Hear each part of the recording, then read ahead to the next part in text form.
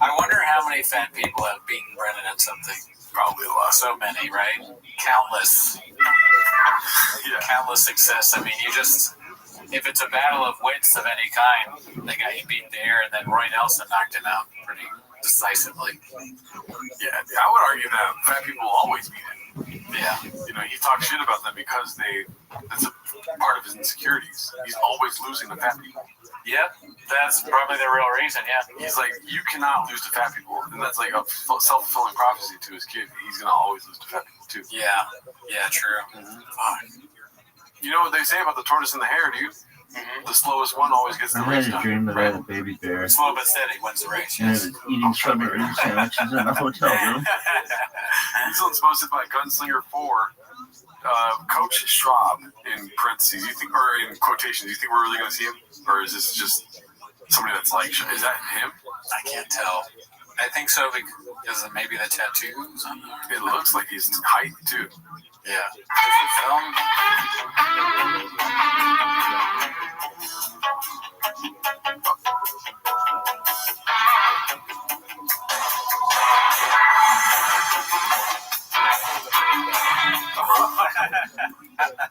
Someone try to deck him? No, they're throwing at his feet, dude. Oh, okay. He can't scoop it up. He's trying to scoop up the bag here. Right.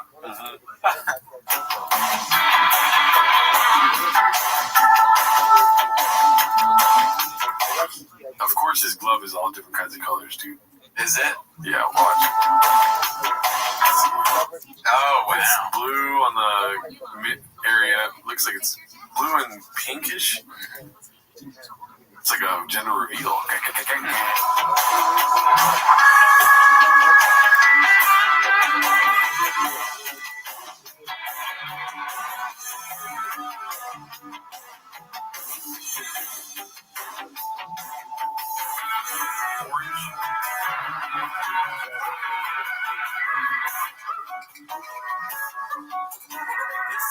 This song is playing. I don't know. It sounds like some weird, like, old instructional video music, maybe.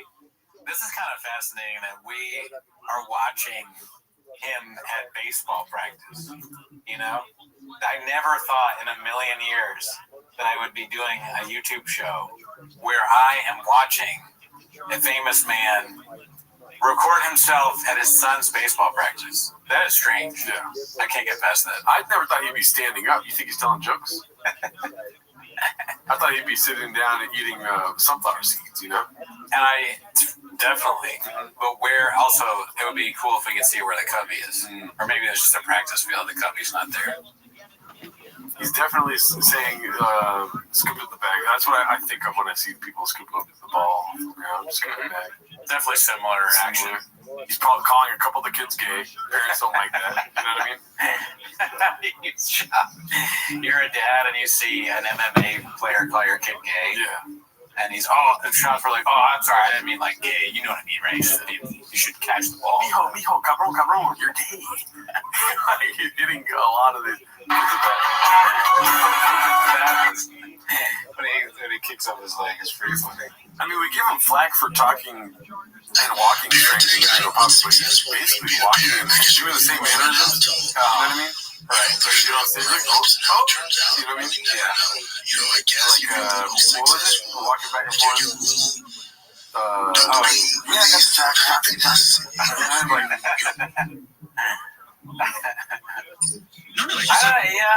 Yeah, he's definitely, I mean, I'll say this, he's taking it seriously, very seriously. The other guy seems really good at hitting the ball to the kids. He's got it down. Like, this is, I would fuck this up. Yeah, me too. He's a good coach. I would hit foul ball. Yeah, man. I would strike out as a coach. I'm honestly, I'm kind of impressed by this. Besides the weird kicking thing that he did just there, everything else is pretty good. He looks pretty upset at somebody. Yeah, he was mad at that kid. He was like not expecting it, and then he probably like making it look bad, maybe. He would go into the kid trouble and like, what fucking kid? Just talking shit about kids. Or maybe he's talking shit about people. And they're all like, yeah, fuck that guy up. But he's talking about kids, really? This one guy threw a baseball, man. What if you shot him? I let him go. I would have fucking killed him. He was I yes, they get the other guy. But do you think, okay, let's devil's assistant. Is Schaub's job necessary here? I don't really remember baseball practice. Was there a guy that would just throw it back? There was, right? Yeah. I just wasn't sure. You know? So I think for I have the best memory. like a water buffalo. Let's see here. This was posted by Aware Building 7391. Luck of the draw. I mean, it just looks like when you at first glance, it looks like an apocalyptic setting. But it's, you know, just the worst shirt of all time. I guess anytime you see things outside, it's kind of like apocalyptic. Like, you know, the inside dog, outside dog. Yeah, inside or outside clothes. I mean, this can, when you or I move again, this is absolutely a possibility if we do like a yard sale. With all of our things. The worst thing is the dripping donut. Dude. I wanted to explain that. Why? Stuff like that, but you love donuts. I get that part, but why drip? What's up with that? I don't know. What are we doing here? We probably learned some slang on 1991, Brendan Porter. You learned about drip. He takes up boy drip. You know what I mean? That's what it is. That'd be cool if you got a donut when you bought a shirt. Like, that would make sense. Like, the first company to sell you an actual edible donut while you break cookies works. How do you get the donuts? They gotta figure that out. Yeah. Come on. Also, now, this one's posted by 7 Digits, How to Make Your 9-Year-Old Hate Baseball. This is my live. The other day. He's like, yeah, you're a kid. That kid's slow. Buddy, if you just keep using it up, you will not pitching anymore. That's where I'm at. Rookie's a lot of shit. And that's also why his attitude's that way. Part of it, it's on me. I go, this fat kid, slow fat kid gets hit on, this isn't for you. How much more energy do you have to get a podcast and British stuff? Probably a lot. You have to talk about it afterwards. You know? Like, his game dealing with anger and resentment. And like how to deal with someone that your therapist is like, is he still not paying? But what he's doing is like, you understand you pay me, right? yeah, but I can see it. Where are you getting money? Your job is podcasting with that circle of friends that are involved isn't the same circle as my friends, so they took me there. You drink a lot of magic wine. There's nothing like passion. Paid sponsorships. Passion that I put time into. What? Look who the fuck showed up. Look who the fuck showed up, folks. How are you, baby?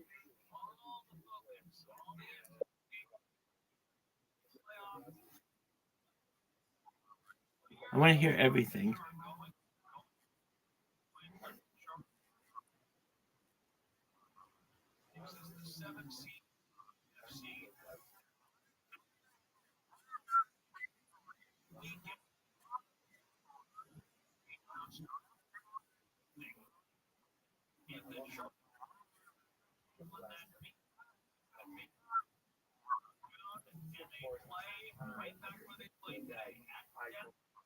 It's phenomenal. It sounds more like Borat.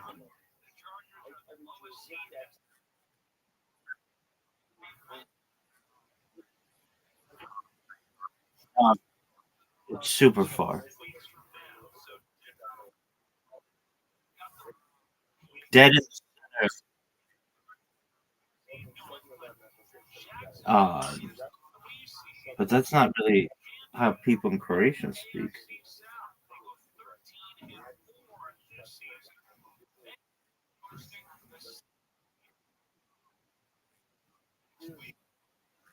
That's what it is. I could see that. All right, so Croatia to Kazakhstan is 3,904 kilometers.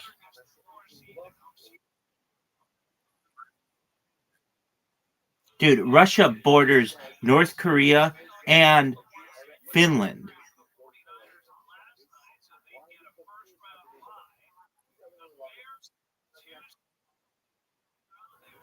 Are you fucking stupid?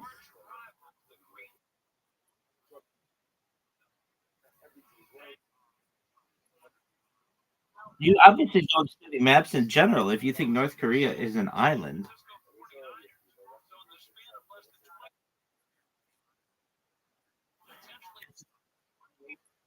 It's a peninsula, pimp.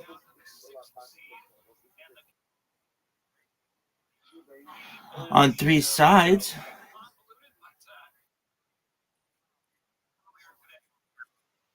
Is Florida an island?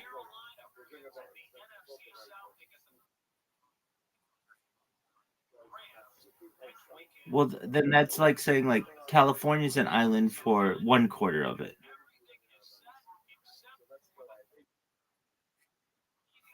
Okay. So anything that borders water is an island.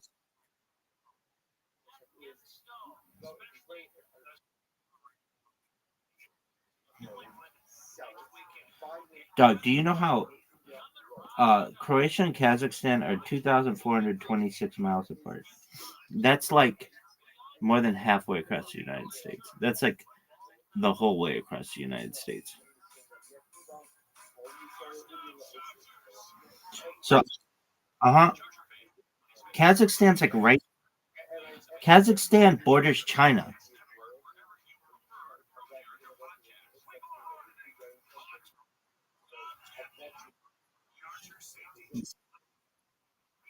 When you see when you see it on a map, you'll be like, "Oh, they aren't really close at all." But that's a good. That's a not. It's pretty good Russian. The other thing I didn't get was why would you say Yugoslavia had the first nuclear reactor?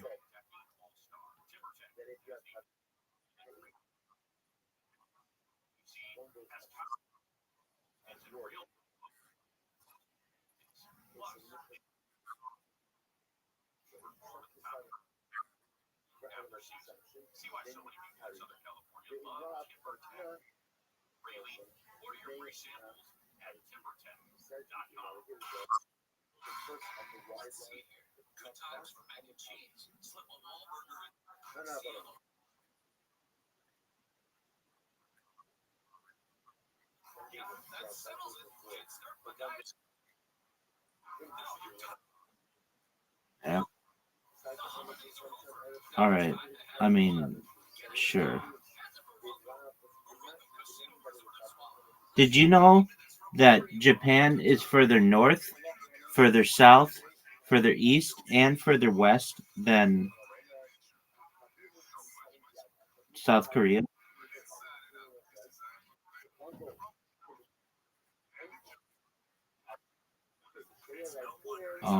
Well, it extends further north, and believe it or not, it extends further south.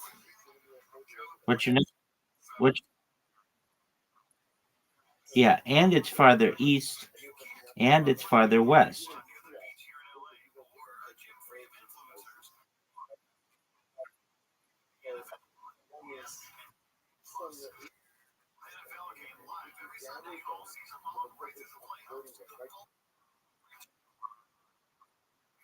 Dog,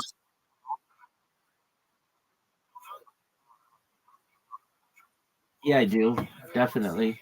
I have some friends who are Japanese, and I have some friends who are half Japanese, and they, at least for my, I mean, this is a very small segment, but they're like some of the nicest people I've ever met, and they're um like the ones I know from uh who are half Japanese. They like grew up in the United States, and so they're like as Americanized as people as you can get. Being like both of them. Well, I'm trying to think if I know any others, but like the two that I'm thinking, they're from California. They just go back to Japan every once in a while to go visit family, and they're like I think it helps to make them really diverse because they've got like this whole other world and family there that's like really traditional and like extremely like uh just different than the United States. Like I mean, I'm not saying this is how they are, but they're um like the culture is just like extremely hierarchical and very respectful of elders and very clean, like incredibly clean. There's glitter, and there's like everything's like very meticulous, and that's in a lot of ways. In a lot of ways, that's how these people are who I know. Um, and one's from Orange County, one's from San Diego, and they're just like they've got that Japanese part of them, but then they're like very Americanized. They're like cousins are like could star in like anime. Um,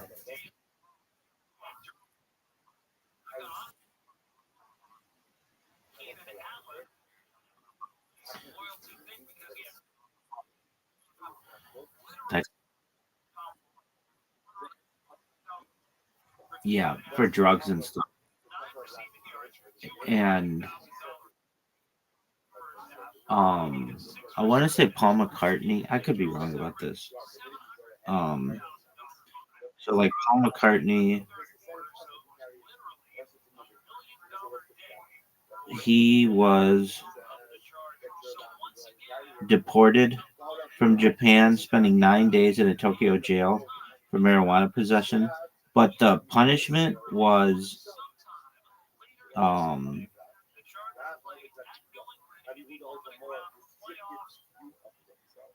the the real punishment was like 20 years in jail. It was like really.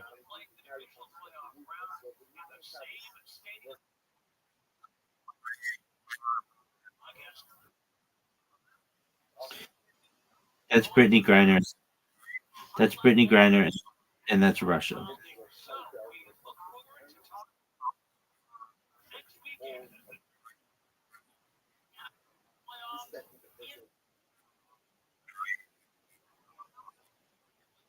I can see how she did that. I've had like uh especially those little cartridges just like I don't want to say like randomly in my stuff, but um like I've had them in my car and they might like slip in between the seats or something, and I could imagine like if your car got searched.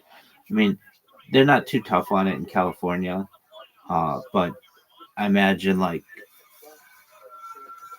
I don't know, 20 years ago, that would be like a big no no. Even like 10 years ago, it would be a really big no no. Um,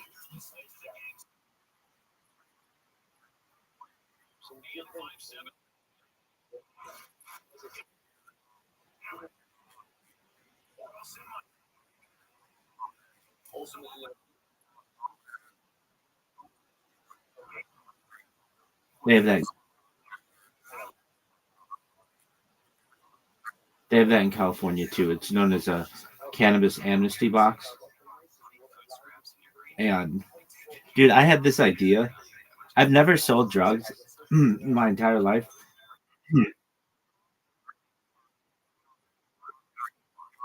Oh no, sort of. When California made marijuana legal, like decriminalized it and everything. I think it technically happened in 2018, but there was like the law passed.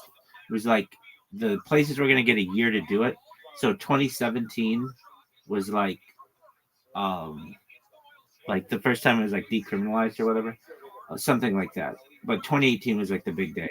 Anyway, so I went to like a dispensary. I went to LAX and then just started waiting for new arrivals to come to see if it was a um lucrative business opportunity. I was thinking like because there's something called cannabis tourism where people just fly to places because they have really good weed. I mean, it's been a thing for Amsterdam for like 80 years. And I just waited outside LAX for like an hour and I would just go up to people really discreetly like, "Hey, you want to buy a blunt?" And everybody was like, "No, I got shit to do." Like they were like, "That's gonna knock me out all fucking day. I'm traveling." Like I'd be like, "Oh, okay, no big deal." And so that didn't work as well as I wanted it to. But I thought like, "Oh, this is gonna be really lucrative. You just go to the airport and like sell to people who just got off a plane, and they're gonna be like all about it. And that did not. It's illegal to sell on at an airport. And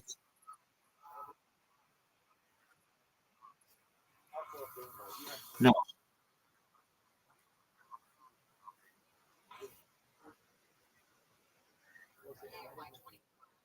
what? It's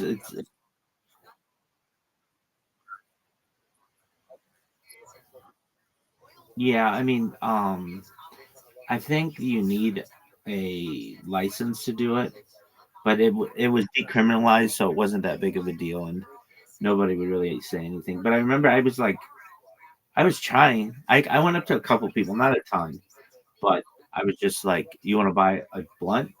And they're like, I've got things to do." Like, uh, it was pre-rolled in a plastic like container, so that like it wasn't just like something that I rolled for someone. It was something that I got at a store, and I figured, okay, if I buy it for like $10 at the store, I might be able to sell it for $20 there. And um, I I was just like seeing. I was like trying to be first to market. Like, is this a thing? Because if it is, yeah, I was thinking, okay, this might be a good idea. But alas, it was really risky. And then the security was like, like LAX has its own fucking security enforcement. It's like its own police department. It's called um, it's called it's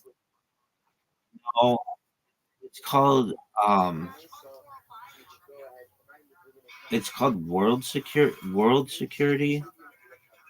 It's like it's like a really intense name. Um, it's called so it's run by Los Angeles World Airports, and the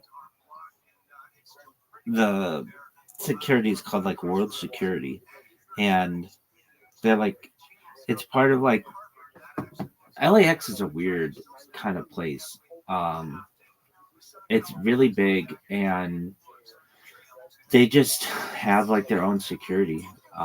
Dude, I want to say this story. I don't know. People talk about chemtrails and shit like that, and there's this one part of LA where you drive underneath LAX through a tunnel, and right before I was about to do that, there was a jet that was landing on like one of these like covert runways of LAX, like not one of the ones where they allow passenger aircraft to land, and it was spitting out something from the back end of its plane all the way until it landed, and it was just like shooting shit out. Like it wasn't like, oh, that's because it's like a contrail. It's going like like a certain speed, and that's what happens. It's condensation. No, I mean this motherfucking plane landed, and it was still shooting out shit out of its back end, like this like white gassy milky substance. And I remember looking at it, and I'm like, what is that thing spraying? Like it is obviously spraying something. You could see a huge trail, and then it lands, and it was on the ground, and it was like still spraying, and it was like it was wild. Um, I've always so you can do that at LA, at Long Beach too, where you can drive underneath the runways. They have like tunnels, and I've always thought that's pretty cool. You just so that they have the runway like be um like fully extended. There's this neighborhood that was never built at LAX right on the beach, and they built it like they started to build it like, oh man, I don't know, 80 years ago. And it's just like the roads are still there, but there aren't any houses, and because the sound would have been just like too intense for people to live. There's a lot of sound issues with flights at John Wayne, which is Irvine's airport.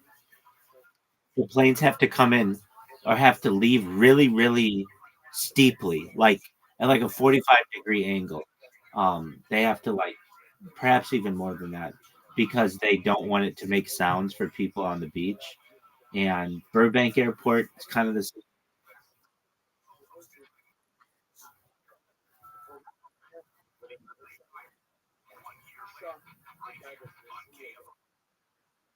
You're not listening. You're talking about pizza with some whore. No, I was telling one of the best stories of all time. So Zoot and I played last night, and I said, Zoot, I'm gonna give you 5 free turns on literati, and he got a 69-point lead, and I still beat him by 110 points. And I told him, yeah, I told him about your fluke victories, and he I was like, yeah, so Riser got squid, he got the Q, he got the X, he got the Z, he got everything. And he recognized that that was just absolute total bullshit. I saw the thing that you sent me on Discord. It was super cute. Riding a tampon. Fuck yeah, that's amazing. And it looked just like me. And um, it looked just like. Well, I mean, what do you want me to do? There's nothing that like this. The, what up, girl? How you living, baby? And the sound for Sora is still not very good yet.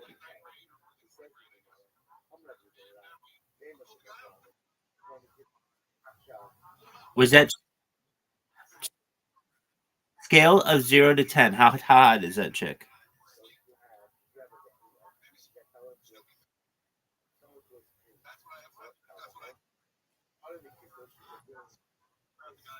You'd wipe her like her asshole?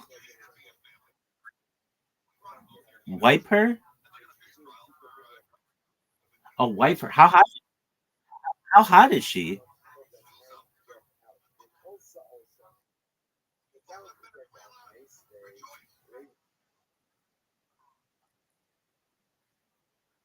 Doug, I just asked you 0 to 10 her.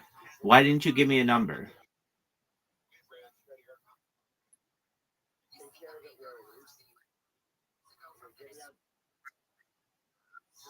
All right, so she's pretty cute. Would you let her fart in a Tupperware container, seal the Tupperware container, hand the Tupperware container to you, and let you open the Tupperware container and smell it?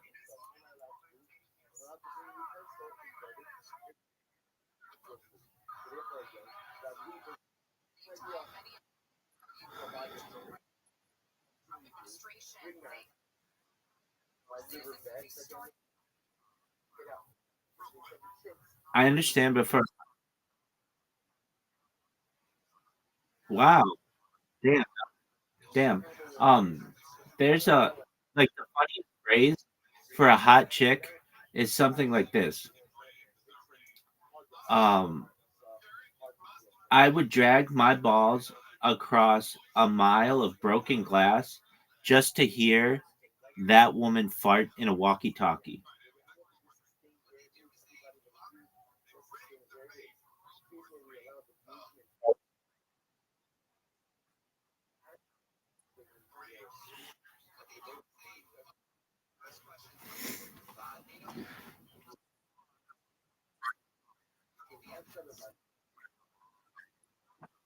No, it's just funny. I'm not saying that it's like that's a pickup line or something like that. No, it's just funny. And it's been used for a long time. Dog, I have a question for you.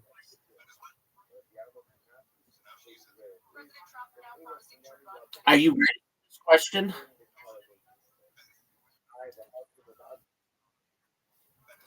Are you going to be able to play any games tonight?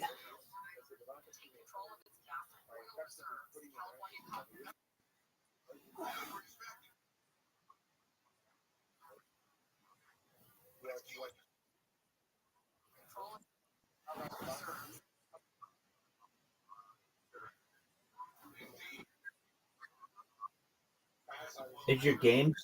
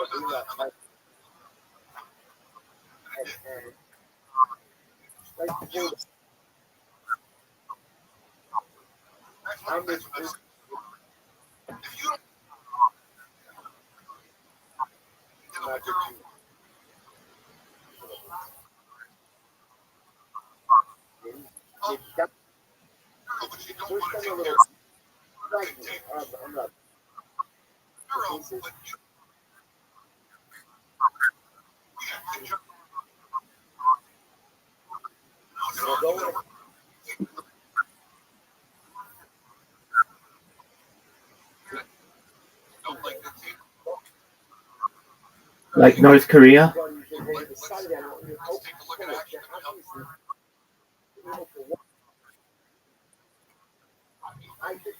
Okay, so then let me ask you this: would Kazakhstan be an island?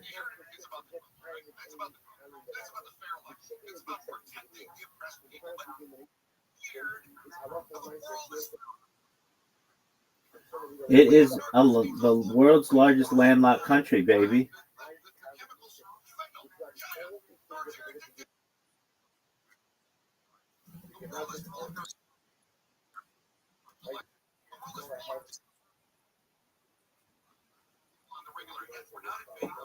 Okay, why wouldn't you why wouldn't you just say why wouldn't you just say it's on an island, meaning Asia, Africa, and Europe?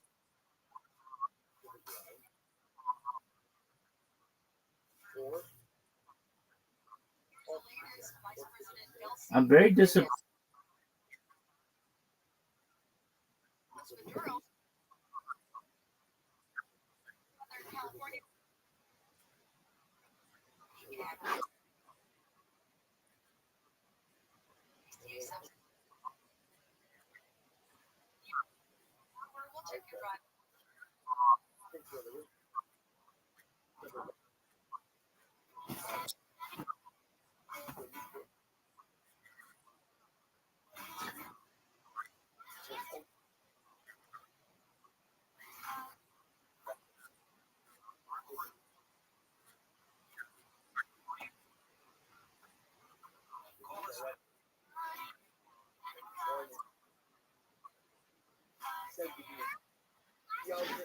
Doug, no one knows what you're talking about.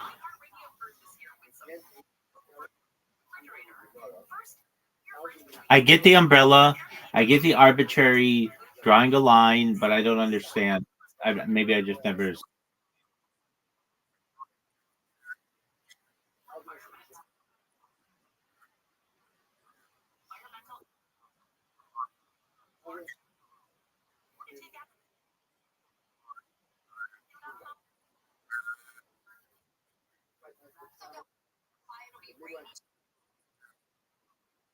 Oh yeah.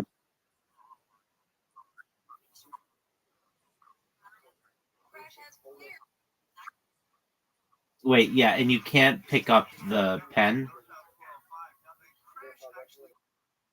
Well, you should have said that. Why the fuck did you say that? That's a really important part of the description of the game. Why wouldn't you say, and you can't pick up the pen?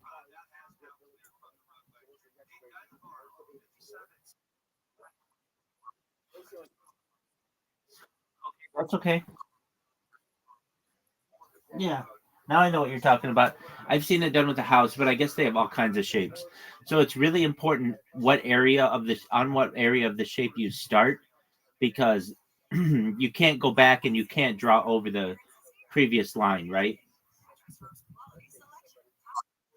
Yeah, I've seen that.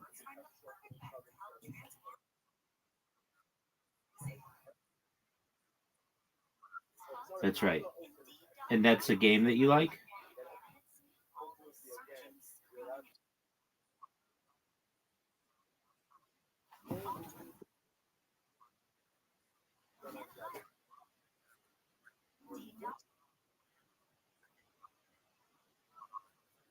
Are you fucking serious?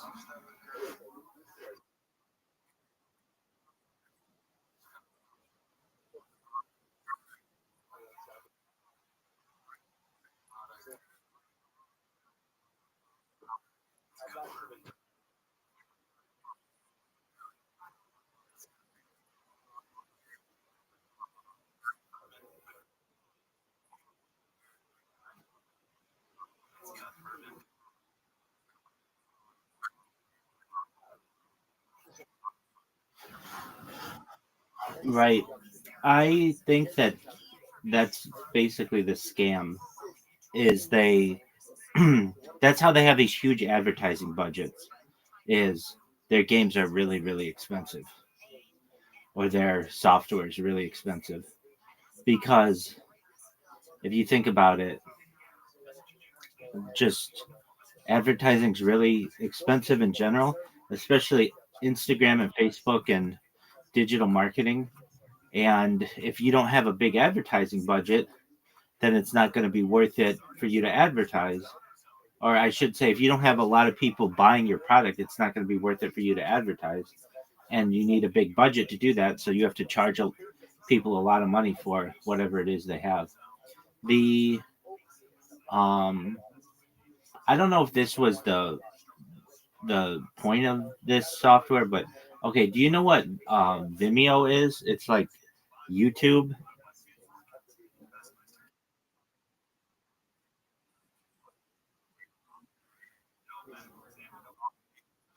right? It's a wasteland. Like nobody's there.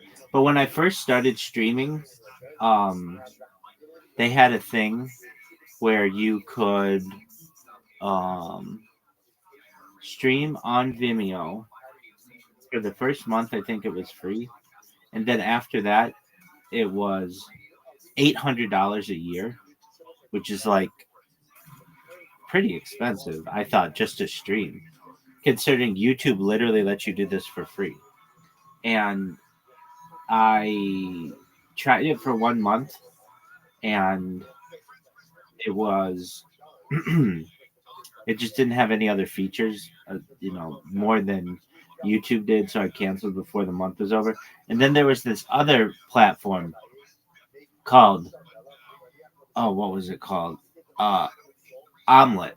Omelet was this platform, and Omelet was supposed to be a competitor to like Twitch or Kick or Rumble, and I streamed on Omelet for like a year because I inadvertently bought the premium version of it, or maybe I bought it on purpose. I don't really recall. But guess what?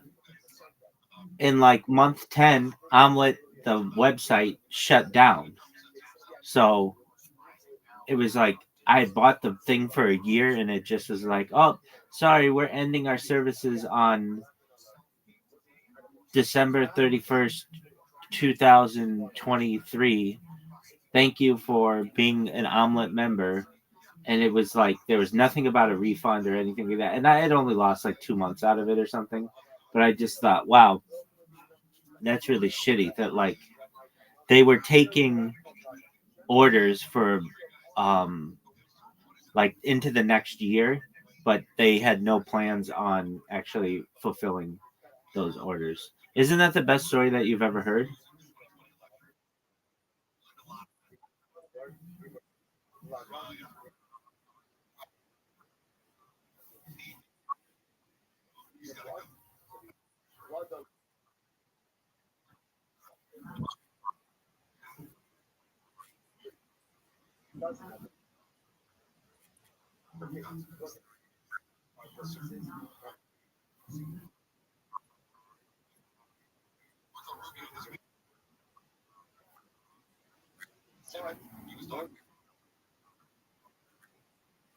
Do you know that Selena Gomez has a birthmark on her right breast and also a very prominent blue vein on her right breast?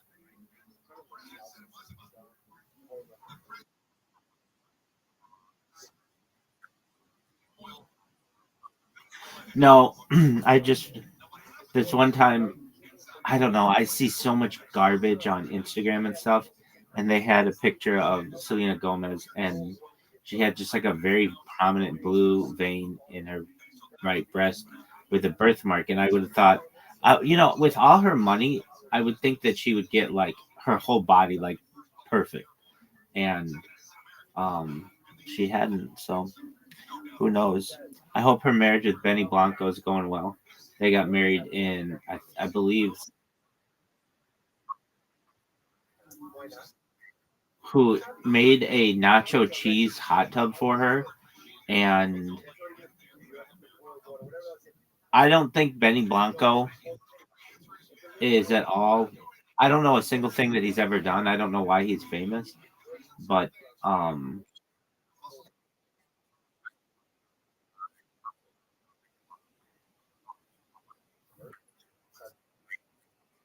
oh, so he's a producer. Okay, so he's not an artist though, like in the traditional sense.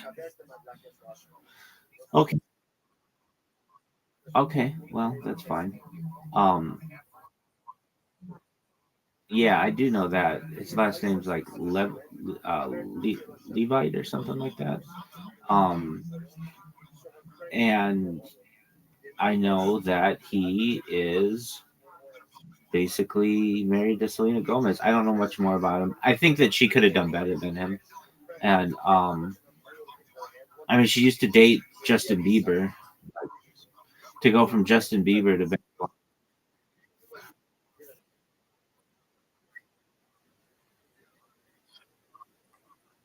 okay, I mean, maybe let me look up Benny Blanco's songs and I'll tell you if he's a big time producer because if I know him,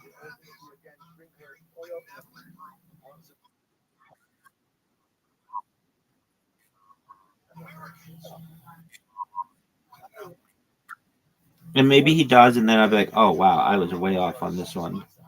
Not that it's never,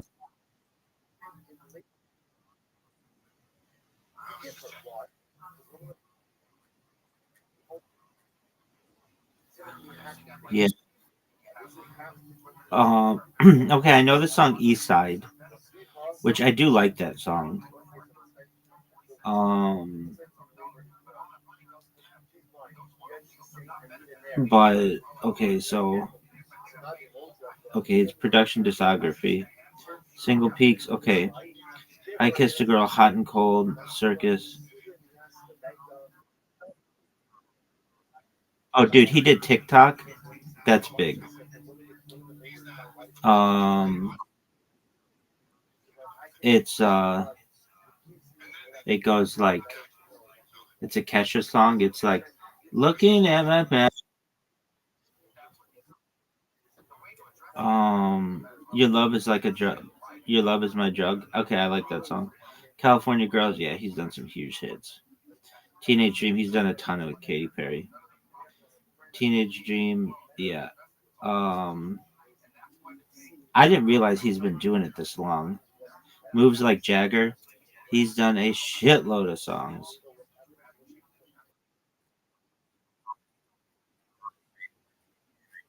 Yeah, it was everywhere.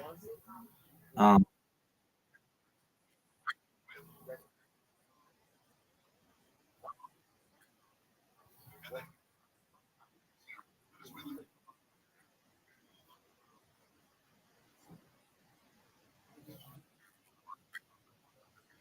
yeah, okay, Benny Blanco. If you hear this, I thought you were an I thought you were an artist, and I'm like, I've never heard of any of this guy's songs, but he's a music producer. Okay, so I'm gonna name somebody, and I'm gonna see if you know who he is. Um,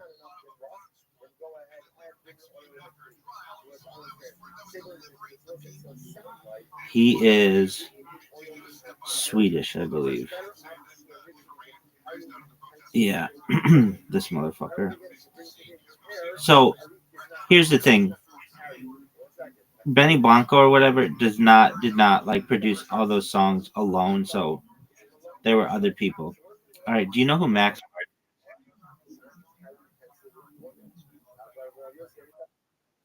Martin? Dog. Exactly. This motherfucker is tied with the Beatles for the most number one hits ever written, and nobody's ever heard of him. Okay, so I'm gonna name his songs. You ready for this? "Baby One More Time" by Britney Spears. Do you know that song? Right.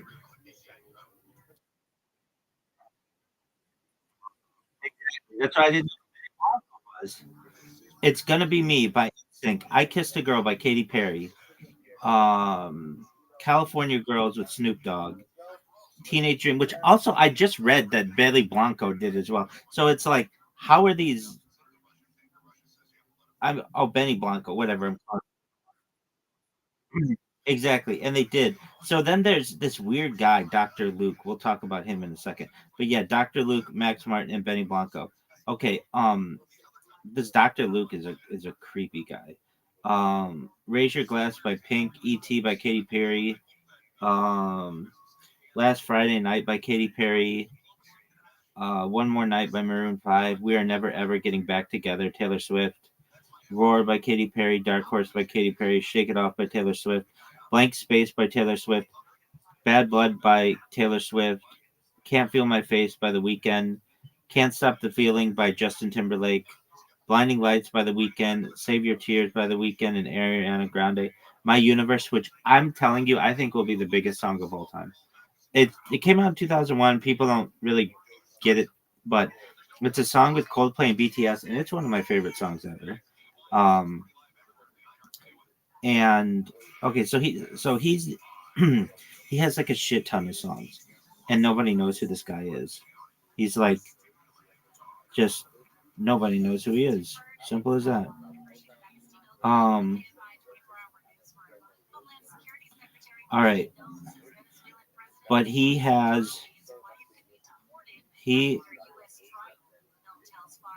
he wrote "I Want It That Way."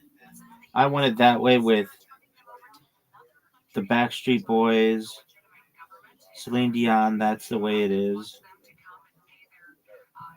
He wrote everything, and I almost think that I don't know, like if you can say oh, Benny Blanco and Dr. Laser, or wait, Dr. Luke, Major Laser is who I'm thinking. Dr. Luke, this guy's creepy as fuck.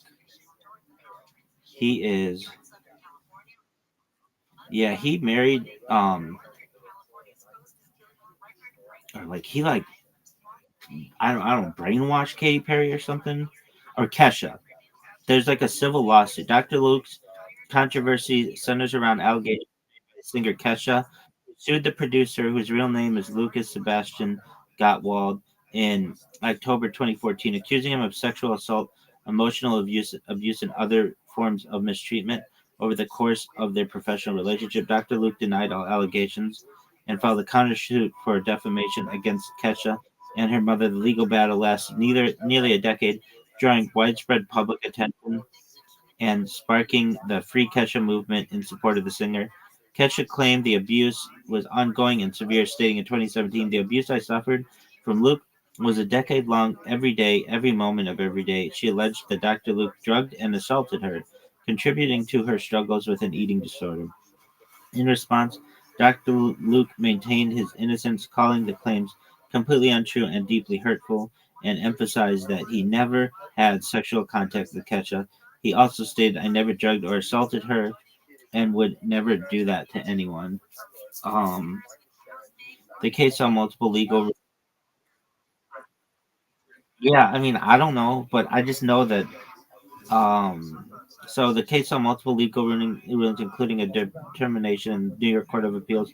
In 2025, that Dr. Luke is a public figure, meaning he would need to prove that actual malice to win his defamation suit. However, before the trial concluded, Kesha and Dr. Luke reached a settlement in June 2023 with no public disclosure. So it's like they fought for 10 years and nobody knows what happened.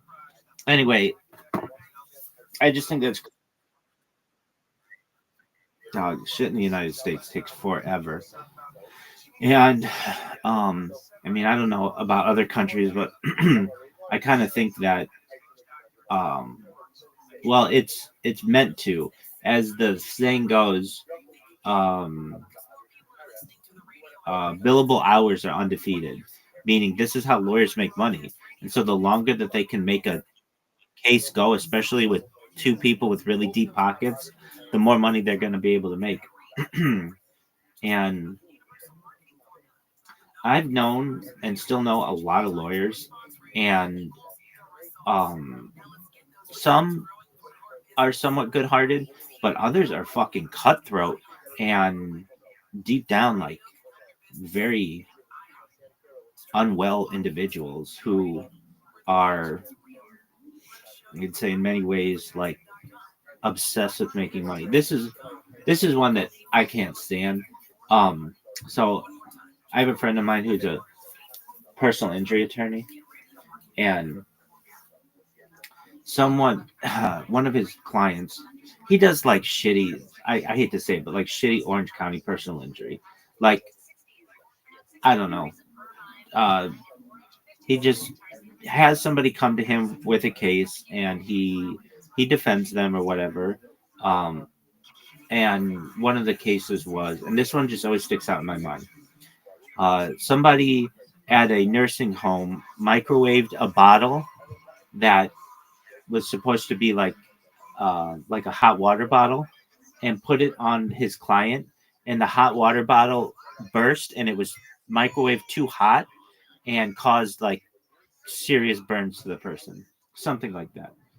And it was like the nurse followed the directions on the water bottle or something like that. This isn't exact, but she followed the instructions on the water bottle, and it just happened to like be faulty or something. And my friend sued the nursing home and all these other people, and he won. And he won for his client. They won like $100,000 or something. But that was it.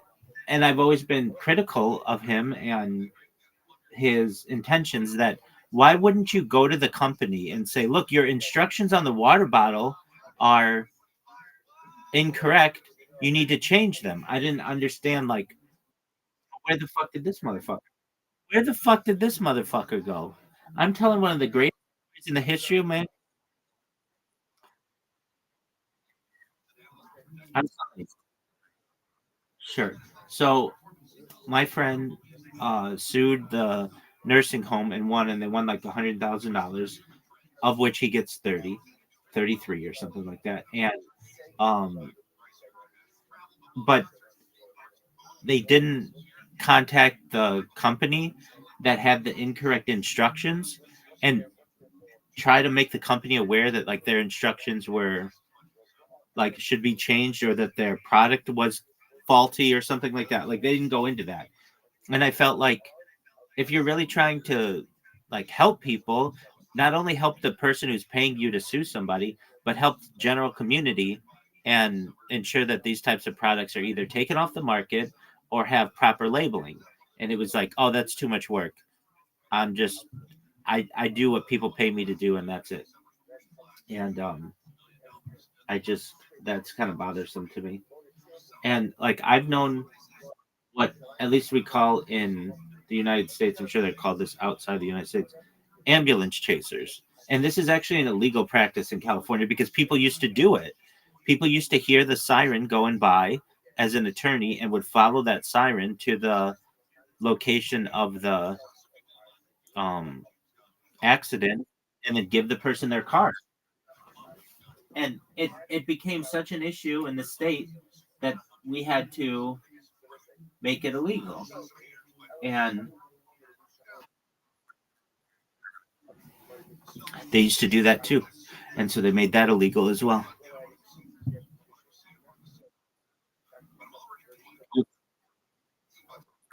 Yeah. Yeah. So the law is,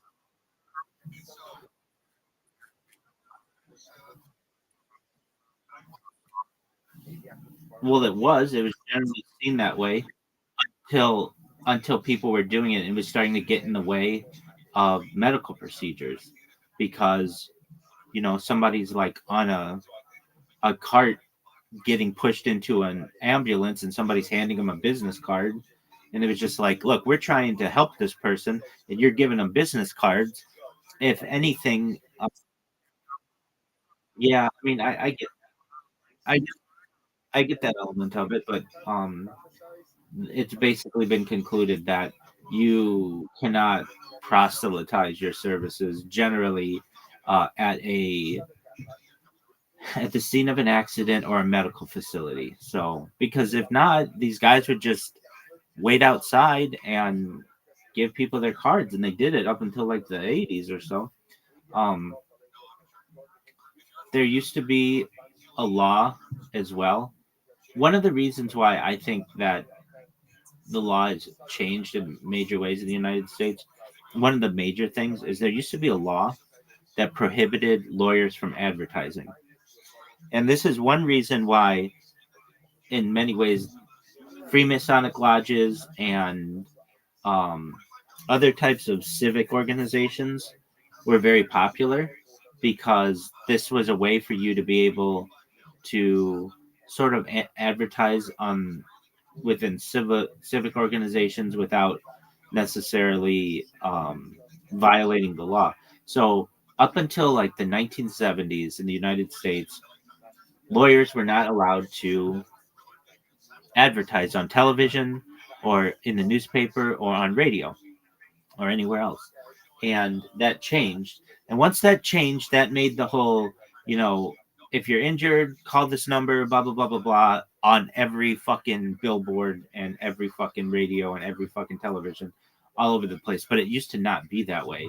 And so the way that lawyers got business was through word of mouth. And one way that you could be very powerful in your community is by being in a civic organization where somebody would be like, oh, you should talk to my friend. He's a lawyer and he'll help you.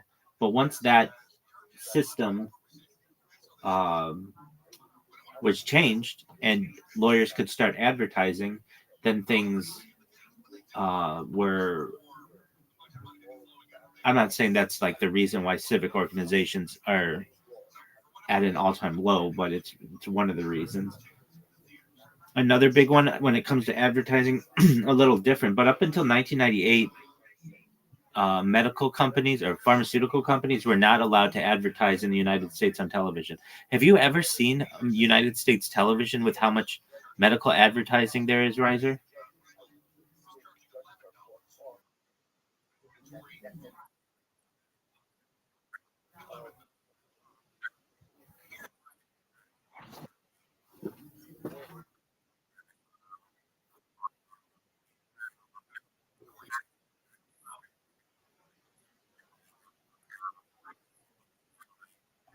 Right. And you're not allowed to do that in Canada. Only two countries in the entire world can you do that: the United States and New Zealand.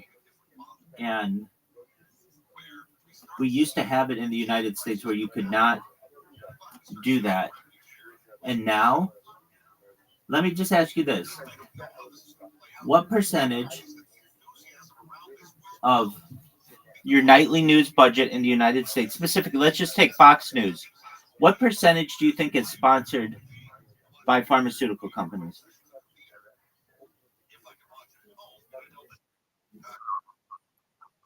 It is 8%. Yeah. Maybe I perhaps have said that or you've heard it somewhere. Yeah, it's 80%. And so you'll hear these people who are like pundits on the news and they're like briefed beforehand. They're like, whatever you do, don't say anything bad about any kind of any kind of pharmaceutical product or any kind of medication, whatever you do. And they'll be like, okay, well, why? And they're just like, we have agreements with the major pharmaceutical companies that we aren't going to be the like investigative resource into their products. If somebody else does it, that's fine, but we're not going to do that because of how much of our budget is tied to pharmaceutical companies. So just keep in mind, like over the course of 25 years, the United States, for its nightly news, all of its news went from 0% pharmaceutical budget to 80% pharmaceutical budget. That's an incredible amount.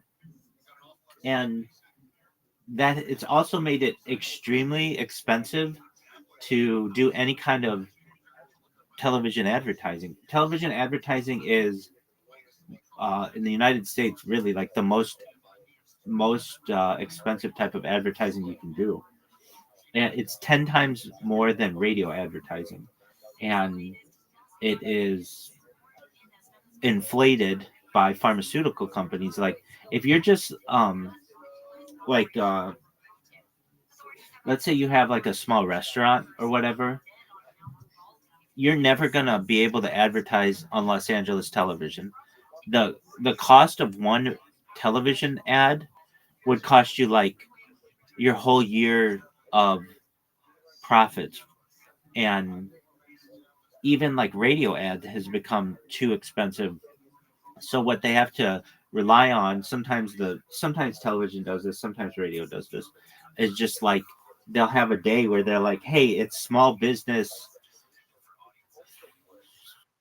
whatever. Yeah, small business Saturday, and we're gonna allow people to call in or to promote themselves on one day of the year, and then people do that. But because you're competing with Johnson and Johnson and Merck and um, Pfizer and Moderna, like nobody.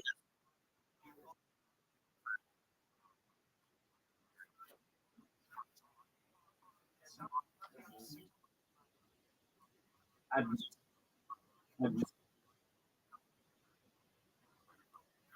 I've never seen an advertisement in the United States for an individual gas station. What I have seen, and they don't even do this anymore, really, is like a chain, maybe like 7-Eleven, but they don't even really, 7-Eleven doesn't really advertise anymore.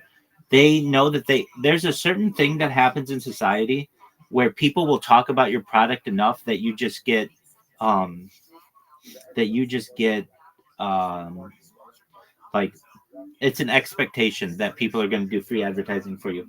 And what do I mean? Like a company like McDonald's, let's say, is very precise about where it advertises. So it'll advertise on like television and billboards, but not really so much on the radio. They just find that radio advertising doesn't work for them that much. But nevertheless, there's an expectation that the people on the radio will mention McDonald's every once in a while just because it's like a thing in American society.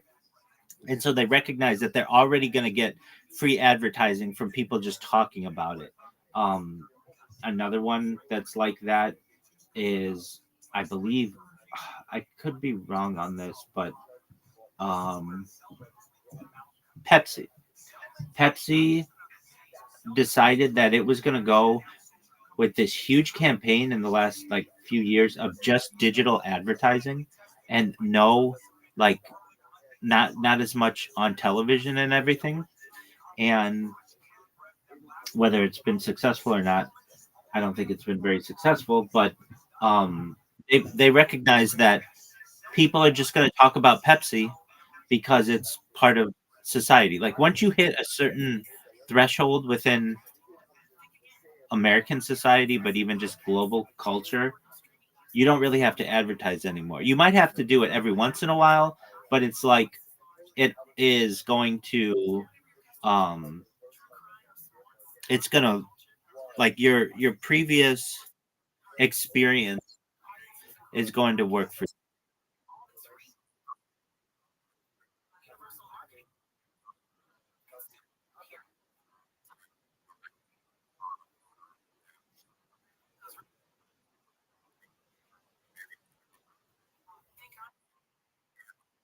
Well, that's a different story. That's a dictator, arguably, as opposed to like a corporation. But in their own way, in your own way, you don't see Donald Trump building like statues to himself. Of any guy who would, he would be the guy to do it. But he knows that people are going to talk about him, so he doesn't really need to do that kind of marketing. Um, it's one of the reasons why.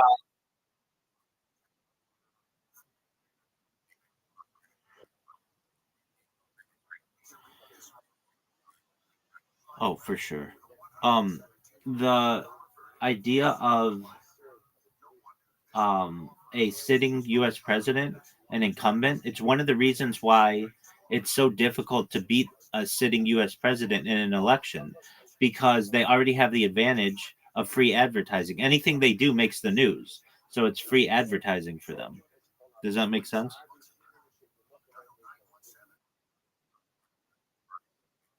Exactly. Um,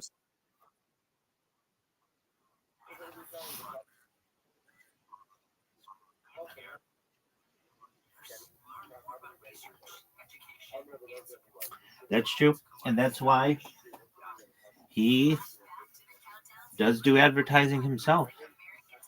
I mean, even Donald Trump, who's like this media empire, has to still buy advertising.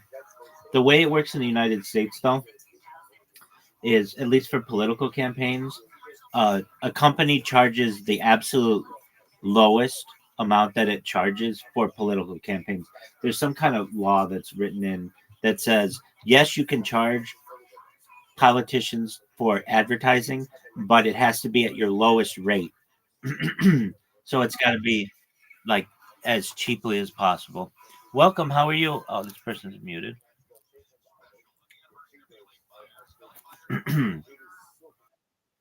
um, and it's still very expensive though, dude. When I'm, there will be other people who talk about this in the future, but in 2019, moving into 2020, so when the there were like 5 Democratic candidates all at one time. There was uh, Biden, who was polling at like 2%. Nobody gave a shit about him. There was Elizabeth Warren, who was polling at like 4%. Nobody gave a shit about her. There was Pete Buttigieg, who was polling at 1%. Nobody gave a shit about him. There was there were maybe a couple other people who nobody gave a shit about. There were like all these people in the Democratic Party, and nobody gave a shit about them. And then there was Michael fucking Bloomberg, former mayor of New York City, and he's a billionaire. This motherfucker bought every single piece of advertising, at least in the state of California, that you could. He bought everything because he's a billionaire. And it's one thing to see what like Donald Trump as a billionaire can buy with advertising, but what Michael Bloomberg could buy as a multi-billionaire, it was absolutely unreal. He spent $4 billion on advertising and had everything. Every fucking ad on television, everything was Michael Bloomberg. Every fucking ad on the radio, everything. It was for about a 1 month period.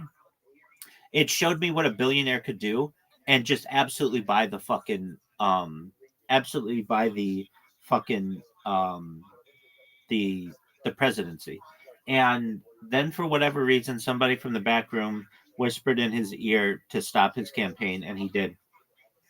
But I'm telling you, Riser, nobody else could compete with the amount of advertising that he had. He was everywhere. He was absolutely everywhere. Like anything that you turned on, if you turned on your phone, he was going to have ads there. If you turned on your radio, he was going to have ads there. If you listen to a podcast, he was going to have ads there. If you turned on the television, he bought as many ads as you absolutely could. He bought everything. And guess what? He spent $4 billion of his own money. He didn't need to fundraise because he's already a multi-billionaire.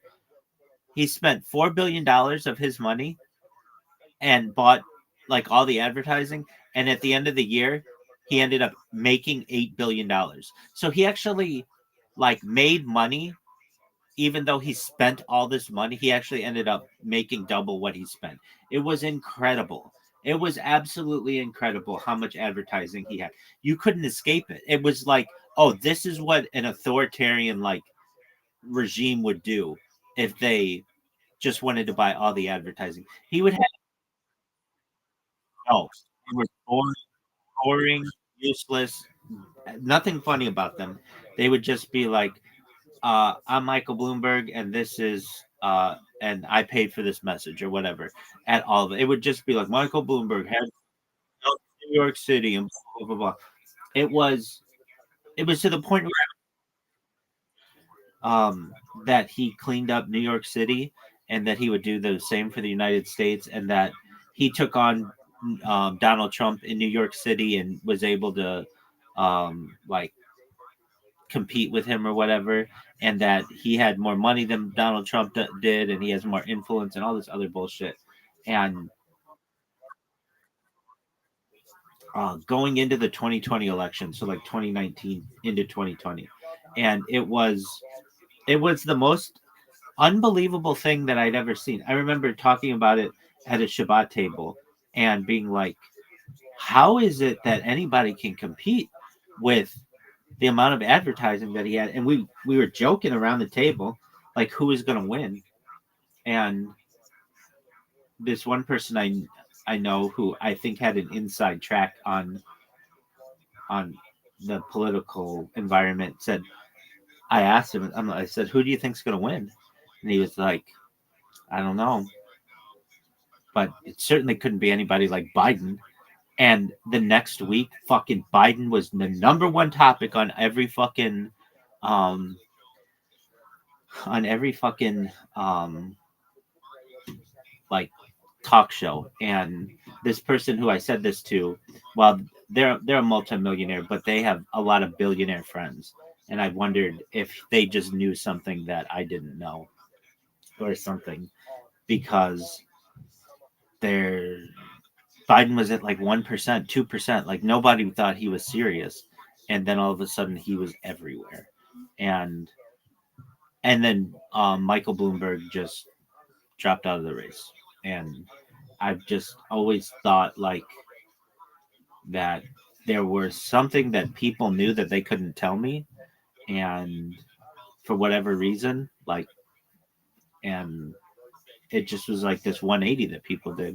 And you don't get a guy who is polling at 2% all of a sudden beating Donald Trump under normal circumstances. But what do I know? Anyway, that's a lot of advertising discussion. My question,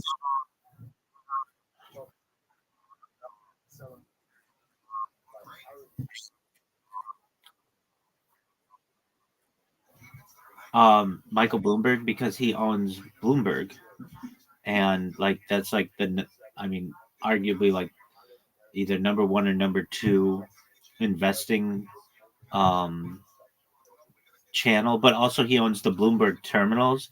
So there's like a service that they sell to like Goldman Sachs and Millennium Partners and uh, BlackRock and all these other companies that they, in order to get their information regarding the stock market, they pay these per terminal that they use.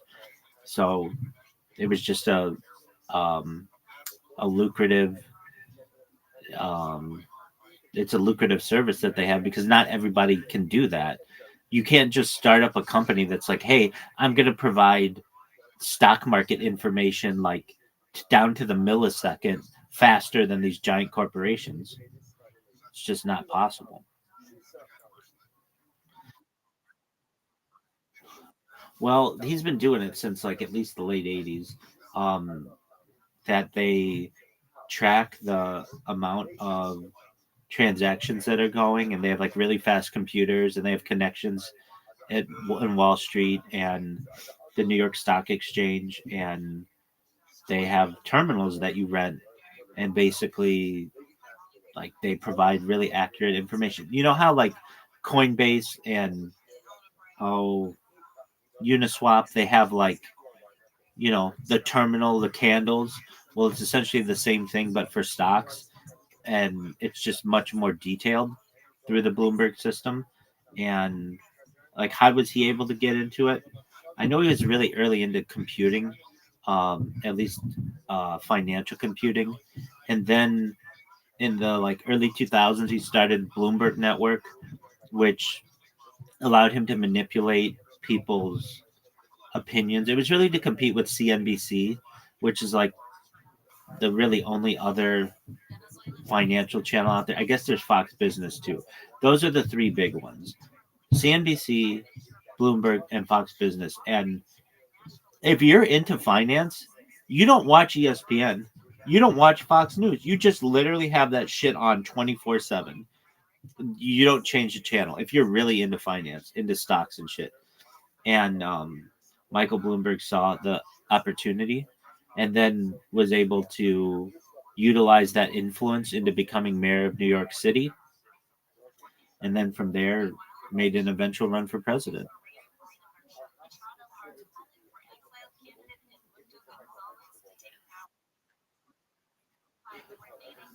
We haven't seen my story, baby.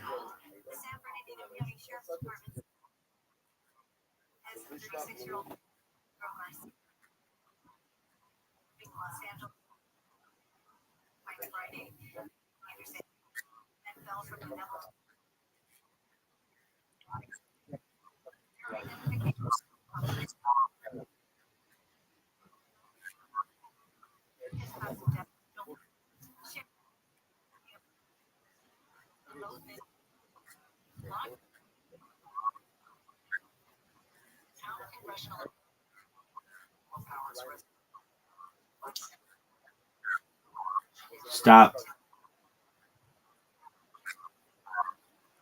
Stop. So this the reason why I say stop is, and I knew where you're going with this. This was a controversy that happened in the 1950s called payola, and it happened up until like the 1990s, where if you wanted to get a song on the radio, you would pay a DJ to get the song on the radio, and that actually is an illegal practice in the United States, and but nevertheless was done. And so what you would do is you would maybe they would say you can't straight up give cash to a DJ. So they would give you, like, a record company would say, we want you to play our new artist, and we'll give you concert tickets that you can give away on the radio. But it's going to make your radio show really hot because everybody's going to want to listen to it to get the tickets to be able to go to the show. And so there were other ways that people did it. They also did it not just through concert tickets, but by after parties. So they would say, which is kind of free. Like they would say, "Hey, we'll give you an opportunity to go to the after party of the Grammys, but you have to make sure to play this Kesha song, constantly, or Moves Like Jagger. We want to hear it X amount of times." Yeah, it's called payola, and it was a. I mean, if you want the actual,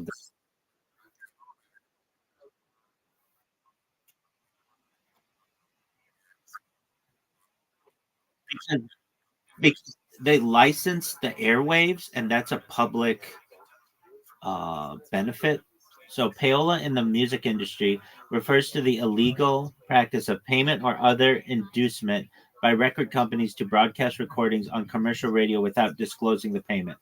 The practice violates the sponsorship identification rules enforcement by the Federal Communications Commission, which require that any paid promotion be clearly disclosed during the broadcast.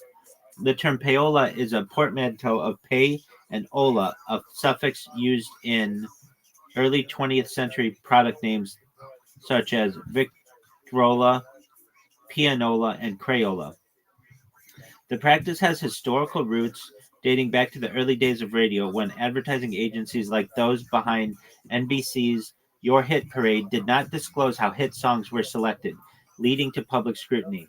The first major U.S. congressional payola investigation occurred in 1959, prompted by a Senate investigation, and led to the downfall of disc jockey Alan Freed, who was uncooperative during hearings. Dick Clark avoided repercussions by divesting his stake in music related holdings. Following the investigation, radio DJs lost programming authority, and decisions were shifted to station program directors, which simplified the payola process. In the 1970s, inner city DJ Frankie Crocker was indicted in a payola scandal, though charges were later dropped. The use of independent third party promoters became a common workaround to circumvent FCC regulations, as these intermediaries could offer promotional payments without being classified as direct payola. This loophole was challenged in the 1980s and again in the 2000s, leading to investigations by District Attorney Elliot Spitzer, who secured settlements with major labels including Sony BMG, Warner Brothers Music, Universal Music Group, and EMI, totaling tens of millions of dollars. In 2007, four major radio companies, CBS Radio, Citadel, Clear Channel, and Entercom, settled FCC investigations by paying $12.5 million in fines and agreeing to stricter compliance measures, though no admission of wrongdoing was made. The rise of digital streaming platforms like Spotify has introduced new forms of payola, where labels can pay for tracks to appear in user playlists as sponsored songs. These placements are optional and can be disabled by users through account settings. So, does that answer your question? Okay, just one moment. I'm going to grab some water.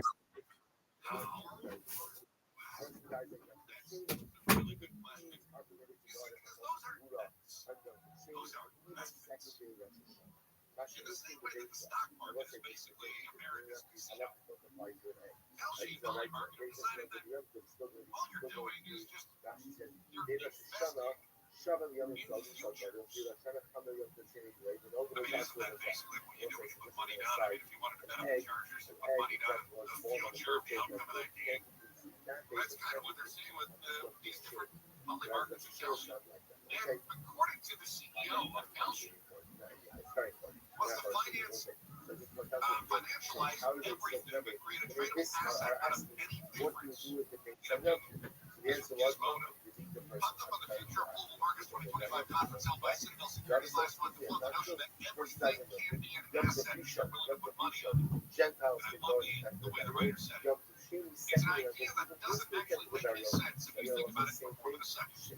The idea that you can resolve a difference of opinion by turning it into a financial contract where people put money on either side of the outcome isn't a resolution tool. It's just a bet that Kelly is taking a cut of. In fact, you would have made a decent amount of money last year. As far as investments go, you would not have kept up with the S&P, you would not have kept up with the Dow. But you would have beaten inflation had you simply put money on whether or not Jesus Christ would return in 2025. $3.3 billion was put on the investment, the futures investment, of whether or not Christ would return in 2025. Most of the money came from no, not back. But there were enough people who said, yeah, I'll take a shot at it, that the probability of his return, based on opinions, stayed above 3% throughout most of the spring. And if you bet no back in April, when the second coming speculation was at the highest, you would have turned 5.5%. That's better than U.S. Treasury. That's not a bad return on investment. Although, feel it, because our president,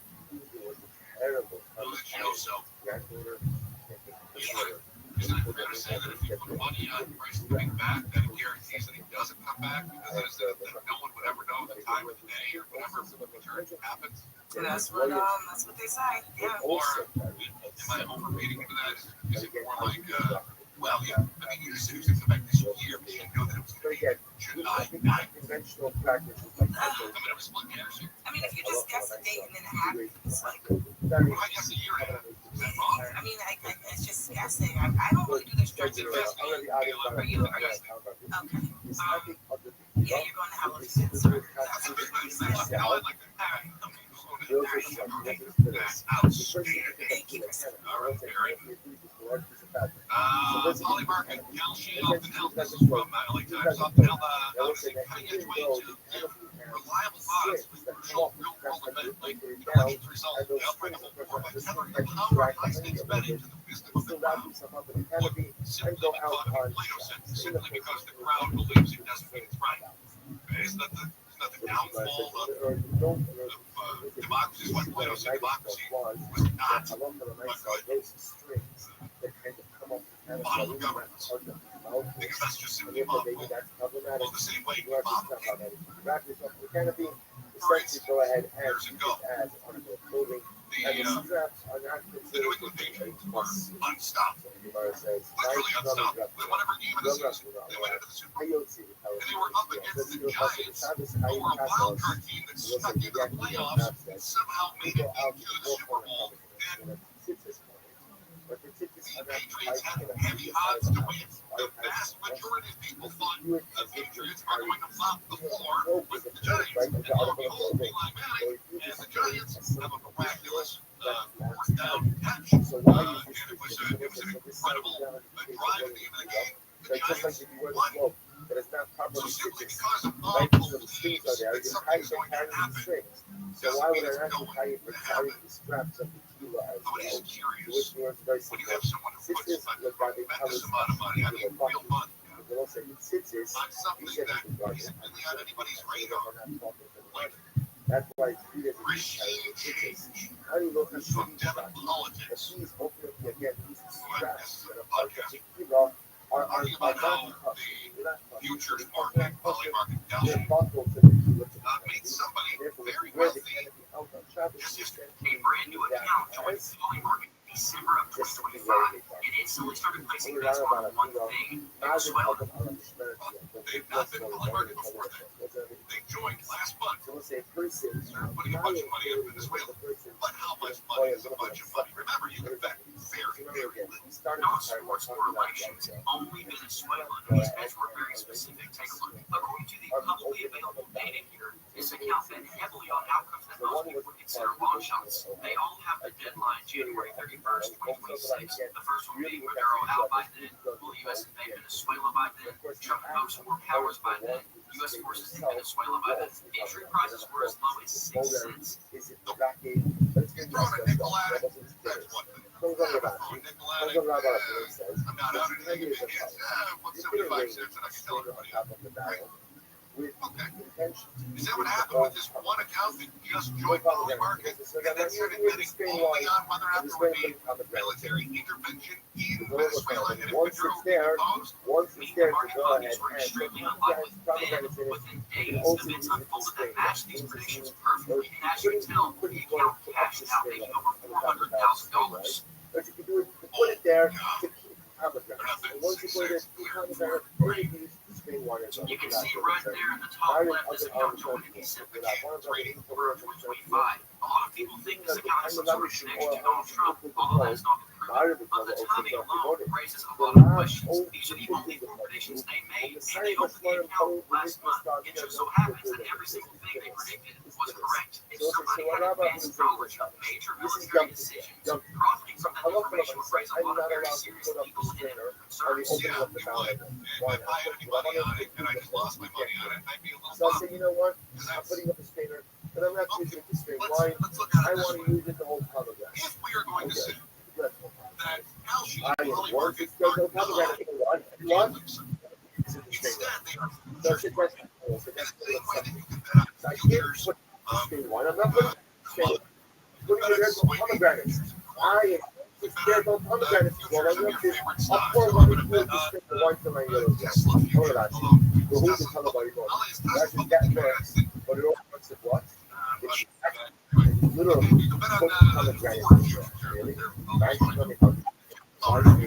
can bet on all kinds of That's futures, given right? state has the more So than if we're going to a say that Kalshi and Poly Market are simply the futures trading and not is a gambling side, very, very Tesla is publicly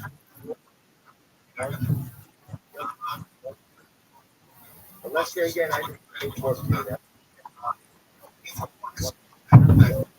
Poly Market. So in California, that there's only futures trading. Wouldn't it What happens? SEC needs to regulate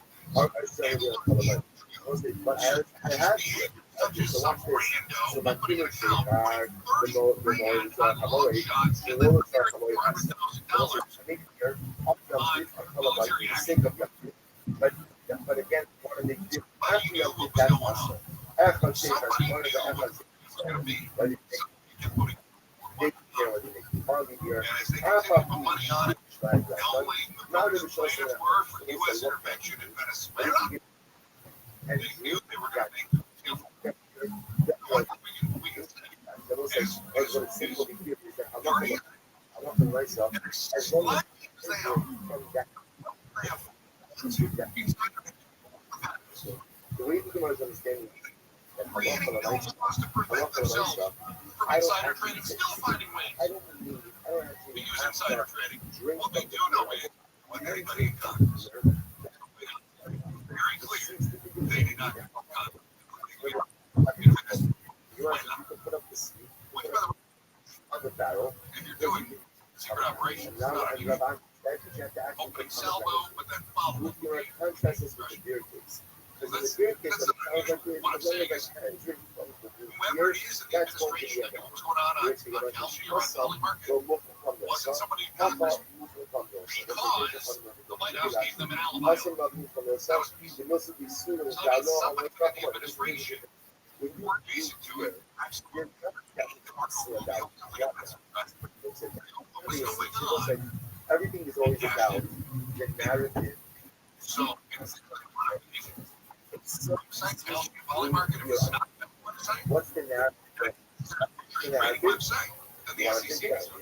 My young, because you know most kids have to drink and people drink all the time. So again, somebody can get groomed here on young kids. Now you're Sexuality. so again, the narrative is very simple. It needs to be a young kid. Therefore, again, I was like, because of that, my on their own, and as long as that viewer is usable on Yom Kippur, but I use it not to be irrelevant, I can do it on Chol. On the flip side, Papa will come also. We'll say, but it's just like a strain. Like when someone sees me putting a strain on the car, what's the thing President Trump's claim that the U.S. will run after removing its president. Democrats called and the Southern California Institution. The final day for renewal August Day. It's 149 year run. Check 101 freeway when we come back. Although I don't know last week. Last week I still got that. I feel like by that.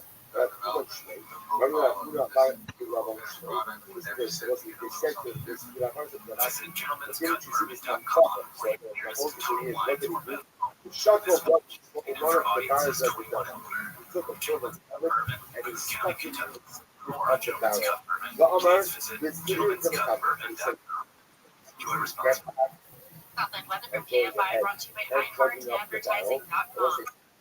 Possible thunderstorms and lows of 50s. On the 101 in the Cahuenga Pass. Also, the number now, right? This on Shabbos. Decided to take it on the boat. Even though it didn't move on the boat, I went on to see it here. He had a big house, right, where he had other portions on the other side of the river. He wanted to get to the other side of the river to check out the boat. He took the man out of the boat. Even though he knew that the boat was meant to go to the other side of the river. And he said, I'm going to make them come out. Have in mind, you still take it out. So that's just, these are pieces of it's going to have so, Not thinking about radio? Think again. Radio more today than they did 20 years ago. Next with more your business at iHeartAdvertising.com. Sponsored by Mothers Against Drunk Driving.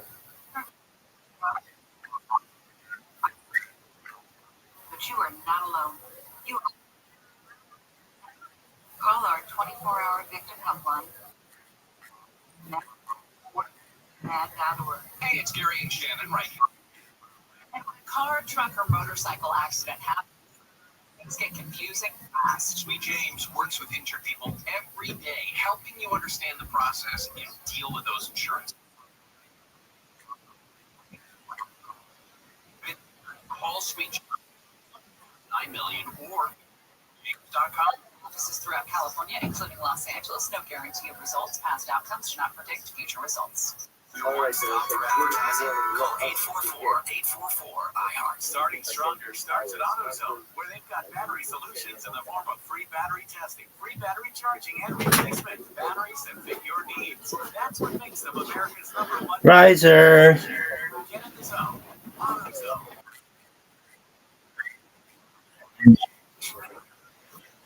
I know. I just got news that my rent is going up, which is not cool, but it's whatever. How are you, Miss Aquarius? I'm well, thankfully. It's going up to $1,200 a month. No. Yeah, but this isn't like a zoned area for it to be considered like under those types of protections. So I was somewhat expecting it, but it's just one of those things. I knew. Well, it's going to be all together. Like they are going to start, and I understand everything has gone up in Orange County, but the water has gone up, the electricity's maintained the same, but the big reason is their property taxes went up, and it is what it is. So, Miss Aquarius, are you ready? Okay.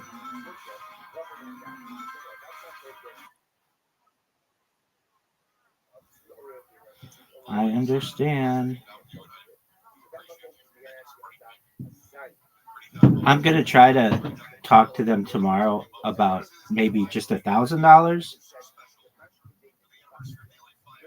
but we'll see. They said that by the end of the month there'll be something formal.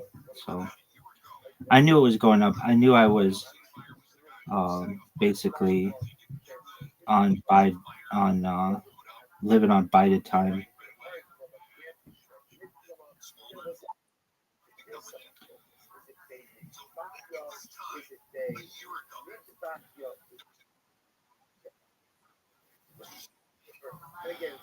All right, Riser, do you want an invitation?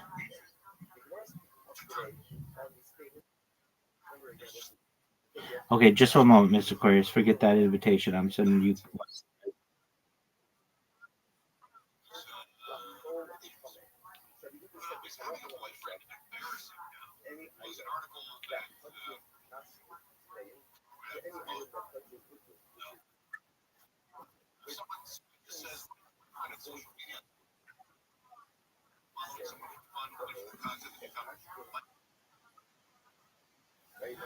Uh,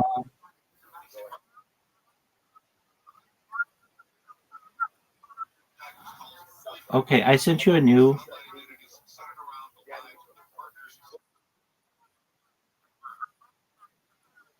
No, it'll resign itself after due to inactivity.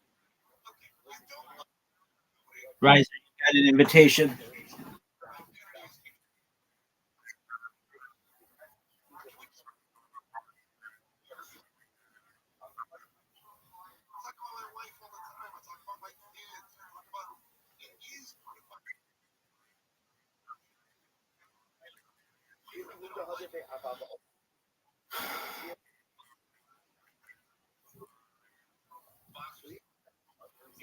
All right, you still have the invitation, Riser?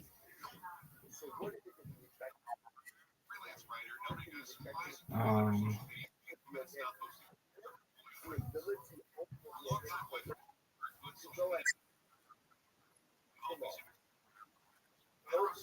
I just sent it.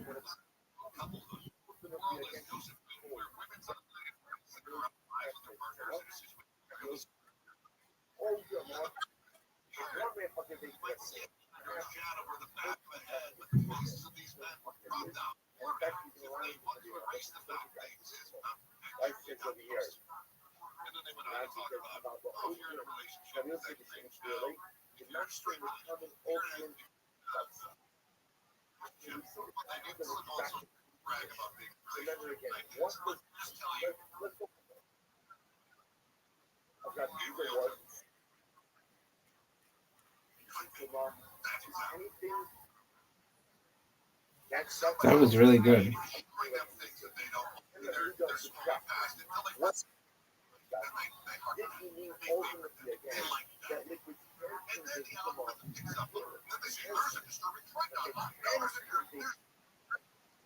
Thank you.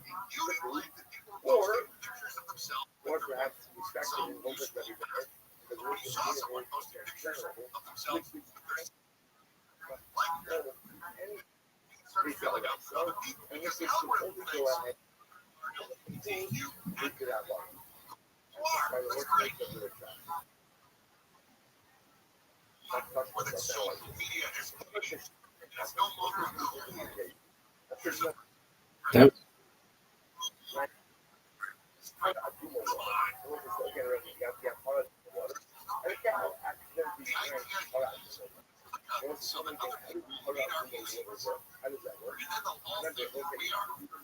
there we go.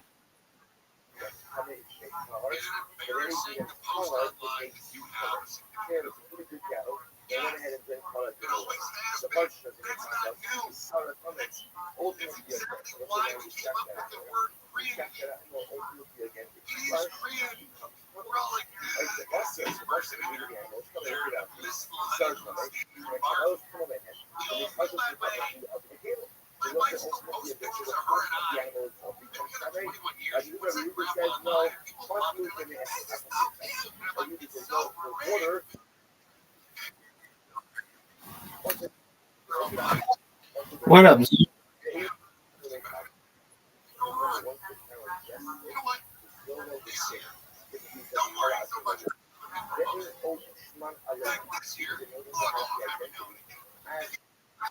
Thank you, ma'am.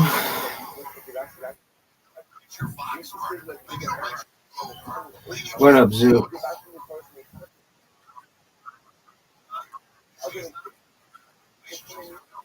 I talked.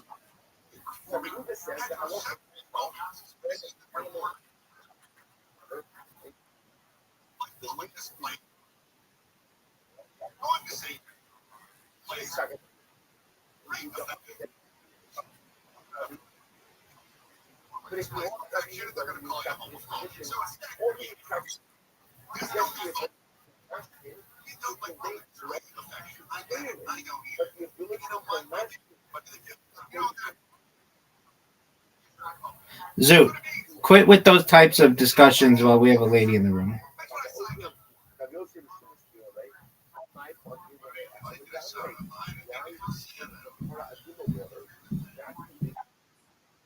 Thank you.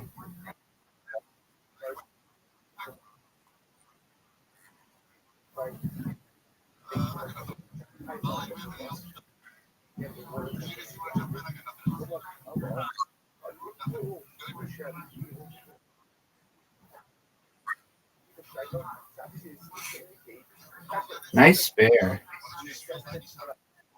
You're welcome.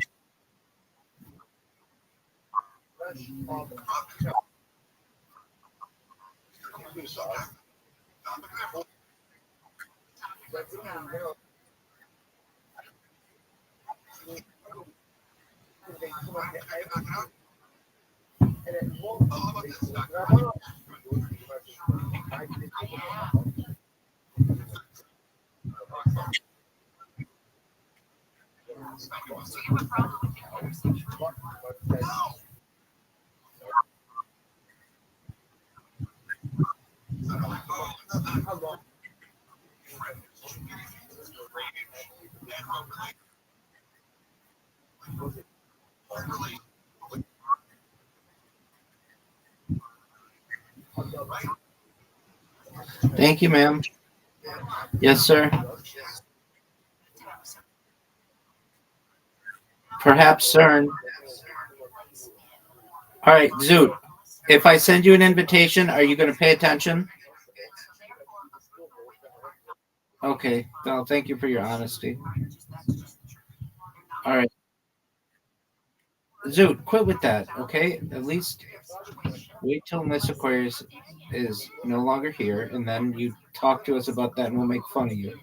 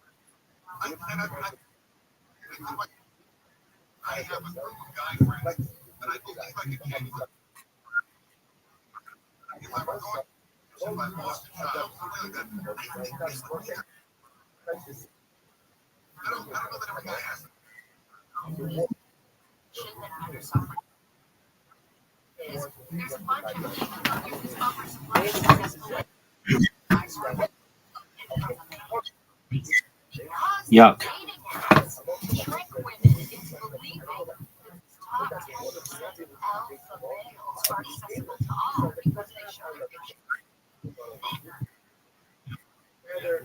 It's all done by technology, dating apps. It's no individual person's fault. There's no,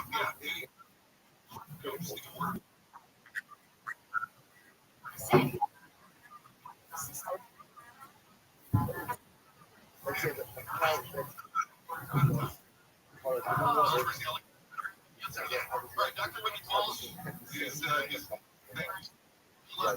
brilliant job tonight. A plus different jam. All over. He's got this out here for 90 minutes. Okay, right now,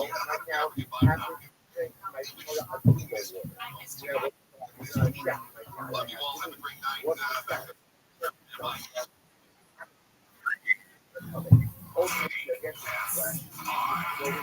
KOST HD2 Los Angeles, Orange County. Stimulating talk. Magazine live in the game. Rubio appears to be walking through President Trump's claim that the U.S. would this week be plans to realize regional military push for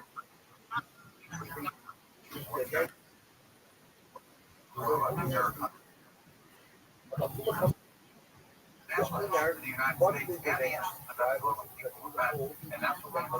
Rubio says Trump is keeping all options on the table, including further military action. Meanwhile, Senate Minority Leader Thank you. military operation tells ABC this week the move contradicts the president.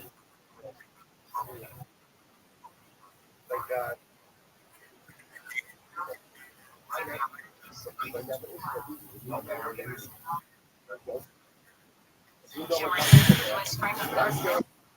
arguing in lacked authorization and against civilian sites, not just military targets. In California, a new state fee is targeting products with non-removable batteries. It includes power tools, PlayStations, and most other products with embedded batteries, even thinking greeting cards. Starting this year, an additional 1.5% surcharge will be added at checkout at $15.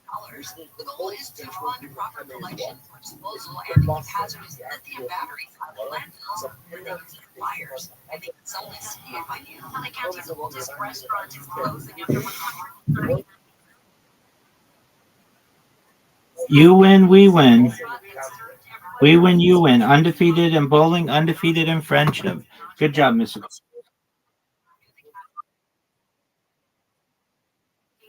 Thank you, man. Great job to you as well.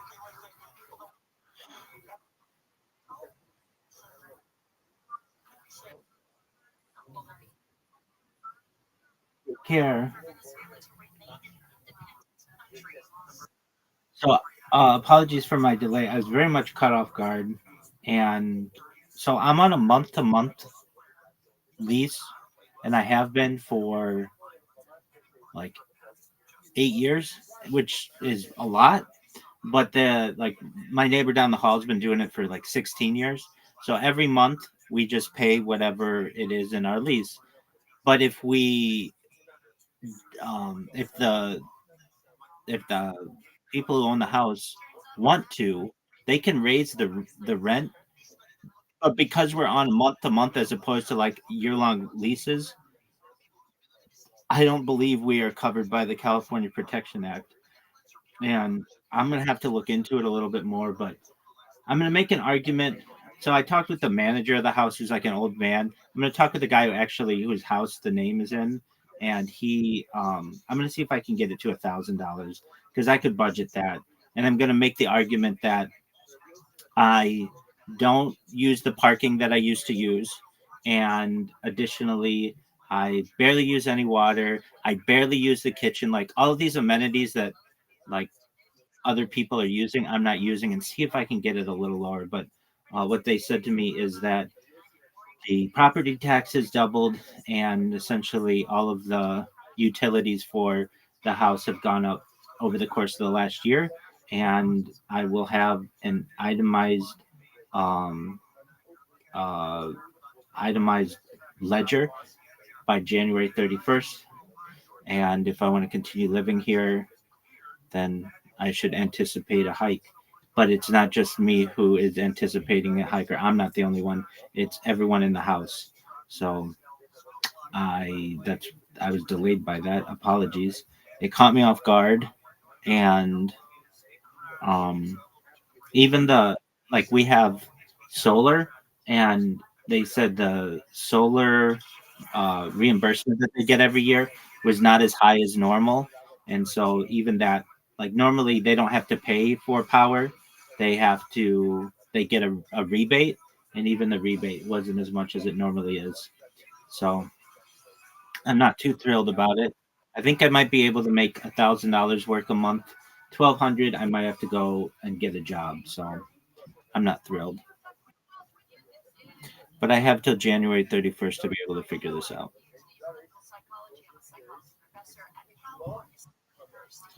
So that's where I was. Apologies for my delay.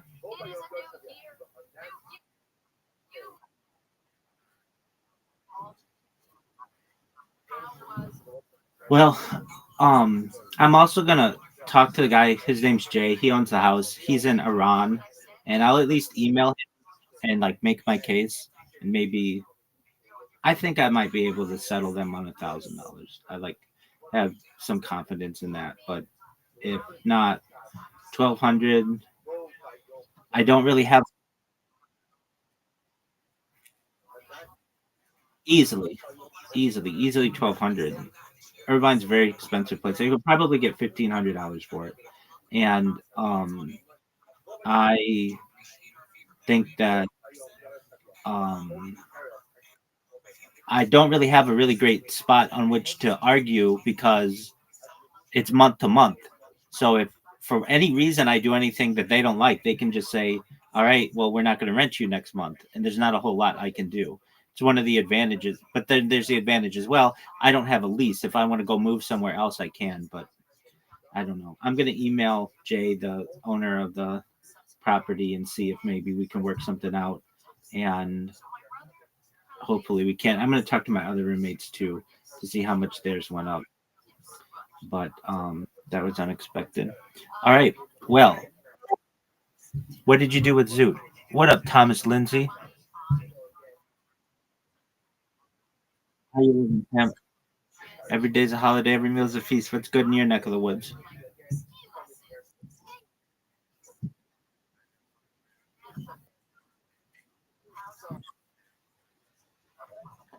All right. Did you do any more research?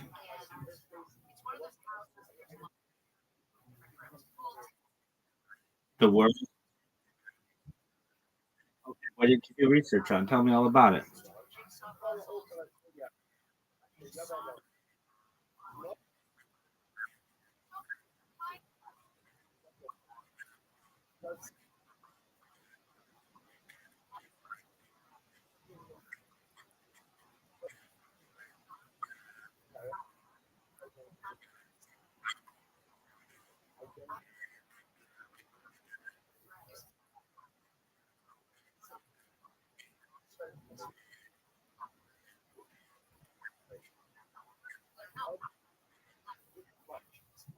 'Very well. Did you get any ass at these parties?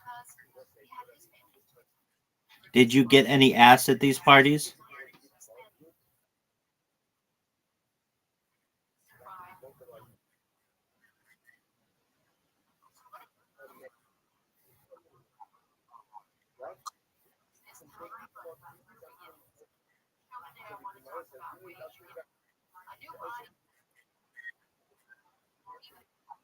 100%. I surpassed 4 years of 24/7 live streams and moving into my uh, if you count all of the video that I have on GoPros, like I did like 3 months before I started this project just on GoPros. While it wasn't 24/7 every single day, then it was pretty close. Like I would have data on GoPros. If you include all of that, I'm approaching my 5th year. But formally on YouTube, my 5th year won't come until the fall. And I've been doing a lot of shilling myself on different in different X spaces, and in the last 2 months, more like close to like 65 days, I've gotten 3,200 followers. So that's good. Um, that's a lot of followers organically without a blue check mark or anything. And not that I haven't had blue check marks before, I have, but for whatever reason, those accounts get banned. And so um, I'm just hoping that this one.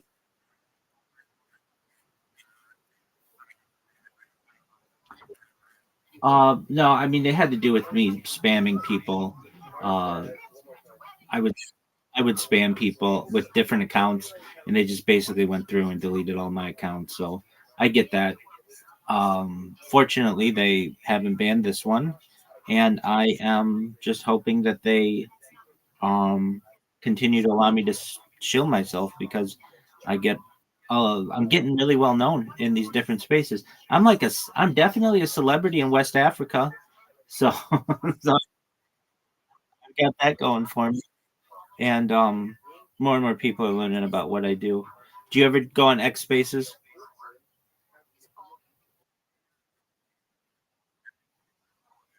Okay, very well. Well, yeah, go for it. I'm 2XTHOT, 2X thought on X. So you follow me, I'll follow you right back. Riser, are you following me?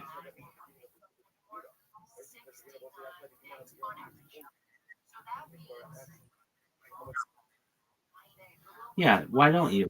I'm 2XTHOT.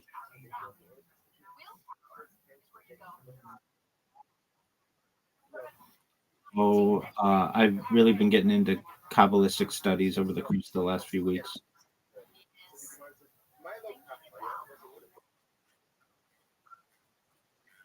That's true too. Yeah, definitely been into that. I'm waiting for your friend request or your following notification.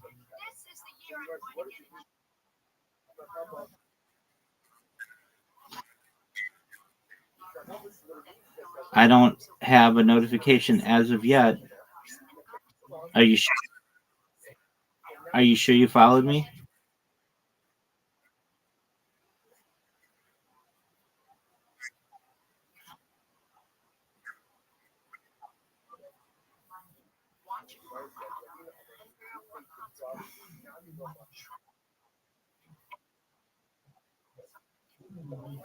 Right, Riser, did you follow me? Yellow on red. I know that guy. The first meme coin born on red note.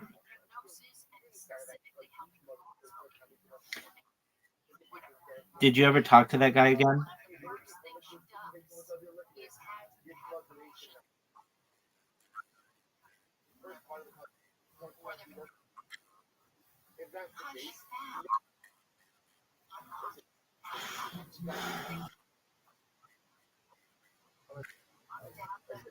All right. And you, Thomas Lindsay, where's your follow request?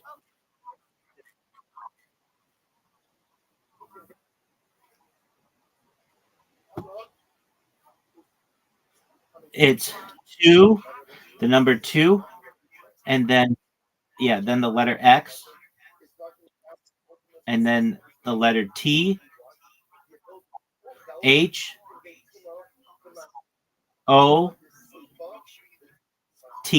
2X thought.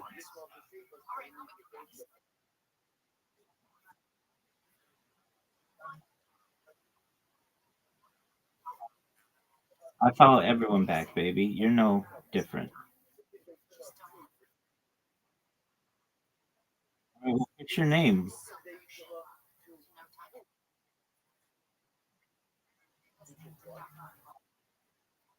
Dog, that sounds baller. Cool guy. Cool. Followed. Excellent. You didn't get hacked.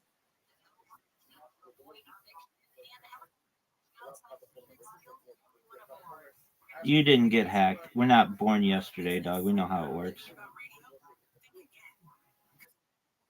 No, you didn't. You just typed in "cool guy" blah, blah, blah, as your username, and then that's what it made your. Yeah, you just made a random account. It's fine. You didn't have a lot of.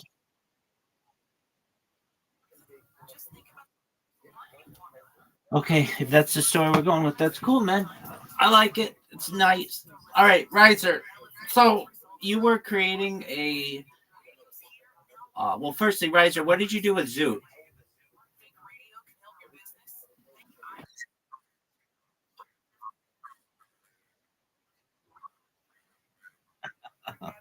Okay. Secondly, I had to teach him about CERN recently, and he's obsessed with it now.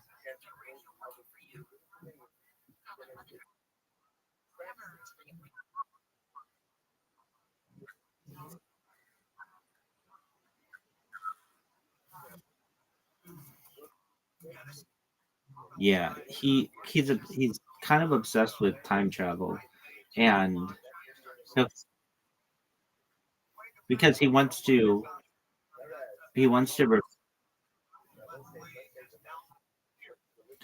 No, you're fine. You go ahead.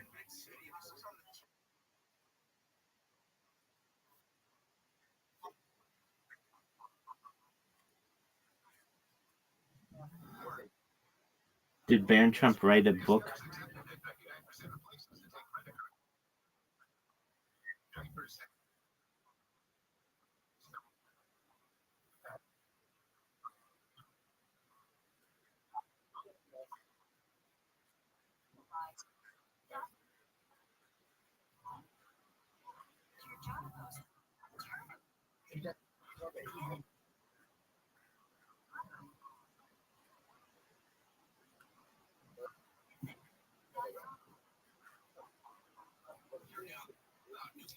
What's conspiracy about that?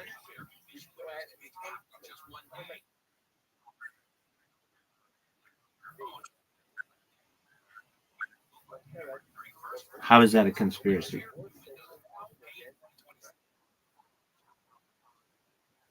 No, I mean a conspiracy is an agreement between two or more people to commit a criminal act. I don't understand where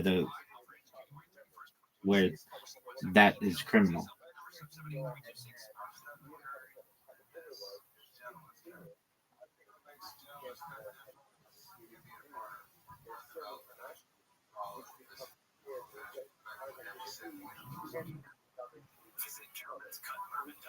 Did you not hear?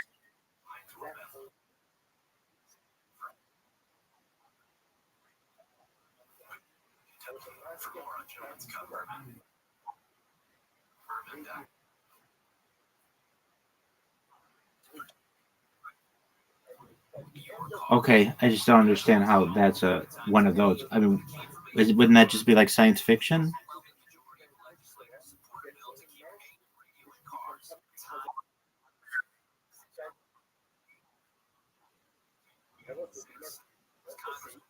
Okay, well, I don't know if Zoot is aware of this type of discussion, but he's a friend of ours, and he wants to reverse events of the past, and so he comes in here and will just like ask if time travel is possible, potentially, and if so, where would it be done on Earth? And I explained to him probably CERN, and he's like, well, where is that? And I said Geneva, Switzerland, and he's like,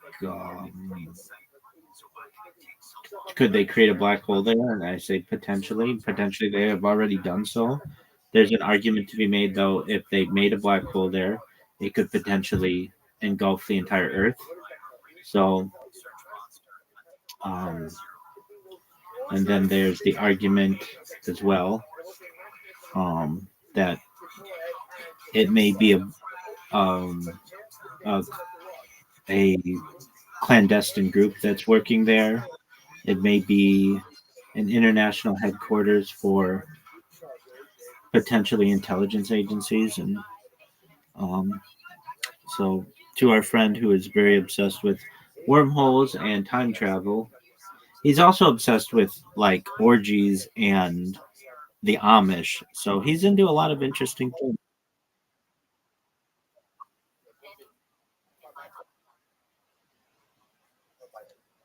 Yeah, he's got his interests in a lot of different places. Riser, do you think time travel is possible? Yes or no, and why?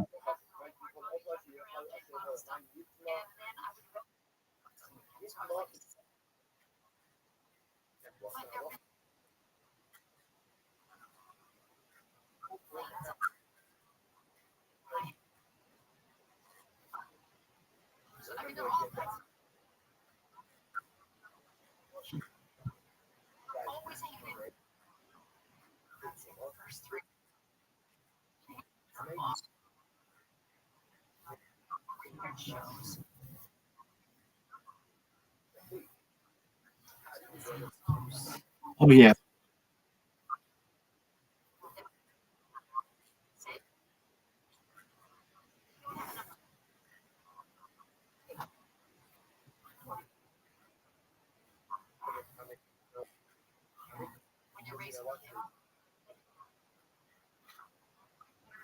Okay. Does the phenomena exist where you play me in Karam right now?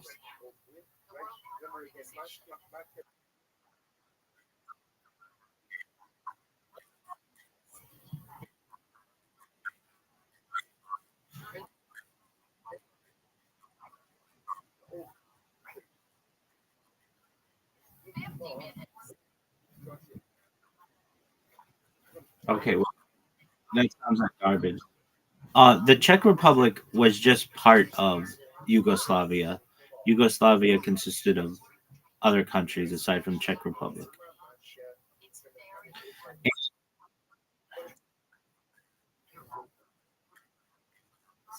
You said it was formerly Yugoslavia. You didn't say formerly part of. And now don't they reference the Czech Republic as Czechia?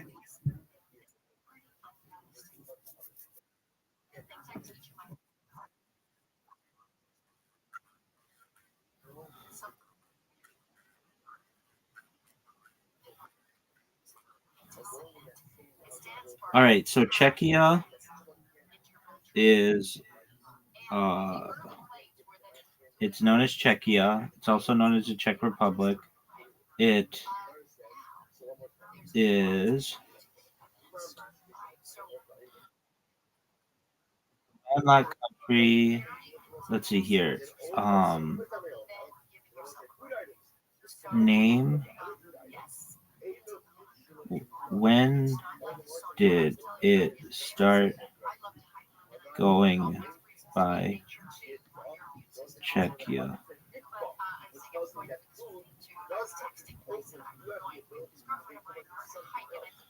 Oh, in 2016. The new name was added to the United Nations Terminology Database July 1st, 2016.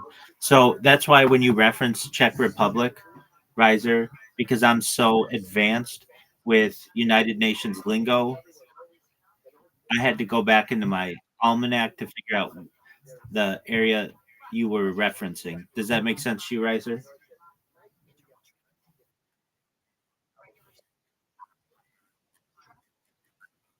Well, I mean, I would give you nothing 100%.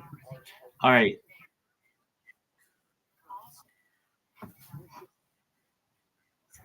You don't call me Myanmar?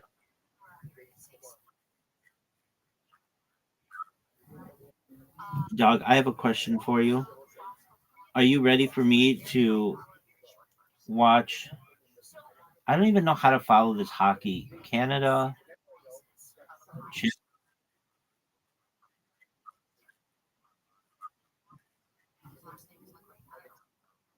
Oh, you want to watch it together?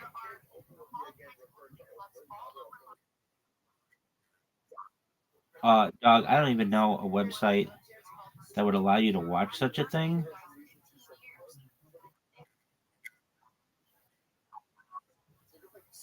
On.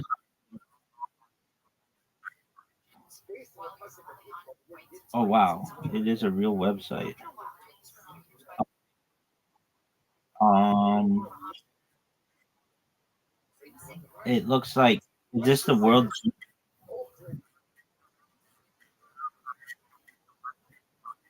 Is this World Junior?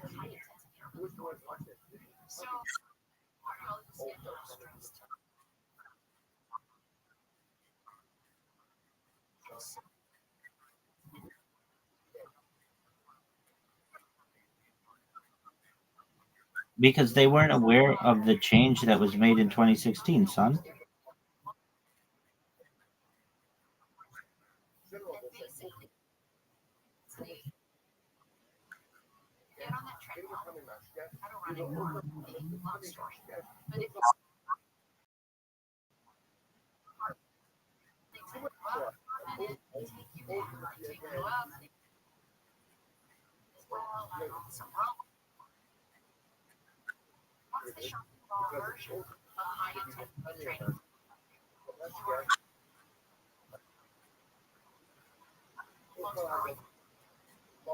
The United Nations, baby.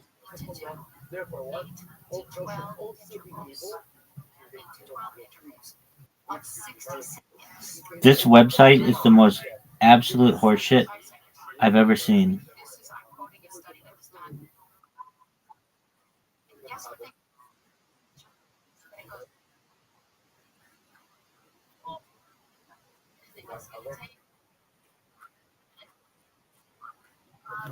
Why didn't you, Doug? Why didn't you tell me that?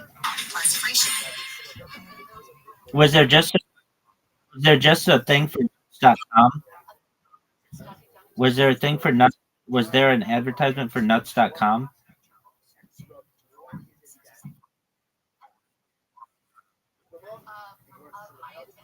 Is that what that's their slogan?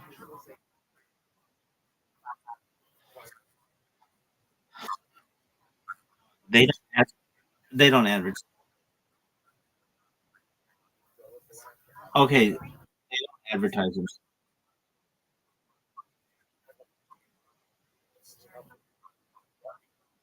I'll give you a nut pack. All right, nuts,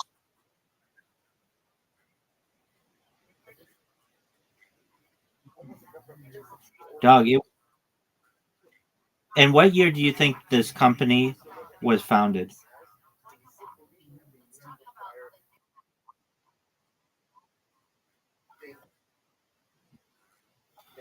It was founded in in 1929. It's the Newark Nut Company.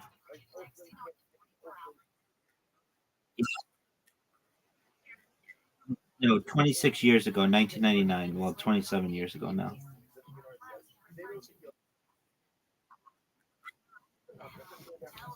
Yeah.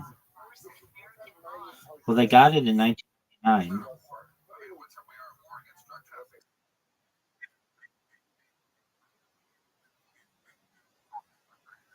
Oh, there you go. That's good.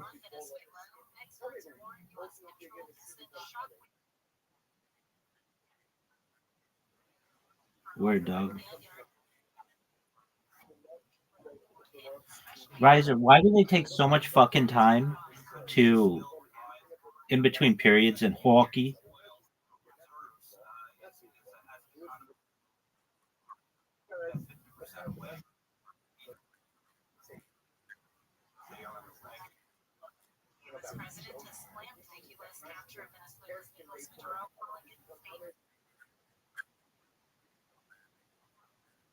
Look, they refer to it as Czechia.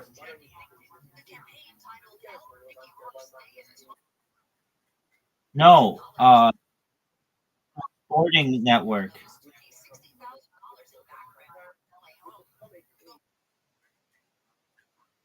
No, it is. It's the deepest shit of all time. Talk to any Czech.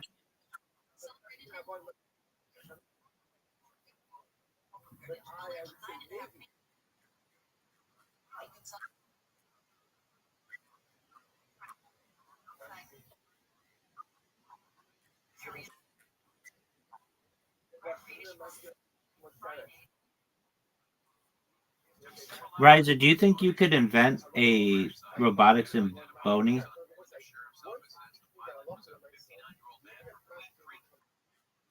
I think so.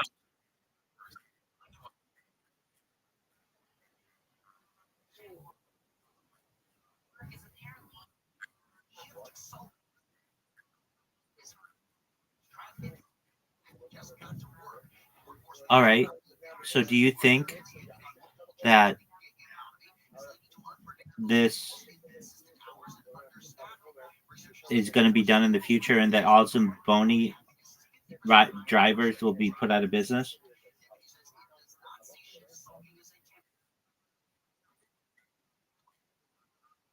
What the fuck do you think a robotic or Zamboni means?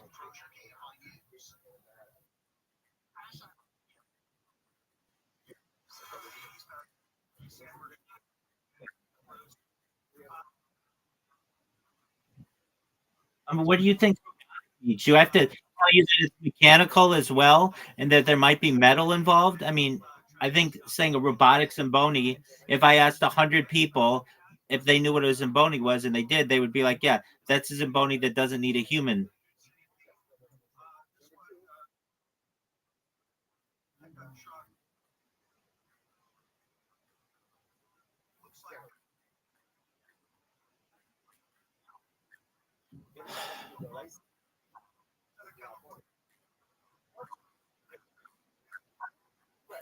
What would a non-self-driving robotic Zamboni do? Like what benefit would that be?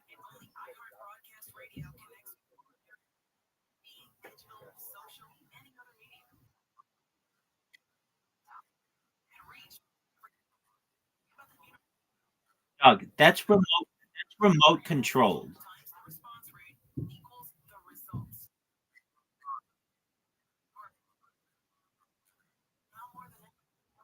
I don't think so. A self-driving autonomous robotic Zamboni, I feel, does not need a remote control.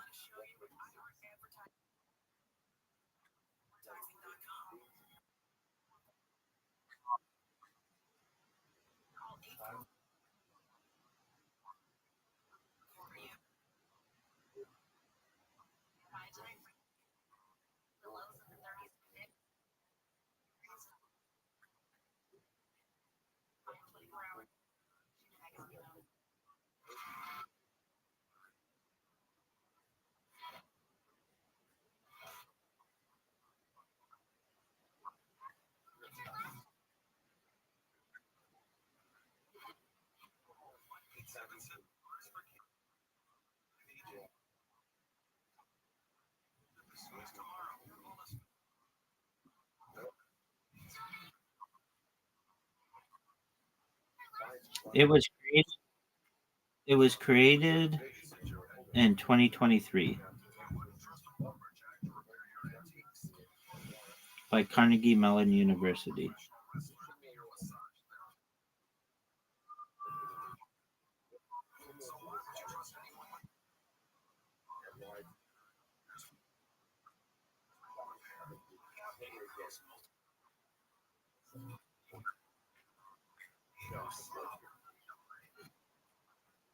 Riser, are you in the Zamboni subreddit? Yes or no, and why?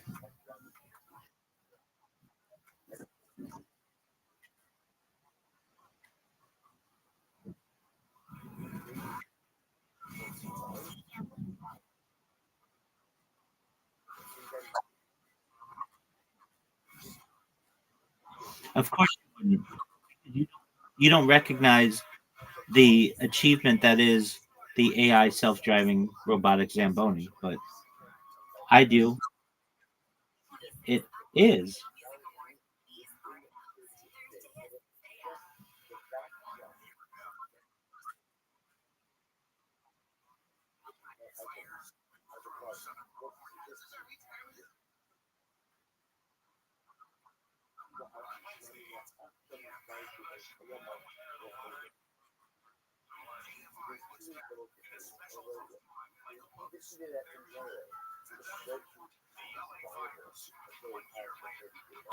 Why are you watching? Why are we watching youth hockey? Yeah.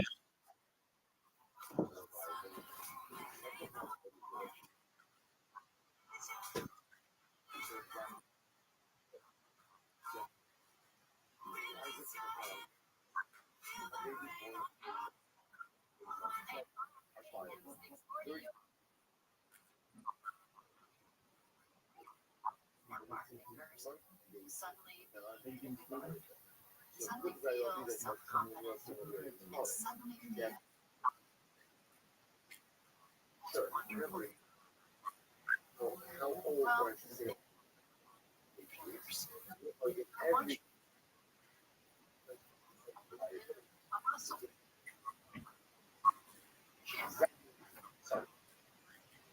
Yes. Imagine you have it in your life, or what feels Right. our minds. It's r/Zamboni. Now, is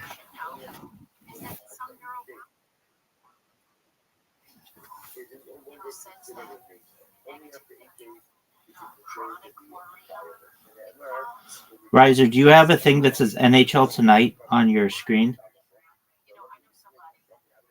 So, okay, I'm going to say a lot. What comes up from our mouth is like this. And to help shape her brain.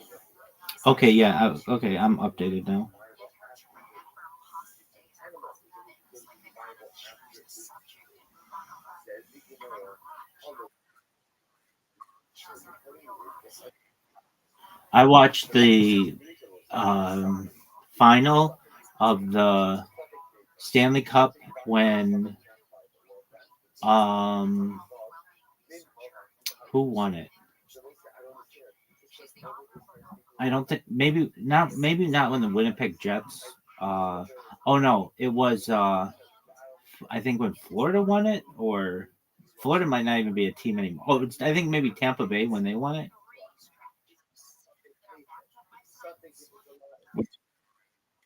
Dude, it was like 2 years ago. It was like 2 years ago.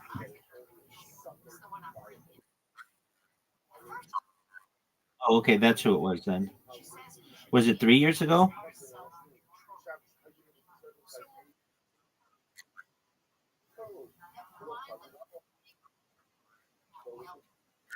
That's the one I watched. And I live. I think I watched that one too. I think I watched just the finals of both, something like that. And let me see if I saw any of the other ones. The Kings have not been good. Oh yeah, no, I watched the Florida Panthers. Uh, I think last year. No, it wasn't that recent. Maybe 2 years ago.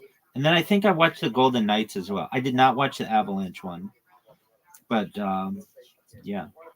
So I might have a few of these on um my stream. Riser, do you have a fantasy hockey team?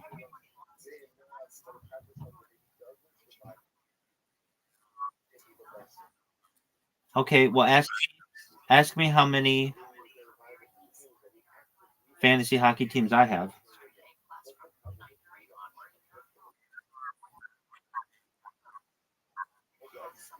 I have 25.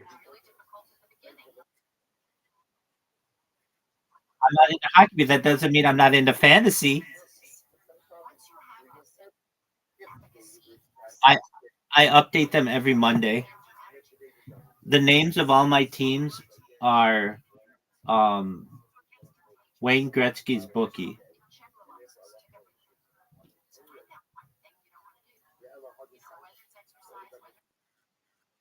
Yeah, I used to change it. I used to say like frozen pissicles and like um yellow snow eaters and like poopsicles, all kinds of like really nasty names. But I didn't I wasn't that creative this year, but previous years I have been. So this year I was just um Wayne Gretzky's bookie. Do you remember the controversy that happened with Wayne Gretzky's wife and the Phoenix Coyotes?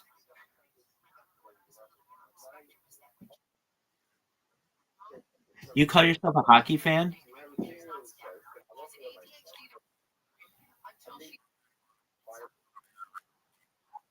Dude, my friend is next door neighbors with Wayne Gretzky and he used to hang out with Paulina.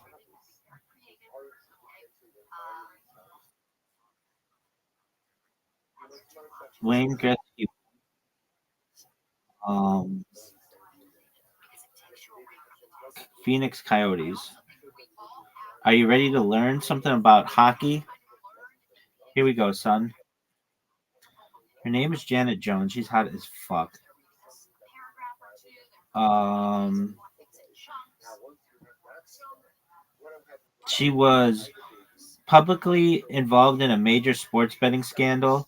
In February 2006, she was implicated in Operation Slapshot, a New Jersey-based investigation into illegal sports gambling into an illegal allegedly organized by Rick Toshe, the Coyotes' assistant coach at the time. Authorities claim that Jones placed significant bets, reportedly up to $100,000, through the ring, though it was emphasized that the bets were on football and basketball, not NHL games.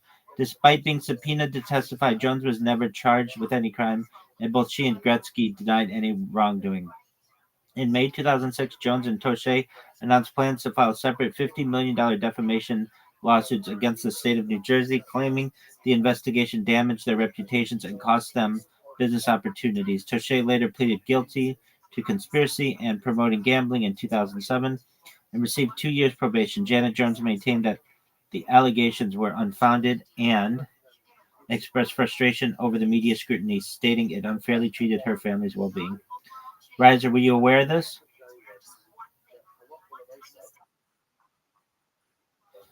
Were you aware of how hot she is?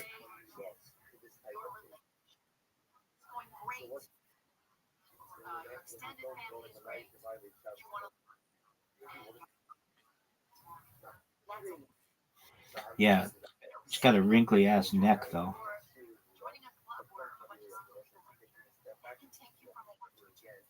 If you look at this bitch's Wikipedia picture, her face is like wrinkleless, but look at her neck.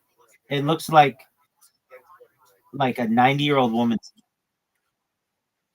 Yeah, I mean she's definitely doing something to her face, but look at her neck.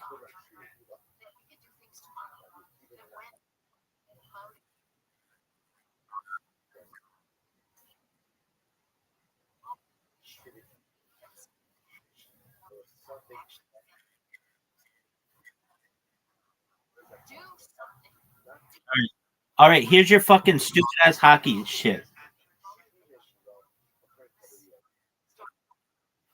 All right, baby, dude, they need they need to. I'm going to tell you this right now. If they want to make hockey popular in the United States, they need to make the AIs and bonies way faster. What team is Canada?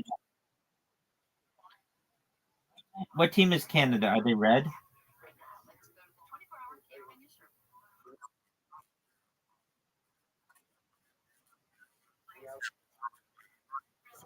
It's Czechia, dog.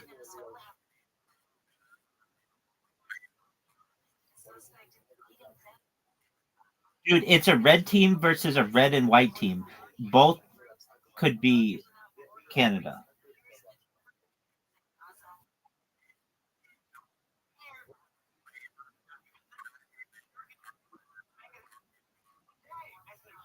All right, so Canada is black and red.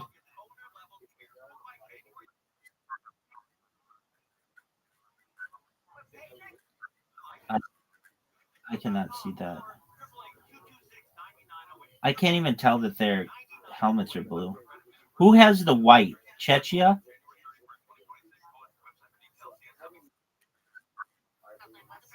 Okay.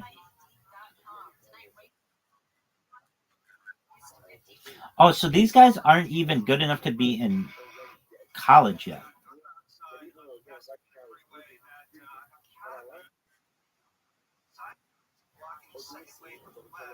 So, Riser, are we watching minors?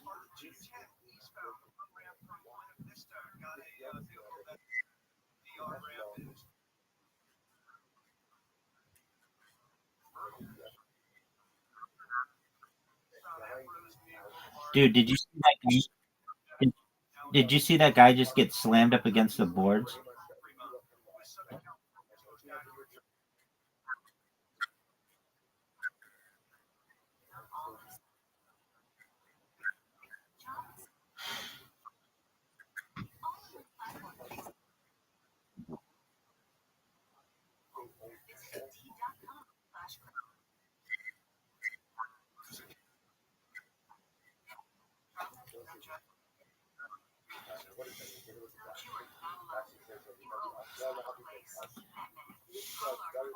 You're not.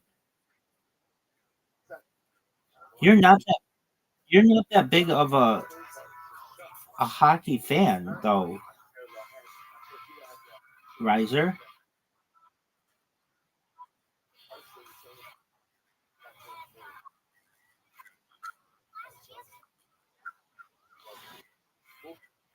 Do you like your current flag, or do you like the one that looks like the British flag that's red?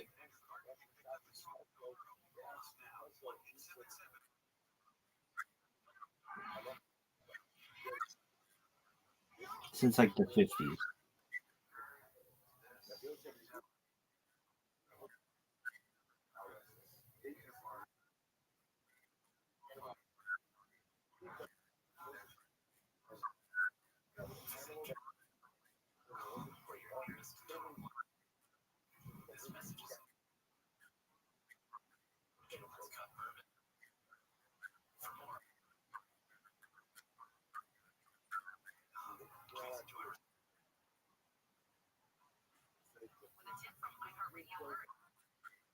Dude, don't listen.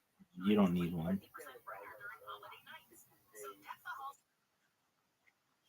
Yeah, you got to do the first one. What's the first one called?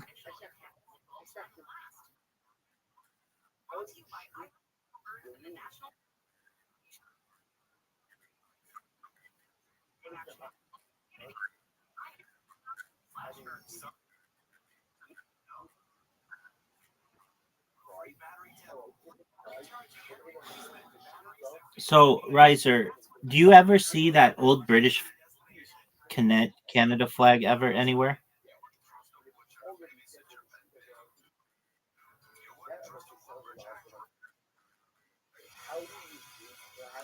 I feel like it would just be a reminder that you're just like a colony.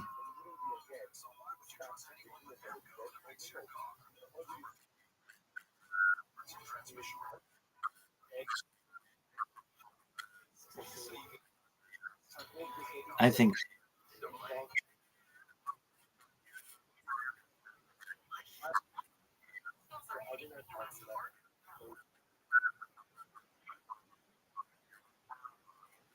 yeah, it's a it's a big deal.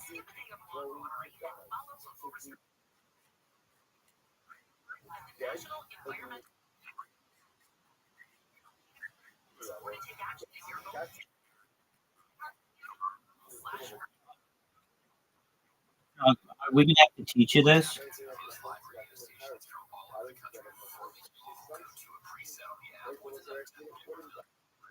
Are we going to have to teach you the reasons why your colors are the way that they are? The national colors of Canada are deeply symbolic. Any true Canuck would know this. The red symbolizes prosperity, hope, energy, life, and the vibrant autumn colors of maple leaves, while white reflects peace, tranquility, impartiality, and the snowy winters characteristic of Canada's landscape. Any true Canuck would know this.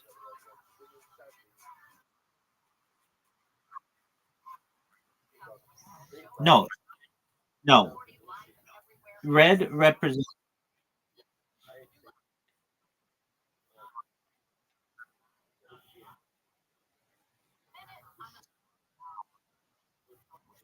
Did you see that Canada just tied it? Yeah, I did.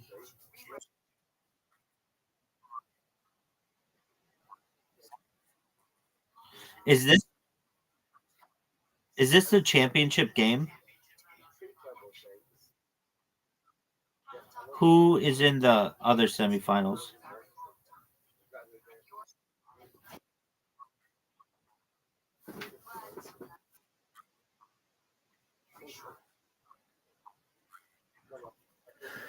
All right. Who? Well, Finland lost to Sweden.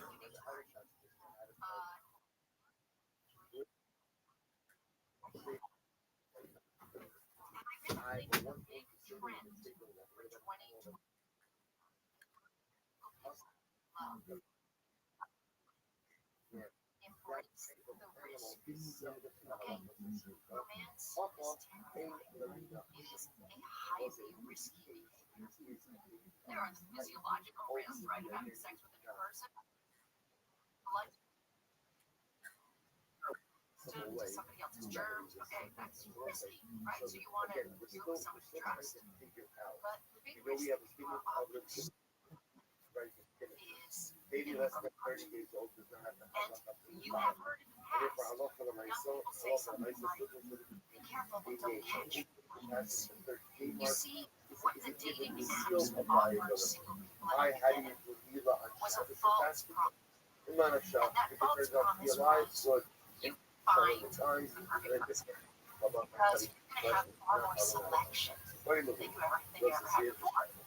And now we know that the more selection that you bring to the trip, the less likely we are to make a choice or that to value that choice. Because there's thinking about, other people and their message box, other people they've matched with. I was talking to a young single woman recently who said, okay, let me go through my dating apps. I have 72 matches. I'm like, what? 72 matches? No.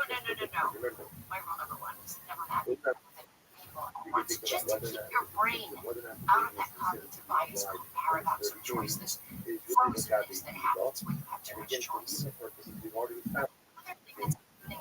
Another thing that's happening in 2026 is because so many people have about disillusion with apps, they're thinking about how do I find a mate, right?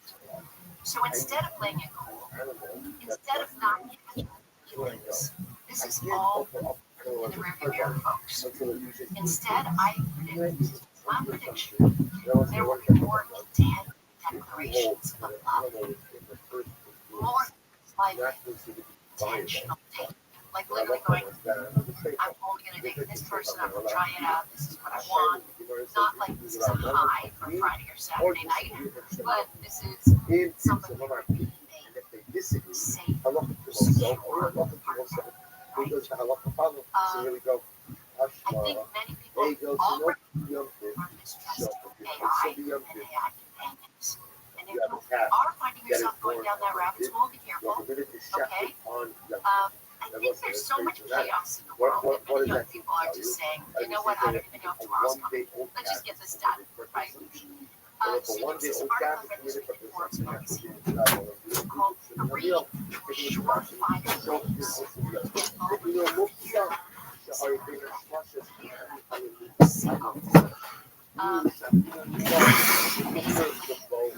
to be comfortable with yourself and being single before you can find a mate. It's the craziest thing, right? We have to change our mindset and know that we are enough, good enough, we can have a good life, and we have to build that social support outside of just one partner, right? So, Is Canada known for its offense or its defense? scarcity. Well, just one, it's not in the dating Do you know what ESO is? ESSO?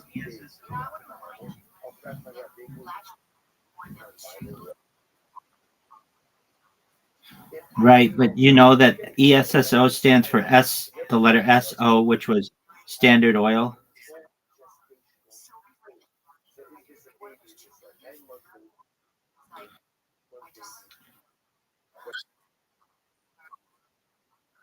Well, they're advertising on the side. Yeah, I see Tim Hortons, Esso, Nike.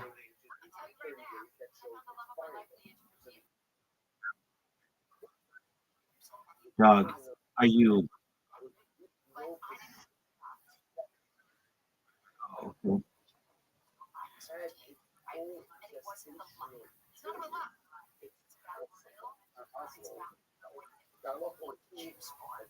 So avoid comparing yourself to others.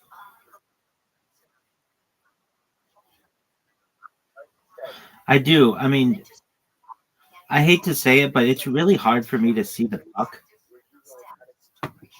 Just one moment. My device keeps.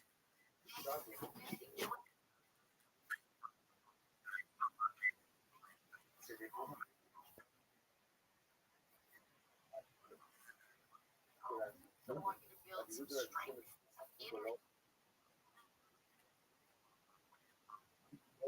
not going to derail you. That's the problem. They're rejected.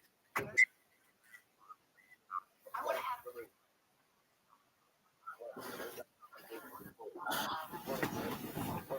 Dog.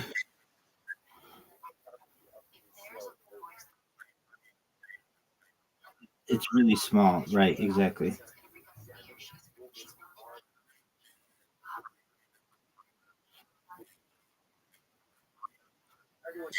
That's exactly right.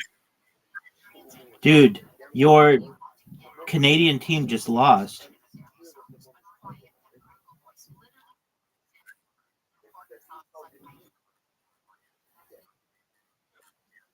You have 10 minutes and 11. Riser, do you remember that they used to, in the past, light up the hockey puck?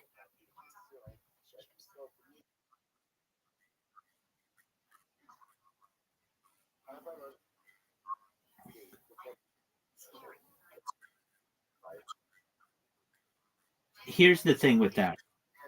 For a what do you call it? A normie like myself, in terms of my hockey love, even though I have 25 fantasy teams, it's just the black is sometimes really hard to see, and so lighting it up made it more interesting. But normies didn't watch hockey as much as diehards did, and diehards can't stand it.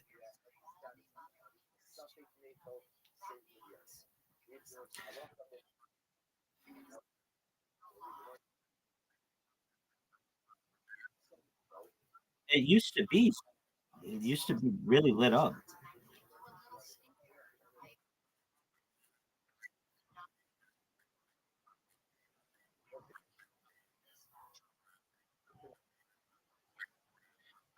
Did they score again, or they're just showing that? Oh, it's just a replay. So if Canada loses, are they out? So this is single elimination.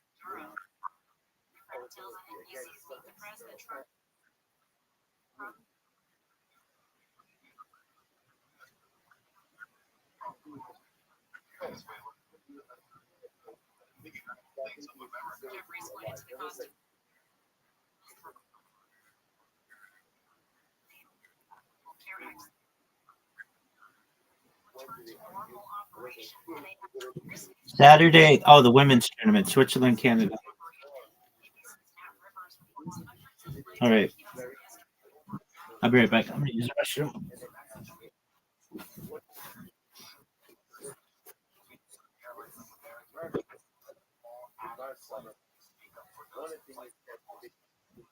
passengers stranded in Puerto Rico and other islands, with some unable to get home for days. The Federal Appeals Court has struck down hearing. The Ninth Circuit says the law violates the Second Amendment. So we will. Injuries. After she called 911.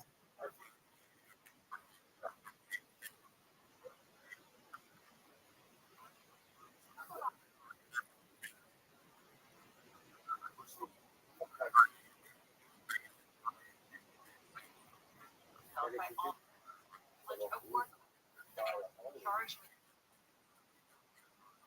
with the licenses, raising fear, right? Gaza, starting in March, and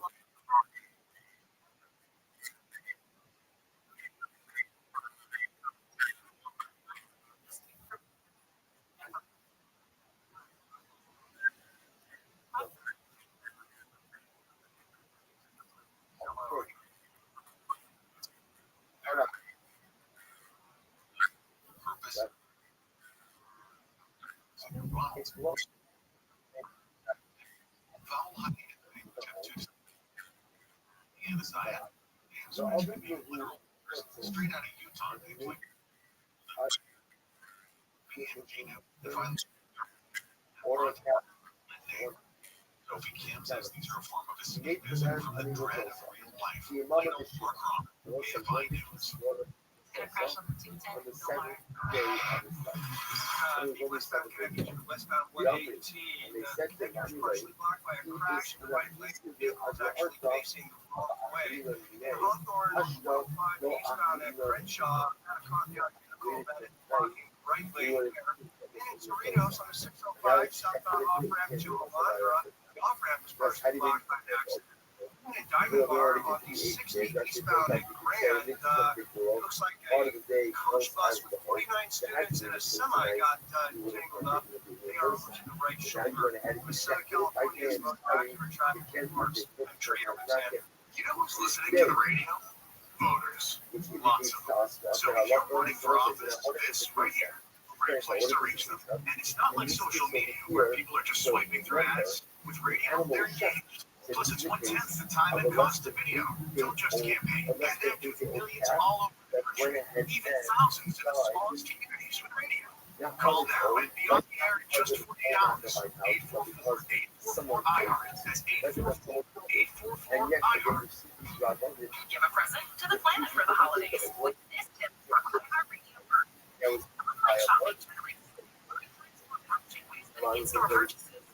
Choose gifts that require no packaging. Like a trip to a local park or nature reserve to reduce waste and celebrate sustainably.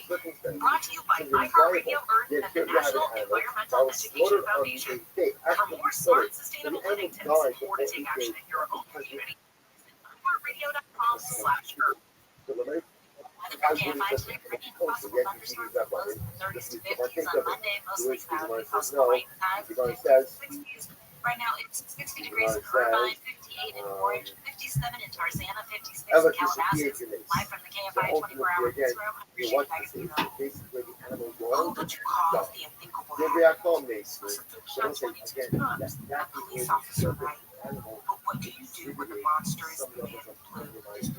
Bill, he hurt you. This is the story of a detective who thought he was until we came together. I said, put a seat on the face the day that you died. Open your free iHeartRadio app, search The Girlfriends, Untouchable, and start listening today. KFI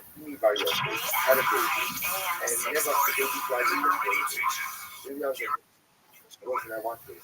Chocolate, rusty, on this object of life. Maybe it's a trip to the whatever. I mean, everyone.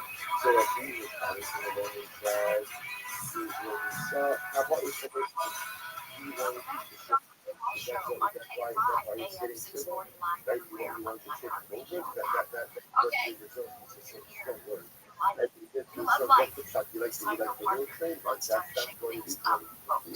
Have you ever heard of doing like a so again, what do you think relationship from the story? audit? You see from the story gonna be It's creepy at any time of year.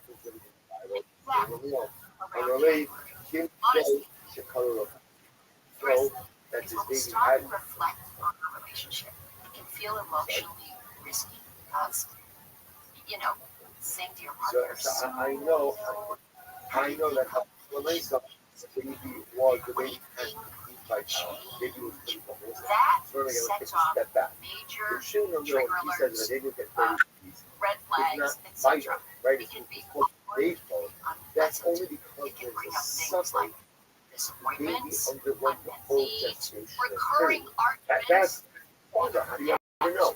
But if and somehow then we have you to our know own that they contributions on these things. underwent the entire gestational period, It's then different ain't in enough January. memory, You see, in January, that everybody feels like it's a fresh should start, right? vital. It can Here you have the soften son the of psychological load going in of and a shiver body, for 1,030 days. you know, because everybody's got the fresh start feeling. Change To is which the fine son for a said, minute, I know right? the baby was So once you maybe it's easier to say and therefore to your partner, hey, what the didn't work baby for you was last a year? blood cell type. What would you like to see Was happen? a well, even if I do say shit off, There's actually a study done back in 2010 published in Personality and Social Psychology Bulletin. And what they did is they took a year, they looked at romantic partners' support of each other's self-improvement efforts. I'm going to pause here to remind you that a healthy relationship should look like a Venn diagram. Two circles, not one. Partially with a lot of autonomy outside. That doesn't mean autonomy is out there throughout the relationship. But you don't want to have two circles directly over top of each other because that's called enmeshment. Or no problems, where there are no boundaries. You also don't want to have a relationship, in my view, where the two circles are completely separate and overlap, which is you get people who are living like polite roommates with each other. Right? Love is a little bit messy. But keeping a long-term relationship alive means that the individuals have to grow, and they have to change, and the relationship has to accommodate that. So that's why as romantic partners and how much they support each other's and as well as whether that support improves the relationship quality. So they checked on these couples at every 3 months, and what they did was that people's relationships flourished, and they actively chose to help each other grow into better versions of themselves. So I know there are many of you who are like, I want my relationship to stay exactly like it is. I want my partner to stay exactly like he is or exactly like she is. Coming in wrong. Somebody's going to get more. And this is when I hear people say, how did that happen? It just happened. It happened because you weren't aware of your intentions, because you didn't grow as an individual, and the first little bit of arousal that walked into your life, you just got sucked down that rabbit hole, right? So, researchers also found that the support was most effective support by a partner when it was responsive and encouraging. So, in other words, you don't want to impose. You don't want to say to your partner, you know what? You need to find more friends. And then you should take up yourself. And then you should get on house points. That's not working. But if you notice, your partner kind of into something. Hey, honey. Why don't we go to a car show? You see, you notice, and then so we do this relationship audit in January. So we'll ask each other. First, you're going to check in on your partner's emotional health. And so you might ask things like, we feel both of us like safe bringing up even the frequent topics. Or when was the last time you felt understood? You might ask, Do you think Canada's going to win? You might want these things to other partner to strengthen the relationship. Power play, baby. So communication is Goal. It's over.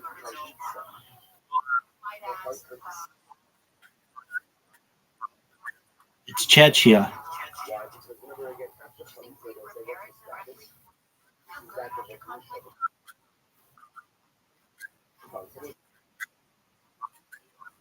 It was part of Yugoslavia.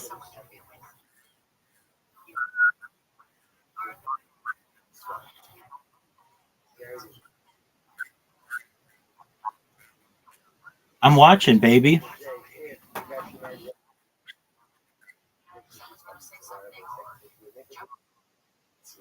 So is that a penalty?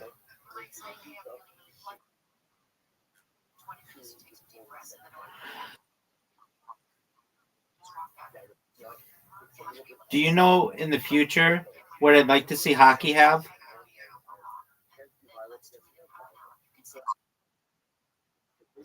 No icing rule. You should just be able to toss it down and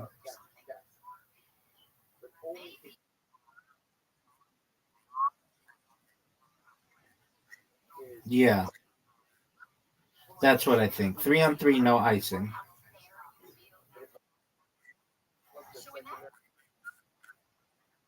And that's more exciting. I don't know what these people think. Like, why don't you want to make your game as exciting as possible?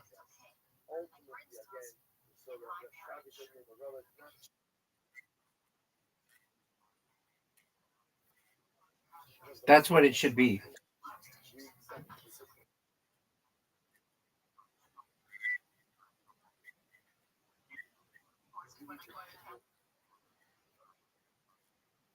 Real, es- real estate's real estate's too expensive.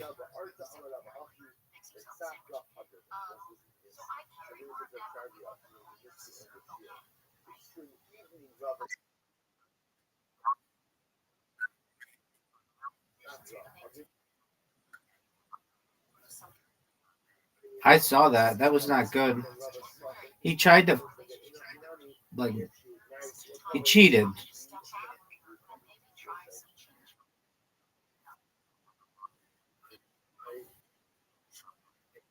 at this kick. Dude, they should have 3-on-3 hockey and no icing and you shouldn't have to wait for shit like this. Like, on what are we waiting? Like, the guy touched the puck. That should just be an automatic penalty. It should just be tacked on electronically.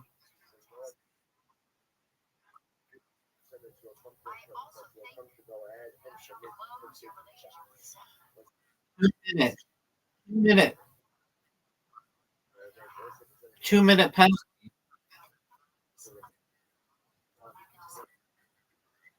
This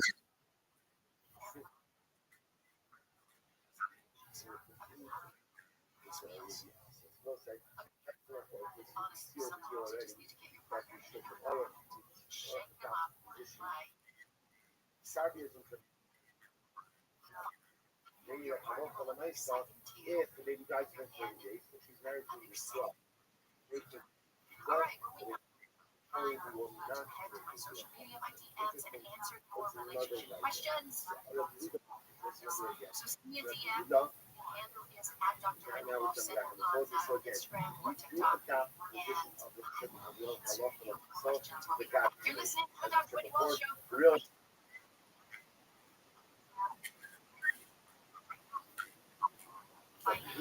rubber balls, baby.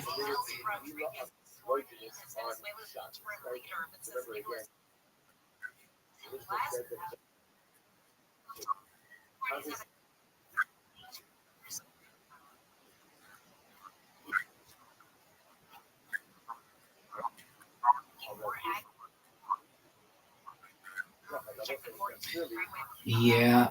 I also think that hockey masks or like hockey helmets should be full face. But I don't think they allow that because they fog up too easily.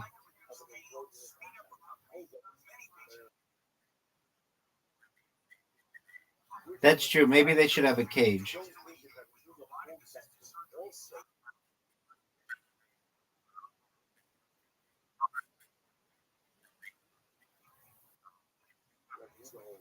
Yeah, that's what I want.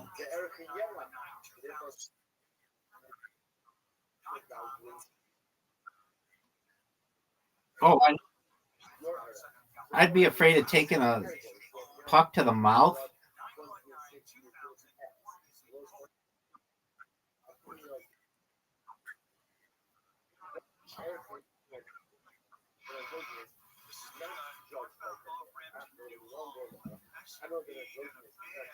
I know I told you this the other day, but did you know that hockey of the major sports is the most expensive?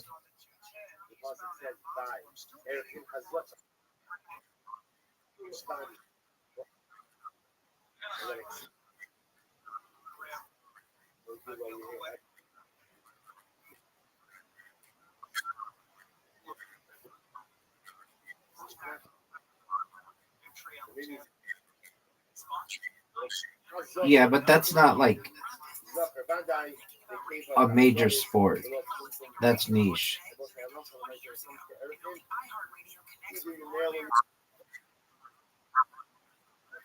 Yeah, I mean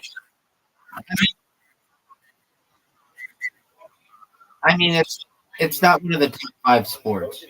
Like football and soccer and basketball and baseball and hockey.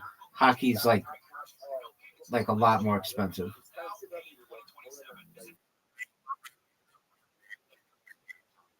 I'm in agreement with you. But okay,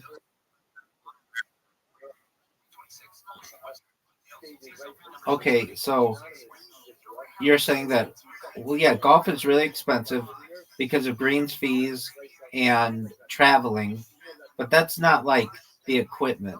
I mean like a brand new set of the best type of Titleist everything is probably like $2,200 and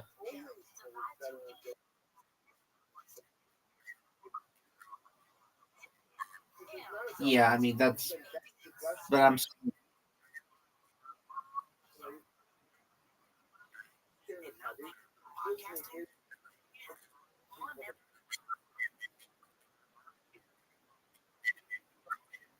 right, right. Okay. If you want to get into that, then you could say horse racing.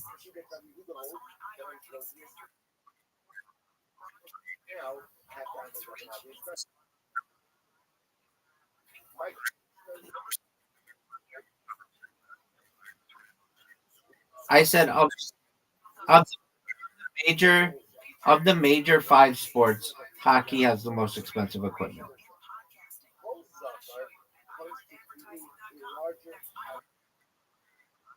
Oh,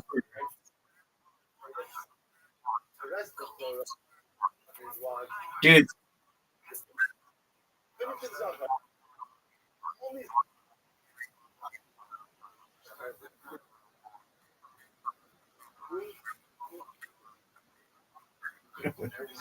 Um,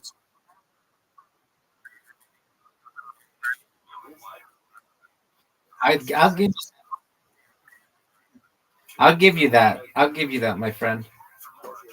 Dude, my vision is so bad that I have to use fluorescent golf balls. Yeah,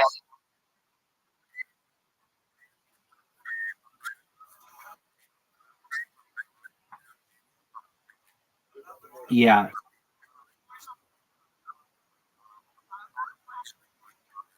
Since I've been about, I'd say 18 years old or so, um, I used to be a pretty good youth golfer, but my vision has just continuously started to fail. And I played, oh, way worse. I played Donald Trump's golf course, Trump National, in when I first started this stream, like 4 years ago. I played it on camera, and I could not find where my ball was. Like I'd hit perfectly fine shots, but I couldn't find where my ball was. And then I'd go to Tiger Woods's golf course in Anaheim. It's not his golf course, but it's his home course, and but he doesn't own it.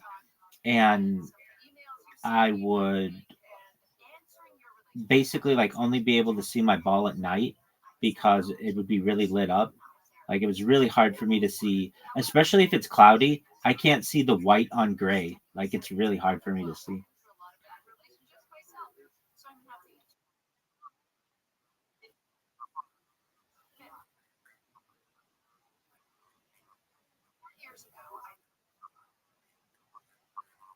I I agree. Oh no way! No way! No way! Remember, look in the corner. Do you see it says Czechia? No, it just says Czechia goal. It just said Czechia goal. Dude,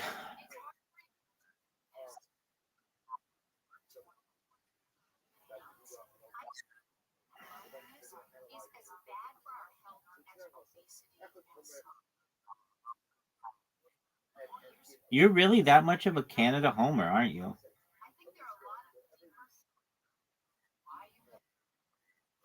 Would you blame the goalie on this?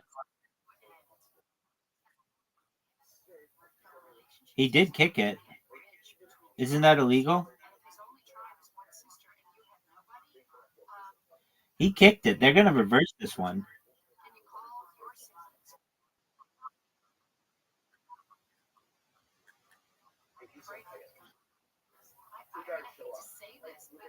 Dog, then you should either be able to kick it or not. This kicking motion bullshit is stupid.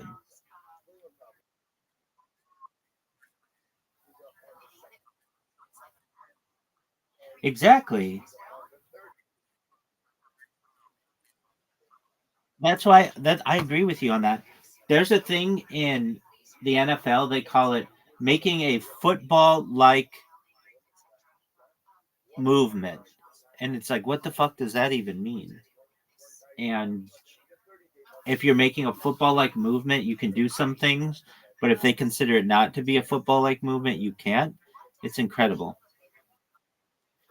Dude, do you think there's any way they reverse this?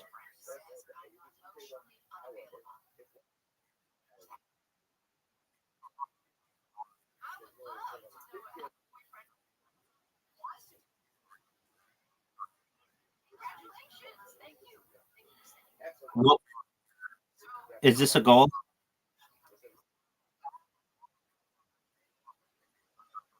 I think that's a kick. I agree with this guy because I'm the biggest Canadian person. They said no goal.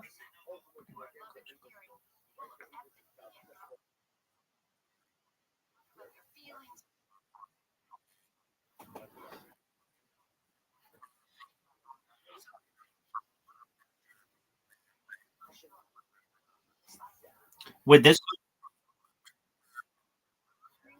would this, would this go to a shootout?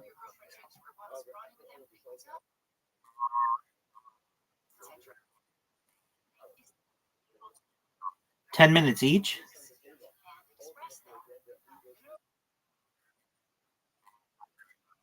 Apologies. Okay. With a goalie? So it's really 4-on-4.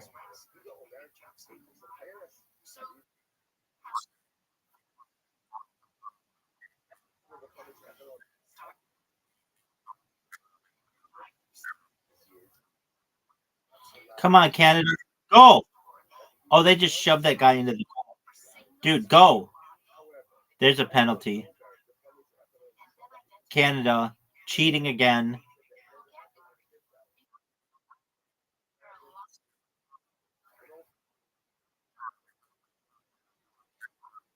He was he was pushed in. He was pushed in.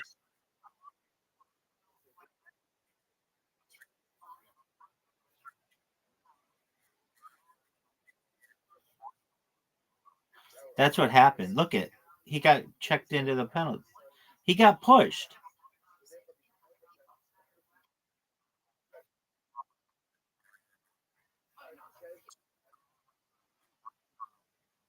How don't you? He got pushed. The guy with the pushed him.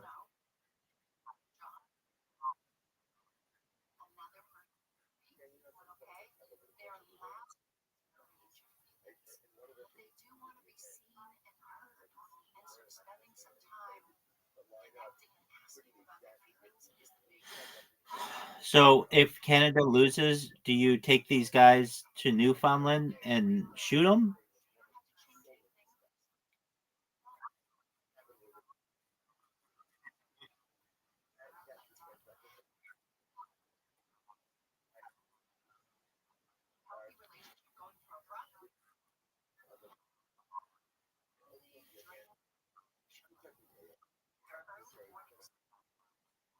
I saw this thing. I mean, I don't have a lot of Canadian content for you, but this was one thing. Okay, so open goal. See, it says Chechia goal.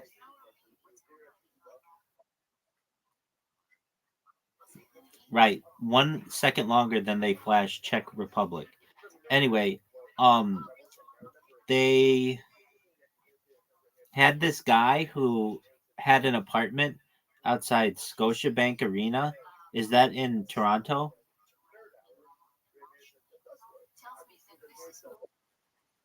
Is where's Scotiabank Arena?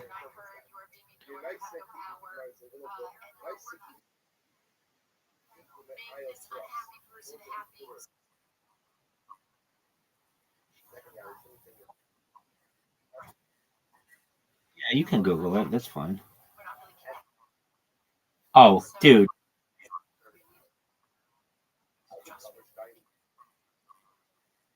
it's in Toronto. Okay, so it's what I said.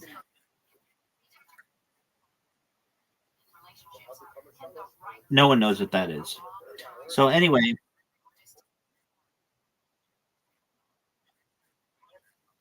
I do. I just did. It's on base. No one calls it that. Formerly known as Air. Dog, I'm just saying it's called Scotiabank Arena. If you want me to rename it for you, I can do my best. I don't know if I'm going to have any. No, it's not. It's called Scotiabank Arena. All right, can I please tell you the rest of my fucking Canada knowledge because it's very limited. So this guy has like an apartment or a condominium in Toronto outside Scotiabank Arena. And what happens is, whenever somebody scores, they play that like really loud horn. So they blare that horn, and he's like, it's a major disadvantage living this close to the stadium and being a hockey fan because it ruins the game for you. Oh, it's over, baby. Czechia, champions.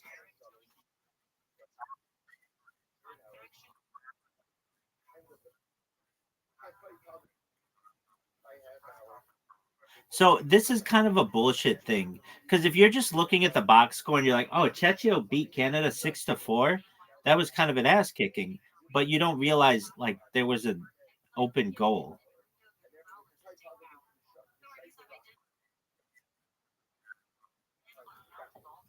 I kind of agree with that. I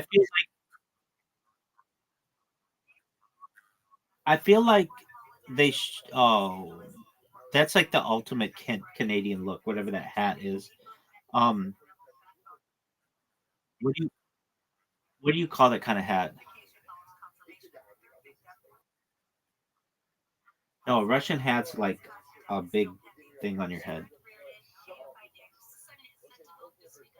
Anyway, um, the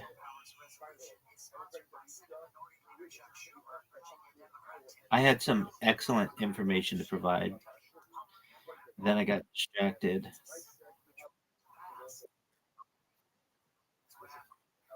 I mean, at least I knew where it was. Um, Scotiabank. At least I know what Scotiabank is. You were like, is it even from Canada?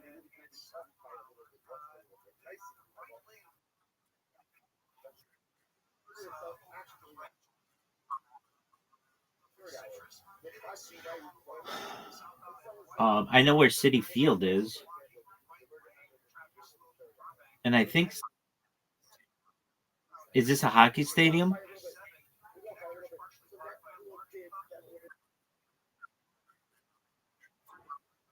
Yeah, every basketball arena ever, dog.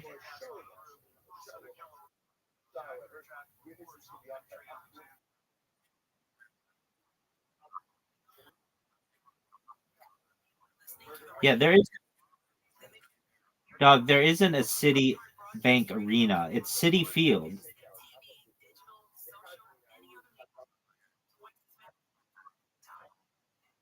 I mean, you're just making up shit.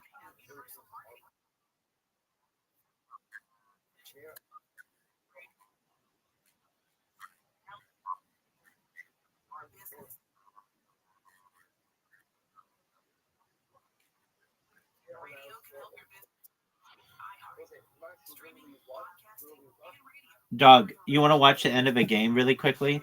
Go to this game. I don't know if we're gonna have enough time to watch it. It's a really good game though. Ravens Steelers. Go to Stream East, StreamEast.sk. I don't know if this game's still gonna be on. Yeah, it is. All right. It's got 18 seconds left. Streameast.sk. It's 4th and 7. And the Ravens have the ball. This is the last play, basically.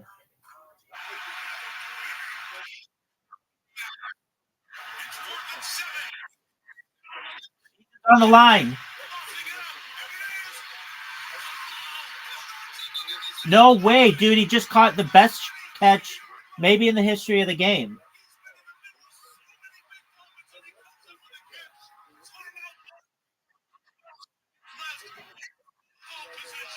Doug. Check out Brandon's streams. He might be streaming it.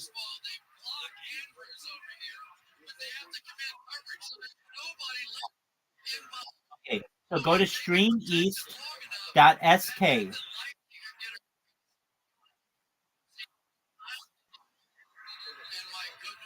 Do it again. Streameast.sk.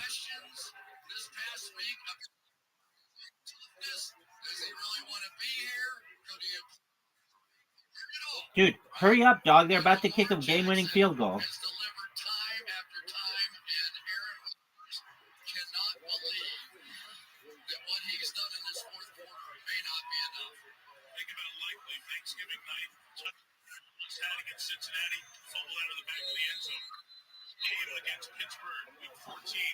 Here, if you want a different site, it's...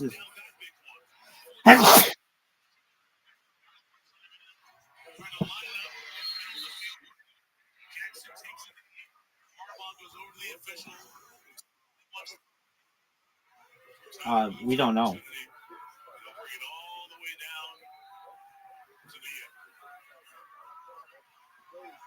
missed extra points by Chris Boswell.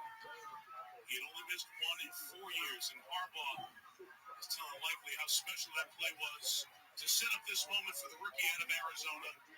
The Ravens, of course, they have a rookie kicker.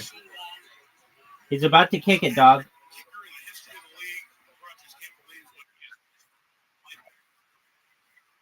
Okay, excellent. Click it. Dude, you didn't. That's not what happened.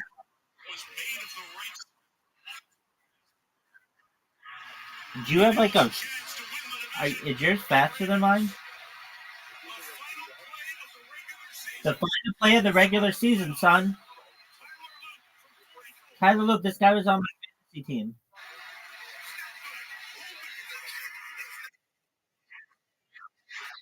He missed.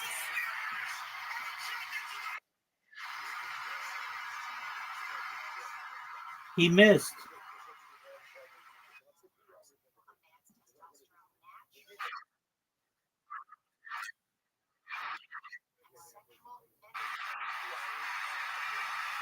So you got to see it.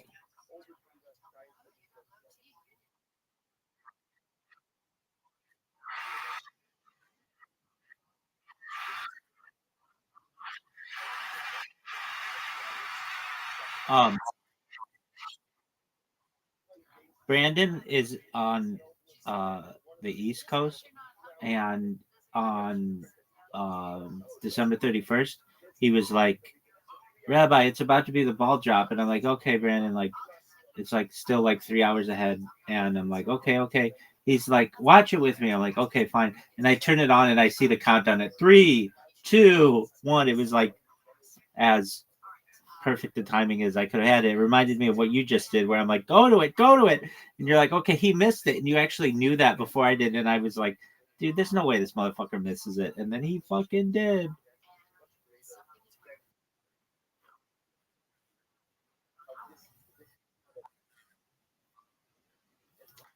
No, it should have been for an NFL kicker. That was definitely makeable, especially because it was in the center of the field.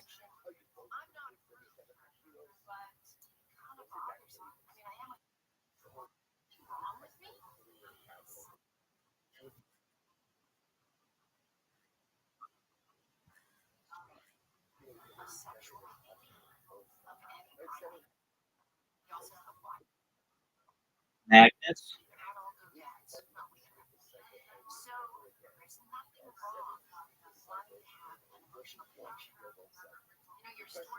Do you think Travis Kelce is going to retire? That's true. All right, I'm going to send you a Karam invite, and you're going to accept it, and it's going to be one of the best shootouts that we've ever seen. I'm sending it to you right now. And do you want it to be classic, pool, freestyle 120, freestyle 160, or freestyle 210?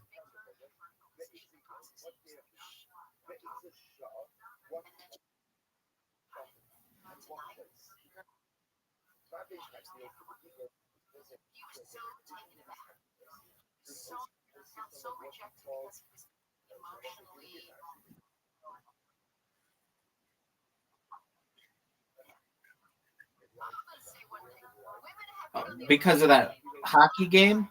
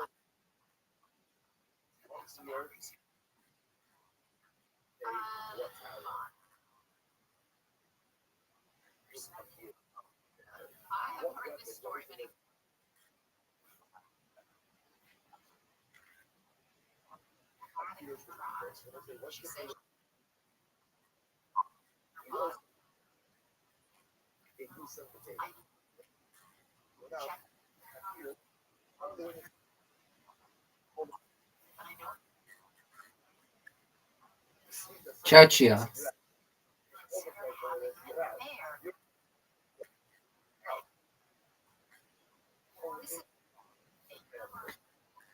Why don't you just call it Pangea?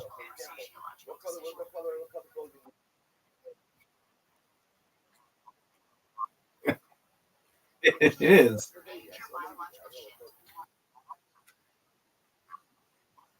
Dog, I mean, what do you want me to do about it?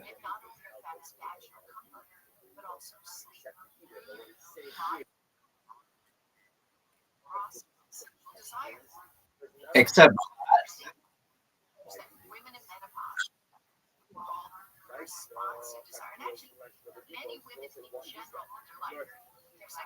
oh fuck. This might be over. I might be done, son.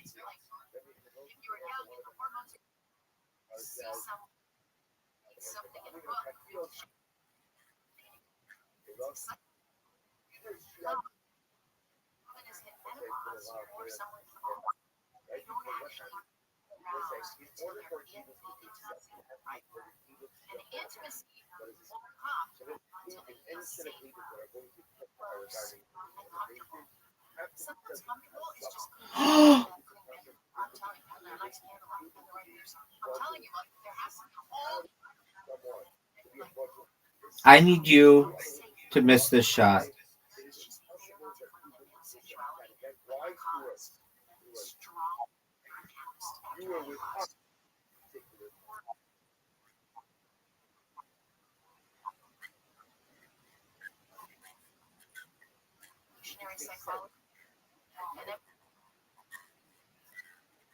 I don't think you know how to play this game.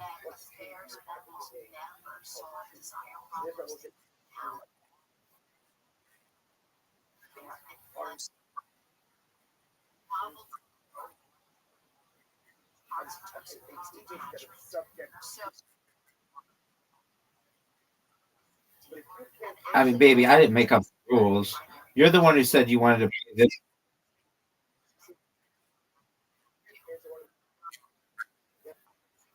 Baby, you said, and I'll quote, you wanted to play 210.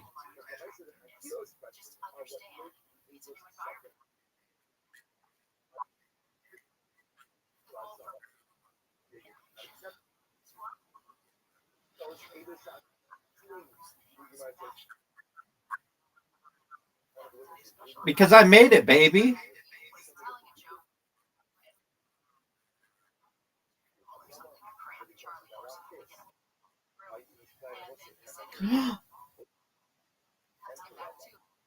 What a major miss, dog.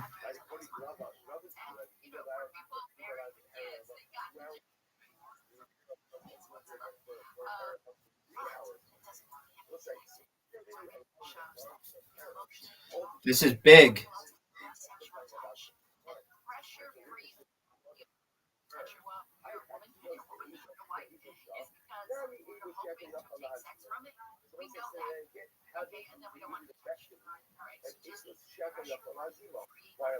Go, go, go, go, go. Dude, you just got 70 points.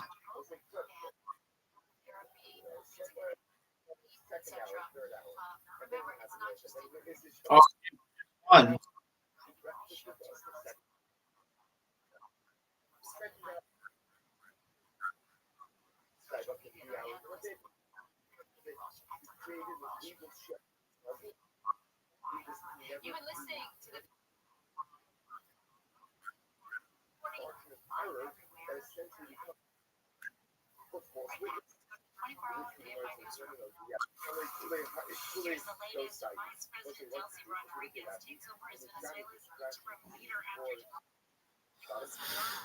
Yeah, but the things are not in a good position for me.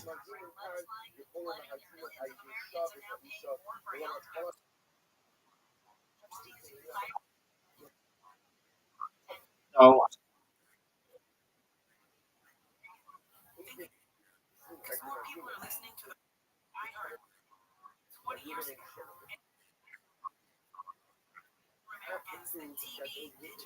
oh no.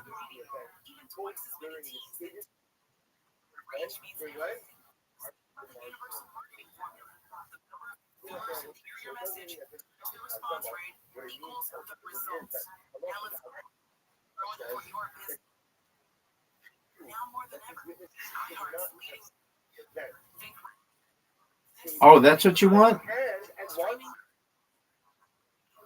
Baby, I'm going to dominate you so badly in literati. It's going to make your head spin. How would you like me to come into random Discord calls with women and talk to you about what AI thinks of my penis?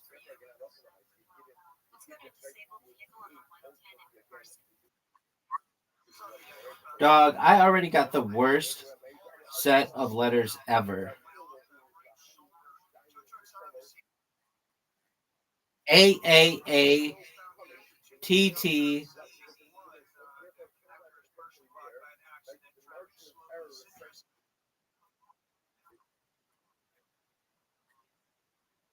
Oh, okay. Yeah.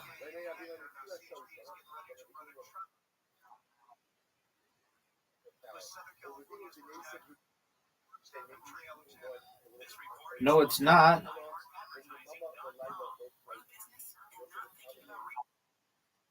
No, I didn't. TATA, dog.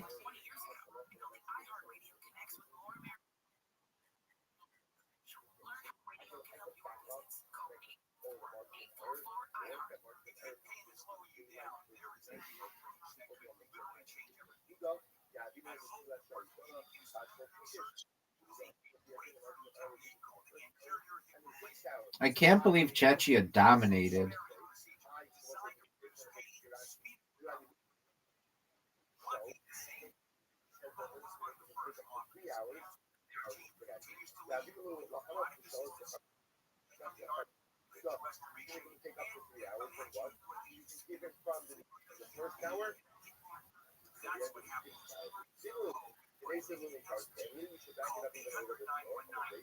Jar?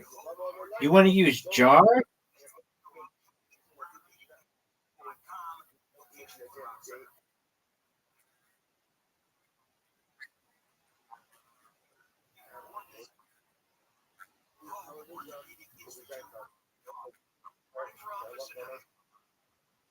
What are you saying, big dog?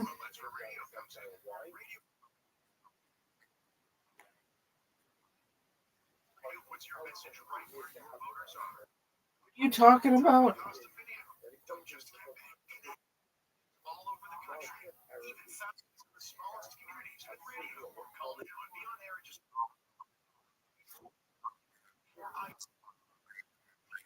I'm gonna Pangea myself into the netherworld.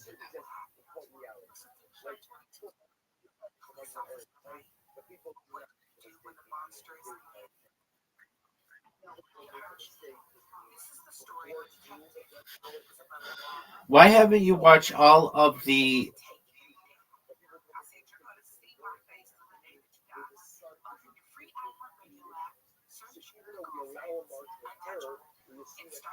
Chappelle shows?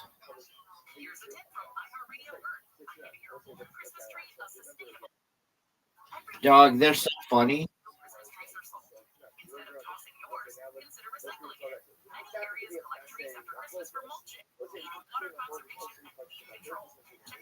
They're still funny today. They are hilarious. What's your favorite Chappelle show skit? Go. What the fuck is that? No one knows what that is, baby.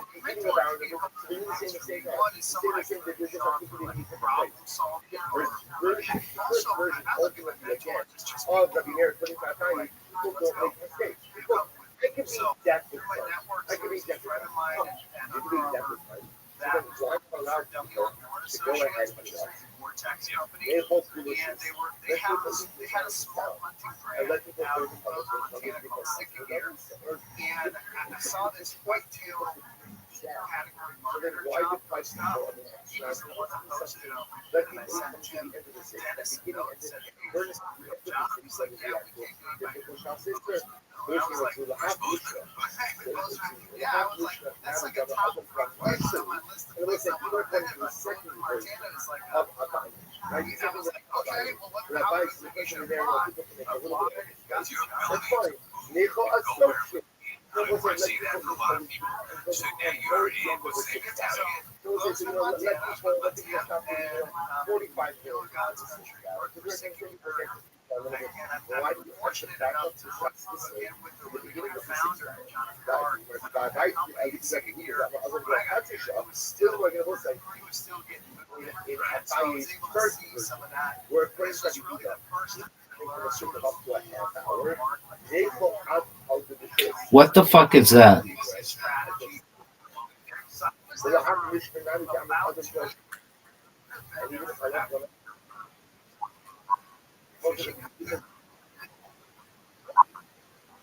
No one agrees with that. Just kind of each other's resources. Baby, do you know what the score is? 98 to 82, baby.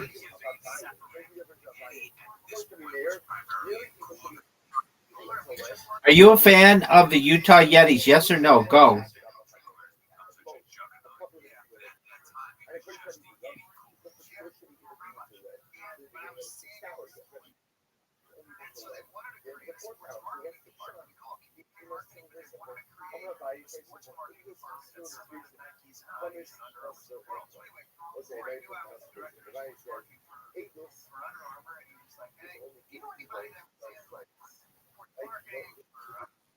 And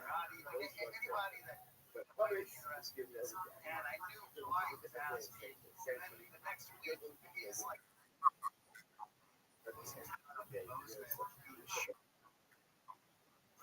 What about the products that they had? I got one of my young cooler, and I looked at the drinkware I was using at the time. It was the energy that it tasted. It was the, you could feel it. Today's you got here, you got those community marketing. So, yeah, so I get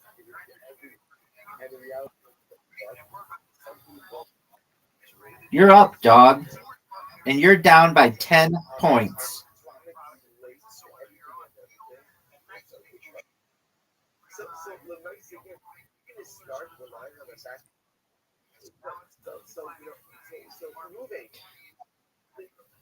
anything in his life. Never been on time in his life. You're going to rely on him now to be the stack that that's the biggest thing I do is like, how do you find trusted sources? Try to trust their I mean, what do you want me to do about it, baby? I'm sitting here thinking what we do every day is we tell people how, being on air with us anyway, it was the most trusted, especially now with social media, most trusted media. And we're telling people that on air with you, trusted. 26 points? Are you fucking serious? Oh, go fuck yourself. Go fuck yourself. Go fuck yourself. God, fuck you.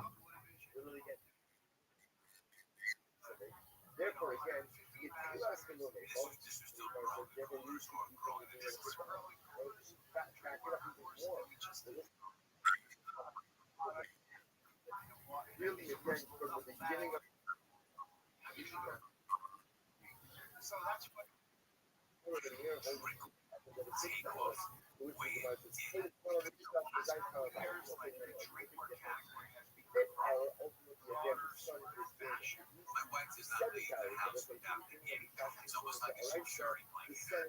Are you serious?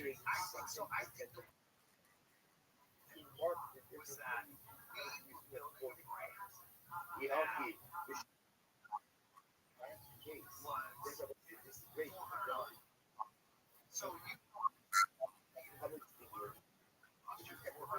the beginning of the 7th hour of the day. This is what's happening. I had friends and I wasn't working at why did you stop? There was like this like one of the beginning of the 6 hours. Let people do the 6 hours.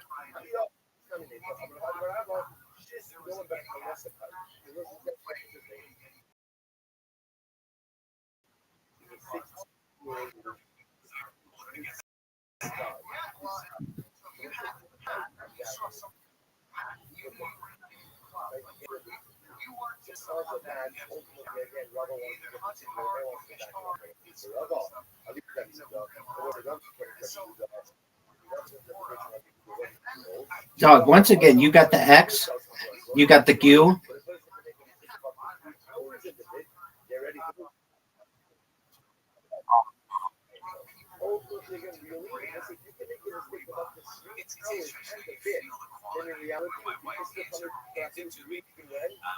feel the weight of it. You feel something solid about it. You feel this is something special.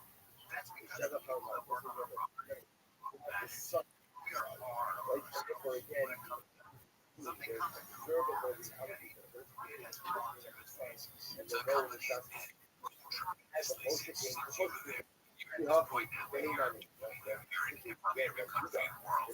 You built a tremendous brand. What's next? So our international expansion is super important to us, and I think you're going to continue to see us in real product. If you say you want to continue on cloud, what would you say is the differentiator? What is the value proposition that Yeti has that sets you apart from the competition? I think the amount of testing we do that when our product gets to the shelves, rest assured that it is going to be durable as anything. So fireworks have very competitive mentality, so our value prop is focus inside the product and all the available. That's really great. Thank you so much for being with the CMO.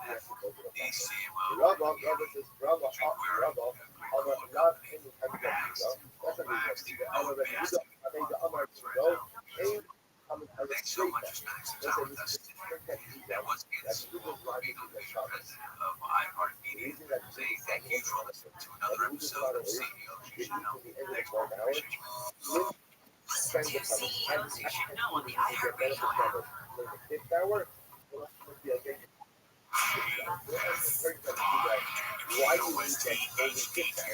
Angeles, Orange County,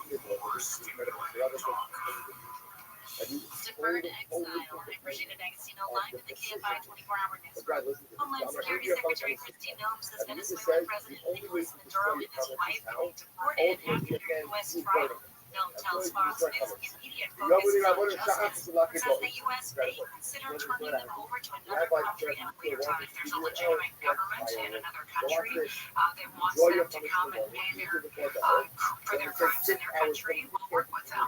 Right now we don't have that in Venezuela. Noem says the U.S. has been building. Dude, you got everything. Fuck this game.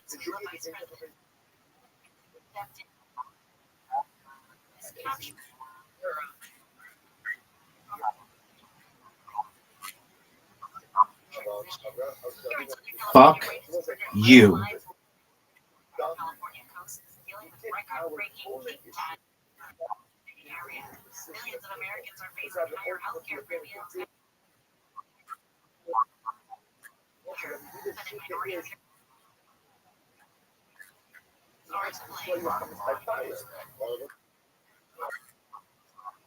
I don't wish I did, baby.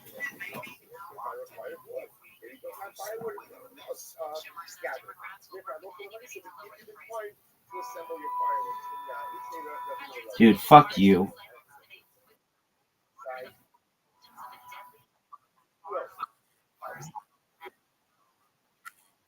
Authorities say most of the victims were young adults. Investigators believe the fire may have started when sparkling candles ignited the ceiling. The bar's managers now face. Can't stop, won't stop.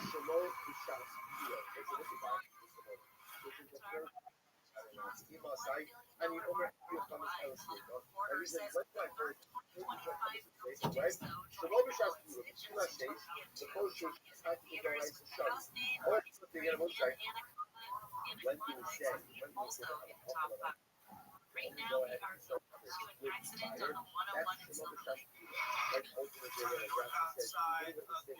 101 in Silver Lake. Are you gonna go?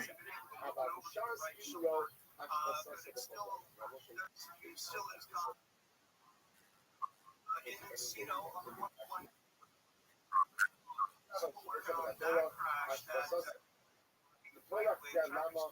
Burbank. Connector to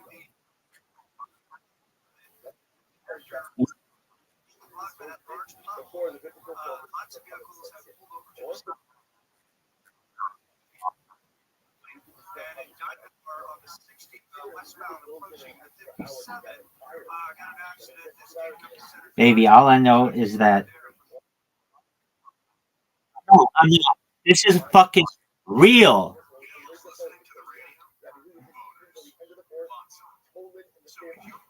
Shout out to Chechia.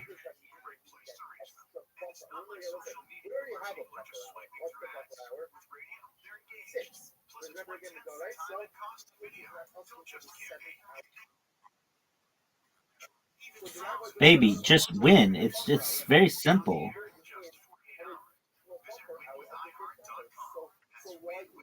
That sucks. That's not even like a real thing.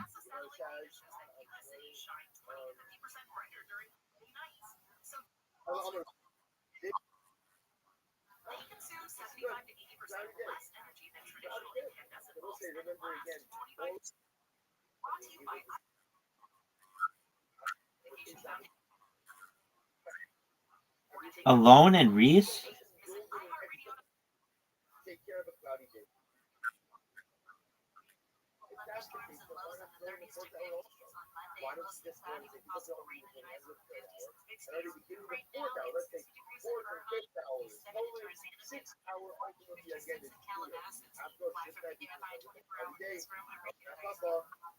We need your help to protect your rights in AM radio in your car. AM is always there in times of need. Key information for our community. The overwhelming majority of legislators support a bill to keep AM radio in cars. Time is running out. Please text the two letters AM. Can't stop, won't stop. Rockefeller.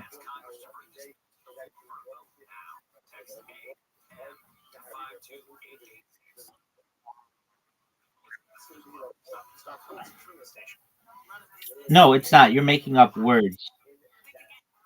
Look at the score.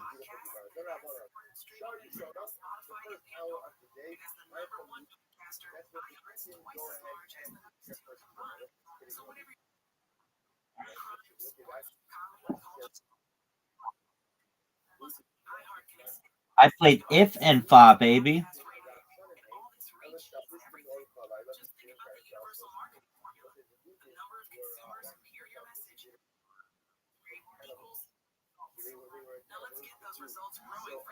Dog, that time is cracking down.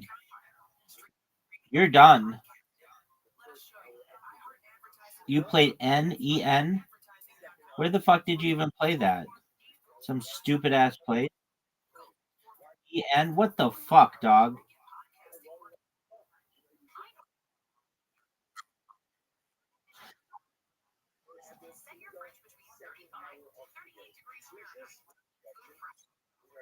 Baby, look at this lead. Baby, look at this lead.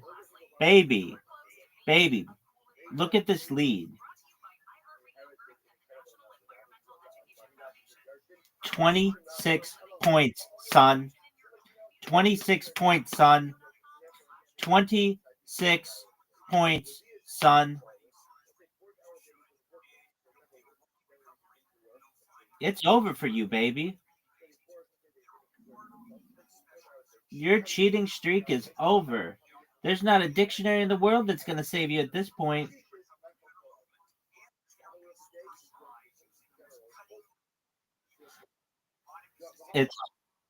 It's over. It's over. Oh, wow. Oh, wow.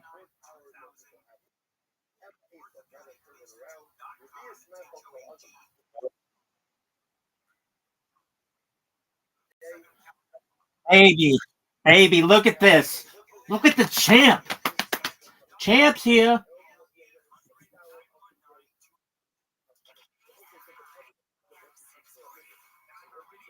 Baby, I have 300. I have a 74-point lead on you, big dog. Do you know how many 74 is? It's more than what you've got. Q, that's what you think is a good play?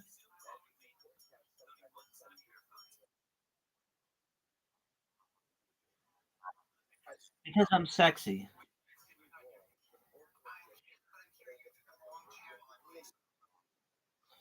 Thanks.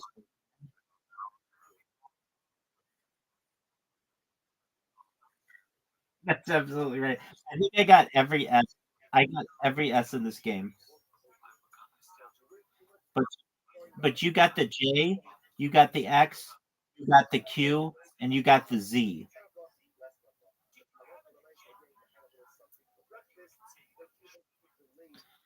Dog, dog, dog, dog. Yo, you want to go with yo? Baby, you gone.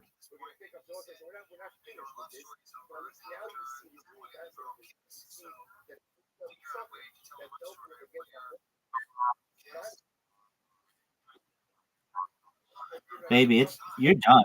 I mean, it's over for you. And I know you may not think it's over for you, but I've got news for you, big man. It is over. It's over, and it's not even close. You didn't. You don't have a Q. There's only one Q, and it's at the bottom. No, there can't. Not in this game, baby.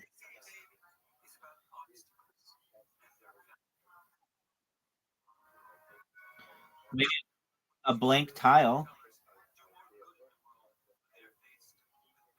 Look at this. Look at this. You're done,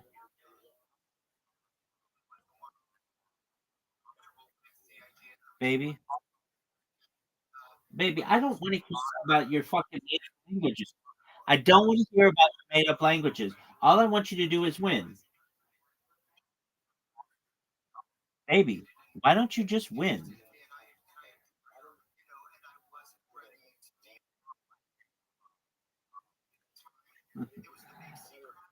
I call you baby like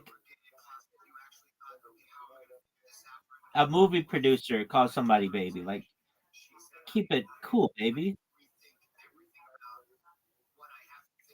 Baby, look at this time limit. Oh, you just got fortunate that that was not a word, or I was about to drop a bomb on you, dog. Dog,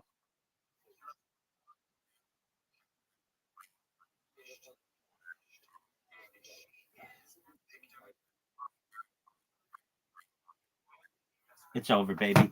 That's what I'm talking about.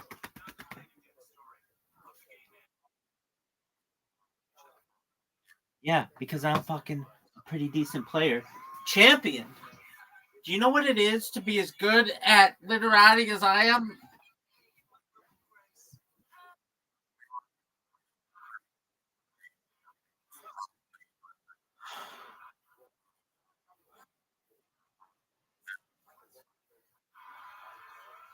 Okay. I mean, I'm just making sure you're aware that this game is over and that you lost. And go to sleep. Baby, baby, baby. I don't give a fuck. Do you understand that? That wasn't a voice crack. That was pure confidence, dog. That wasn't a voice crack. That was pure confidence. Baby, it's over for you. Do you want to be interviewed? Do you want to be interviewed?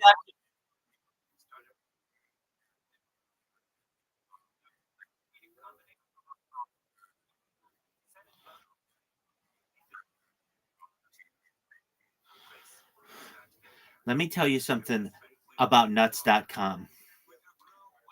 Do you know that they sell D's? Do you know that they sell D's?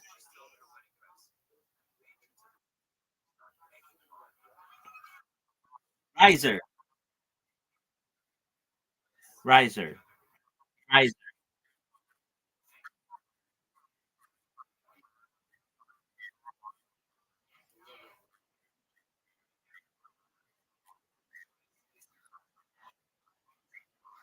That's tight.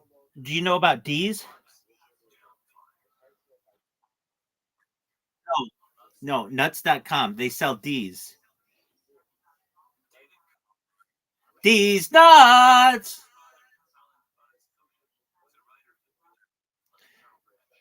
Doug, you want to know one of the best subreddits in the world is called um r/ligma, Ligma. Do you know what Ligma is, right? All right. What is it?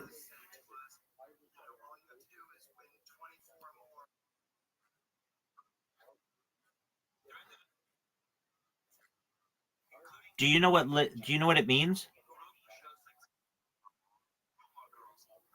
No. It's like lick my balls.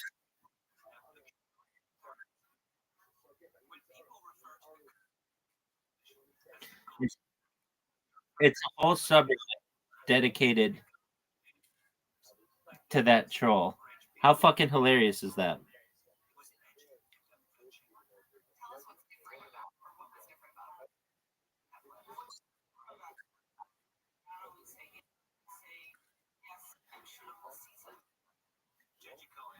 All right. So, do you want to be interviewed after your loss in literati?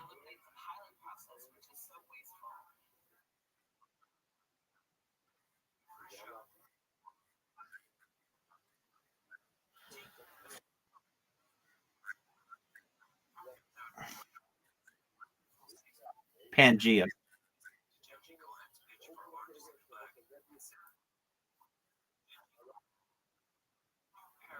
Ligma.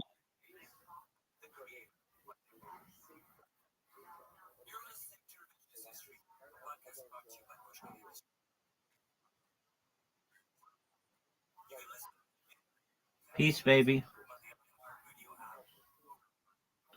Peace.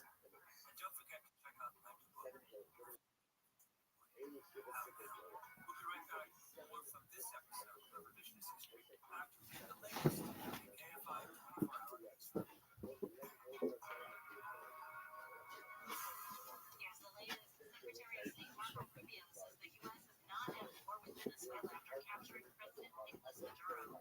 Oscar-nominated actor Mickey Rourke launches a GoFundMe to avoid eviction, and the helicopter crash outside Phoenix killed everyone aboard. We'll check the 405 freeway when we return. Hey, it's Gary and Shannon from KFI. After an accident, recovery isn't just about your body. It's about getting back to work, paying the bills, And figuring out what happens to your car. Sweet James accident attorneys work with people injured in car, motorcycle, or trucking accidents, taking care of the legal process. While you focus on healing. There are no upfront attorney's fees or costs. And they only get paid if there's a recovery. So call Sweet James at 1-800-9-million or go to sweetjames.com. Offices throughout California, including Los Angeles, they can't guarantee or predict the outcome of your case. Who would you call if anything were happened? Was it the shot 22 times? A police officer, right? But what do you do when the monster is the man who he hurt you? This is the story of a detective who thought he was above the law until we came together to take him down. I said, you're going to see my face till the day that you die. Open your free iHeartRadio app, search The Girlfriends, Untouchable, and start listening today. We're going to a crash clearing on the 405 in Westchester. Yeah, this was on the southbound side of the 405 in La Tierra. It's multiple vehicles, but it is now cleared and gone, and the roadways are back to normal. On the 60 westbound at Fairway, got a crash. All lanes right now are being held so they can clear these vehicles from the roadway, or actually solo vehicles from the roadway. And traffic is a little bit slow from 57. Diamond Bar on the 60 westbound approaching 57. Got a accident that is still blocking the left lane. Traffic still there for President Walker. But it looks like they are going to do a traffic break that just popped up, a traffic break from Grand, so that should clear up pretty soon. With Southern California's most accurate traffic reports, I'm Trey Alexander. This report is sponsored by iHeartAdvertising.com. Run a business and not thinking about radio? Think again, because people are listening to radio more today than they did 20 years ago. And only iHeartRadio connects with more Americans than TV, digital, even social. Learn how radio can help your business at iHeartAdvertising.com. And you've heard about New Year, New You. How about New Year, New Home? Those windows you wanted, American Vision Windows can make it happen in just one day. 100% employee owned. Don't treat your home as their own. Every detail gets owner-level care. Book by January 31st for no payments until next year. New windows now, pay in 2027. Visit AmericanVisionWindows.com or call 888-226-9908. That's 888-226-9908. Auto credit, minimum purchase of windows. Some restrictions apply. Offer ends January 31st, 2026. Call or see website for details. CSLB number 778326. You wouldn't trust a butcher to babysit your pet baby. You wouldn't trust a lumberjack to repair your antiques. Or a professional wrestler to be your massage therapist. So why would you trust anyone but Amco to fix your car? For over 50 years, we've been the trusted experts in transmission repair. Check out Amco's multiple financing options so you can fix it fast and pay it off slow. AA MCO. Here's a tip from iHeartRadio Earth on giving your whole Christmas tree a sustainable send-off. Every year, over 25 million real Christmas trees are sold. Instead of tossing yours, consider recycling it. Many areas collect trees after Christmas for mulching, aiding water conservation and weed control. Check with your local municipality for collection times. Brought to you by iHeartRadio Earth and the National Environmental Education Foundation. For more smart, sustainable living tips or to take action in your community, visit iHeartRadio.com/Earth.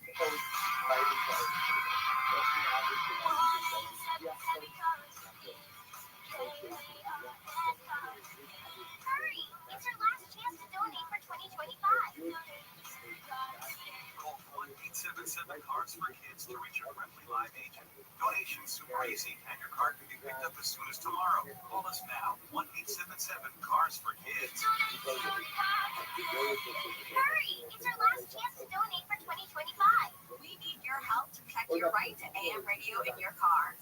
AM is always there in times of need with the key information for our community. The overwhelming majority of legislators, Democrats and Republicans, support a bill to keep AM radio in cars. But time's running out. Please text the two letters AM to 52886 and ask Congress to bring this bill to the floor for a vote now. Text AM to 52886. Messaging data rates may apply. You may receive up to 4 messages upon next stop to stop. A message from the station. Run a business and not thinking about podcasting?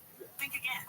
More Americans listen to podcasts than ad-supported streaming music from Spotify and Pandora. And as the #1 podcaster, iHeart's twice as large as the next two combined. So whatever your customers are into, true crime, sports, comedy, culture, they'll hear your message. Plus, only iHeart can extend your message to audiences across broadcast radio. And all this reach means everything. Just think about the universal marketing formula. The number of consumers who hear your message times the response rate equals the results. Now let's get those results growing for you. Think podcasting can help your business? Think iHeart. Streaming, radio, and podcasting. Let us show you at iHeartAdvertising.com. That's iHeartAdvertising.com. Or call 844-844-iHeart. One more time. Call 844-844-iHeart and get podcasting working for you. A decade ago, I was on the trail of one of the country's most elusive serial killers. But it wasn't until 2023 when he was finally caught. The answers were there in plain sight. So why did it take so long to catch him? I'm Josh Seaton, and this is Monster, hunting Long Island Zero. And Jess was like moving it back. There's like 100 Zens in this chair. I go, that's chair. No mistake. Yeah, but no mistaken. He goes through like 100 not Zins, but Black Buffalo in like one episode. So, yeah. Anyways, now would you like an actual one? Yeah, I'll give it another shot. No, it's just instead of tossing it in the garbage, or putting it in your pocket or leaving it in a chair, which we all know there's some people just leave it in a chair. Speaking of which, so I have the old shop show chair at my house, and we put those outside for Thanksgiving. And Jess was like moving it back or whatever, and she goes, "Babe, there's like 100 zins in this chair." I'm like, "Oh, that's chair used to, yeah. No mistaken. Yeah, but no mistaken. He goes through like 100 not zins, but Black Buffalo in like one episode. So Yeah. anyways, now would you like an actual one? Yeah, I'll give it another shot. Let me. No, it's just like instead of tossing it in the garbage, or putting it in your pocket, or leaving it in a chair, which we all know there's some people just leave it in a chair. Oh, speaking of which, so I have the old shop show chair at my house, and we put those outside for Thanksgiving.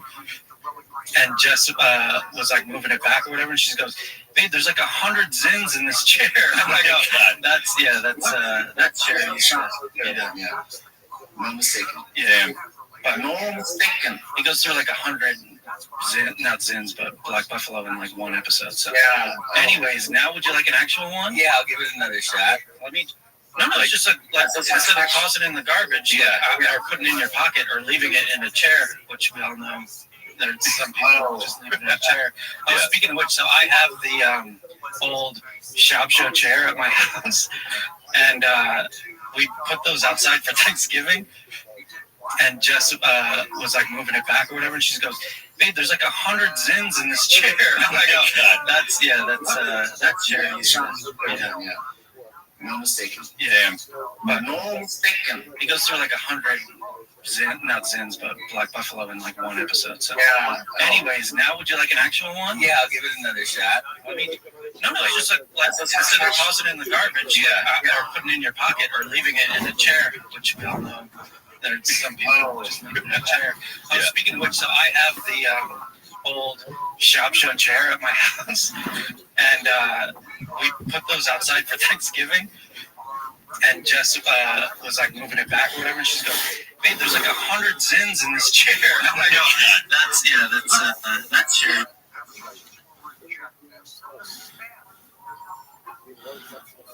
A show with a game in the center on national TV. Littlefield and his screenwriters had a big monster. Now, for the first several decades of its existence, American television was in the grip of what is commonly called mainstream. That's a term coined by the Hungarian book scholar George Gardner, who for 25 years headed the Annenberg School for Communication at the University of Pennsylvania.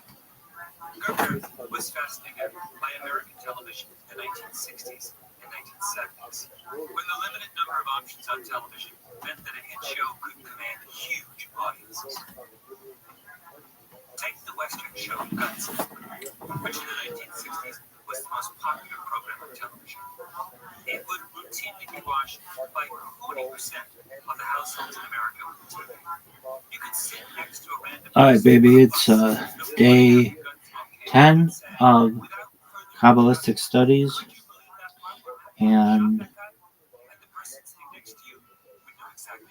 we're going to learn about Shimon Bar Yochai, and I'm just going to read his shit, just because we should know all about him. Shimon Bar Yochai, Shimon ben Yochai, also known by the acronym Rashbi, was a 2nd century Tana or sage of the period of Roman Judea and early Syria. He was one of the most eminent disciples of Rabbi Akiva the Zohar, a 13th century foundational work of Kabbalah. He's one of the most eminent disciples of Rabbi Akiva.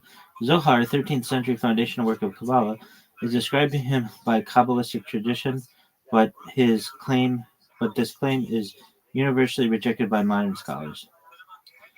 All right. So he was born in 90. He died in 160, 70 years old. He's buried in Kever Rashbi, Meron, Israel. His children only had one, allegedly, but who knows, Eliezer ben Simeon. Religion, Judaism, Yurtzeit, Lag BaOmer, the Lula of Rabbi Shimon Bar Yochai. In addition, the essential legal works called the Sifri and Mechita of Rabbi Shimon ben Yochai are attributed to him. not to be confused with the Mechita of Rabbi Ishmael, of which much of the text is the same. In the Mishnah, where he is the fourth most mentioned sage, he is referred to as simply Rabbi Shimon, except in Hagiga 1:7, and except in Hagiga 1:7. In Baritas, Midrash, and Gemara, his name occurs either as Shimon or Shimon ben Yochai. In 8th century pseudonymous attribution of divine revelations by Shimon to Shimon by the angel Metatron is also called the Secrets of Rabbi Shimon ben Yochai, or the Secrets of Rabbi Simon ben Yochai. According to modern legend, he and his son Eleazar ben Simeon were noted Kabbalists. Both figures are held in unique reverence by the Kabbalistic tradition. According to another modern legend, they were buried in the same tomb in Meron, Israel, which is visited by thousands year-round. Biography. Shimon was born in Galilee. He was one of the principal pupils of Rabbi Akiva, under whom he studied 13 years at Bnei Barak.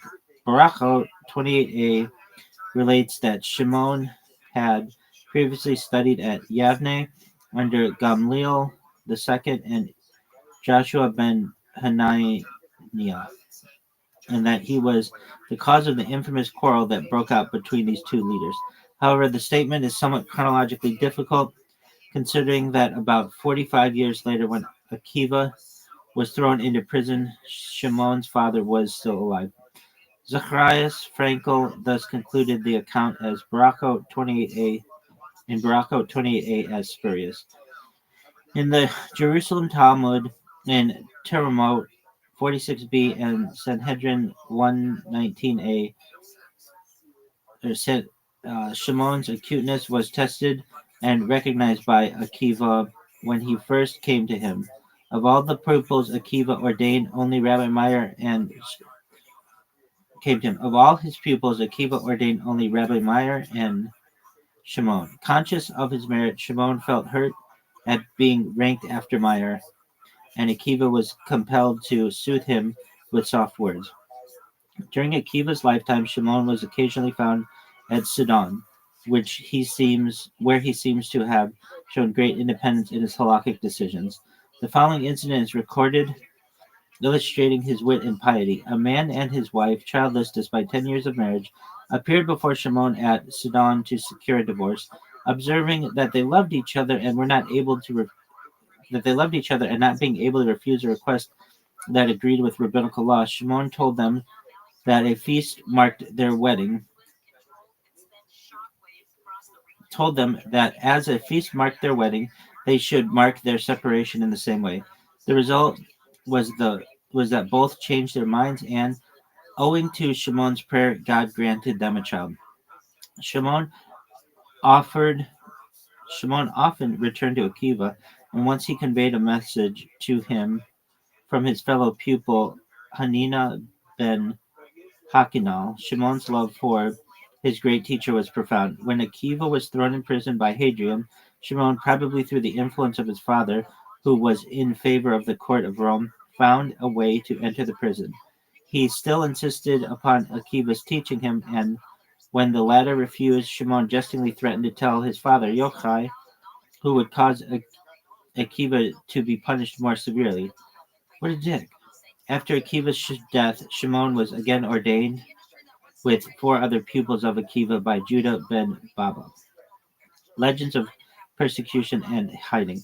The persecution of Jews under Hadrian inspired Shimon with a different opinion of the Romans than that held by his father. Shimon often demonstrated his anti-Roman feeling when, at a meeting between Shimon and his former fellow pupils at Usha,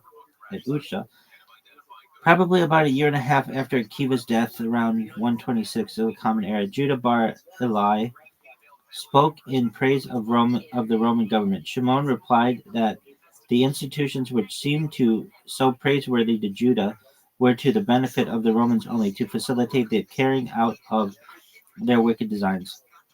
Shimon's words were carried by Judah Ben Gerim, one of his pupils, to the Roman governor, who sentenced Shimon to death.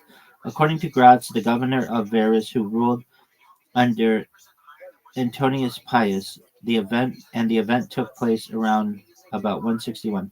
Shimon was compelled to seek refuge in a cavern, where he remained for 13 years till the emperor, possibly Antonius Pius, who reigned until 161 died.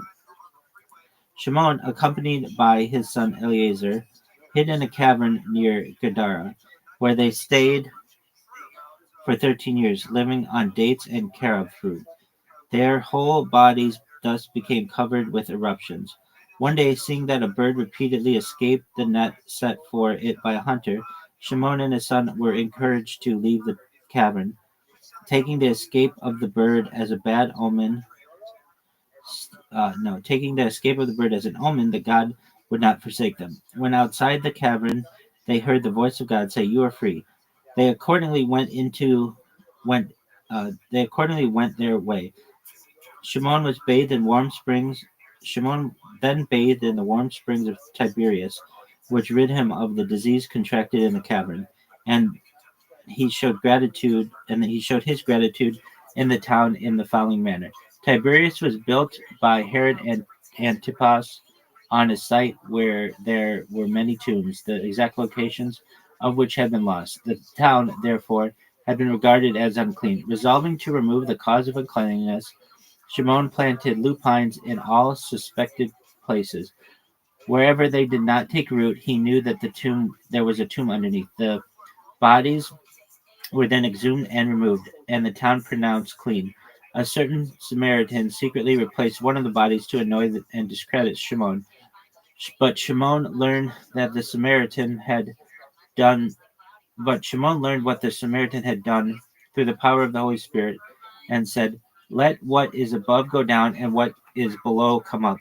The Samaritan was entombed, and a schoolmaster of Magdala, who mocked Shimon for his declaration, was turned into a heap of bones. To spare their garments, they sat naked in the sand, consequently covering their skin with scabs. At the end of 12 years, the prophet Elijah announced to them the death of the Roman emperor and the consequent annulment of the sentence of death against them. When they came forth, Shimon observed people occupied with agricultural pursuits to neglect the Torah, being angered thereby, smote them with his glances. The voice of God then ordered him to return to the cavern, where he and Eleazar remained 12 months longer, at the end of which time God ordered them to come forth. When they did so, Shimon was met by his son-in-law, Pinhas ben Jair, who wept at seeing him in such a miserable state. Something about this doesn't make sense, though, because if Shimon only had one son, that's known, I guess. So maybe he had a daughter-in-law or something, or a daughter, but she's not referenced. However, Shimon told him that he ought to rejoice. We're going to go into that, though. However, Shimon told him that he ought to rejoice, for during the 13-year stay in the cavern, his knowledge of Torah had been much increased. In gratitude for the miracle that had been wrought for him, Shimon then undertook the purification of Tiberias. He threw some lupines into the ground, whereupon the bodies came to the surface at various places, then marked as tombs. Not only was the man at Shimon's announcement of the purification of Tiberias turned into a heap of bones, but also Shimon's pupil and delator, Judah ben Gerim. Later stories. It appears that Shimon settled afterward at Meron, the valley in front of which place was filled with dinars at Shimon's command. On the other hand, it is said that Shimon established a flourishing school at Tekoa, among the pupils of which was Judah the first. Gratz demonstrated that Tekoa evidently was Galilee, and hence must not be identified with the biblical Tekoa, which was in the territory of Judah. Bacher argues that Tekoa and Meron were the same place. As the last significant event in Shimon's life, it is said that he was sent to Rome accompanied by Eleazar ben Joseph with a petition to the emperor for the abolition of the decree against 3 Jewish observances, and his mission was successful. It is stated that Shimon was chosen for the mission because he was known as a man in whose favor miracles were often wrought. At Rome, too, Shimon's success was due to a miracle, for while on the way he was met by the demon Ben Timalion, who offered his assistance. According to agreement, the demon entered the emperor's daughter, and Shimon exorcised it when he arrived at the Roman court. The emperor then took Shimon into his treasure house, leaving him to choose his reward. Shimon found that the vexatious decree, which he took away and tore it into pieces. This legend, the origin of which is non-Jewish, has been discussed by modern scholars. ViralRabbi thinks it is a variation of the legend of the apostle Bartholomew exorcising a demon that had taken possession of the daughter of Polymnius, the king of India. ViralRabbi's opinion was approved by Joseph Halevi. Bacher thinks there is another Christian legend which corresponds more closely to the Talmudic narrative, that in which Abercius exorcised a demon from Lucilla, the daughter of Marcus Aurelius. Shimon is stated to have said that whatever might be the number of persons deserving to enter heaven, he and his son were certainly of that number. So that if there were only 2, these were himself and his son. He is credited with saying that united with his son and Jotham, king of Judah, he would be able to absolve the world from judgment. Thus, on account of his exceptional piety and continuous study of the law, Shimon was considered one of those whose merit preserves the world, and therefore during his life the rainbow was never seen, that promise of God's forbearance not being needed.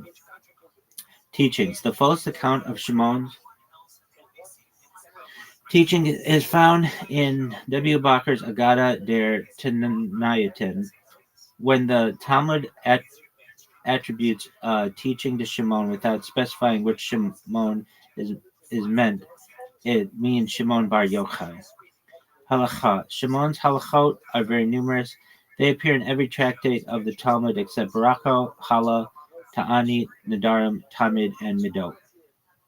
He greatly valued the teaching of his master Akiva and is reported to have recommended his pupils to follow his own system of interpretation, Midot, because it derived from that of Akiva. But this itself shows that Shimon did not follow his teacher in every point. Indeed, as is shown below, he often differed from Akiva, declaring his own interpretations to be better. He was independent of halakhic decisions and did not refrain from criticizing the Tanaim of the preceding generations. He and Jose ben Halafta were generally of the same opinion, but sometimes Shimon sided with Meir. Like the other pupils of Akiva who, wishing to perpetuate the latter's teaching, systematized it in the foundation of the Mishnah, Meir, Tosefta, Nehemiah, and Sifra, Judah, Shimon is credited with the authorship of the Sifrei, a halakhic midrash to Numbers and Deuteronomy, and of the Makilta de Rabbi Shimon, a similar midrash to Exodus. The particular characteristic of Shimon's teaching was that whether in a halakha or in a agadic interpretation of a biblical command, he endeavored to find the underlying reason for it. This often resulted in a material modification of the command in question. From many instances, the following may be taken. In the prohibition against taking a widow's garment in pledge, it was Judah ben Eli's opinion that no difference is to be made between a rich and a poor widow. But Shimon gives the reason for such a prohibition, which was that if such a pledge were taken, it would be necessary to return it every evening. And going to the widow's home every morning and evening might compromise her reputation. Consequently, he declares the prohibition applies only in the case of a poor widow, since one who is rich would not need to have the garment returned in the evening. Shimon's name was widely identified with the halakhic principle of interpretation, and his teacher Akiva approved of it. Therefore, his contemporaries often applied to him when they wished to know the reason for certain halachot. Shimon also divided the oral law into numbered groups, of which 15 are preserved in the Talmud. He especially favored the system of giving general rules, of which there are a great number. All this shows that he was systematic and that he had the power of expressing himself clearly. He was dogmatic in his halakhic decisions, but where there was a doubt as to which of two courses should be followed, and the rabbis adopted a compromise, he admitted the legality of either course. He differed from Akiva in that he did not think the particles like et, gam, and others contain in themselves indications of halachot, but in many instances he showed that he was opposed to Ishmael's opinion that the Torah speaks as men do, and that seemingly pleonastic words can never serve as the basis for deducing new laws. Agada. Shimon is very prominent also in Agada, and his utterances are numerous in both Talmuds. Many of his sayings bear on Torah study, which he believed should be the main object of a man's life. Despite the stress he laid on the importance of prayer, and particularly on the reading of the Shema, he declared that one must not, for the sake of either, interrupt the study of Torah. He considers the Torah one of the three good gifts which God gave to Israel and which cannot be preserved without suffering. But recognizing the difficulty of occupying oneself with Torah study and of providing a livelihood at the same time, Shimon said that the Torah was given only for those who ate the manna or the priestly meals. He declared that had he been on Mount Sinai when God delivered the Torah to Israel, he would have requested 2 mouths for man, one to be used exclusively as a means for repeating and thus learning the Torah. But then he added, how great also would it be the evil done by delators, Moserim, with 2 mouths. Among Shimon's many other utterances may be mentioned those with regard to repentance, and some of the ethical sayings. So great is the power of repentance that a man who has been during his lifetime very wicked, Rasha Gamur, if he repent toward the end, is considered a perfectly righteous man. He was particularly severe against haughtiness, which he declared is like idolatry, and against publicly shaming one's neighbor. One should rather throw himself into a burning furnace than shame a neighbor in public. He denounced the crimes of usury, deceitful dealing, and disturbing domestic peace. His animosity toward non-Jews generally and toward feminine superstition is expressed in the following utterance. The best of the heathen merits death, the best of serpents should have its head crushed, and the most pious of women is prone to sorcery. Although often quoted by Jew haters, his comment was uttered after witnessing his teacher being tortured to death. Bar Yochai himself becoming a fugitive after speaking out against Roman oppression. His hostility of the Romans is expressed also in the Maxims, thus alluding probably to the Parthian War which broke out in the time of Antonius Pius.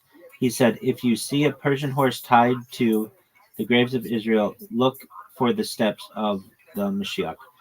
Mysticism. Shimon combined with the rationalism and halakha in a mysticism in the Agadic teachings as well as in his practice.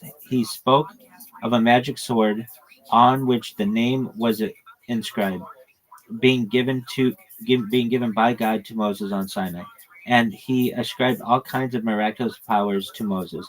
After his death, he appeared to the saints in their visions. Thus, his name became connected with mystical lore, and he became a chief authority of Kabbalists. There exist 2 apocryphal midrashim ascribed to Shimon: the secrets of Rabbi Shimon ben Yochai and Tefillat Rabbi Shimon ben Yochai. Both of them bear on the messianic time, but the second is more complete. The main point of these midrashim is that while Shimon was hidden in the cavern, he fasted 40 days and prayed to God to rescue Israel from such persecutions. The Metatron revealed to him the future, announcing the various Muslim rulers, the last of whom would perish at the hands of Mashiach. As in similar messianic apocrypha, the chief characters are Armilius, and the three Mashiachs, Mashiach ben Joseph, Ephraim, Mashiach ben Aaron, and Mashiach ben David, as evidenced in Dead Sea Scrolls. The Zohar, 13th century foundational work of Kabbalah, is ascribed to him by Kabbalistic tradition, but this claim is universally rejected by modern scholars. Commemoration. Some believe that Bar Yochai died on the 33rd day of the Omer, known as Lag BaOmer, due to a printing error in Hayim Vital's Pre-Etz Chadash. Some believe that on the day of his death, he revealed deep Kabbalistic secrets, which formed the basis of the Zohar. According to the B'nai Yisachar, on the day of his death, Bar Yochai said, "Now it is my desire to reveal secrets. The day will not go to its place like any other, for the entire day stands within my domain." Daylight was miraculously extended. Daylight was miraculously extended until he had completed his final teaching and died. His yortzeit is widely known as Yom Hilula, a day of celebration. This is based on the original text of Sha'ar HaKavanot by Chaim Vital, which refers to the day as Yom Simchato, the day of his happiness, rather than Yom Shemet, the day that he died. There is thus a widely observed custom to celebrate on Lag BaOmer at his burial place in Meron, with bonfires, torches, song, and feasting. The Yom Hilula is celebrated by hundreds of thousands of people. Some say that the bonfires are lit to symbolize the impact of his teachings. Commemoration customs at the tomb. Customs at the tomb include the lighting of a bonfire that traditionally goes to the Rebbes of the Boyaner dynasty. Boys at the age of 3 will often come to the tomb to receive their first haircut. Another custom at the tomb of Shimon Bar Yochai is the giving of Chai Rotel. The Hebrew letters Chet and Yod are the gematria numerical equivalent of 18. Rotel is a liquid measure of about 3 liters. Thus, 18 rotels equals 54 gallons, or about 13 equals 54 liters, or about 13 gallons. It is popularly believed that if one donates or offers 18 rotels of liquid refreshment, grape juice, wine, soda, or even water, to those attending the celebration at Bar Yochai's tomb on Lag BaOmer, then the giver will be granted miraculous salvation. All right. So we were reading something. Yeah, so there was something that didn't make sense. Yo, dog, in Rabbi Shimon Bar Yochai's story, they say that his son-in-law comes to the tomb, but per tradition, he only had one son, Eliezer. So who was this son-in-law?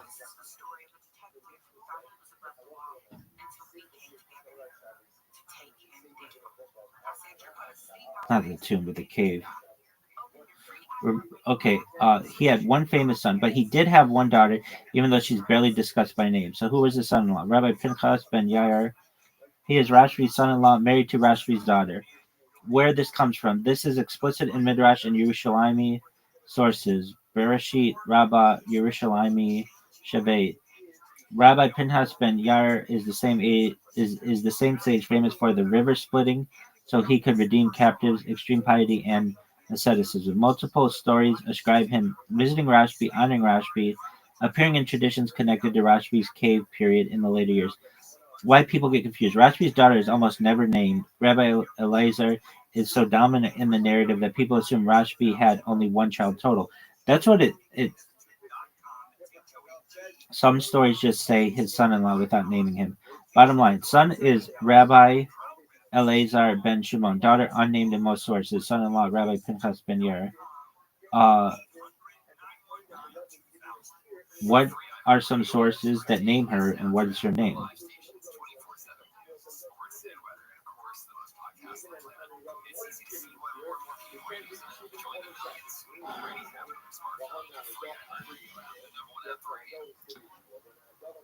Okay, so are there sources that actually name Rashbi's daughter? Short answer, no. Classical, Talmudic, or early Midrashic source names her. Her existence is clear, her name is not.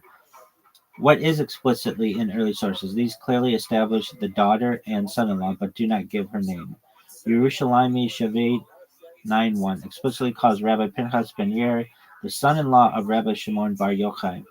Bereshit Rabbah 79:6, Vayikra Rabbah 9:1. Once you have a son-in-law, you necessarily have a daughter, but she remains unnamed. Yeah. So on Wikipedia, it shouldn't just have Eleazar ben Shimon or Simeon or whatever. It should be, or Bar Simeon, whatever they want to call him. It should say and one daughter, and at least one daughter, or something like that. Because it sounds like he only had one son, but he obviously had more than one child. Or it sounds like he only has one child, but he obviously had more than one child. Names that appear in later literature, Yehudit appears in some later genealogical and Kabbalistic compilations. Unnamed Bat Rashbi. Many sources deliberately avoid naming her. Examples of later works where names are proposed or hinted: Seder HaDorot, Shelet HaKabbalah. Some manuscripts connected to Safed era, Svat era Kabbalists. Important. These works do not claim the names come from Chazal. They are traditions, not proofs. Scholarly consensus: existence is certain, name is unknown. Any name attributed is late tradition, not binding or provable. This is actually very common with women in Tanaitic families. Why her name may have been intentionally omitted. Traditional explanations include extreme modesty norms, focus on Rashbi Elazar Pinchas as a spiritual chain. Women are often referenced relationally, daughter of, wife of, rather than by name in early rabbinic literature.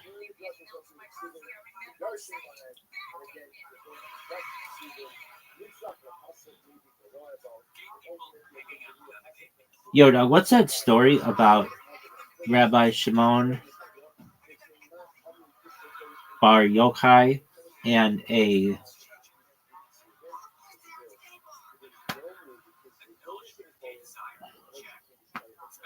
like getting a demon out of somebody?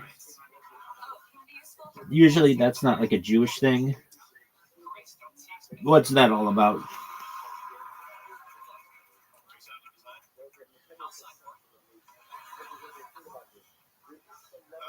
Yeah, you're remembering it right, and you're also right that. Sure, this thing's gonna refresh and suck.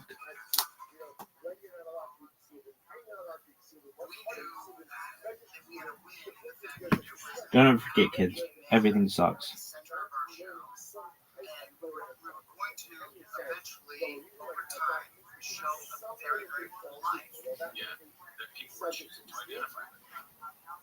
Answering your question, that's how we slowly fed this a conspiracy to. Yeah, you're remembering it right, and you're also right that it's not a normal Jewish thing, normal Judaism thing. That's exactly why the story stands out. Here's what's going on, cleanly separated between source. What actually happens, how Judaism understands it. The story itself, the core version. The famous story appears in Zohar 3, Parashat Pinchas 219b to 220a, and related Kabbalistic traditions. What happens? A woman or person is afflicted by a Ruach Ra, destructive spirit. Later language would call this a dibuk. The spirit causes suffering, distortion, or loss of control. Rabbi Shimon bar Yochai confronts the spirit. He does not use spells, incantations, or magic. He commands the spirit in the name of Hashem, Torah authority. The spirit leaves, sometimes after explaining why it was there. The key detail: Rashbi doesn't battle the demon, he outranks it. Why this feels un-Jewish and why it actually isn't. You're right that mainstream Judaism avoids demon talk. The Talmud downplays exorcism. Rambam basically says don't obsess over this stuff. But racial distinction: Judaism forces but rejects ritual magic, summoning spirits, performing exorcisms as a practice. Rashbi is not doing any of that. What Rashbi is actually doing Kabbalistically. In Kabbalah, there are kelipot, husks, distortions, disembodied souls, spiritual parasites that cling when there is damage. Rashbi's role is to restore cosmic order, to realign the soul, to command lower forces the way a king commands servants. This is why the spirit often explains itself. The removal looks effortless. There's no ritual, just speech and presence. Why only Rashbi and a few others do this? This is very important. Judaism does not encourage exorcism because almost no one is qualified. The tradition names only a handful: Rabbi Shimon Bar Yochai, Rabbi Pinchas ben Yair, occasionally Rabbi Hanina ben Dosa, much later Arizal, rarely indirectly. These people are seen as completely righteous, spiritually sealed, unable to be harmed or tricked. Everyone else dangerous. Why demons almost never appear in halakhic Judaism? Because they are irrelevant to daily avodat Hashem. Torah is about repairing the world, not fighting spirits. Obsession with demons leads to fear and superstition. So Chazal basically say, yes, these things exist. No, this is not your lane. Is this the same as other types of exorcism? No, it's the opposite worldview. Other ones think it's drama, struggle, invocation, battle of wills. Rashbi is calm authority. The spirit leaves because it has to. No types of water, no chance, no theatrics. Bottom line, the story is real in Kabbalistic tradition. Judaism accepts spiritual afflictions. Judaism rejects exorcism as a practice. Rashbi is an exceptional cosmic figure, not a model to imitate. Now here's something else. Yo, dog, when Rabbi Akiva was like in jail with the Romans, and then Rabbi Shimon Bar Yochai came to visit him, wasn't it pretty uncool that Rabbi Shimon ben Yochai said that if Rabbi Akiva didn't teach him, that he would tell the Romans? Like, that seems like a total mean move. It's like a total dick move.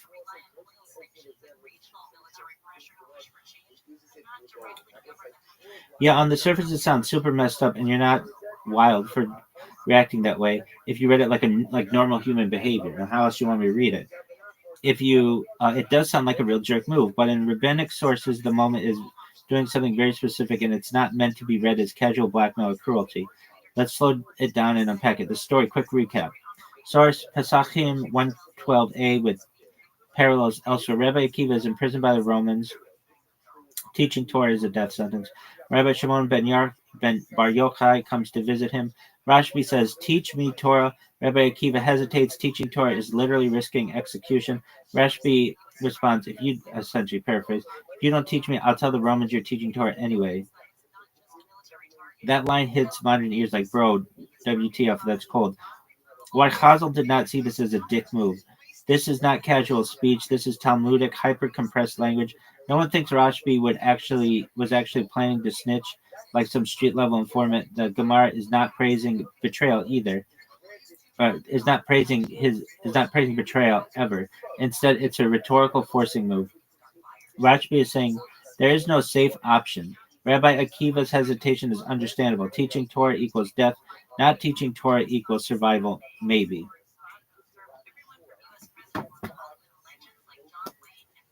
It sounds like a dick move to modern ears.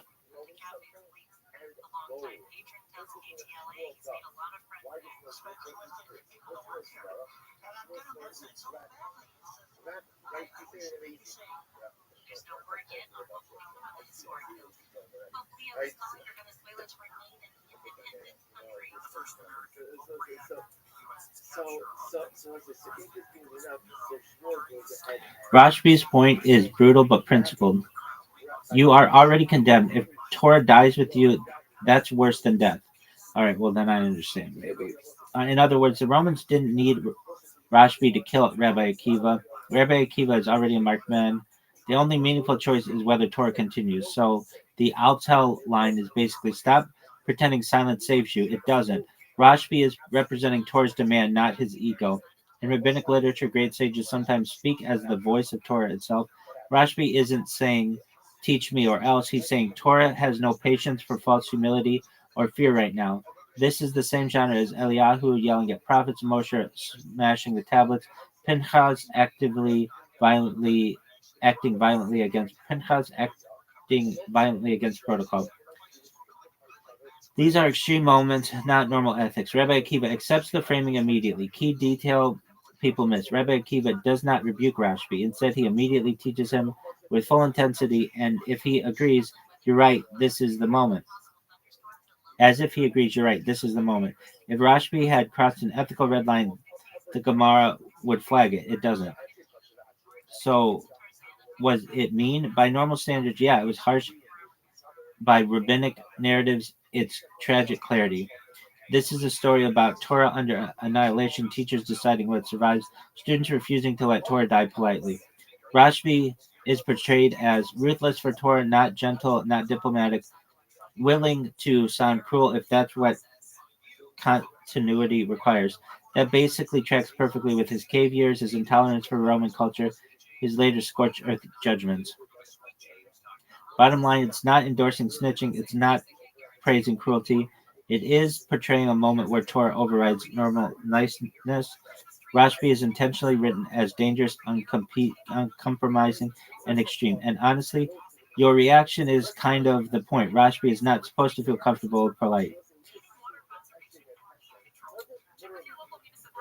Well, then, shouldn't Rabbi Akiva have known this and just told or just taught Rabbi Shimon Bar Yochai?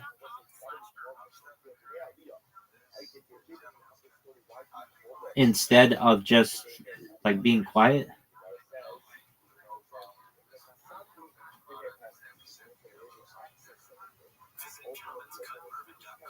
Yeah, that's actually the right question, and Chazal are very aware of it.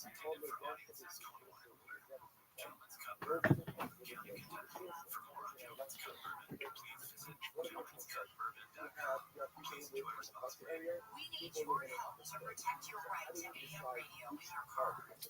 AM is always there in times of need. Key information for our community. Sorry, quick recap. Source, Hasakim 112. Did I read this yet? All right, so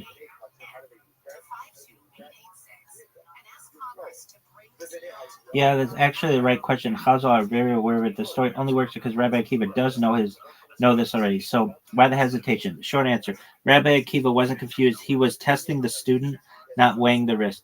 What Rabbi Akiva is really doing. Rabbi Akiva is at the end of his life. He knows he's likely not leaving prison alive. Torah transmission is now a chain of survival problem. Not every great mind is safe to empower. So his pause is not fear, it's discernment. The unspoken question: are you someone who understands that Torah is worth everything, even sounding monstrous for it? Why Rashbi's response is actually the correct answer. Rashbi's reply is extreme, uncomfortable, and dangerous. And that's exactly why it works. He's basically saying if Torah dies, then life itself is already compromised. Don't protect me from reality. That tells Rabbi Akiva the student won't romanticize martyrdom. He won't soften Torah to survive politically. He will carry Torah even when it burns. That's the story. That's the student Rabbi Akiva needs. But Rabbi Akiva couldn't just teach him immediately because teaching Torah isn't just information transfer, skill acquisition. It's entrusting the future worldview of Judaism. Rabbi Akiva is choosing who shapes post-destruction Judaism, who speaks when Rome is gone but trauma remains. If Rashbi had answered gently, politely, or ethically, he might have been a great rabbi, but not the one for this moment. Notice what happens next. Very important. After Rashbi speaks, the tone changes completely. Rabbi Akiva teaches him fully, without rebuke, without further testing, meaning the test is over. Bigger pattern in Chazal. The exact structure appears somewhere. Eliyahu tests Elisha, stay here. Elisha refuses. Naomi pushes Ruth away 3 times. Hillel tests potential converts. Not because they want refusal, but because Only someone who pushes back belongs inside. Bottom line, Rabbi Akiva already knew Torah must be taught. The pause was to test capacity, not courage. Rashbi passes by showing he understands Torah's non-negotiable nature. The story is about selection under catastrophe, not hesitation. Well, what if Rabbi Shimon Bar Yochai did not push back? Then what would Rabbi Akiva have done?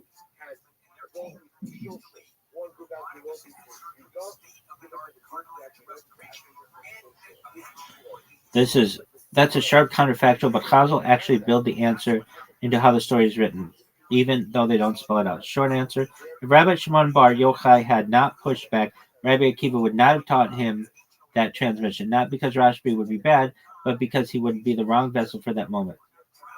Look, Rabbi Akiva was selecting for. Rabbi Akiva wasn't asking, is the student righteous? Is he brilliant? He was asking, will this person preserve Torah without softening it when the world becomes hostile? That requires someone who is willing to be misunderstood, can tolerate sounding unethical, will choose Torah over social approval even among Jews. If Rashbi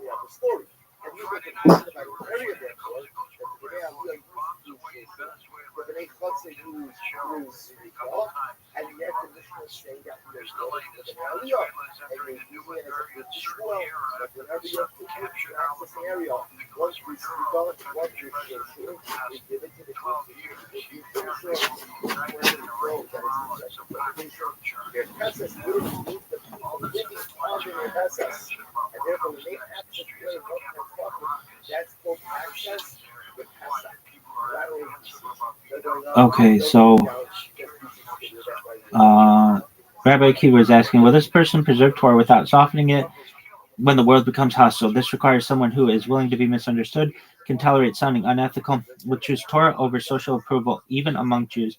If Rashbi had responded politely, even heroically, it would signal sensitivity to optics, defense to authority, or deference to authority, a tendency to protect people from Torah's sharp edges.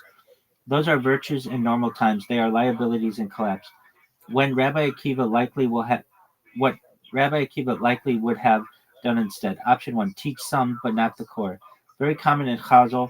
He might have taught halakhic material or surface teachings, but not the deeper formative transmission that later defines Rashbi. Option 2, pass the torch elsewhere. Rabbi Akiva had other students, Rabbi Meir, Rabbi Yehuda, Rabbi Yosef. Each carries a different temperament. To step on a duck? Push, perhaps.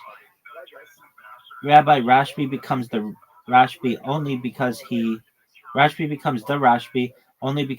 proves he can hold severity without corruption. Why the Gemara includes the threat at all? Because it marks a fork in history. Chazal are saying Judaism after Rome survives not only because of martyrs, but because of people willing to be hard when hardness is required. That's deeply uncomfortable and intentionally so. A crucial nuance, very important. The story is descriptive, not prescriptive. Chazal are not telling you be ruthless, threaten teachers, override ethics for Torah. They are saying in a once in history emergency, a once in history person was chosen. That's why Rashbi spends 13 years isolated. His worldview nearly destroys the world. When he emerges, he must be softened later. Even Rashbi's severity is portrayed as dangerous. Bottom line, if Rashbi hadn't pushed back, Rabbi Akiva would still die a martyr. Torah would still survive, but a different version of Torah would shape history.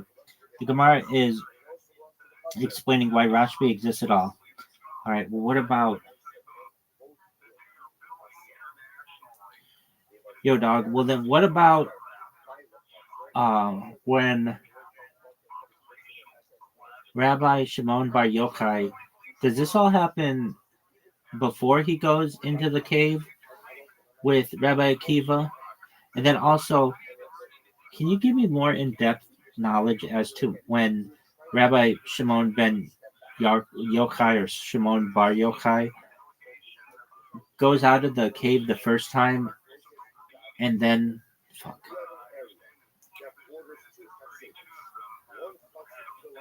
Yo, dog, can you please tell me when does this happen? Is this before he goes into the cave for 13 years? And then also when he leaves the cave for 1 year, what was life like? And then when he leaves the cave after the 13 years, what was life like? And also, how does he die? Like, of what?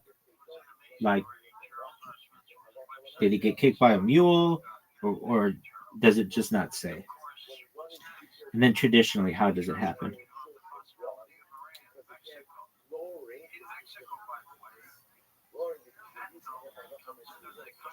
Got it.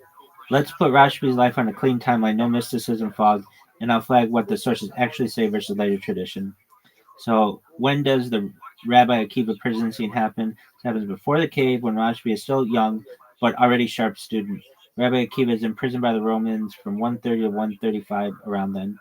Hadrianic persecutions. Rashbi receives his core Torah transmission then. This moment basically creates Rashbi as Rashbi. It's the setup for everything that follows. What happens right before the cave? Rabbi Akiva's death. Rashbi openly criticizes Rome. Famous line: Rome builds roads, markets, baths for exploitation, not civilization. A Jew informs on him. Yes, an actual snitch.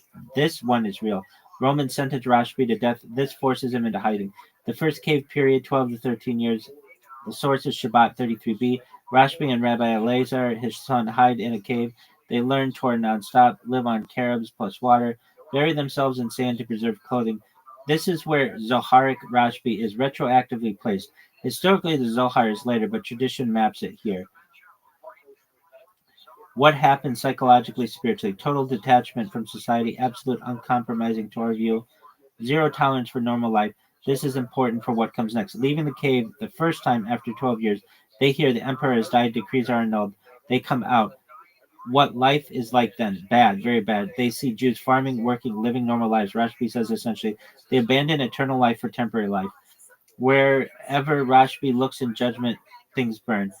This is not metaphorical. The Gemara treats it as literal destructive holiness. God's response: at Bat Kol, a heavenly voice says, "Did you come out to destroy my world? Return to your cave." That's the extra year. The extra year in the cave, year 13. This is crucial. What changes? Rabbi Elazar stays severe. Rashbi softens. He learns patience, compassion, that the world needs balance, not purity alone. When they leave again, if Elazar judges, Rashbi heals. Rashbi actively counteracts extremism. This is the Rashbi Judaism keeps. Leaving the cave the second time after 13 years. What life is like now. Rashbi re-enters society, lives in Meron, Galilee, teaches openly, engages with people, still anti-Roman but not world-burning. Key story: he sees an old man running with two myrtle branches for Shabbat. Rashbi says, "See how beloved the mitzvot are to Israel." This moment fully resolves his tension with normal life. How does he die? There's no cause of death, no illness described, no violence mentioned.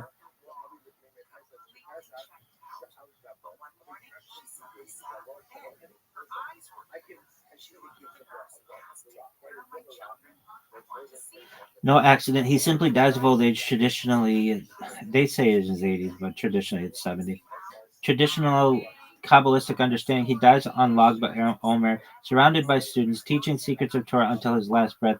Death is portrayed as joyful, radiant, a kiss, death. No mule, no Romans, no martyrdom, perfect passing. The fire associated with Lag BaOmer, light, not destruction. Ultra short timeline: student of Rabbi Akiva, then the prison visit, criticizes Rome, death sentence, cave 12 years, too extreme, leaves, world burns, cave 1 more year, softening, returns, balanced teacher, dies peacefully at Lag BaOmer. Bottom line: Rashbi's life is basically severity, isolation, catastrophe, refinement, integration. Judaism does not end with cave Rashbi, it ends with post-cave Rashbi. All right, well, what about... All right, so like Rabbi Akiva had 20,000 students who were being persecuted, and then on Lag BaOmer, that stops. and it's celebrated. And that's why we can have weddings and stuff on that day and get haircuts and stuff. But how is this in relation to Rabbi Bar Yochai's death? They're separate events. They just so happen to be on the same day. And also, wasn't Rabbi Bar Yochai one of the 20,000 whose death was avoided on this day?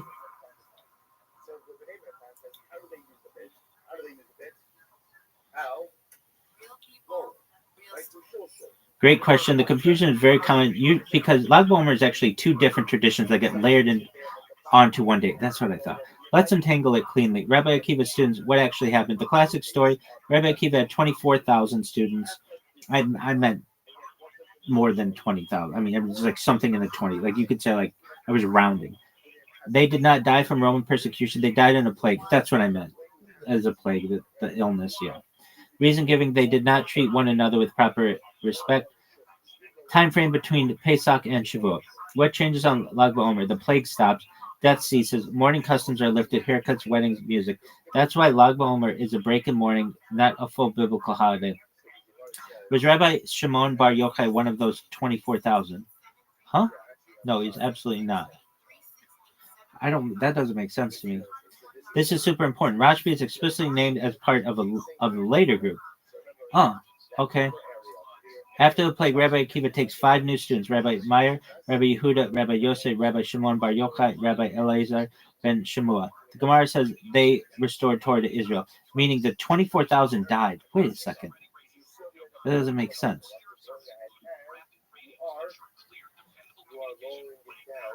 Torah almost collapsed. The second group rebuilds everything. Oh, hold on. I'll explain.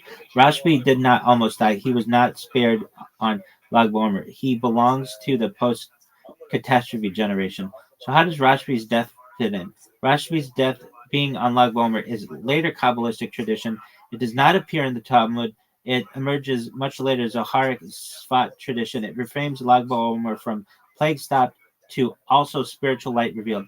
Why would they link it to this day? Because Lag BaOmer already symbolized survival after devastation, Torah continuing after collapse, light after darkness. Rashbi is the embodiment of that idea, so the date gets reinterpreted. Are these two events historically connected? Historically, no direct connection, different generations, different causes of death, different itinerary layers, symbolically very much connected. So the death of the 24,000 Torah community collapses, means, okay, so the event is death of 24,000, meaning Torah community collapses. Lag BaOmer, death stops, survival begins. Rashbi, Torah reborn in a deeper form. Rashbi's Yortzeit, the rebirth is celebrated. Why Judaism lets both live on the same day? Judaism often compresses meaning, not chronology.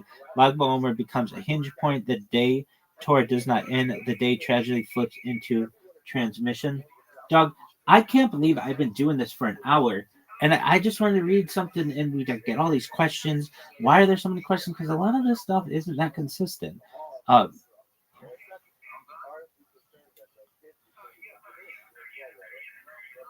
feel these are good questions. So Lag BaOmer becomes a hinge point. The day Torah does not end. The day tragedy flips into transmission. So later mystics say, this is the day the greatest transmitter of inner Torah leaves the world in light, not mourning. That's why no fasting, no sadness, fires, light, not grief.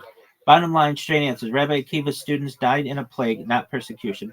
Lag BaOmer marks when the plague stopped. Rashbi was not among the 24,000. Rashbi belongs to the next generation.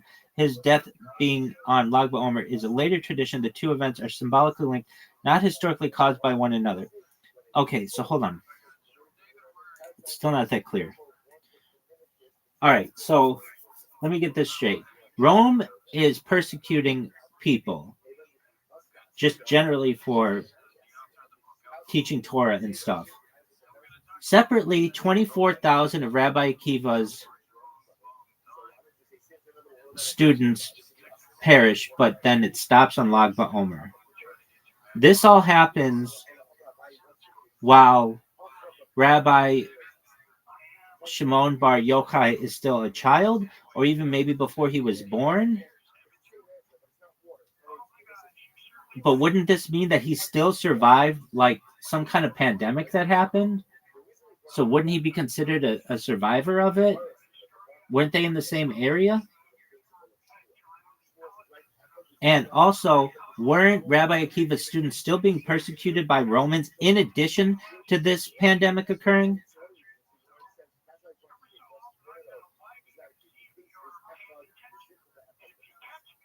I think this is a good point. That's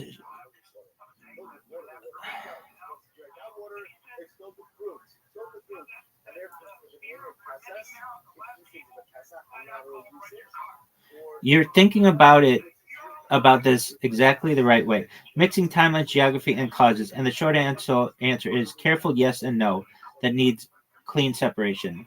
All right, so what were two things happening at once? Yeah, two overlapping crises, not one. Roman persecution, ongoing, uneven, political, targeted public Torah teaching, ordination, smicha, communal leadership. Peaks under Hadrian, 130 to 135 CE.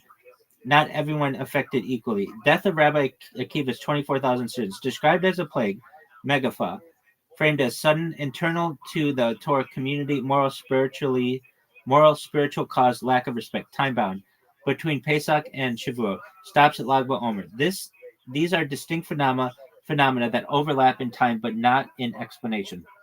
How old was Rabbi Shimon Bar Yochanan?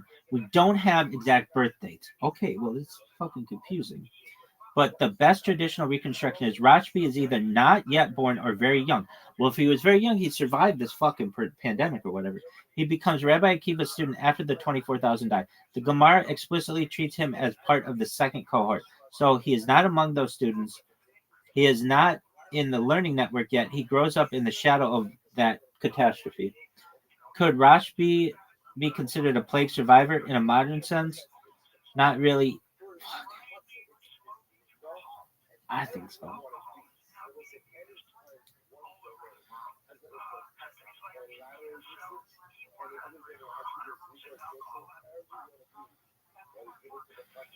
He wasn't part of the affected group. He wasn't learning in those beta midrash. The plague is not described as general population wide.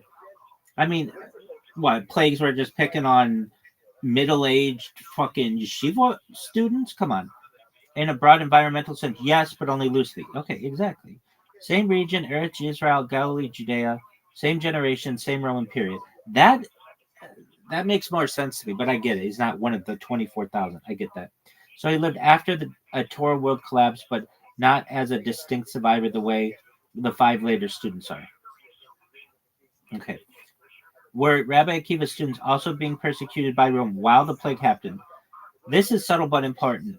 The sources strongly suggest the plague is the primary cause of death. Roman persecution is background pressure, not the mechanism, meaning they didn't die because of Rome, but Rome made conditions worse. Crowding, stress, disruption of normal learning, fear, and instability. Causal, deliberately do not blame Rome for the 24,000 deaths. Why? Because the lesson they want is internal accountability, not external blame. Why doesn't Chazal connect the plague to Rome? Because they're teaching two different lessons. Event, Roman persecution, courage. The lesson is courage, martyrdom, resistance. Students, plague, ethics, respect, community, health. If they merge, then both lessons would weaken. So were all these people in the same area? Likely. Many students were spread across Judea and the Galilee, not one yeshiva, multiple learning centers. Rashbi later lives in the Galilee, but during the plague, he's either not there yet or not old enough to be in those circles. Final clean synthesis. Your exact question answered. Rome was persecuting Torah teachers generally. Separately, Rabbi Akiva's 24,000 students died in a plague. These events overlap in time and place. Rashbi was not one of the 24,000. He is not a plague survivor in the direct sense. I get okay, fine, but like it was in the area, and if he survived it, if he wasn't born, he didn't survive it. But if he was born, even if he was on Earth, I guess you could say he survived it. He inherits a Torah world reshaped by that disaster. Roman persecution continues after the plague. Rashbi later becomes a primary target of Rome. So the right way to think about it is Rabbi Shimon Bar Yochai is not a traditional survivor of the plague. And I throw the word traditional in there because it's like the butterfly effect. Like if something's happened on the other side of the world, some lady in fucking Bathsheba sneezes, I'm surviving that. Rabbi Shimon Bar Yochai is not a survivor of the plague. He's a product of the vacuum it created. Pooch, perhaps. That's why his Torah is intense. His intolerance of compromise is sharp. His role is preservation, not harmony. Okay, that kind of makes sense to me. But man, I love timelines. So yeah, give me a timeline. Yes, please.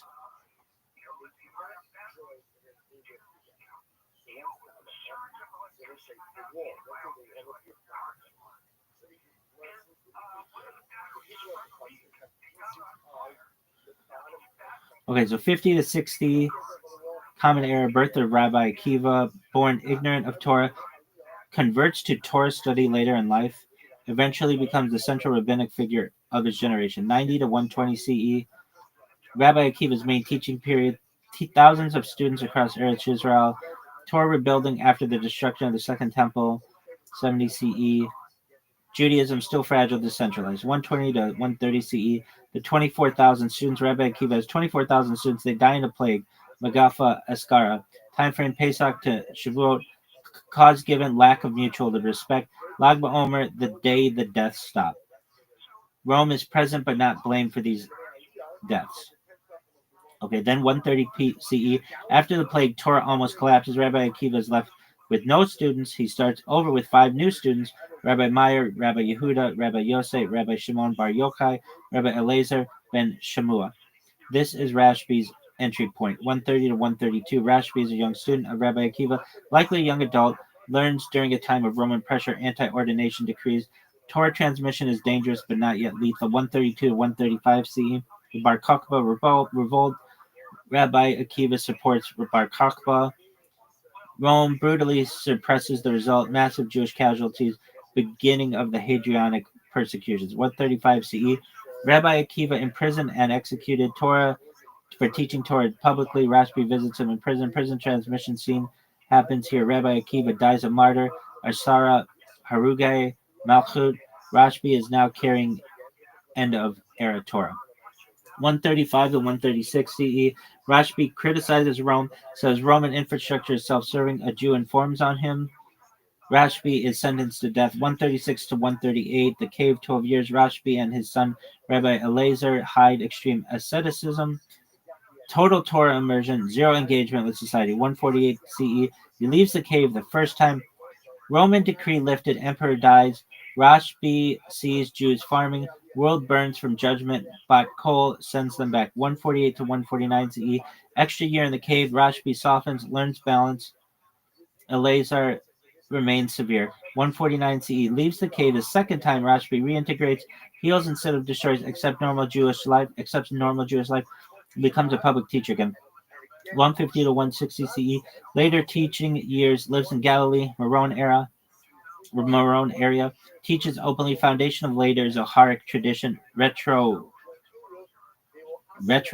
later. I love that word. Retrojected. I'm going to retroject everything, bitch. 160 to 170 CE. Death of Rabbi Shimon Bar Yochai. No cause given, not martyred. Dies peacefully. Later tradition. Dies on Lag BaOmer. Death described as Mitat Nashika. Death by divine kiss. Key takeaways. Tight summary. The plague happens before Rashbi's main career. Rashbi is not a survivor of the plague in the traditional sense. He is a student of the post-plague rebuilding. Roman persecution intensifies later. The cave happens after Rabbi Akiva's death. Lag BaOmer layers. Plague stopping early. Rashbi's death, late tradition. Hold on, though. Yo, dog. Okay, so the 24,000 rabbis who are learning under Rabbi Akiva, they die. It all stops on Lag BaOmer. Weren't there still some that survived, like anybody who was still learning under Rabbi Akiva, and then Rabbi Akiva picks the 5? Or was it like Rabbi Akiva was just like, dog, we're cutting ties with all these people during the plague, and we're going to start anew? How did that work?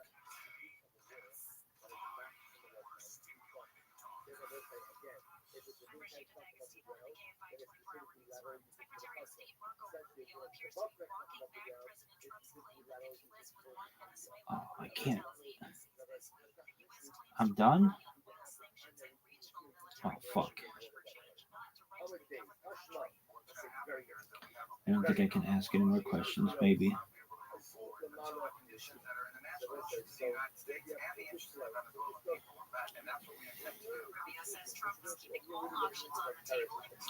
All right, here we go. I got you. This is a common point of confusion, and it comes down to how the Talmud frames students versus transmitters of Torah. Let's break it down. Let's break it carefully. The 24,000 students, the Gemara, Yevamo 62b, Pesachim 112a says clearly, Rabbi Akiva had 24,000 students, and they all died between Pesach and Shavuot, caused a plague framed as a spiritual consequence. They did not show respect to one another.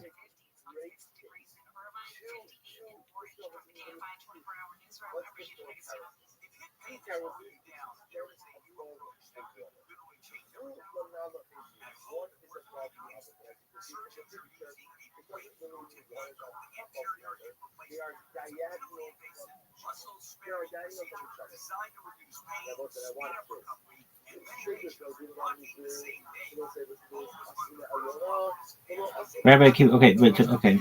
All of them died in a plague. Yevamo 62b, Pesachim 112a, caused spiritual internal. They didn't treat each other with proper respect. It's framed as almost a total collapse of Torah transmission. So according to the sources, very few, if any, of the advanced students survived. The Gemara doesn't talk about survivors in this group. Okay. Were there junior students who survived, possibly younger students or those not yet fully engaged in higher level studies survived, but they aren't mentioned. The Gemara focuses only on the core group capable of transmitting Torah. That's why it emphasizes the loss of as catastrophic. What happens after the plague stops? Lag BaOmer. Rabbi Akiva is left without a functional student body. The plague stops on Lag BaOmer, which is why it becomes a day of celebration. At that point, Rabbi Akiva rebuilds Torah with a new cohort of 5 students. Rabbi Meir, Rabbi Yehuda, Rabbi Yosef, Rabbi Shimon Bar Yochai, Rabbi Elazar ben Shmuel. These are the students chosen to restore Torah transmission, not survivors of the plague. That raises another question. Did Rabbi Akiva cut ties with the old students? No, he didn't abandon anyone. The deaths were tragic and involuntary. The 5 new students are not replacement in a punitive sense. They are the vessels for Torah after near collapse. Think of it as this. The old system crashed. The new system begins. Lag BaOmer marks the reset and survival of Torah, not a disciplinary decision. Why only 5? Chazal highlight these 5 because they rebuild the chain of tradition. Other survivors, if any, are not mentioned because they weren't central to the story of reconstructing Torah authority. Summary: the 24,000 gone, total collapse. The 5 new generation tasked with restoring Torah. Rabbi Akiva continues teaching, not punishing. Lag BaOmer marks the end of the plague and the start of the new cohort. So celebration is permitted. Hold on, though.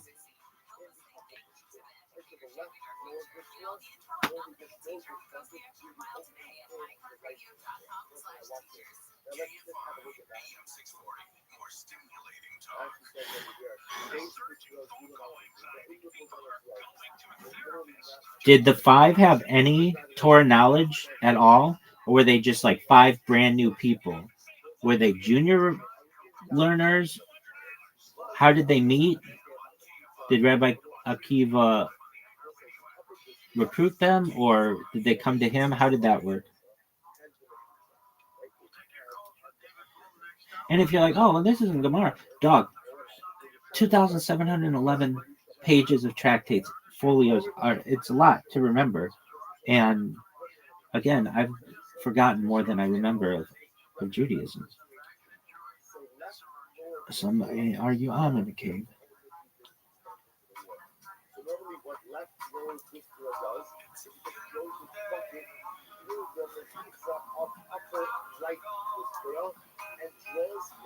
All right, here we go.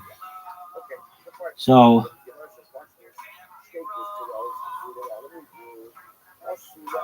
okay, now you're getting the core post-plague transmission story, which is super interesting because it explains how Torah was literally rebuilt. Let's break it down carefully. Who are the 5 students? The 5 students are Rabbi Meir, Rabbi Yehuda, Rabbi Yosef, Rabbi Shimon Bar Yochai, Rashbi, Rabbi Elazar ben Shmuel. Were they brand new, or did they already know Torah? They were already learning Torah, just not at the level of the 24,000 advanced students. They were junior learners or early stage students scattered across Judea, Galilee. Chazal emphasized They had talent and potential, but without Rabbi Akiva's guidance, they had not yet fully mastered Torah or been capable of leadership. So think they were emerging scholars, not absolute novices. How did Rabbi Akiva meet them? The Gemara doesn't give a lot of detail about the exact meeting moment, but it implies Rabbi Akiva sought them out. They were likely already showing aptitude, perhaps in smaller study groups or local communities. Rabbi Akiva recognized them as the only students capable of restoring Torah transmission after the catastrophe. Important. In rabbinic thinking, selection matters as much as teaching. Rabbi Akiva needed students who were intelligent and diligent, respectful and humble, capable of absorbing and transmitting Torah under extreme circumstances. Did the five already know Torah from before? Some knowledge, yes, but partial and fragmented. They were not part of the advanced 24,000 cohort, so they hadn't been exposed to the full transmission chain. Rabbi Akiva's teaching activated their potential and made them the new Torah lineage. Think of it like they had seeds of knowledge. Rabbi Akiva watered them, and they became full trees. What was the selection process like? Likely informal but purposeful. Rabbi Akiva observing their learning, moral character, and spiritual capacity. Chazal frame it almost miraculous. These five were destined to carry Torah. No competition is mentioned, but the plague effectively forced a reset so Rabbi Akiva could focus on the few capable students rather than managing the large previous cohort. Why these five? Chazal highlighted five because they represent the seeds of continuity. Rabbi Meir later becomes a majority halakhic authority. Rabbi Shimon Bar Yochai, mystical tradition, Zohar lineage. Rabbi Elazar transmits his father's cave teachings. Rabbi Yosei and Rabbi Yehuda rebuild normative halakhic law. They are a microcosm of Torah survival. So, question: already knew Torah? Answer: partial, junior learners, novices, not complete novices, potential only. How did they meet Rabbi Akiva? Likely recruited, observed by him in smaller communities. Selection process: observed for talent, character, ability to carry Torah. Purpose: rebuild Torah after plague decimated the 24,000. Dog, I was gonna. This is gonna be like a 10-minute fucking me reading about Rabbi Shimon Bar Yochai, but I feel like I know more about it now. You're fired. Go fuck yourself. They walk up to the opposite shul and they stood over their bunch. Therefore, what's the case? Because it's really has this shul, so everyone needs to shul. Now, I have two shuls,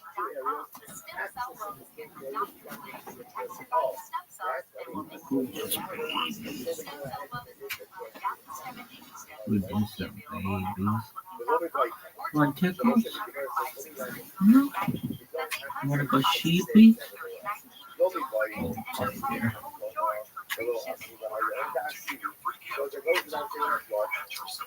Oh, what's this? What's this?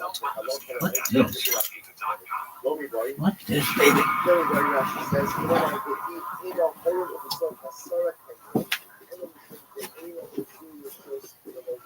We all hear the radio ads from the IRS. They tell you to be afraid, to be scared. Then they try to frighten you into calling. I'm not here to do that. Tax relief advocates is different. TRA is here to tell you that if you owe money to the IRS for $5,000, $50,000, or $500,000, we have a solution. It doesn't matter if you're sitting in your car, at work, or with your kids, no matter where you are. Call now. 800-575-9871. TRA can eliminate or reduce what you owe to the IRS. Generous programs are now available for paying a fresh start. Unpacking these taxes and helping individuals fix their IRS problems. We have over 1,500 cases and $8 for benefits. Everything they do to Be afraid of the IRS any longer. End your tax nightmare today by visiting us online at TRA.com or call 800-575-9871. That's 800-575-9871. Tax relief advocates. Real solutions for real people. So if you talk to another messenger ever and ask me if I'd like to thank their customers on their behalf for being so awesome, I said sure. It's important to say thanks, especially this time of year, which is why, as one of their many satisfied customers, I should probably thank Your Talk first for keeping their customer service in this country and for providing hundreds of their jobs. I appreciate that. You I like also that? appreciate their Roundup program, which makes You it like that, easy little to baby? support America's warrior partnerships and join the fight against veteran suicide. And I love that Your Talk donated 1,000 so American flags to veterans around Independence Day. And of course, I really like what works, and their commitment to help us train the next generation of skilled workers. Having said all that, it's now my pleasure, on behalf of everyone at Virtual, Oh, that day. sincerely for choosing to do business with an American wireless company that actually stands for something. And one more thing.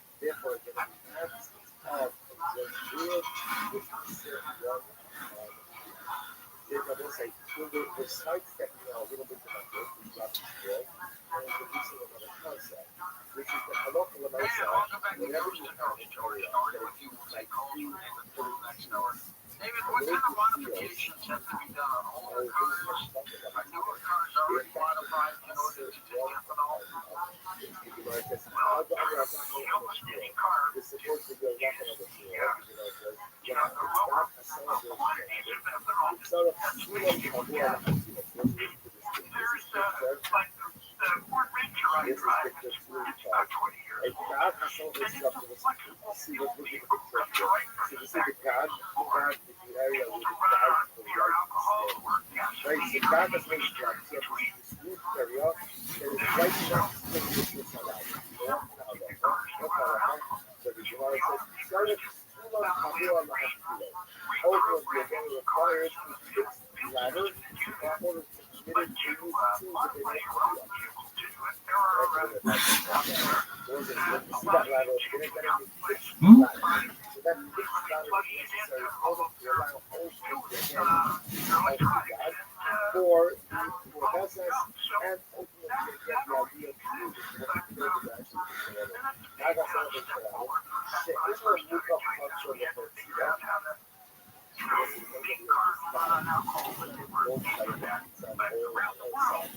You want more tickles?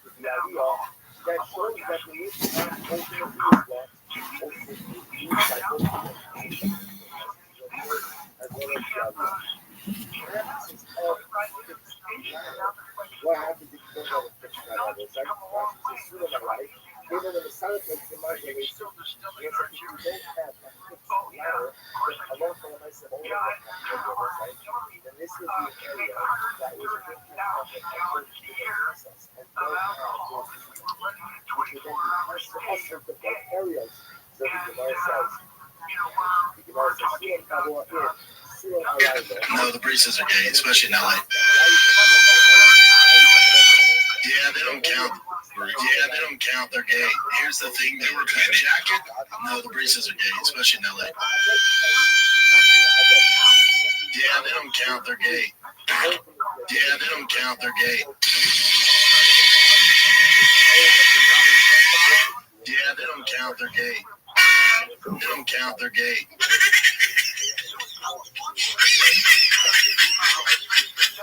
Yeah, they don't count. They're gay. Yeah, they don't count. They're gay. What the hell? Oh my God! Yeah, they don't count. They're gay. What's up, guys? It's Fred Warner. Stop wasting money. Download the Experian app and see if. Hey, Jax. I got Maduro last night, but there's still work to be done. Yeah, well, if the work isn't right here on my farm in Spokane.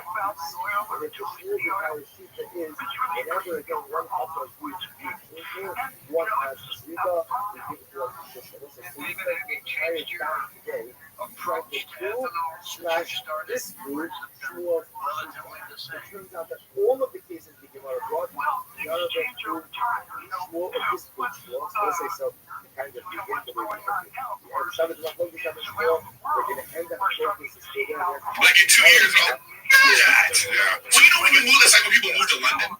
And then like in 2 years, all of a sudden, like, that's me in 3 weeks. Yeah, it happens. Like, I have family, they moved to London, you know, they're like, you know, and they're like, I'm like, why are you talking like that? My Botsil just, he's fucking from Sutherland, was just fucking as British. Made up a place, but made up a place. I started saying May. Start saying May. Not a place, but Chad, is it, I'm sure you get it like, that. Yeah. Well, you know what we move, that's like,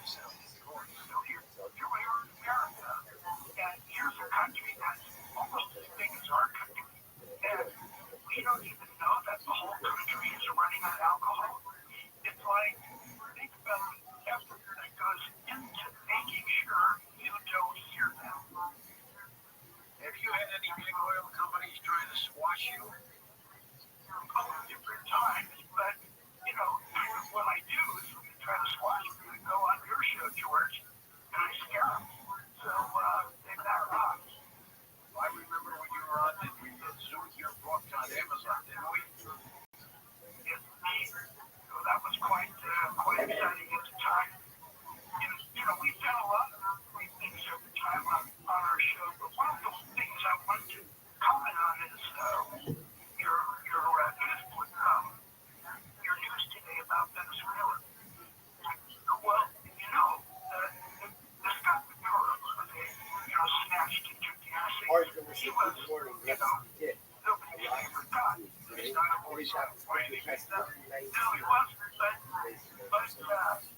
he did something that got him in trouble. And what he started to do is he started changing how he looked at taking charge of the oil. So there's other currency out there called Restream, which is Brazil, Russia, India, Iran, China, and Saudi Arabia. That's right. Now, before Saudi Arabia met with Henry Kissinger, and Henry Kissinger said, you need to make sure that all the oil you sell yourself is dollars, no other currency. So that made the United States super wealthy because everyone had to get dollars somehow. So I remember being on the street in Costa Rica and when the oil bill was due for the country, and there were people out on the street ready for farm trucks and old exchange rates to buy dollars so that the government could pay their oil bill. Otherwise, it would be shut off. So that's a really good example of what it does when you make everyone pay one currency for energy. It really makes the United States quite wealthy. So, what was Maduro doing? He was going equalize to free, and that was not allowed. They've been squeezing that country for a long time, but this was the last straw. Start having charging certain money with dollars of the currency, and that's not allowed. Even the late one was Mr. Fuller, 1 year ago, and he's got to get a year and a half or so, right? I think my Fuller back in the day, he had 35 Yes, I can see you.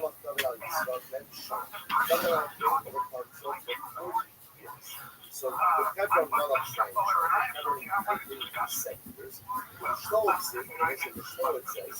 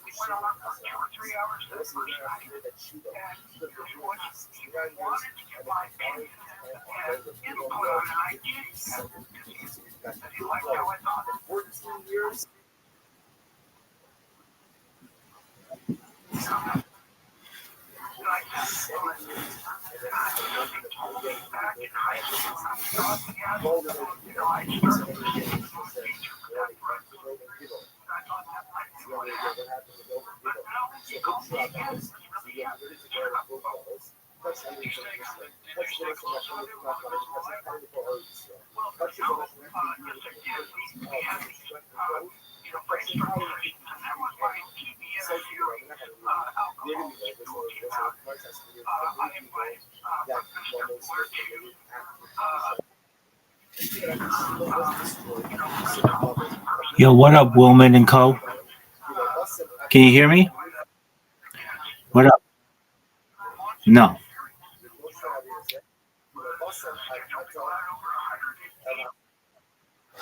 I appreciate that. Thanks, Big Dom.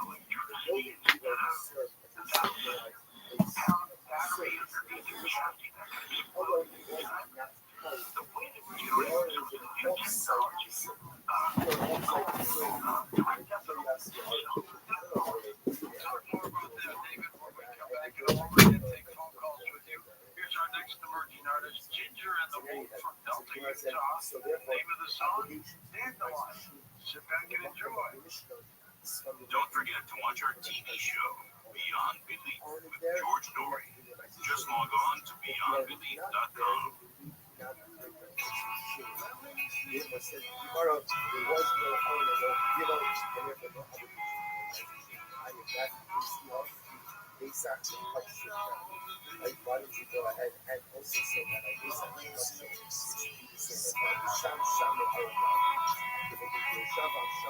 Run a business and not thinking about podcasting? Think again. More Americans listen to podcasts than ad-supported streaming music from Spotify and Pandora. Because the #1 podcaster, iHeart's twice as large as the next two combined. So whatever your customers are into, true crime, sports, comedy, culture, they'll hear your message. Plus, only iHeart can extend your message to audiences across broadcast radio. And all this reach means everything. Just think about the universal marketing formula. The number of consumers who hear your message times the response rate equals the results. Now let's get those results growing for you. Think podcasting can help your business? Think iHeart. Streaming, radio, and podcasting. Let us show you at iHeartAdvertising.com. That's iHeartAdvertising.com. Or call 844-844-iHeart. One more time. Call 844-844-iHeart. Get podcasting working for you. Finish your high school diploma for you and your family. Visit FinishYourDiploma.com to find free adult education centers near you. Brought to you by the Dollridge Literacy Foundation and the Ad Council.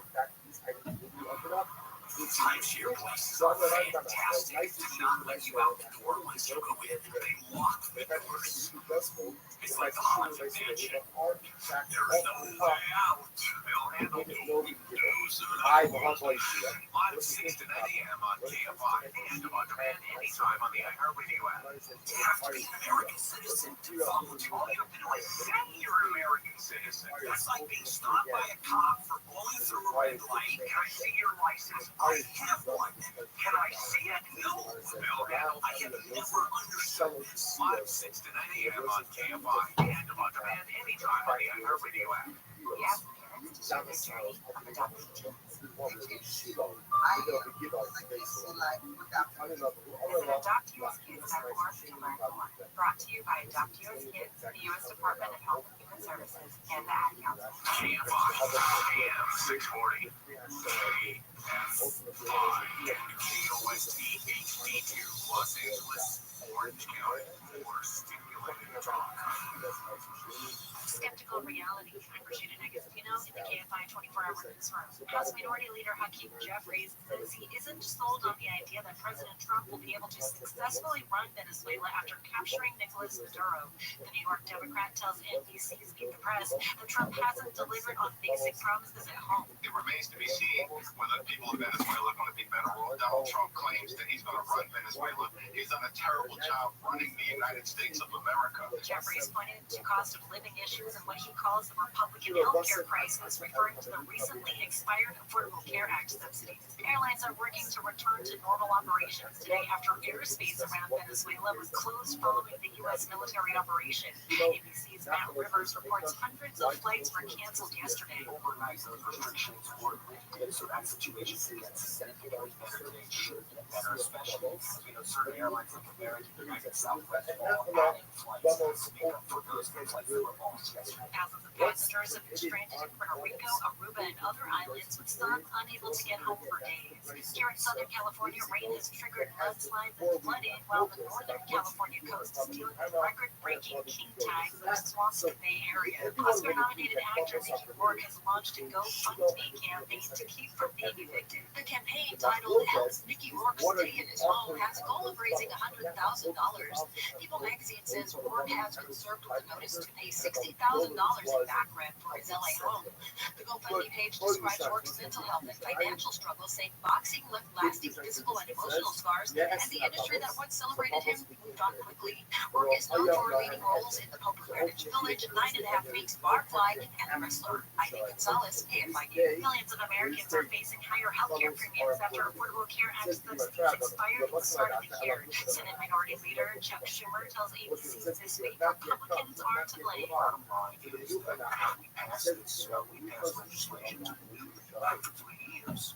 Republicans blocked it in every single one. Schumer says Democrats will work with anybody to lower the prices. Sunlight weather from KFI tonight, rain with possible thunderstorms and lows in the 30s to 50s on Monday, mostly cloudy, possible rain with highs in the 50s to 60s. Right now it's 59 degrees in Irvine, 58 in Orange, 56 in Tarzana, 55 in Calabasas. From the KFI 24-hour newsroom, I'm Rashida Negastino. I'm worth more.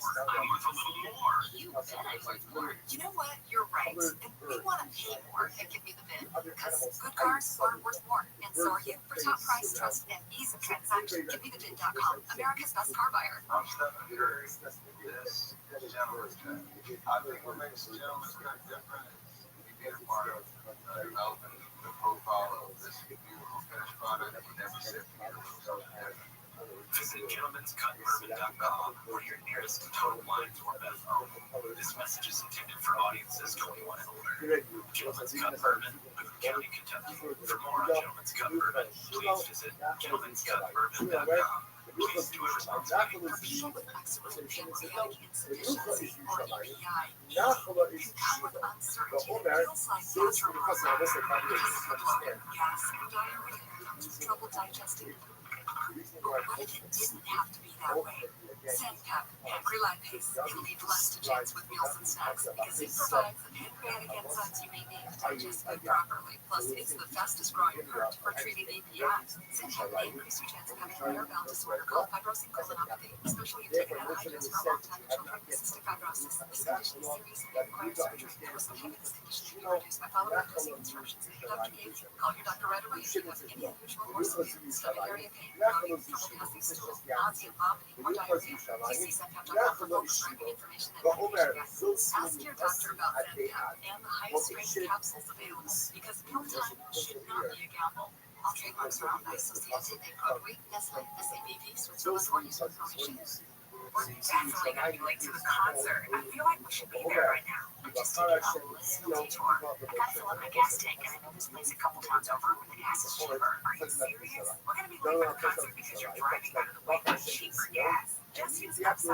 Let's Upside. Upside is the free cashback app that gets you real cash back for every gallon of gas you buy. Wait, I can get cash back just for buying the gas I need anyway? Yes, I use it all the time, and I paid around $200. Now pull over so you can download the Upside app before we miss the concert. Download the free Upside app now and earn cash back every time you buy gas. Use promo code APP25 to get an extra 25 cents per gallon on your first tank. You can cash out anytime, reach your bank, PayPal, or as a gift card for Amazon and other brands. Just download the free Upside app. Use promo code APP25 for 25 cents per gallon bonus on your first tank. That's code APP25 for 25 cents per gallon bonus. That's code APP25.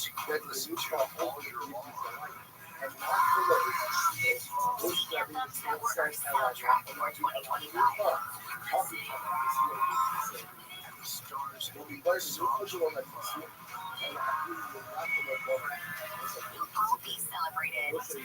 March 26th, live from Los Angeles. Back to Fox. Be here as our 2026 iHeartRadio Music Award nominees are announced. Thursday at 6 a.m. During the breakout, telling the difference between placentia, and placenta. Bill handled live 6 to 9 a.m. on KFI and on demand anytime on the iHeartRadio app. KFI AM 640. If you are seriously thinking of selling your home, call directbuyers.com at 844-242-SELL. KFI AM 640.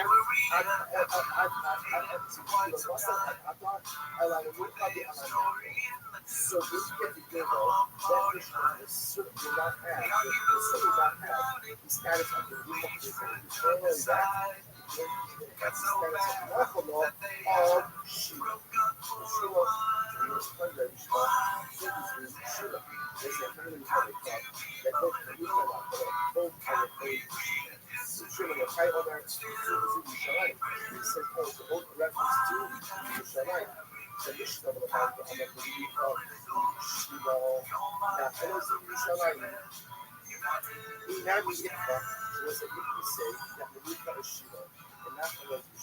Or vice versa, or that the new person is alive and not the and you can see a lot of new probably have an so it is like we accept the heaven that the new part and not the love by two different things in lots, but then you say like two different colors. Those are talking about different cases. Shula and Shula. So we spend my whole point of view about the children can have that discussion. But I understand the two words. I love about the other three issues. Oh, Jerusalem. The new part, not from the warrior. It's like, I understand. The first time caller line is 818-501-4721. To talk toll free from east of the Rockies, call 800-825-5033. From west of the Rockies, toll free, call 800-618-8255. Send Georgia text message anytime at 818-298-6521. This is Coast to Coast AM with George Norrie. This hour will take your calls with David Gold. Alcohol can be a gas. Jump aboard. If you've tried ethanol in your car, give us your thoughts on what you think. If you haven't asked a question, and you'll be back in a moment on Coast to Coast AM.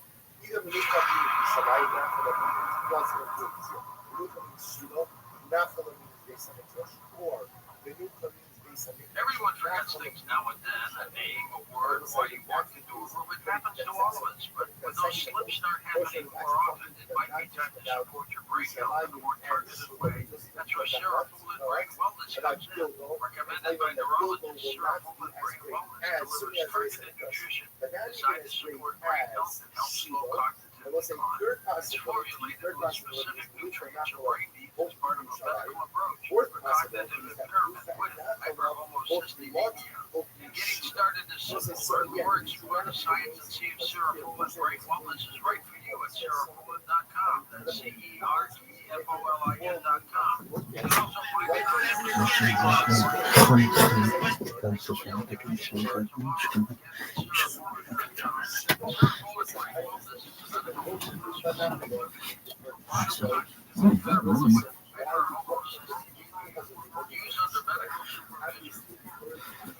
Start the year with a splash of flavor. Heartland Steakhouse Reef and Beef Package combines juicy steak and fresh seafood for the ultimate celebration with the Reef and Beef Package of Heartland Steakhouse. Feasting on man-cold butter lobster, jumbo USAC scallops, 16-ounce choice U.S. ribeye Don't wait for all weekends to be packaged from Heartland Steakhouse will not be around forever. So treat yourself or pick one up as a gift for family, friends, clients, or anyone who loves that true Midwest taste. Ordering is easy at heartlandsteakco.com. And right now, when you spend $199.99 or more, you'll get free shipping plus $26 off with promo code NEWYEAR26. Get the gift of flavor this year with Heartland Steakco. That's heartlandsteakco.com. Promo code NEWYEAR26. Taste the Heartland difference.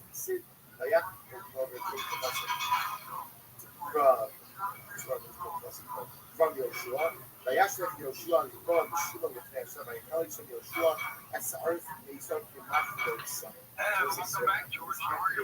David Murphy, right? You're talking about some kind of apparatus. Go ahead, explain that. If I was saying, because of the mission was reestablished in Shiloh, was the freedom of that's the law. Nobody's ever commercialized. But other than my brothers in Yerushalayim,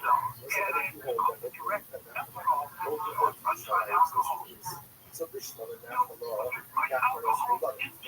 understand why you why is it not the law? Is it not the law first to my parents? And not the law for the push around the outside of the cabin. Not the law.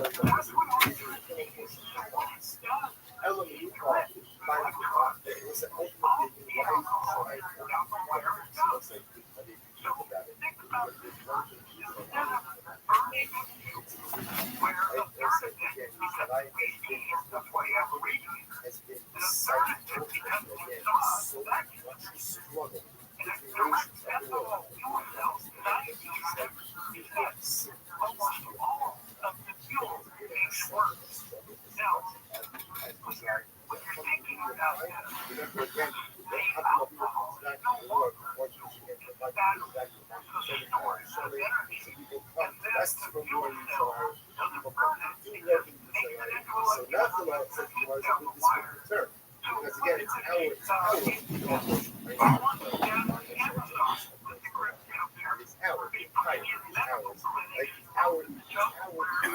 Max is taking it way too seriously. Yeah, he's got all the worst stereotypical dad things about sports. Yikes. Not good. So you gotta be ruthless. Off the field, we're very nice to the kid. Then that kid doesn't hear it. Of course not. But T knows. Yeah. He's a big, chunky, slow kid. And he gets a hit off you? Oh, in other words, we got work to do. If he's big chunky kid, his bat speed's going to be a little slower, so let's everything's slow down the pipe. Oh, light his, from the silence, he goes, light his ass up. And then T just looks at me. You'll say that from the... Oh, yeah. Oh, baseball's no joke, huh? I mean, no. Light his ass up? Oh, yeah, I get pretty hardcore. You're kind of a baseball dad, huh? Sometimes fat kids, especially in baseball, would be so good because they can hit the ball way farther. They're stronger. Part of that fat is muscle. And I took tennis, and there's this fat kid that was the son of the tennis coach, and he was fat. But he was so good at tennis, he would never move. But when you play him, he would hit the ball so hard because he knows tennis that they would be like 40 love. You know, you get that, you go, oh, fuck. If you could ever return it, he's fucked. But you can't because it's like coming at you 100 miles per hour. You're 10 years old. You're like, oh, he's a great fat kid. Yeah, I told my son, I'm not going to go there.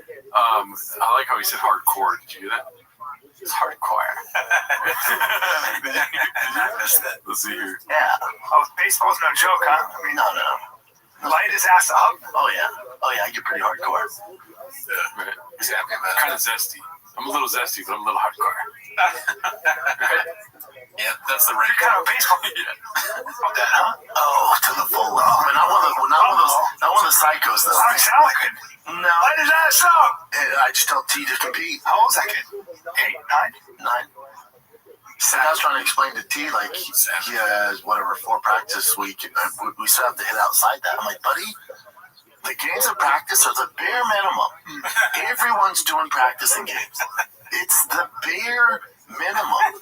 So whatever, let's say there's 10 million kids playing baseball. All of them are going to practice playing games. If you want to get to where the fuck you want to go, we're going to have to do way more than this. Yeah. You're not even remotely close. Right. Practice. We're talking about practice. All these idiots practice. Yeah. All these kids. Yeah. Idiots. Why is he calling the children idiots? He's not wrong, I guess, on that part of it. You probably do need to do more than practice and play. That'd be really good. But there's a way to be assertive rather than aggressive. Yeah. I understand you want to play, Scooby-Doo, Mystery Machine Hunts. That's what we did. Yeah. I understand you want to eat Paco Mantequilla all day long. But if you want to get to the next level, head out of those. And I did not choose the next level. You know what I mean? Yeah. Were they calm with you like that? No, not a chance. Yeah, that's what I wanted. You know what I mean? I'm talking to my fucking inner child here, dude.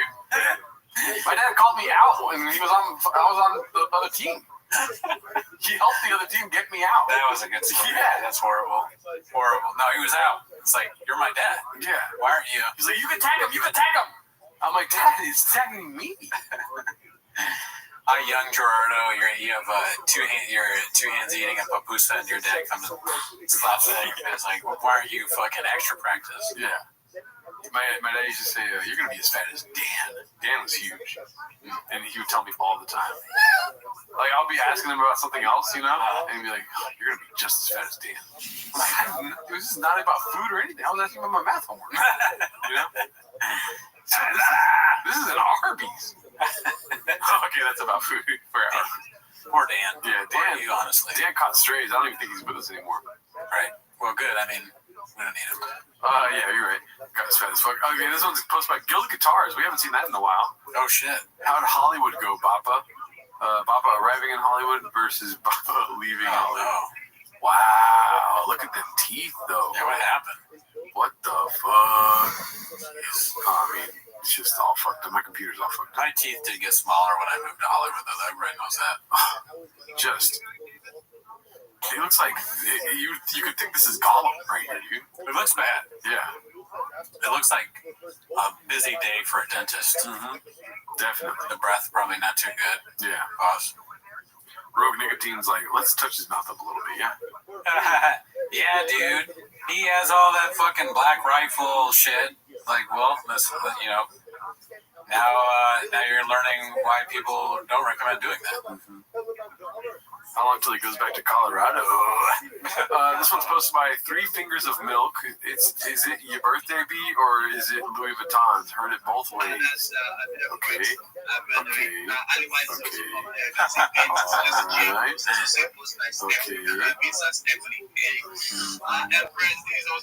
My lower back aches all the time. I go to bed by 8:40 p.m. and 90% of the time I look homeless. However, that still makes me the richest woman on earth. I'm surrounded by family, friends, and I'm overall pretty healthy.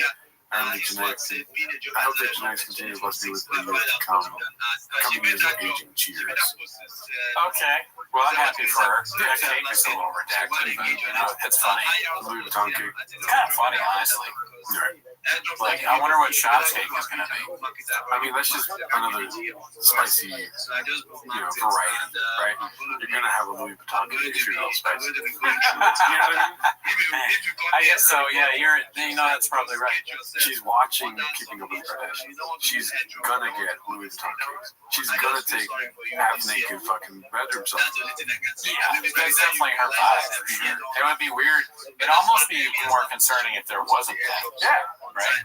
Yeah. No bathroom selfies this month. What's going on? Like, are you okay? Let's talk about it. Right? So I think she's happy, and that's good. And I hope Shop gets a truck cake. That's what he deserves. Texans are loading. Post myself. Oh, Brian. This photo really sneaks up on you. And, there's little morsels. Yeah. Lifted truck, cigar, cowboy hat, Daisy Dukes. Yeah. Just bitching way too much weight. It looks like the beginnings of one of their stupid videos. Mm-hmm. Brian with his doing some sort of weird bit. He's like, I'm gay. It looks like it could be Joe Rogan, Brian, or Jay. You know what I mean? Yeah. Right? All 3 of them, yeah. All 3 of them in one. Kind of. The AI, they kind of did that, yeah.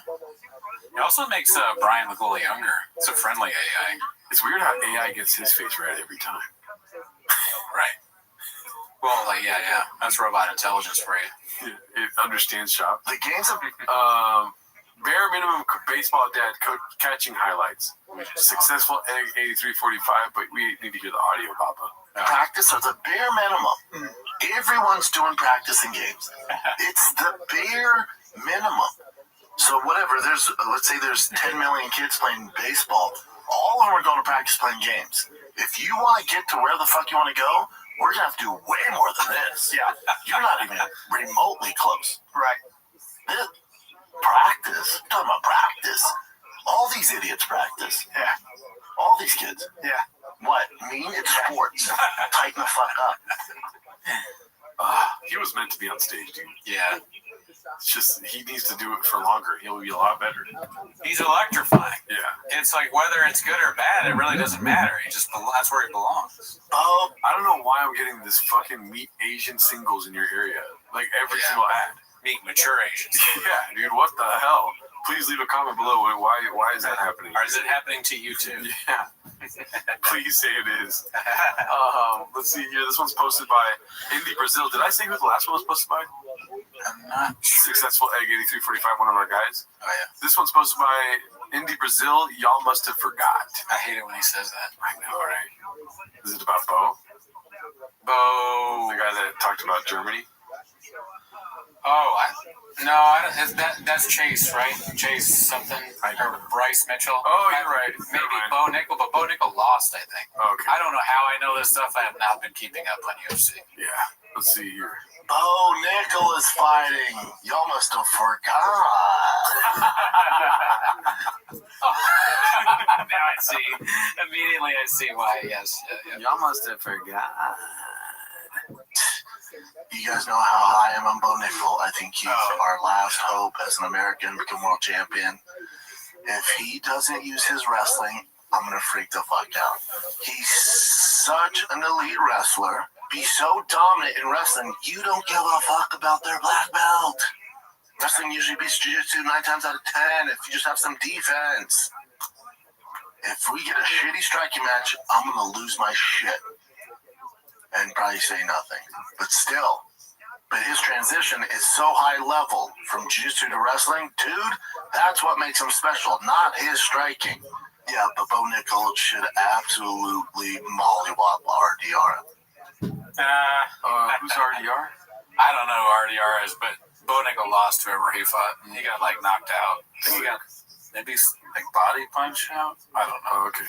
I remember that was a big deal. I was walking my dog, and I saw that on Twitter. Y'all must have forgot. There goes Brendan's Great American Hope. Papa Curse at it again. Posted by Dazzling Rabbit 633. How convenient that's right here. Oh no! Knee to the face. Knee to. Are you allowed to do that? That was knee to the chest. Oh, knee to the chest. Okay. So it was body contact. Just God, dude. That's brutal, dude. That's awesome. Mm-hmm. What a sick thing to do. Y'all must have forgot. Well, shout out to both Brendan Schaub and Bo Nickel. R.I.P. This one's posted by PM Your Awkward Smile. Does Papa even mention the sweet nectar anymore? Not a chance, dude. No. He doesn't mention his L's. No, I think that shit is over. I mean, I don't even know if it's in. It wasn't that bad. Yeah. It was pretty much just. It was a little bit better than Jim Beam. You think he's going to be able to talk about it negatively in the future? Yeah, I think he could probably do some jokes. Sometimes he's self-aware and he's like, remember when I tried to be like George Clooney and I fucking... He don't joke no more, dude. He's not a comedian. That's true, too. No, what I'm saying is he's going to speak negatively about it in the future. Oh. He has a bad habit of doing this. What does he do? You know, like Bravo, and he talks negative about it. Oh, yeah. Right? And he lies Yeah. when there's clear evidence as opposed to what he's saying. Right. You know what I mean? Same thing with this thing that he sold his fans. The merch people he works with, like, you know, right. People that he hires as designers and stuff. Yeah, you're right. It's only a ticking time bomb that he's going to speak negatively on his experience with owning and selling liquor. Yeah, Tiger Thick was never his idea. They fucked up the rollout. Mm-hmm. Somebody tricked him into doing that. Wait until poor Osos like either they sell the company or something like that, and he's going to share his experience at that time. That makes sense, yeah. And then he's like, guys, promo code SHAB at Porosos, get you some vodka. What? No, I'm saying when Burke, what's his name? Burke Kneischer and Tom Segura sell the company. Oh, when they get rid of it. Schaub's going to come out and be like, I never talked about this. Right. He's not going to sell their liquor, right? If they keep it, he might. Any chance at a promo code, I'm saying. Oh, okay. Got you. Let's see here. This one's posted by Dazzling Rabbit 633. Who's going to tell Papa? Posted by Brendan Schaub. Who likes the idea of Amazon having a Made in America button so users can filter out Made in China products? Does that already exist, or what is he saying? I think he's going. He's like trying to talk about tariff stuff now, and like I'm talking about this poster, Dazzling Rabbit. Who's going to tell Papa what? Oh, that. Oh, I see. His merch is probably not made here. The stuff he sells, right? Yeah. 100%. Definitely not. Oh, fuck no. It's Amazon because they list the tariffs now. So maybe that's what it is. I have no idea what's happening with any of that. It's true. We only listen to Brendan Schaub stuff, so we know even less than him does. Don't say we ever. This one's posted by Suitable Yellow 4071. One Brendan Schaub versus Gorilla on Scathed. I didn't even see this. We were talking about this on the live stream. Oh, yeah. Let's see here. What are you gonna do? Volume punch me, motherfucker? That's what you're gonna do? What are you gonna do? Out-grapple me? In what fucking sense? In what fucking sense? What world are you living in? In what real world? Now, if you're doing this because you fancy yourself a fisticuffs. How long does this conversation happen with the gorilla when he's yelling at the gorilla? Gorilla, just one tear comes out of the gorilla's eye. If you fancy yourself, you want to actually grapple me, I'm not hard to get a hold of. Pull the fuck up. His face. You can show up with all your boys and all that stuff. But what a real man will do is pull up one-on-one. I don't have a posse. I don't need one, bud. I don't have friends. I'll drop my kid off at fucking practice, roll over, twist your fucking neck off, and then pick him up just in time unscathed. For the rest of your fucking life, bud. Whenever I want. Wow, okay. So it's just that. Unscathed. I like the music is great. Kind of got me hyped. That'd be funny. I would love to see him fight a gorilla and win, though. I Yeah. want him to have a win. I do too. Yeah, I don't want him to win because I don't want anything. I don't want him to get hurt. Yeah. That would be so funny. But also, I don't know if I want the gorilla to get hurt though either. Yeah, you're right. So I don't know what's the funniest outcome is maybe they become friends and like he replaces Callan with the gorilla on the show. The fighter and the gorilla. Yeah, dude. That would be a dicey name for a podcast, but still. Yeah, dude. Be a better podcast, honestly. The gorilla like accidentally kills Chin. Callan becomes like a guest. You know, the gorilla keeps him busy. Yes. The show is essentially like Brendan laughing at the gorilla almost killing Callan. Yeah. He's chasing him around all the time. That would be fun. And Callan's like trying to hide in places and gorilla's around. Yeah. Well, do we know if Sanaz is going to go to Austin? That's a good question. I don't know. That's a good little spot for the gorilla to take up. You know what I mean? Yeah, the gorilla, the intern. Yeah. And the gorilla has headphones on and runs the board. Yeah. Or asks questions. 100%, Papa. I think they need a gorilla on the show. Yeah, me too. I'm getting fucking spam calls left and right. Fucked up, dude. And whenever we do Brendan Schaub show, I get spam calls. Are you sure it's not all those Asian milfs you've been searching Oh, that probably explains that. for? Yeah, dude. You plant the seed and then now it's growing. Well, dude, they say that there's Asian milfs lonely in my area. Right. You think I'm not going to try? No, you should. Right? You click it all the time, right? I click it every night. Yeah, every day. Oh, wait. There we go. Few things on the redacted beast of a baseball dad. Few things on the redacted beast of a baseball dad posted by Bright Bread.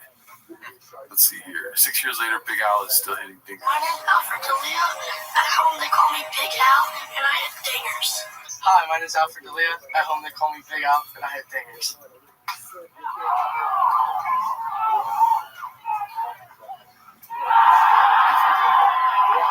Yeah, I was gonna say, people don't really appreciate when we show They how. don't even call me that anymore. I'm not that big. Yeah, I got in the box. I'm sitting on the pitch. I got that pitch, and I didn't miss it. So, really excited. That's the legend of Big Al. He still indeed does his fingers. Yeah, that was a big spot there. Getting us going. He was super excited running around those bases. But yeah, the legend continues, and hopefully get some more as the season goes on. People don't like when we talk about expertise and what we know about around here. I know for a fact these 9-year-olds are playing on a small field, dude. So yeah, they're gonna be slow, fat people. Right? But when you fucking expand the field, the game slows down. So not only are you sitting slow, now you're Big Poppy Ortiz on the plate hitting fucking fingers every other. I don't feel comfortable saying that word. It sounds like something else. But you feel comfortable hitting home runs. Now that you got to extend more time to watch the ball come out to the Tigers trying to hurl a 70-mile-an-hour fastball. Facts. You called it. The field gets bigger, so it doesn't necessarily mean that the guy gets bigger, but sometimes it becomes Big Al. Sometimes the guy stays big. Exactly. They're eating beans and cheese every night. You know what I mean? Fucking hot Cheetos getting flown all over the place. Yeah, dude. I mean, like I said, some of these big fat kids are good, and they stay good. 2 times got it. For sure. Peaches Delight. This one's posted by Mr. Interpreted. Ideal male setup. This looks like something you posted once. Chin. It's so funny that he did this. It's kind of weird, right? It is a little strange. It is kind of like the bit, but I feel like a lot of people have done that. It doesn't necessarily mean he saw my bit. Everyone's got the ball fan here. This is for your balls, and this is for the face. Oh, okay. Right. You gotta purify that air into your balls, right? It looks like one of those iPhone camera things. Oh, the ring light. Yeah. What kind of videos is he making that low, dude? Pause. Yeah. I mean, they don't pay enough at T-Fat-K, dude. He's got OnlyFans. Mm-hmm. It does. But it is an air purifier, right? It's not a... I think it's probably that. I don't know, though. I don't know what that looks futuristic. So it's okay, finally, a bachelor's program ahead, not a fucking single sexy MILFs. You can go to ASU after you have more sexy MILFs. They're not going already. This was posted by Money Loan 1864. Papa doesn't like when you make fun of DFAG. Let's see from the beginning. They're not grown. Alright, so, but this isn't a car podcast, right? Fuck it. This is a Go Fast Podcast or whatever, right? Oh, okay. No, I hope I never know what it is, but I have a feeling it's coming around the corner. I'll know what it is. Go Fast. What is this here? He likes like the. This is based on like the real. He's like the real guy. Yeah. This is no gas, all gas shirt. No gas, all gas.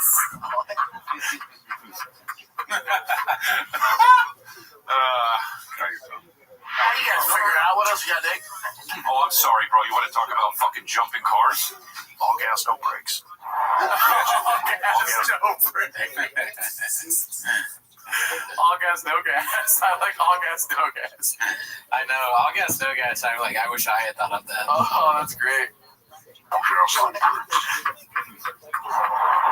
Hey, why do I hate these? I've been doing. Yeah, I gotta get some more. Because you're a bitch, bro. I haven't been doing mine. I gotta get more on mine. I saw. What? Yeah, whoops. Because you're a bitch. Whoops. Because you're a bitch, bro. Laughing. They're all laughing at him. Dude. Wow. Just laughing at his dreams. Art imitates life, dude. These homeless cats, they're making too much food, dude. Mm-hmm. You know? Everyone's homeless. It's like, what is this, California? Yeah. Got it. These comics are getting so broke, they're going to the food shelter, and guess what? You got some orange chicken down there, too, Papa. Everywhere you look. Mm-hmm. Damn. Well, orange chicken everywhere, but not a drop to eat. The droppist, dude. Right, time for MMA fight. Oh, shit. Here goes, what's it called? Luke and, Brian Campbell. Oh shit, our guys. Posted by Tyson Uppercuts. Oh, I need a handler? Let's see here. Oh, man. Why isn't that going? Okay. All right, time for MMA fighters in the wild. Here's Marab climbing a mountain and then doing dangerous cliff pull-ups. I mean, Marab, buddy. Watch this. Look. No net.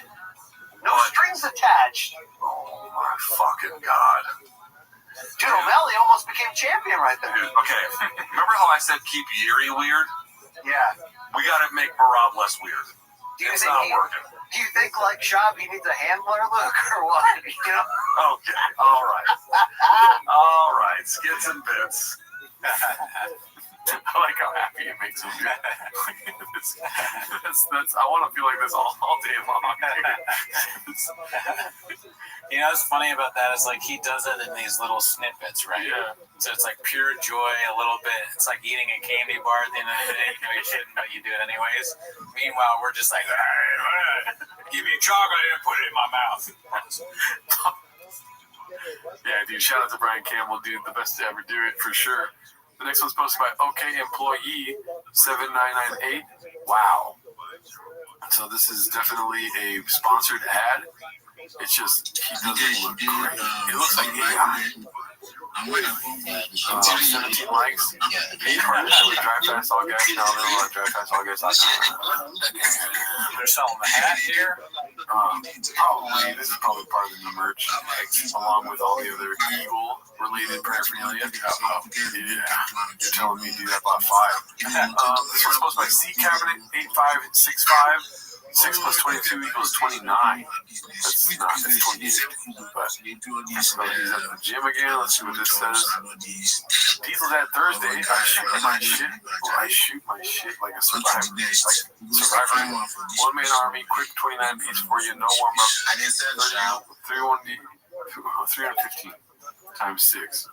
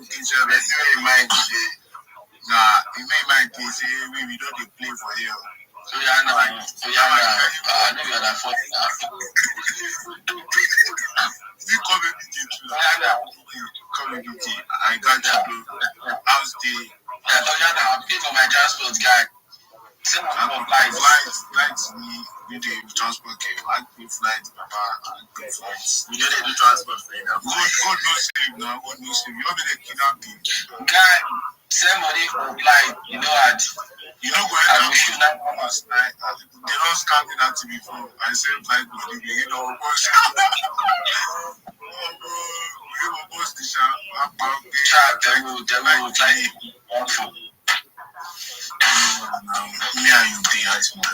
Me and you dey. If you order phone for 3 months, I mean they carry toy phone give you.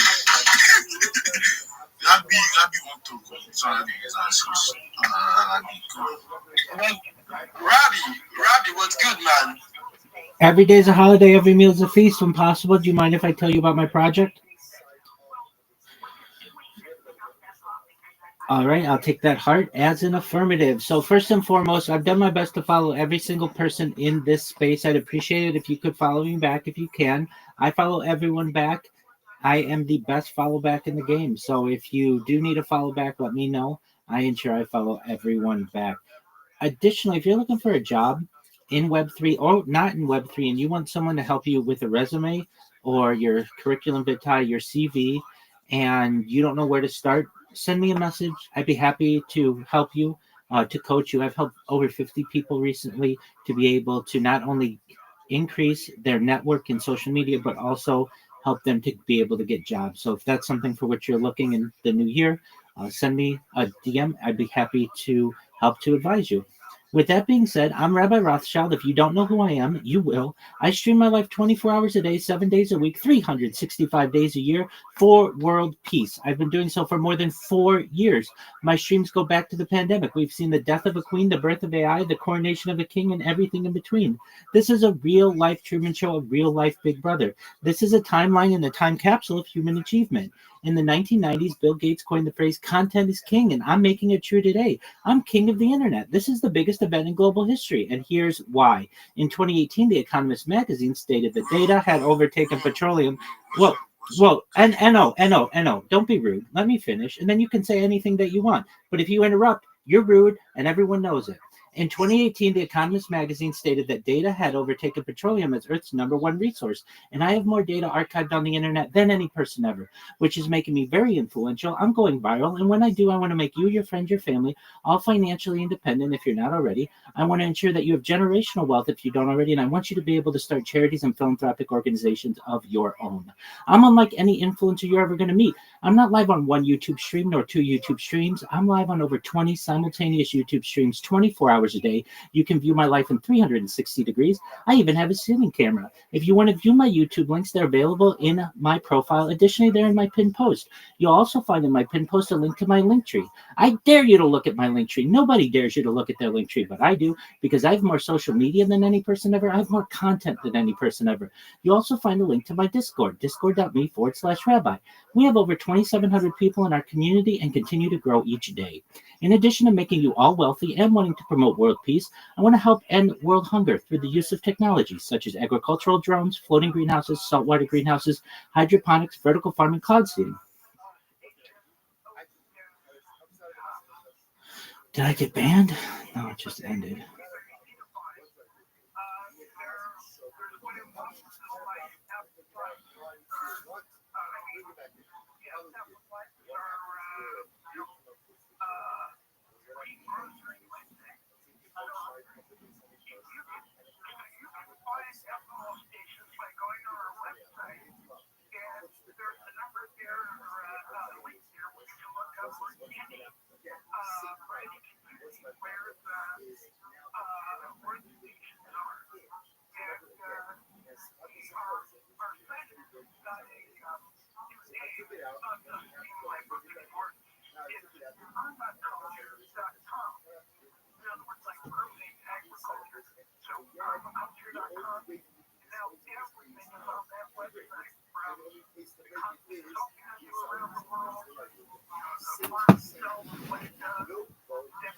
What is this?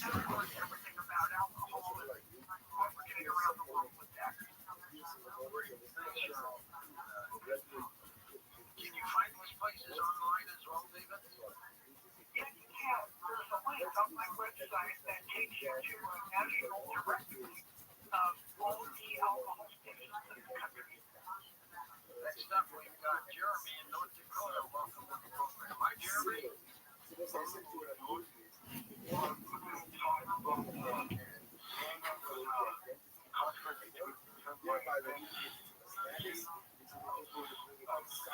Five times 22. Damn. 29 though. That's just, he's not a numbers guy. But the math ain't mathing. here. You know what I mean? A lot of strong ass dads out there keep sending your videos. Love them. So he's watching videos of dads working out? Doubt it. Yeah, I don't know. That's not strange. Yeah, long day at work. Now I'm going to watch other dads work out. It's obvious they are thirsty for a new audience. You know? Strong dads. They want a dad audience. For what reason, I don't understand, dude. The dad market. You know, they're trying to appease those lonely dads instead of like hot, lonely singles in your area. You know, sexy Asian MILFs. That's what they should be targeting. Yeah. They have ads that like see bored dads in your area. Yeah. Are dads gonna want to buy Drive Fast All Fast No Gas shirts? And yeah, they definitely want all gas while having no gas, dude. Yeah, that's true. They're gonna be wearing those shirts. And dads are gonna watch T-Fat-K to learn about how to coach their sons better at baseball. Mm-hmm. So that's why he's. No, you're wrong. That. You're wrong. Okay. They're all the same person. So they hear this guy and they're like, oh, I talk the same way. I do the same thing. Oh, okay. That's what they want. Right. It's not going to happen because then they hear them calling each other gay all the time. And you're like, I don't want to talk around my kids like that. You know what I mean? I love fat kids. Fat kids are great. Yeah. You know? I don't know. I'm not a dad. Maybe if I was a dad, I would be like, this show has got to stop. You know? I just dropped 29 pieces left and right. Yeah, same. Papa's Bone Nickel retroactive take and training ideas posted by Dandy Kaufman 2. This is going to take a minute. Yeah. Let's see here. Bone Nickel. God damn it, are we getting to I was in the worst mood. You guys know how high I'm at Bone Nickel. I got the DMs, where'd it go? And you guys called me the F word. How's your great white hype now, F-er? I'm like, jeez, man, that's aggressive. But I get it. I rode his American Nutsacks all the way into the ground. And on Monday, Americans Nutsacks. It's like way too many plurals. It's a strange thing to say for sure. Yeah, you fucked up strange too, by the way. I said strange You wrong? said like strain. It's a strain thing. Oh yeah, it's very strange. I should have said this. This is an absolute horrible matchup for Bo Nickel. RDR does not give a flying fuck about, I swear to God, he doesn't give a flying F about your wrestling credentials. Because it's 2025. Why are you saying this like you knew it the whole time? Well, he must have forgot. He must have forgot. His original prediction. Now, if this is 2001, 2010, even 2015, and you're an elite wrestler, you can go pretty far in the UFC. Probably Khabib's striking was not good, but he was so MMA wrestling dominant, he didn't have to worry about it. Bo Nickel should take a version of Khabib's. He, for whatever reason, his wrestling's not translating. It's just not. And the reality is, it's 2025, and the talent level of the UFC is much higher than it was back in the day. In the lighter weight classes, 205 and up, different conversation. I'll have the conversation with anyone. It's the guys who are ranked top 5 now in 205 and heavyweight probably are ranked in the top 5 10, 8 years ago. It's heavyweights are different and light heavyweights are different, but below it, 85 and below is the conversation where your skill set has to be so good and well rounded that you're unless you're a complete outlier like. He knew. What do you mean? He said a complete outliker. Oh, outliker, yeah. Fixed it. Yeah, outlikers. That's another thing. Is the shop's mess ups are so creative. Mm-hmm. Outliker. But he didn't even like that one. That's how fucking. He's very specific about his mess ups. He's like, outliker, it's too on the nose. So he fixed it. He's like, I won't let that be part of the fucking canon, you know? That was a rewrite. Izzy's not exactly a great grappler. Alex Pereira is a guy that had success at 85, but he's so elite at striking, they give him proper matchups. But when you're a grappler, you have to be so dominant, like Marab with insane cardio. You have to, it's just tenacity, takedown. He'll entertain him. Cejudo, he's like, what about Cejudo? Different type type of wrestling, right? Freestyle was where he excelled. It's more Greco, Olympic world champion. But also, he adapted very well to mix it up. But just to put a little hope into Bo Nickel fans out there, and for the naysayers too, remember, Cejudo got finished by knees from Mighty Mouse. Very similar. It's different because Cejudo's crazy. Hamza would eat his fucking lunch right now because Hamza is a mixed martial artist. And he has a lot more experience in mixed martial arts. Now, if this is pure wrestling, if this is straight freestyle wrestling, Bo Nickel destroys you. It's not even remotely close. Hamza, whoever you want middleweight, he mops the fucking floor with him. But this is not wrestling. This is MMA. You have right? Yeah, I'm like, why would you even bring that up? Yeah. My favorite thing, though, so far is the year thing. Because before he goes, this Bo Nickel guy, he's going to crush him. Because, there's no chance. I mean, they almost forgot.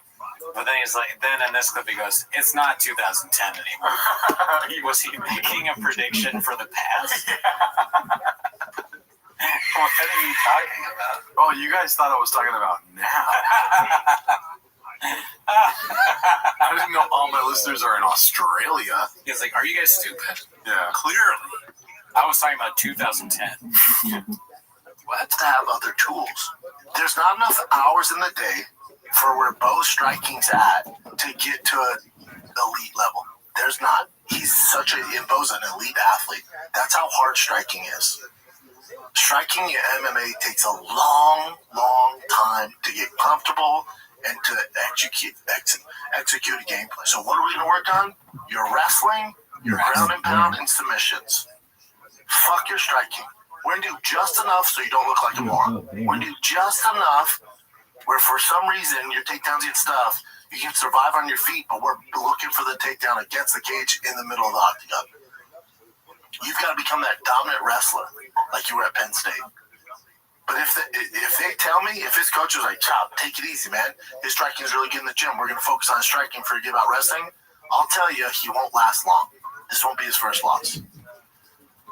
If his whole mentality doesn't change and go, okay, I got to become the Khabib of 185. You absolutely break everybody with my leave it to Khabibers. I'm playing. Fuck striking. I'll do enough. This is fucking boring. Yeah, I mean, it's just like boring. It's MMA talk, and we don't even know really what they're talking about. It's a show where a guy makes predictions and then talks about how you're wrong for believing him. Yeah. That makes sense. He's like a George Orwell book. He says one thing, and then the next month it's a different thing. This is him watching Bo Nickel lose. And he's like trying to think of what to say. Well, it's not 2010. It's the first thought. It's not 2010. It's actually 1984. Well, it's not 2010. It's 2025. So why did anyone think that he was going to win? He's at the fucking UFC watch party saying that shit. They're like, we all tuned into your show. They put money on it. Oh, guys, that was for the fans. Yeah, why would you listen to me? You just can't be wrong. He's never been wrong. It's weird for him to. This is a weird thing. I mean, look at that hand. It's a big hand. God damn, dude. Imagine that coming at your face, fucking pause, so fast and hitting it. This finger is huge on that guy. It's a big-ass finger. Mm-hmm. Like the webbing. It's just like... Remember when they said that, what is it? That guy from the Lakers' hand was like it looked like a piece of doo-doo or whatever. I have no clue. That was just one of the. They dissed some guy's hand. I think I know what you're talking about. Yeah. They said it looked like a piece of poop. Because the fingers were all like long and. Yeah. Kareem Abdul-Jabbar's hand looked like poop. That just made me think. This looks like healthy poop, dude. Like if you're shitting his hand, dude, you are in the clear. No doctor visits. He had a big meal. Yeah. He's been drinking a lot of Magic Mine. I can tell by the hand. Yeah. Good enough. But you got to take a page out of Jake Shields. I mean, the thumb, dude. That thumb is probably the size of some small Indian man's face. You know? Yeah, dude. How did you get a thumbprint with that? Pause. God damn. You got to take a page out of Khabib. When he's forced to strike, he's... you guys know I love Bo. His striking, I've seen better guys on a regional level, man. I see better guys in Contender Series. It's just not there. That's okay. That's okay. Because if this is a video game, your striking's a 1 at the... I'm not being mean. His striking's a 1 at the UFC level.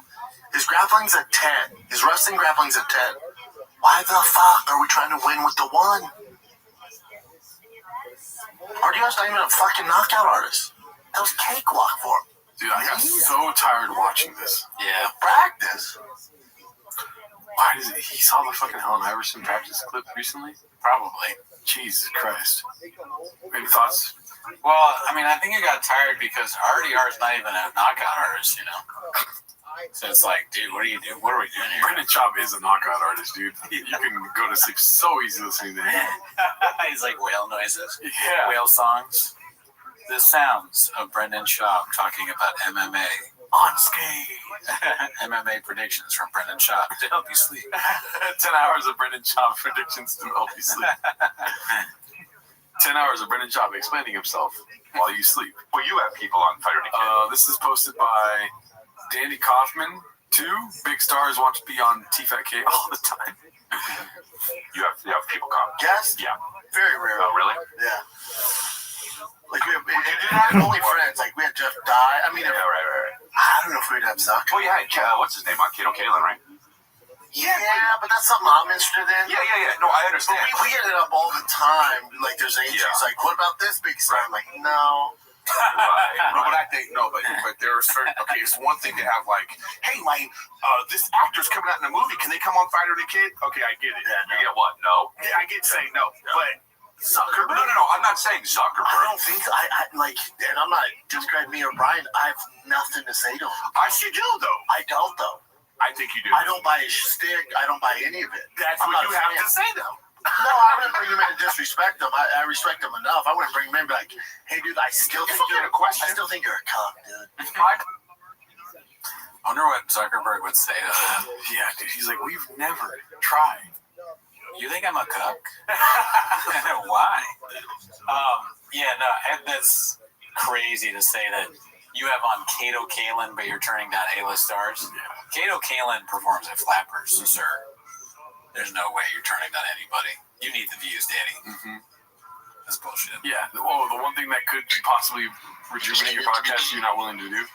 Dude, I really want to know, I'd love it if they had said no to somebody, and I want to know who they are, and I want to talk to that person. Like, you told your agent to ask about TFATK? Why? No, not a chance he told me. No, maybe, I don't know, but not a chance. I don't think so. But it's funny to think that. Maybe Matan has like a great agent, and that guy tried to get him on TFATK, and they're like, we got this big star guy. And we said no to him, and then he just writes that to the bank. There's only one time, a long time ago, that lives in his head, where he said no to, I don't know, who's like the island. Was it the island boys? I mean, I wouldn't put it past them. If they didn't, then they probably said no to them when they were making rounds. Yeah. And then they just live with that, and it becomes, that's the truth forever for them. Yeah, well, more likely is if they have ever said no, it would have been when they were getting a lot of views. Exactly. And so he's talking about that now. But anybody, yeah, I mean, it would be funny though if they're still getting hit up, but it's only by people that want to prank them, like you said. Yeah. Like Matan and I don't know, Drewski, I guess. Tulsi Gabbard was on there. Yeah. Who cares about that? You don't let only friends on. You're not friends with Tulsi Gabbard. Shaw would probably blow somebody to have on Drewski or fucking Kai Cenat or any of the streamers. He would be like, he would fire Chin to be able to interview ISO Speed. He has no morals when it comes to views. Yeah, dude. He's like, I only have you on because my son likes you a lot. I'm a dad. And then hopefully there's a crossover of dads that watch Kai Cenat. He is on Pokimane. He gets Pokimane on. You ever put digits in guys' buttholes? I never had that done. Who's the redhead with the big boobs? Amaranth or something? Yeah. He has on her and he's like DMing her during the show. Do something after. She's like, what is this? Why did you send me a devil emoji? What does that mean? Oh, I didn't send that. You know I'm right here. In your pocket or leaving it in a chair. Showing pictures of Brian, like, look at this hottie. It's the girl on the couch. In front of her, she's confused. What? Brian's like, ooh. This is worse than the time I was robbed.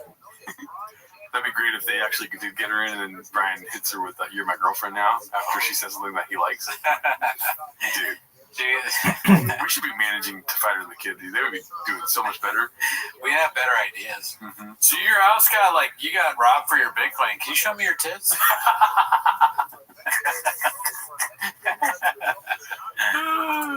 Alrighty, let's see what's next here. Posted by Lumbambao. And probably the best he's ever. It's called Lou Wouldn't Move to Austin. It's good with Brian Campbell and Lou. But he didn't let go of his weirdness. He kept it. That is exactly what we wanted. We wanted to keep the weirdo, just tighten up the defense. We have reached peak Yuri Prohachka. I'm here for it. You know, they have that saying, keep Austin weird. That's right. You know, and now all the comedians are moving there, Lou. Would you ever move to Austin? I'd rather get shot in the face with liquid Ebola than all.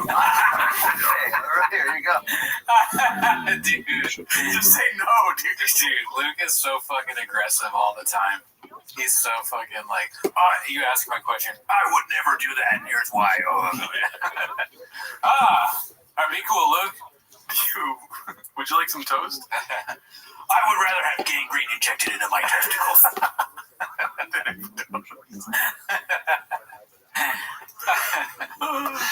Also, no strings attached. Oh, we saw this part. God. Dude, O'Malley almost became champion right there. Dude, okay. Remember how I said keep Yuri weird? Yeah. We got to make Marab less weird. It's not working. Do you think Shabby needs a handler, Luke, or what? You know? Okay. All right. All right. Skits and bits. There we go. All right. So happy. Good shit. Yeah, good shit. Shout out to those two. Great guys. Never met them. Not once. This one's posted by Toxoplasmosis. Great name. Has anyone done a welfare check on Bappa without Bold Nickel? There is no hope for the YouTubes. According to Bappa, who has forever told us that racism against white people runs rampant in collegiate professional sports. Hence, the only reason he wasn't a first-round NFL draft pick. Facts. Character quota. Now, so this one's posted by, I mean, we already talked about it. Yeah. Aggressive ass monkey. Okay, don't talk bad about Bo Nickel or Bean Dip. Might kick your teeth in. I just jump into the UFC. Yeah, if you're gonna shit on Bo Nickel, I'm not gonna shit on Bo Nickel. God damn. Whoa. First of all, don't talk to Brian like that. Yeah. It's your boy. Yeah. I know Brian sucks, but let him cook. Don't talk shit on Bo Nickel or smash your fucking teeth in. This is Brian Callen's therapy session. He said he'll smash your teeth in. That's funny. Yeah. Yeah, it was aggressive. Dude, when you said it out loud, it's so funny. You hear it and it sounds ridiculous, but when you say it out loud, it sounds even crazier. Even the YouTube captions was going nuts. It was like, what? If you're going to talk about Bo Nickel, I'm going to bash your fucking head in. All right. It's kind of a Luke way of approaching it. Yeah, what do you... But it's... Are you closer to Bo Nickel? Hell, where do you guys... Yeah. That's crazy. Makes sense, B. What else do we... Into the show? Don't know. Okay. Bacon MILFs. I mean, our single to... That's awesome. Alrighty, this one's posted by... Oh, the chicken. Mate.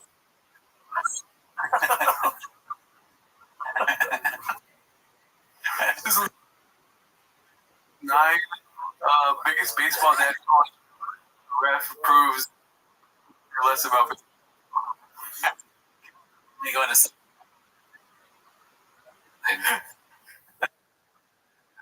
That's great. Subway probably needs the business. What do you mean? Chicken, bacon, milk. You don't have any Asian milk for you. Make chicken and bacon sandwiches. Can I get sweet onion chicken? Yaki? Yeah. Let me get a cougar BLT. I want a mature sandwich. Can I get a meatball single in my area, please? Let's see here. We yelled out a cuss word. Super embarrassing. I was so embarrassing. Apologize to the other dads and apologize to Tiger. Didn't help him, you know. What was the cuss word? It was the F word. Oh, come on, man. For gay people. You're better than that. I know. I can't help it. The ref was really putting calls our way all day, and it was driving me nuts. And then there's one call, I just went, oh. And then my wife was like, oh my God. I was like, that's why I can't be around. Oh. Boring. I want to go back to cougar chicken clubs. Fucking hot milk salads. But yeah, no, don't curse at the ref. Yeah. I mean, that's embarrassing. Mm-hmm. You should be ashamed of yourself. Yeah. You gotta spend some time at the cubby. Get a BLM, dude. A bacon, lettuce, and MILF. Yeah, dude. Fuck, I was so scared of doing another one. I know. I mean, even when they're bad, cougar, MILF, mature. What are the other things that they call these women? Is there any other slang for cougar, MILF, mature, granny porn? I don't know. Granny. I get. Can I have a gilf? You just ask for a gilf. At some Chipotle. Aren't you embarrassed? He's walking at Chipotle. You don't know what you fucking. They don't have MILFs at Chipotle. Can I get an Italian club on gilf bread, please? Hell yeah, dude. We need to open a sandwich shop. Let me get an old lady gets fucked by young hot male. Young hot male. Pause. All right, I'm done. Listen, the show's moving to Wednesdays, live show on Wednesdays, 2 days a month, 2 times a month. I love you. You're wrong, Cameron. You're wrong, Cameron. I love you too. Patreon, join it. Never heard of it?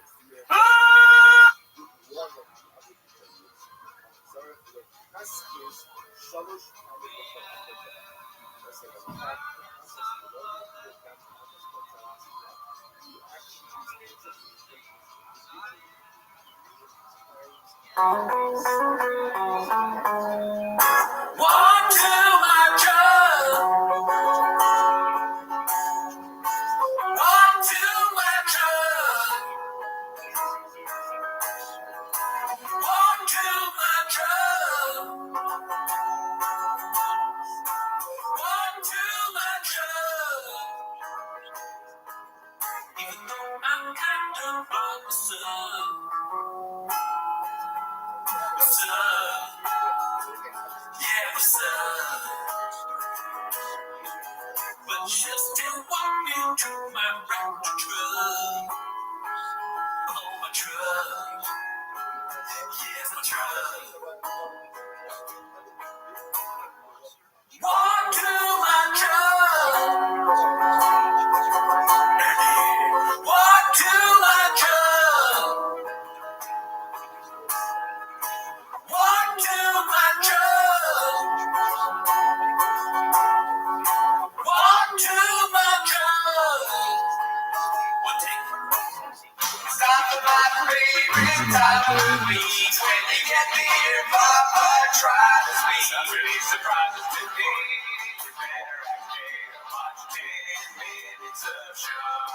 Welcome back to 10 Minutes of Shop. As always, join the Patreon, join the Discord, watch our other show, Raccoon Tweeties. This week on Patreon, we did a live episode. Ever heard of it? Also, you get early access to this show in May. We're going to finish out May, and then in June, we're going to switch over to doing Timos twice a month, probably on live Timos. Yes. Can you believe that? It's a thing. Tiger Bailey told us, and they're our boss, allegedly. So we're switching. So it's not going to be weekly in June. It'll be twice in live. Mm-hmm. Yes. Nice. Hell yeah, dude. Fucking, just like Brendan would want it, dude. Yeah, dude. It's fucking. We're drive fast, dog ass. Yeah, we're changing it to the Brendan Chop show too. Yeah. That's also he's gonna be on the show. So and we're gonna be in Austin. But anyways, that's not why you're here. You're here to watch 10 minutes of shop. So start the timer. Play the chin clip. Alrighty. Let's see here. This one's posted by don't know who to ask. It's called Dana White's Power Slap, receiving heavy criticism after a fighter is left redacted by powerful blow. I haven't seen this yet. Have you? It's the pound. No, I haven't seen any of this. It's the sticky note this week. So let's see. Hopefully, it's only one clip. I said any of this. Hopefully, this doesn't get taken down. See, I think he's a little too far. I agree. Yeah. That's your measure. You want to laugh at the. How do you think he reacts? 8 inches. Oh, no, like the grape lady. Like something redacted. If he just said 8 inches after getting slapped, then I would be very worried. Dude, if he said that for real, that would be fucking funny shit. I mean, that is for sure brain damage. Are you okay? 8 inches. Not the finger. His palm's not gonna lift.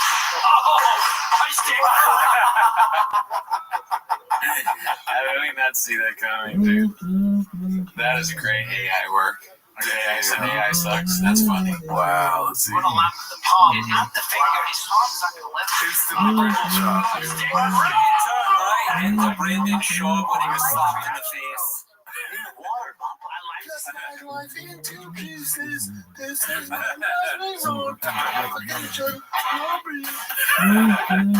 It looks like he's relaxing. This keeps going. There's no way he's coming back from this. He'll probably just randomly ask for bananas then. He spells giraffe with a D. Giraffe, yeah, you won't be able to say that word anymore. Yeah, that was great. Shout out to that nerd serpent. Let's see here. This is posted by Hemp Farmer 90. Now he's lifting his merch art from Nazis, it says. Yowzers.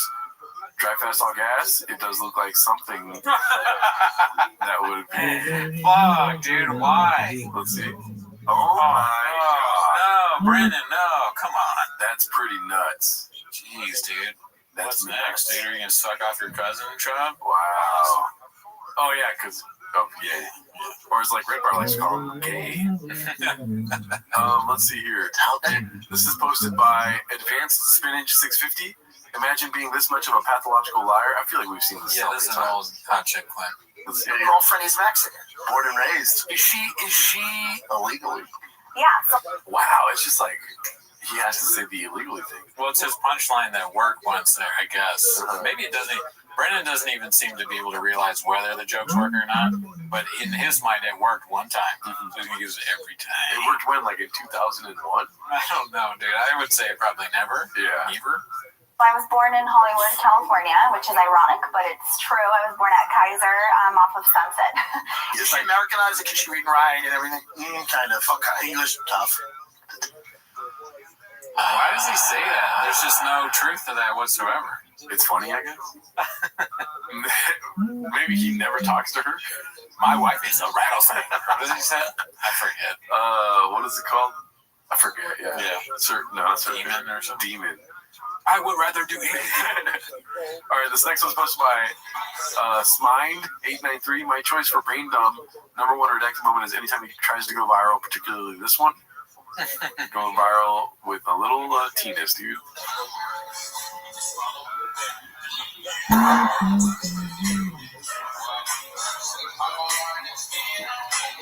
Just sad.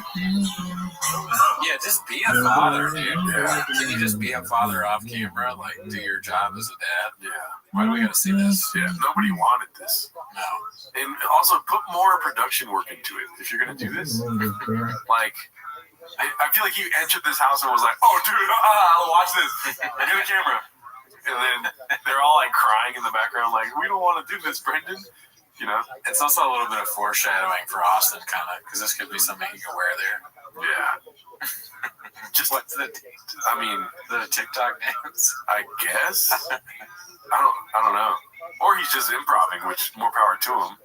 He's kind of like a stupid version of Kendall in Succession. You know? Yeah. Same kind of cringe, but just dumber. I would like to see him hit a 3 in an NBA game and then see how he celebrates, you know? He does he does this, that'd be great. From 3! Guys, we're not going to pass the ball to Brendan anymore, okay? Just so we can avoid that. Yeah, he makes every shot, but they don't want to see this. Brendan Schaub's trying to take over the business from his dad. Dad, can I take over the business? That's so funny, dude. They're like, dude, Brendan, when you make a 3-pointer, you have to get back on defense. Meanwhile, he's like, they're scoring. The guy he's supposed to be guarding is scoring more than one time because he's still doing this. Different possession. Yeah. Still dancing. He's like, save it for the timeouts, dude. Oh, man. Let's see here. This next one is posted by, oh my God, Seaweed Remarkable. It's called Dicey Dicey. Looks like she is in some kind of garb. Very Texas, right? Is it? It's got the I want to move to Texas now. Longhorn necklace. Oh, okay, got you. And then I think this is something that it looks like something you might wear when you're line dancing. Dude, I'm into line dancing now. I want to move to Austin. Yeah, we've been wanting to move to Austin. Yeah. Now I got my reason. This is posted by Gunslinger. 4. Jeff Dye wants to know why Brendan is moving. The last cowboy wants to know why someone's moving to Texas. Interesting. Let's see here. The place here. Sherman Oaks. Yeah. I love Sherman Oaks. Yeah, because we're out, man. I know you guys are going. Yeah, you guys mine's there already. I think I probably already explained. This might be a repeat for your audience, but what was the decision that made you guys go, we're going? It was what you said to me, to be honest with you. Rogan said, after I shot my special, he said, move here. It'll change your career. And then you said, you're just going to become a road comic. You're just out here isolated. You're that guy. And that's just on the road and not from this comic. Brian lost his peers. You're that guy. No, you are that guy. But I'm not that guy. I am that guy. Their whole life, all of these fucking redacts is like a horrible version of a Bruce Willis movie. We're in the trenches now. Get you on the guy. No, I'm the guy. You're that guy. Turn off the alarm. You're the gay guy. Cut the wires. You're gay. Let's see. I was like, you got to be out in Austin. And then I said, I'm going. Remember? I was like, I'm going. How'd you convince you? What made you want to go? The fires. Okay. The fires were at That's my last straw. He says fires, but he didn't live anywhere near them, but that's It just bothered me. I was like, I'm done with this fucking. But the fires were right by us, and we lost power for 2 weeks, and then we couldn't be in the house. And then we have this big gate, like this security gate to get in and out, and the gate wouldn't work. We had to like rush out, and I'm there pulling it. My hair's in my face. That's when I cut my hair shorter. So I was pulling it in the wind. My wife looked at me and was like, "Oh, we got to get out of here." Yeah. And I was like, "Really?" Because I was trying to get her out during COVID. I was like, "You're down?" She's like, "I'm down." Put the house for sale like a week later, and boom, good, off to the races. Because of the fires. Brennan, if she saw Brennan try and open a gate, she was like, we got to get the fuck out of here. It's so easy to open those gates. Even I can do that. Maybe I'm nitpicking here, but off to the races. Stop the tracks. What does that mean? Like, I understand that's a phrase, but what is the race here? I don't know. I guess he's just moving to Austin. Yeah, race to the bottom. To be the worst comedian somewhere else. Off to the races. And maybe he understands how much more culturally diverse where he's moving is. He's like, off to all those other races. Bad joke. Yeah, no, I mean, who knows? But, it would be difficult for him to be, even for him to be the worst comedian in Austin. Mm-hmm. He's looking at his competition right now, actually. Mm-hmm. Yeah, those two. Yeah. The last cowboy. Yeah. Yeah, dude. Does anyone ever walk up to him and go, damn, dude, you're a cowboy? They see him, yippee-ki-yay, motherfucker. Let's see here. This is posted by 7-Digit called Slammed Him. Oh, yeah, I saw this one. Isn't that the eagle and shield design? The same design that Nazis used. Nah, man, Nazis don't own the eagle logo. America. They also don't own the swastika. Dude, the skull with lightning bolts and eagle looks especially like Nazi symbols. You should fire whoever designed this. Yeah, that's terrible, and I'm sorry that happened to your fam, but Nazis don't own or represent an eagle, my man. You're gonna be exhausted fighting that battle. Wow, the my man thing is just, it's becoming racist at this point. I mean, I know it's probably just white guys they're talking to, but hey, listen, Bubba, you know, you can fight this battle all you want, but, you know, eagles are fucking America, bro. Hey, B. Yeah, the Nazi symbol, they don't own that. He's reappropriating the Nazi eagle for Dry Vessel, guys. I like how many likes the people's comments have compared to Brendan's. Yeah. 2 likes on Brendan, 13 on the accusation, 28 likes, 0 on his. That's good. A good observation. It reminds me of how, like, there's all these different things going on Twitter with race. There'll be somebody getting in trouble for some race thing, and whoever responds like, "Hey guys, can't we all get along?" Gets 0 likes, and there'll be 100 replies that all have 100 likes. Fuck you, woke bitch. Yeah, dude. But Brendan, when he writes comments, gets the opposite treatment. He gets the treatment of the woke bitch people. Brendan you should be hitting Brendan with a my man before he gets you with one, you know? Definitely. You always go with that first. Yeah. Maybe that's when he understands. There's like, you need to have that. You know how like in Pig Latin you add A at the end of all of the words? Yes. That's what my man is for Brendan. Yeah, it's something that turns his brain on to listen to you. Yeah. Oh shit, it is a Nazi symbol. Like when you talk to a dog. Yeah. You go, hey, or like outside, and then you can say whatever else you want. Yeah. With food. Yeah. It's exactly the same thing with a dog. You gotta do stand up again, my man. Hey Bubba. I like Hey Bubba. Oh, okay. That's my new thing. But my man it's very effective. It's very effective. You're probably right. You know, he says, I'm sorry that happened to your fam, but they don't own or represent an eagle. My man. See? If you're seeing a period in something he's writing, my man came before it. Oh, for sure. Yeah. The most period. Let's see here. Who's next? This one's posted by Volcano 420. Some protesters picketing outside of Brian's comedy shows. I don't think that's true, but 86. I like how old they are. That 86 still is. That's awesome, dude, because it rhymes. Admit your crimes. Wow.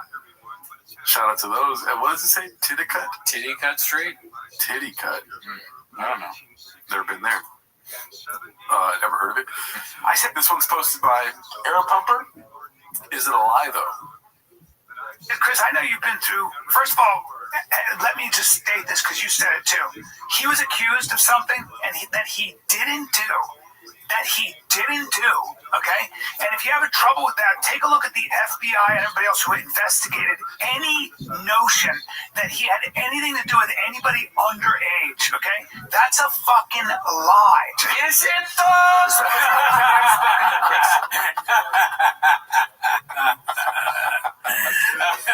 Oh, that was great. How can you do it again? Can you play him saying, is it okay? Oh my god. It is funny. Yeah. Like that, just that sound is hilarious, but it's perfectly placed here. Notion that he had anything to do with anybody underage, okay? That's a fucking lie. Is it though? We haven't spoken to Chris. And we've never been on the road. It's going on. It's going over his fucking thing. Oh my gosh. Genius. How great is it that they are not only wear flip-flops, but they flip-flop on all these things. And they're so, like, when they flop, they're like, yeah, it never happened. But it's like, Doc, you were scared. Every time, but, I mean, how great is it? Is it though?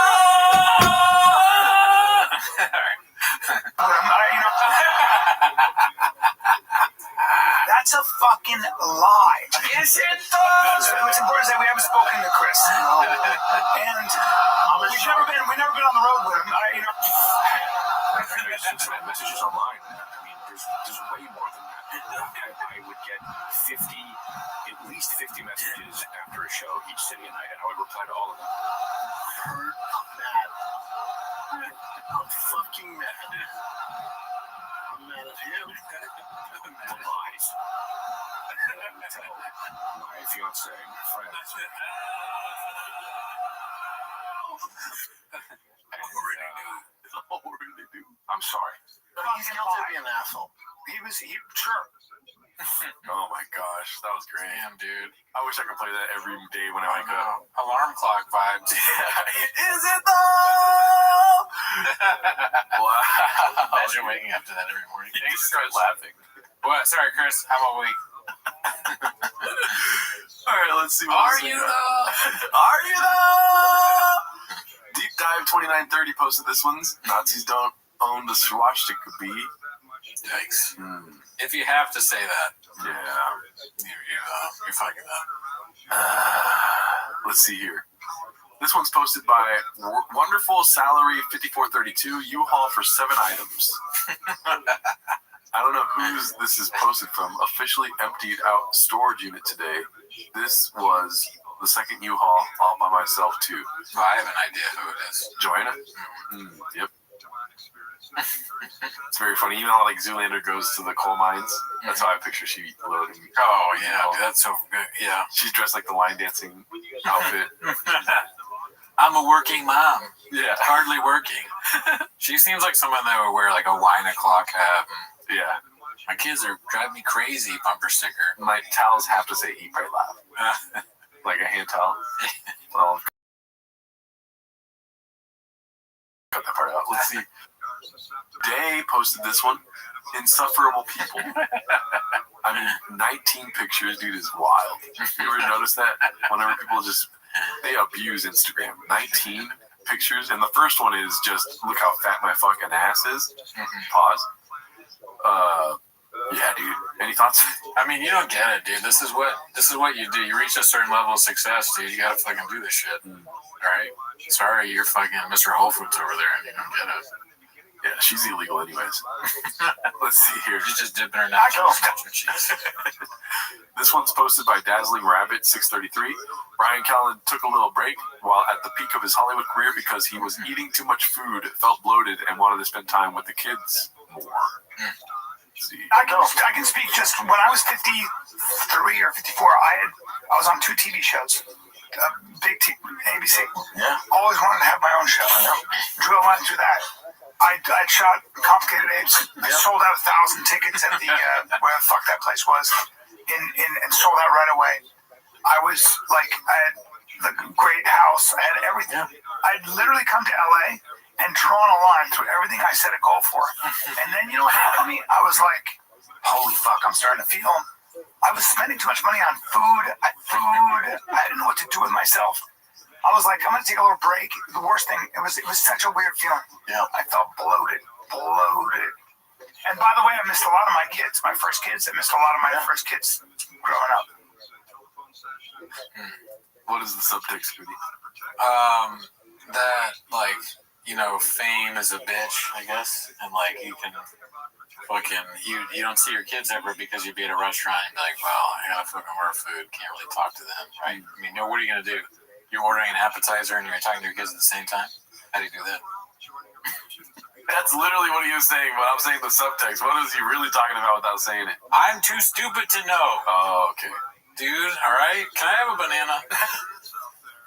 But what do you think it is? He was drinking too much rain. Would get a lot of energy. The subtext is, I was drinking too much rain. Rain makes me horny. Oh, fuck. Yeah. That's what I got. Bloated. He was bloated, meaning equals horny. Yeah, I mean, that is true. He was too horny at the height of his career. Now, probably before. Look at this. Yeah, it's a horned up man. It's a horned up man. Boner alert. They need to bring it back, dude. Let's see what else we got here. This one's posted by Dazzling Rabbit 633. It's called New Milestone, failing to reach 40K for 3 straight episodes. Oh, I thought you just hit a blunt or something. We have a mountain lion problem here, y'all. All right, Dallas. Oh, man. What are we doing here? We need more subs. Yeah, dude. They do. And us, too, but 36, 38, 35. Come on, guys. Watch the show. I mean, let's be honest. This is a good thing. Okay. This is not a sad thing. No, you're right. Why? Brandon Job is not doing anything ridiculous. When he does ridiculous shit, the numbers go nuts. Oh, right? Yeah. I always forget that. Mm-hmm. But yeah, I mean, when do they actually go to Austin? Do you know? May. Oh fuck. So it's May now. Yeah, they should be there now, right? Yeah. But we haven't seen a new studio or anything, right? Not that I've seen. We're going to be going live with Timos, so I'm sure we'll be more up to date if anything transpires before now on Tuesday. But, oh, fuck, man. I will say, whoever took this picture is one of the views. Look at this red line at the bottom here. We need to see the homeless cats, YouTube, history watching thing. That's how you know it's a good episode of T5K. This one tells me that it's really good. He went further. This one, not so good. He went 5 minutes in. Quit. You know what I mean? This one, all right, mid, Brian's not even smiling in this one. No. Couldn't even get one screenshot of him being like, Chin has a set amount of time to deal with these kinds of things. How long will it take for them to be so desperate where they watch our show and they're like, I'll try anything, and then they take our advice, I would always wonder that, but you got a fucking video, so remember what? Somebody did. Oh my god, I forgot about that. Somebody did. Maybe we should have talked about that on our Raccoon Tweeties. I totally forgot about that. Yeah. God damn it. Maybe next episode. But a very nice person sent a cameo from Brian Callen to Gerardo, and we watched it. It's very funny. Do you want to play it? Or? We can. All right, give me a second. Keep talking to them. So, it's been a rough week in general, and and a very nice fan. I don't know who. It doesn't matter because they don't count. Or Matt. Voodoo Adult, shout out to you. Shout out to Voodoo Adult. He sent Gerardo a cameo of Brian Callen giving him somewhat of a pep talk, is what I got from it. Is this illegal to play? Or? Why would it be illegal to play? You're right. Let's do it. And I didn't mean that like you're stupid. I meant it like I don't know why. But I don't think it is. Gerardo. Wait, you gotta play that one again. That's what you get. Gerardo. Brian Callen. Fucking your boy Artie. Apparently you want to do stand-up. And, sorry, there's TV in the background. He says, what are we doing here, dude? I know. I caught that. I kind of got, I put the cart before the pig or whatever it's called. Mm-hmm. But, dude, that got me like, does he know who he's talking to? Yeah, it's really like, it could go either way. Yeah. It could go, he knows, or he has no idea who we are. Yeah. Both are plausible. Let's see. Plausible. Gerardo. When he said that, I lost it, dude. I was like, whoa. I know, it's such a great beginning to the video. He said it right. That's what I'm saying. That too. Yeah. Oh, yeah, of course. But for all of his faults, he does know how to make a selfie. Mm-hmm. That is a skill that he has. I will not take that away from him. Yeah. I'm not going to sugarcoat At his age? Let's see. Still a risk. Fucking your boy Artie. Apparently you want to do stand-up. And, sorry, there's TV in the background. Turn it off. Yeah. We gotta pause this. I'm watching Temptation Island. Now I feel like we're friends, dude. He's leaving me a video where he's laughing. Mm-hmm. He's telling you about his life, and he knows you, dude. You're a hawk. You're gonna make fun of him. Yeah. So he's laughing, thinking, "What is Gerardo gonna say about Temptation Island?" You're my girlfriend now. Oh God. Okay, sorry. Let's keep going. My wife's laughing at me right now. Temptation Island. I'm into the show. I said it. I don't care. I don't care what you think of me, dude. So, I don't care what you think of me, dude. Oh, I didn't catch that because I only watched this once, and it blew my mind. I was almost scared to watch this again. Yeah. Especially on the show, yeah. This is a deep-ass fucking... It gets deeper than this. Yeah, pause. Yeah. How many times have you said that? Okay. It's deeper than this. Bro. You think about doing stand-up, or you're not? Are you sleeping on the idea? Everything in life that you want to do, stress comes from not doing what you're supposed to do. Illness, depression, all of it, I think. My theory comes from not doing what you're supposed to do. Procrastination. Yeah. So, grab your balls. Okay. I'm already doing that. Oh, yeah, he's like, my balls are in my hand. I grab it 7 times a week. And just take the step. Do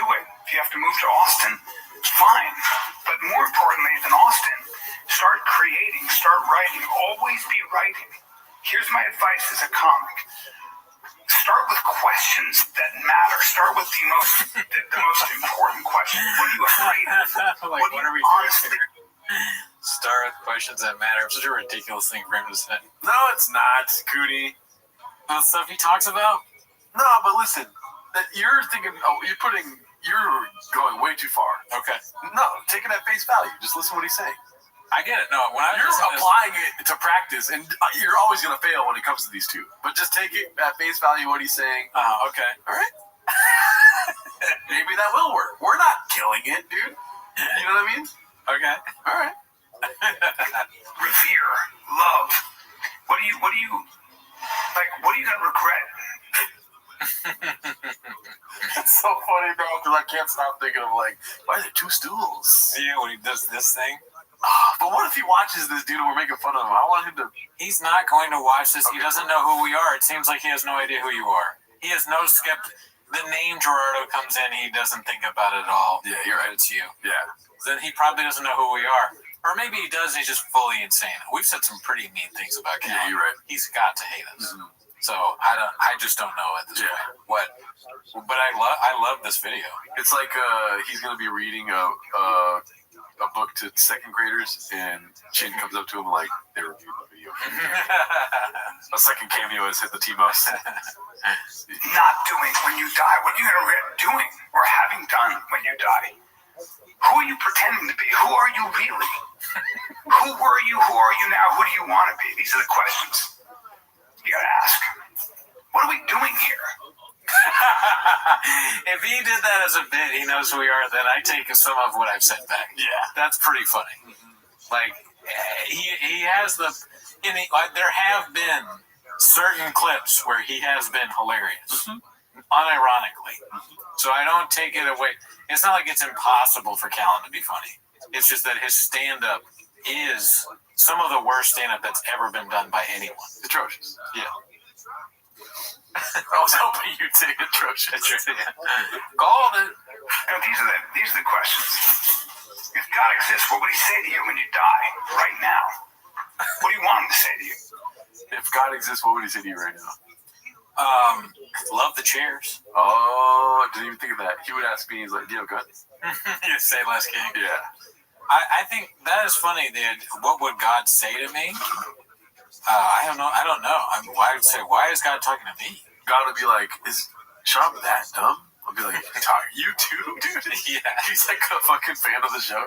Love the show. He goes, Daddy. God is just doing Shabbisms. I wouldn't put it past him. Jesus is probably more into the show than God, if I had to guess. Yeah. Younger demographic. Yeah. He's like, my son can't stop talking about you guys. He always is 8 inches when he's about to ask me a question. You know, these are the kind of questions I think that you start with a serious question. You start with the emotional truth of something, and then let that inform your comedy expression. And when you work from an honest place, when you work from honesty, you're no longer afraid. This should be play. This is not work. Writing.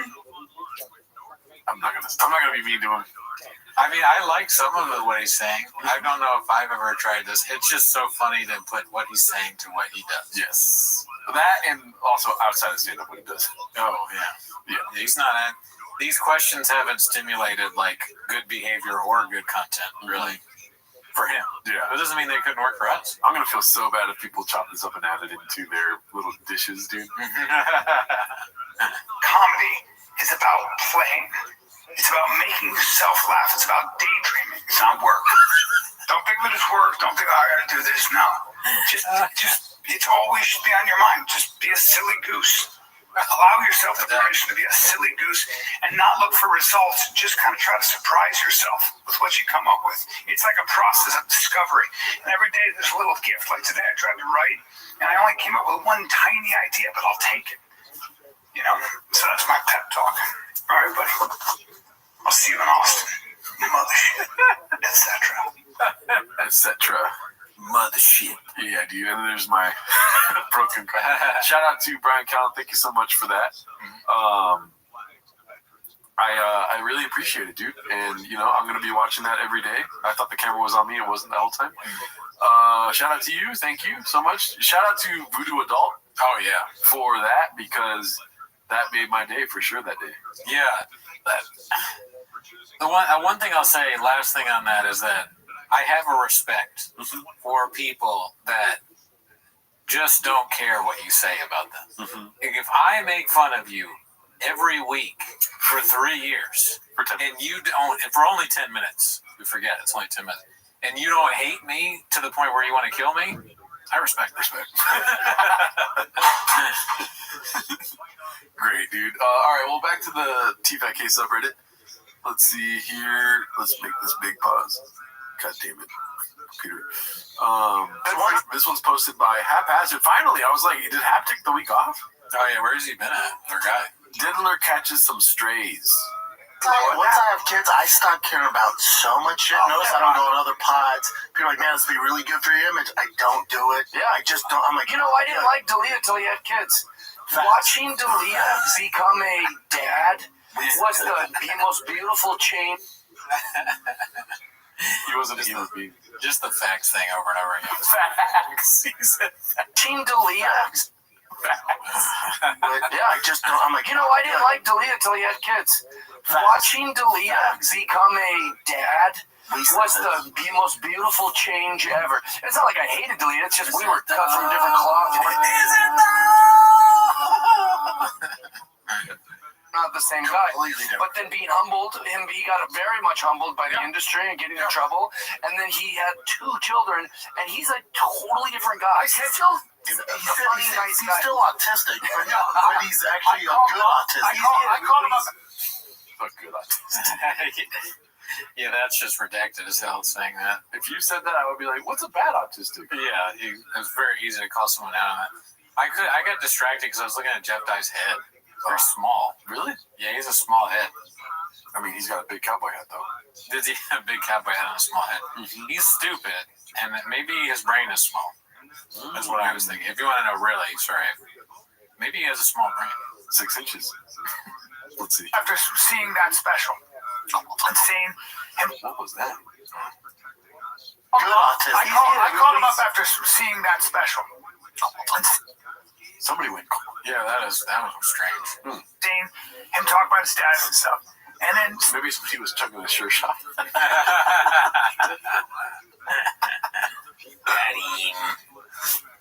Sure shot. Seeing him with his 2 kids. How much he loves them. And you know what I said to him? I said, Chris, I know you've been through. First of all, let me just state this because you said it too. He was accused of something that he didn't do. Okay? And if you're having trouble with that, take a look at the FBI and everybody else who investigated any notion that he had anything to do with anybody underage. Okay? That's a fucking lie. I like how he turns into like a valley girl a little bit. A lie. Hey, he's guilty of being an asshole. Sure of that. Womanizer, all that stuff. We warned him how many times? Great. But what stuck was this myth that somehow he was a pedophile. Well, it's fun to tear things down, and that's what people like to do. People that are trite and laughable. Yeah. Not like us. Mm-mm. We're trying to build this show up, Jeff Dye. Mm-hmm. We're part of the 36,000 views. Mm-hmm. We're part of the 10,000, or what is it? 250. 250, yeah. Yeah. All right, it's always changing. Let's see what's next. Oh, I thought a spider was on the wall. Let's see here. This is posted by Haphazard. I thought he stopped talking to comics because of the General Lee incident. Painted narrative, Haphazard. Nope. You say the lab leak is that's why. Dude, how many friends you lose during that? I'm going back to COVID thing. How many friends you lose during COVID? I went. Oh my God, man, you know me. I was like ready to storm the Capitol. My shit, I was like, oh, I'm not anything like you guys. All our comedy friends, I went, oh, buddy, I can never talk to you again. Not because you're on the left. No, I never talked to him again. There's so many people. With this shot here, it looks like Brendan and Jeff Dye have good-sized heads. But then Brian Callen's got the tiny head because it's the way that the camera is. But if you go and you look at his head when it's like this, I'm telling you, it looks like He looks like Earthworm Jim, kind of. He's got the Earthworm Cowboy. yeah, I got you. Let's see. But you guys know, I'm out, man. You're not my foxhole. Well, you're just when the shit, because you're a bitch. Correct. And when the shit goes, when the shit hits the fan, all you guys scoured, you wear your mask, got the shot, you start preaching against all my friends. Dude, we're out. You're out. I got a lot of hate during that chapter of my life. Same. I remember people publicly being like, "And Jeff's having people at his house." I'm like, I'm going crazy over here. We were doing the podcast. We were yelling at us. I was in my house with an alcohol problem and guns. Dude, I was alcoholic. I'm like, I bona fide alcoholic during COVID. And also, the one positive, like, you became a star out of all this COVID nonsense and bullshit. The thing that I didn't know that. Debatable. First I heard. Yeah, this is the first I've heard of a bunch of the stuff that they're talking. Yeah. I didn't know that COVID killed friendships for Brendan. I didn't know that Adderall was alcohol. Although, I do remember Shab and Callan getting in trouble because they went on tour and they had COVID and they performed with COVID. And then they did a meet and greet with COVID. Yeah. So it seems like that seems to me to be a valid criticism. Yeah. They're like, that was bullshit. Brought like the fight back into it. Oh, yeah. Like I kind of, lowered it during comedy. I was like, no, I'm not funny. I'm not mean, blah, blah, blah. Not that I was ever mean. But I was like, no, I can't really fight. And dressing all gay. Imagine being Mr. Whole Foods watching this like, you are mean, dude.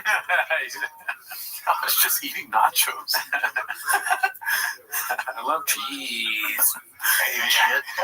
And then COVID happened, and I was like, oh shit. And I have two young boys. I'm like, oh no, they need a man. 100%. And so I'm at coffee and I was going there before the studio in Santa Monica every day. And then the mask, I'm like, God, I'm not wearing a mask. And I go in, I'm like the usual, and the security girl goes, you gotta put your mask on, you need that coffee. And I was like, oh, you woke up the demon. Yeah, you don't want this. I went, bud, I'm gonna get that coffee. I'm not gonna put my mask on. He goes, no, you're not. I go, guarantee you. No, you're not. I went, I'll tell you what's gonna happen. I'm like, why do people like this? I don't know. I don't get it. Yeah.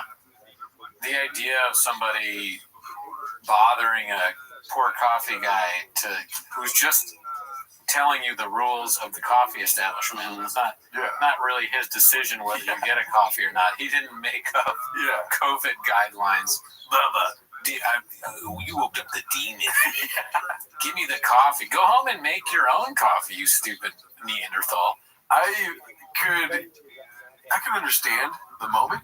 What I don't understand is talking about it and getting like riled up listening to it, being like, that shit is weird to me. Yeah. Obviously, the masking is new, so you're gonna be like, oh, I really gotta wear a mask, and then maybe they'll be human and be like, next time you come in, have a mask on, and then boom, all right, cool, I'll wear a mask next time I come in. Right? Yeah. I don't want to wear the mask, but I also don't want to threaten somebody's life over a garment, dude. You know what I mean? Yeah. Shab is one of the people in Twitter videos that jumps over the counter, punches somebody, and gets their own fries. Yeah. Puts ketchup on it. What? You didn't give it to me, so I took them. I fucking don't care. So we need to have that CCTV footage of him stepping up to the security guard. Yeah. Do you know who I am? I'm the Gringo Poppy. Yeah, say less. Do you have a gun? Let's see here. Grab that coffee, I'm gonna meet you in the back of the parking lot. Yeah, dude. Are you serious? What? You're gonna fight somebody over a mask? That's crazy. There is something happening here, dude. Yeah. I mean, this didn't happen. Practically. But it makes the story makes you look like a moron. Well, he was like this during the story. He was sleeping. It was a dream. Yeah. That was not a good joke. We're gonna see how it goes for you. It was okay, cool, see you there. I'm like, oh shit, he's down. Big black dude, like 6'6". Oh, of course. I mean, we saw that. That's what I was picturing because of Shab.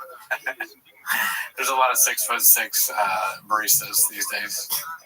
In my head, I'm like, I'm just gonna kick him in the fucking head and drive off with him. Yeah, also, you know you can take him. Oh, of course. That's the beauty of what, like, I can't do that. Real quick, too. So, I was kind of nervous. Comedy cadence. You got it in. Keep you busy. I can't do that. That's Jeff Dye's. That's 75% of his punchlines is, I can't do that. If a cowboy came up to me and said, I can't do that, I'll be like, oh, you're not a cowboy. You're Forrest Gump. Yeah. You're Forrest Gump. Jenna, I can't do that. They'd be like, I'm going to shoot you with a gun. Well, my head, I'm like, here we go, man. And did it again. With a gun. I'm going to shoot you with a gun. It's all cadence. There's no joke. It's just like, yeah, so I told him, I'm going to bitch slap you with my hand.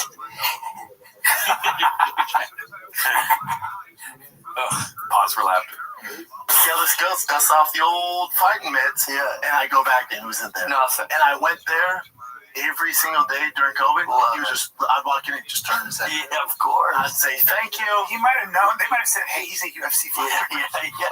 The barista was like, like, you're like, yeah, that barista. Why? It's not because you're a UFC fighter. Probably because you're crazy. Yeah. The barista's like, dude, it's easier if we just say nothing.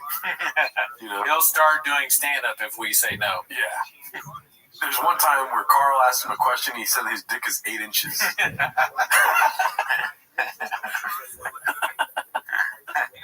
He always asks if we have guns.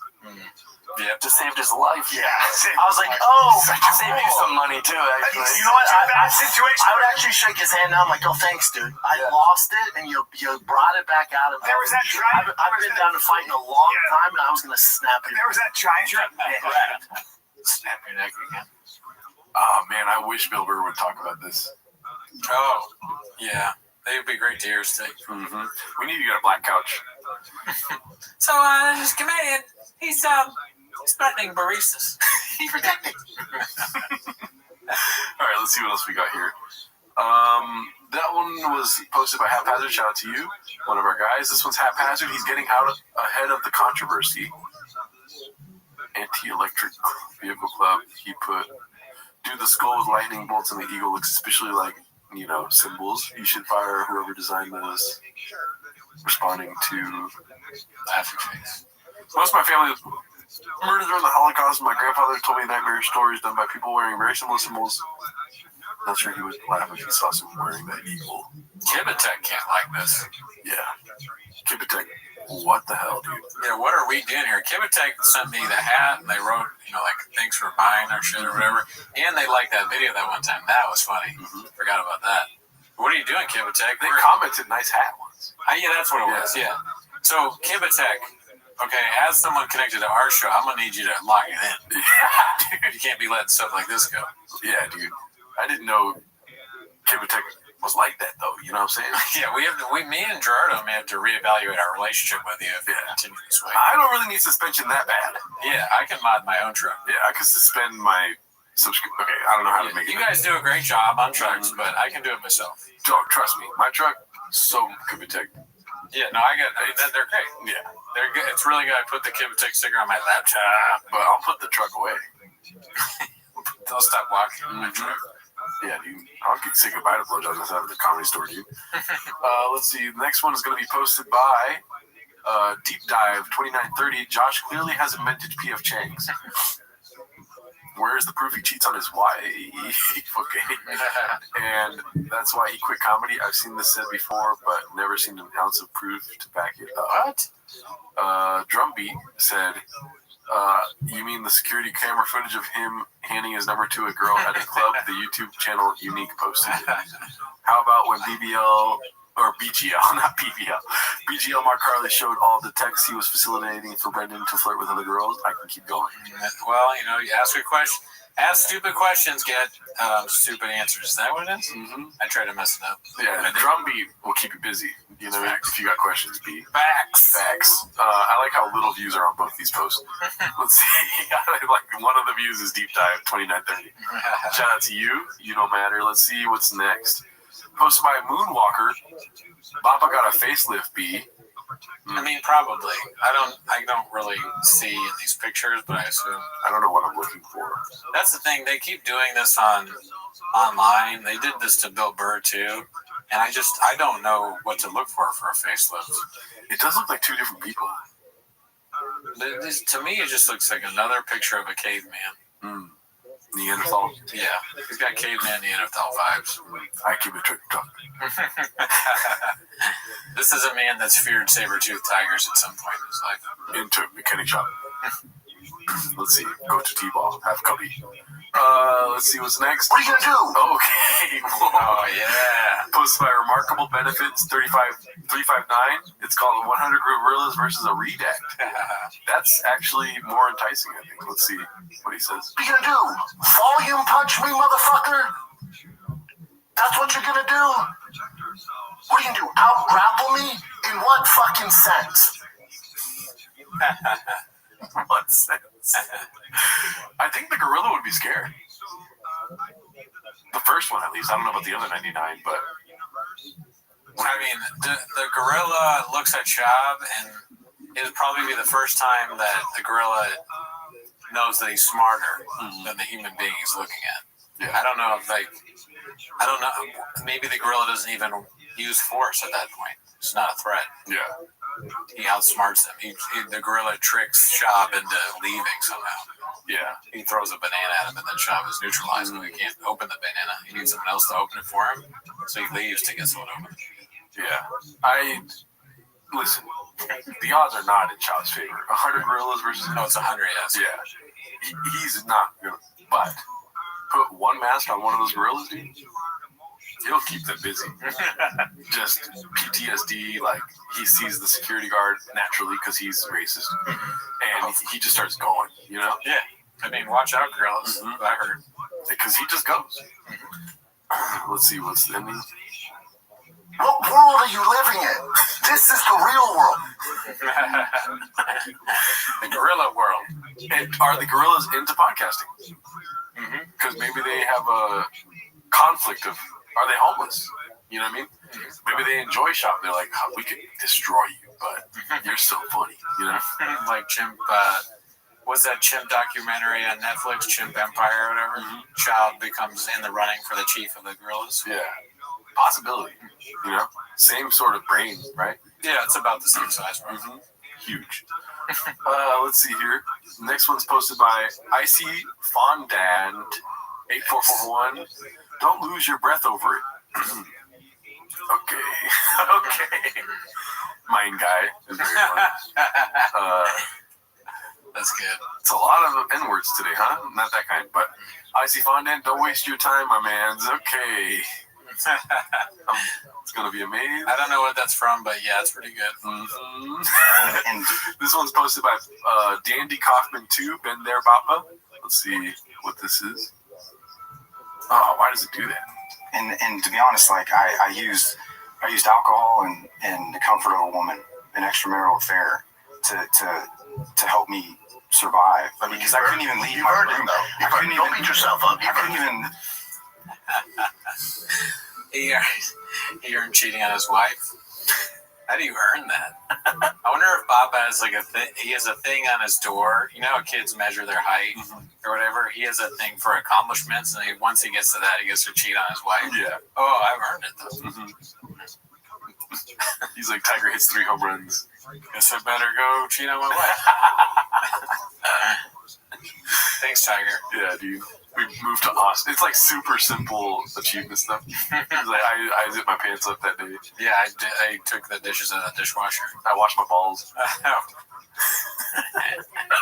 Sell my house. Sell stuff that has to happen. I forced my family to move. Yeah, but I did it. Let's see what's next. This one's posted by Dav Oz. Never Worn. Comedy special. Is this real? What does it say? Das Bragg. B Shop for Showtime BBC Press, San Diego, California, January 19, 2019. I don't know. Wow. Whoa, it's a real shirt. Holy shit. $33. Beast. You'd be surprised. Damn, how do you find this shit? Wow. That is a terrible shirt. Probably terrible quality. Oh, the worst quality, some would say. But remember how all the sizes would be wrong when we get them? Like large would be like way small. Extra large would be insanely big. You know, it's crazy how long the shirts are. Yeah, and then they're the length. That's the thing. It's like Dalia sized. Yeah. It's like knees, literally down to your knees. Yeah, the way D'Elia wears shirts. I don't like that at all. No, same. Even if it's fire merch, B. We don't get it. We're not tall enough. Right. We don't count. Like the dice shirt, I was so excited for, but it's down to my thighs.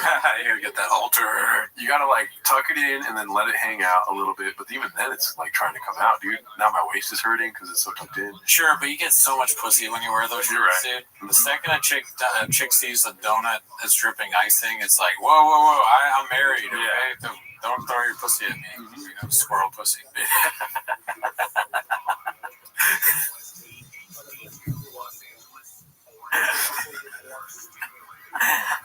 Squirrels just can't get enough of dicey shirts, dude. Fucking squirrel pussy, flying squirrel pussy, dude. Yeah, more like.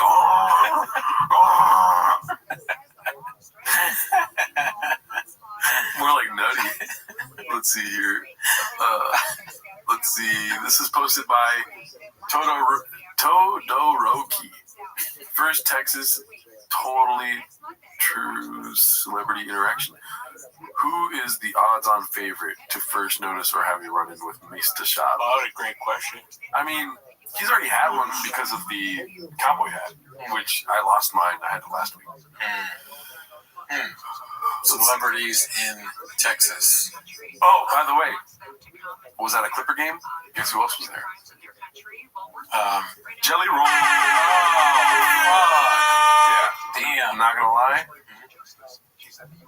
I'm actually happy he was there. You know why? Why? Because I was with a lady, right? And she was like, ew. Pretty good, right? That's good for her, yes. Didn't even need to ask her thoughts on it. You know what I mean? Yeah. I just understood. I was like, all right, she's one of the good ones. But let's be honest. Jelly Roll, I'm glad that he wasn't at a Lakers game because he's not going to get on the Jumbotron. You know what I mean? Won't fit on that thing. Oh my God. I mean, I don't think you realize how funny that is because they have a Halo board at the Clippers' new arena, which is huge. It's literally like the biggest screen in all of arenas. How many Jelly Rolls is it? It's one Jelly Roll. That count. How many cheeks you fuck? But yeah, he fits on that one. Staples Center, yeah, they're gonna be like, this is we tried, right? You know, but this is Jelly Roll, just a pixel, right. Yeah, but he showed up. There should be like either like some sort of jump scare warning or something, but there wasn't, dude. It was just Jelly Roll in front of your face. Roll warning. Yeah, like Jelly Alert or something. Jelly Alert. That's good. I like that. Awesome. Let's see. This one's okay. So it says, who is the odds-on favorite to first notice or have a run-in with Mr. Shab? Forgot to tell you about this. I was in Starbucks the other day getting my coffee. You know, Daddy needs his juice. Anyway, I'm waiting for my order, saying what's up to some fans. They're all like, "Yo, B-Shop, you finally here? The last giveaway was dope." Anyways, I hear this old guy is like, "Hey, big boy, over here," and I'm like, "What the fuck is this about?" He keeps it up. "Hey, big fella, big guys." So I finally turn around, and I shit you not, Jerry Jones of the Texas or Dallas Cowboys. He's all, "We could use a couple big, strong guys like you. How'd you like to come to training camp this summer?" Callan, wow, you're certainly turning a lot of heads down here in Old Tejas. You know, I bet you could still outplay 95% of these college kids. Yeah, I don't know, with all the peptides, I'd melt the piss cup. Anyways, it was cool. That's pretty good. Yeah. I mean, he nailed all the mannerisms. I think maybe he meets Greg Abbott. Chuck Norris. Chuck Norris lives in Texas? Yeah, that would be good. Yeah. If he did Chuck Norris bits, like Chuck Norris came up to me, he's like, "Hey, you're that guy that, the comedian that fucks people up." Thanks, Chuck. Appreciate it, dude. Let's see what else we got here, dude. We're almost at the end of the show here. Next one is going to be posted by, I don't know why it's not going. Oh, okay, a lot of NACIS stuff. What the fuck? Okay, gotta go all the way back down, I guess. God damn it. Where were we here? We're getting there. Okay, so, I think this is it here. We saw the shirt, and then... Alrighty, Risty Drop 123 posted this. Whoa. Dicey. Oh, Texas Dicey plate. He's ruined the Dicey thing for everyone else, too. Because now it's redacted. Dicey with 3 Ys. Wow. Should be 3 Cs, but wow. You know? That's another way of doing it for sure. Mm-hmm. Shout out to you, dude. You're truly a Thick Boy Nation, dude. This is posted by Dandy Kaufman 2, Blue Collar Statistics is what it's called. Let's see. The NFL is made up from guys from the 3rd to 6th round. 70% of the players you watch are from the 3rd to 6th round because they're humbled, they work their ass off, and they feel like they have, they're honored and privileged to be there. You know, it's the 1st and 2nd round guys that have these big egos. They never work out. They're hard to deal with on the team, in the locker room.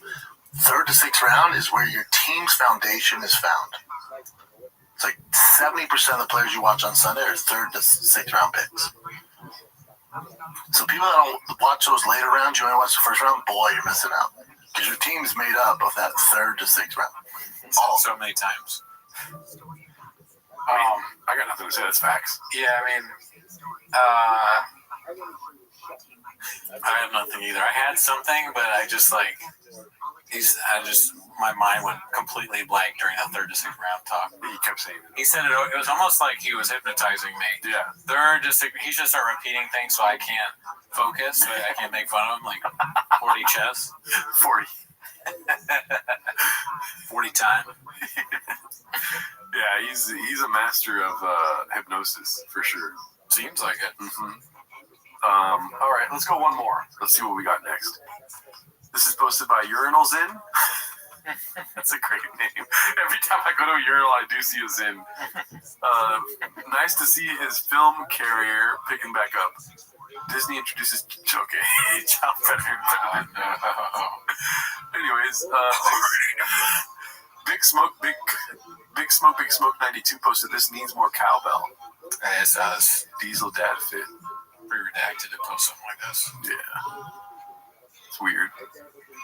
I mean, he is getting very strong as opposed to very fat where he was. I wonder, definitely steroids and all that shit, but I wonder, celebrities, they just feel the need to always be posting, right? Yeah. So this is some of that. It's just, I need to post to be relevant, so I'm dad fit, Yeah, isn't that disgusting? It's not even celebrities. It's just like sometimes people are just posting. It's like, maybe don't post this. I don't know. Some people like it, but it's Brendan doing it, so it's different. Yeah. Let's see what's next. Okay, this is the last one for today. Danny Compton 2, Black Belt in Body Language. Let's see what this is about. At the beginning of the year, you said you were super confident. It's definitely going to happen. Are you still super confident? Still super confident. In your career... Ooh, I don't like that. I don't like how you took a sip of water and was like that. That's what I want to have happen.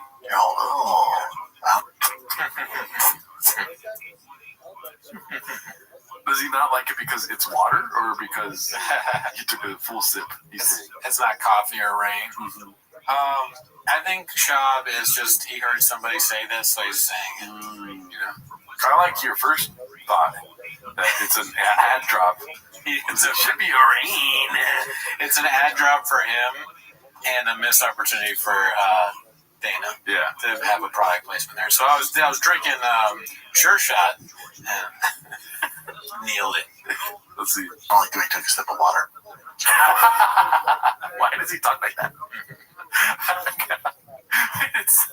It's different from putting the hand on the chest. It's the same vibe. Sure, and why is his finger in his mouth? Yeah. Watch how it goes he goes finger to the mouth, making a point back to the mouth. Weird. I want to have happen. I don't like the way he took a sip of water. Something about that seemed real feminine to me. I answered it. I'm not buying it. Yeah, that's why we want to make this year. It's like, that's not, you don't sound confident, dude. Are you picking that up from like all the serial killer stuff that when they do, interrogations and stuff like they try a little, yeah, but they don't like his body language and wow. Jim's trying to get him to saying body language. He's like, remember we were going to talk about body language before? You remember? Oh yeah, body language, you made it. Nailed it. I don't like his skin language. See you next week. Join the Patreon.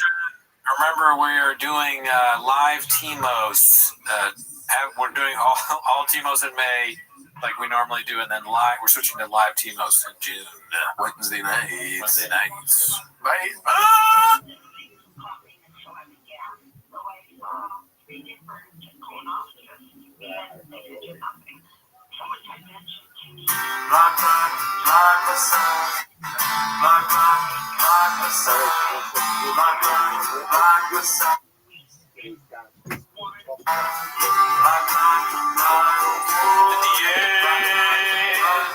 Of the sea, I peed in the drain, 'cause I drank a big gulp. When Howie asked me, I told him no, never peed in the sink, never peed. No.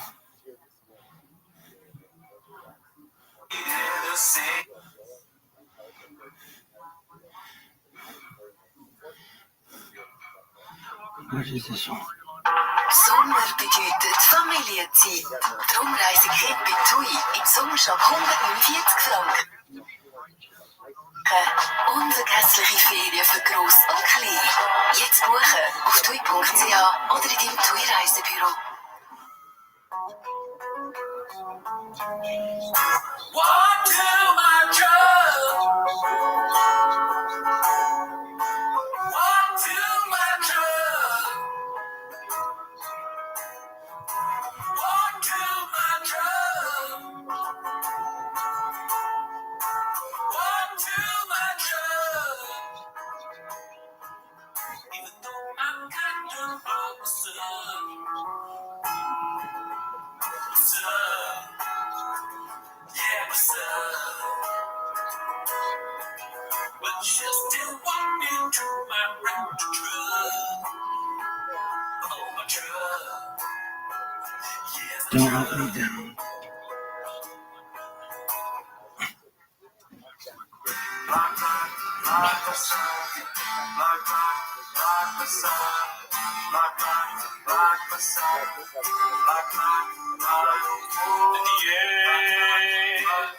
Of the sea, I peed in the drain, 'cause I drank a big gulp. When Howie asked me, I told him no, never peed in the sink, never peed in the sink. One take. It's not my favorite time of the week when you get to hear Papa try to speak. Really surprises today. You better actually watch 10 minutes of shop. Welcome back to 10 Minutes of Shop. Thanks for tuning in. As always, join the Patreon, join the Discord, join the Reddit. We go live on Wednesdays. Follow our other show, Raccoon Tweeties, that comes out on Thursdays, and you get early access to T-Notes if you subscribe to the Patreon. On the Patreon this week, we watched Tim Dillon's new special. Do you remember what it was called? I'm Your Mother. I'm Your Mother, okay? I'm your chef. Anyways, that's not why they're here today. I'm your girlfriend now. Yeah, that's what we're looking for. They're here to watch 10 Minutes of Shop. Yeah. So start the timer, play the chin clip. Alrighty, we are ready to move to Austin, folks. I think it's happening in May, right? Yeah, I think so. I think that's when it's going to happen. This first one's posted by Riff Raff, the Alley Cat. I thought I was in the kitchen on my day off when I came across this. It's a Goodyear Police Department caught in action, and it looks like shop, but it looks like it's just a cop. Whoa. It looks so much. That guy looks so much like Shop. Yeah, long lost Latino brother or something. Damn, dude. Can you imagine getting pulled over by Shop? I mean, me and you probably not gonna hit good for us. No, he'll kill us. He will not leave us unscathed. He'll pretend like we're, here's a gun. He won't even ask if we have a gun. I'm gonna carry an extra Diet Coke from now on, just in case. He's like, hey, I got a Diet Coke here. He's like, sick.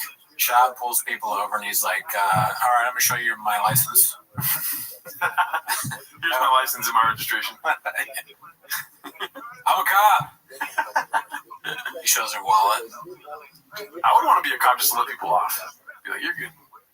Yeah. You know?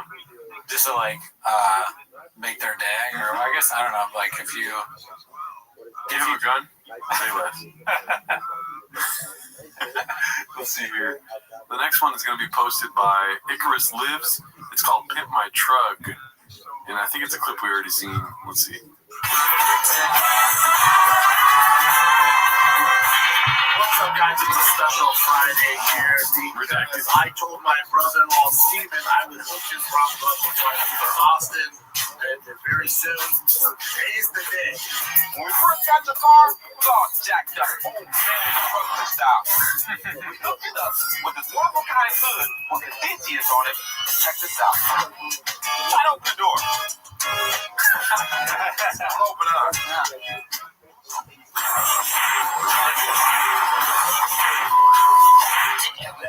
In your car, you can be the lookout for police. So just in case some suspicious activity is happening in the beach or near your hood, you can see it, and you can notify your local police department. Our family boys get on start at 8 a.m. Never sit outside.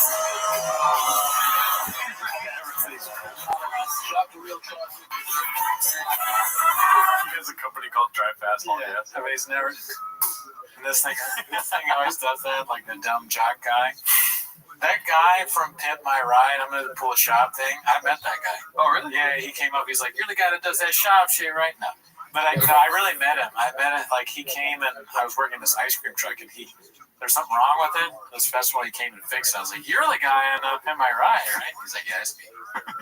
You work too much. He's like, "You're the guy that graves too much, huh?" Yeah, he knew I had Graves' disease. All right, let's see. The next one's posted by Brendan Schaub Brain. Mijo sold Abuelita's house. Whoa. I guess it's a house that sold for 1.3 mil. That's the house that he just bought her like a year ago. Mm-hmm. He already sold it. Is she going with him to Austin? I mean, if you're going to be selling, you know what I mean?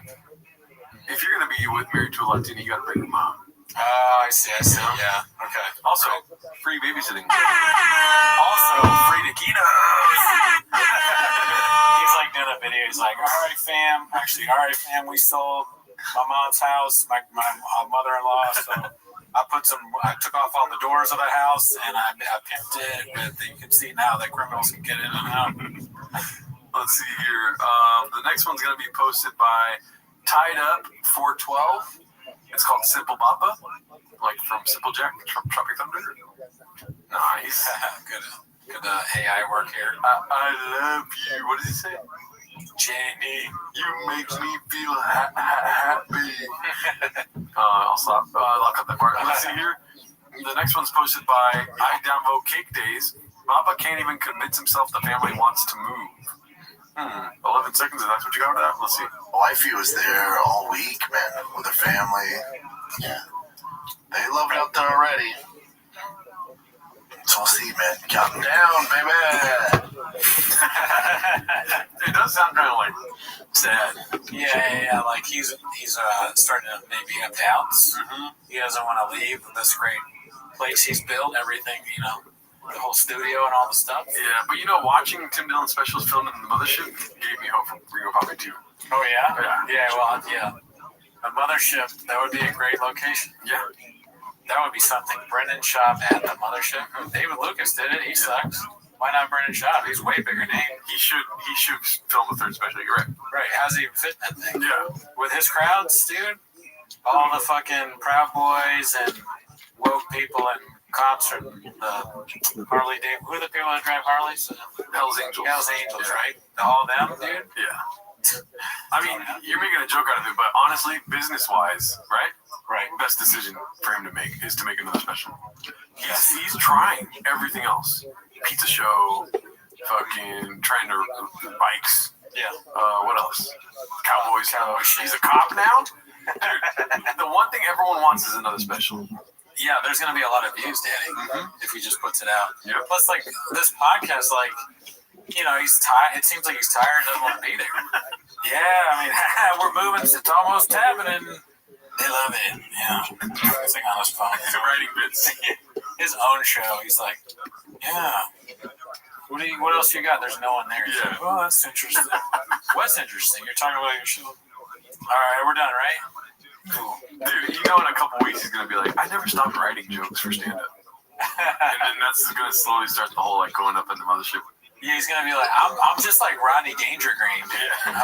I'm mad, dude. I'm like Rodney Dangerhouse. He confuses because he's bought a house with the fucking. Alrighty, let's see what else we got here. The next one is going to be posted by Dazzling Rabbit 633. I'm getting more and more convinced Rinks will leave Bappa soon. Just in the green room with a couple of murderers. Because he's like happy that he's next to Tony and another murderer. Yeah, I don't know. I mean, I wonder what those shows are like. Like, is he crushing out there? Probably. He's Brian Callen, so. Yeah. Slow motion crushing.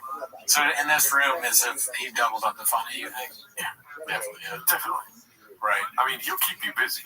Oh, yeah. Yeah. He wants to squeeze you. Just make sure there's enough stools on stage. 3 stools. 4 this has got to stop. 3 stools? I'm going to keep you busy. Let's see here.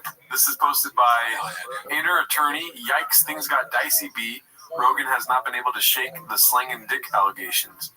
Yeah, so I have not seen anything from this podcast. Oh, yeah, me neither. Let's see. Permanent relationship, and that, and the willingness also to not pursue any other women. How do you understand? How does that make itself manifest in your life? I mean, I presume that you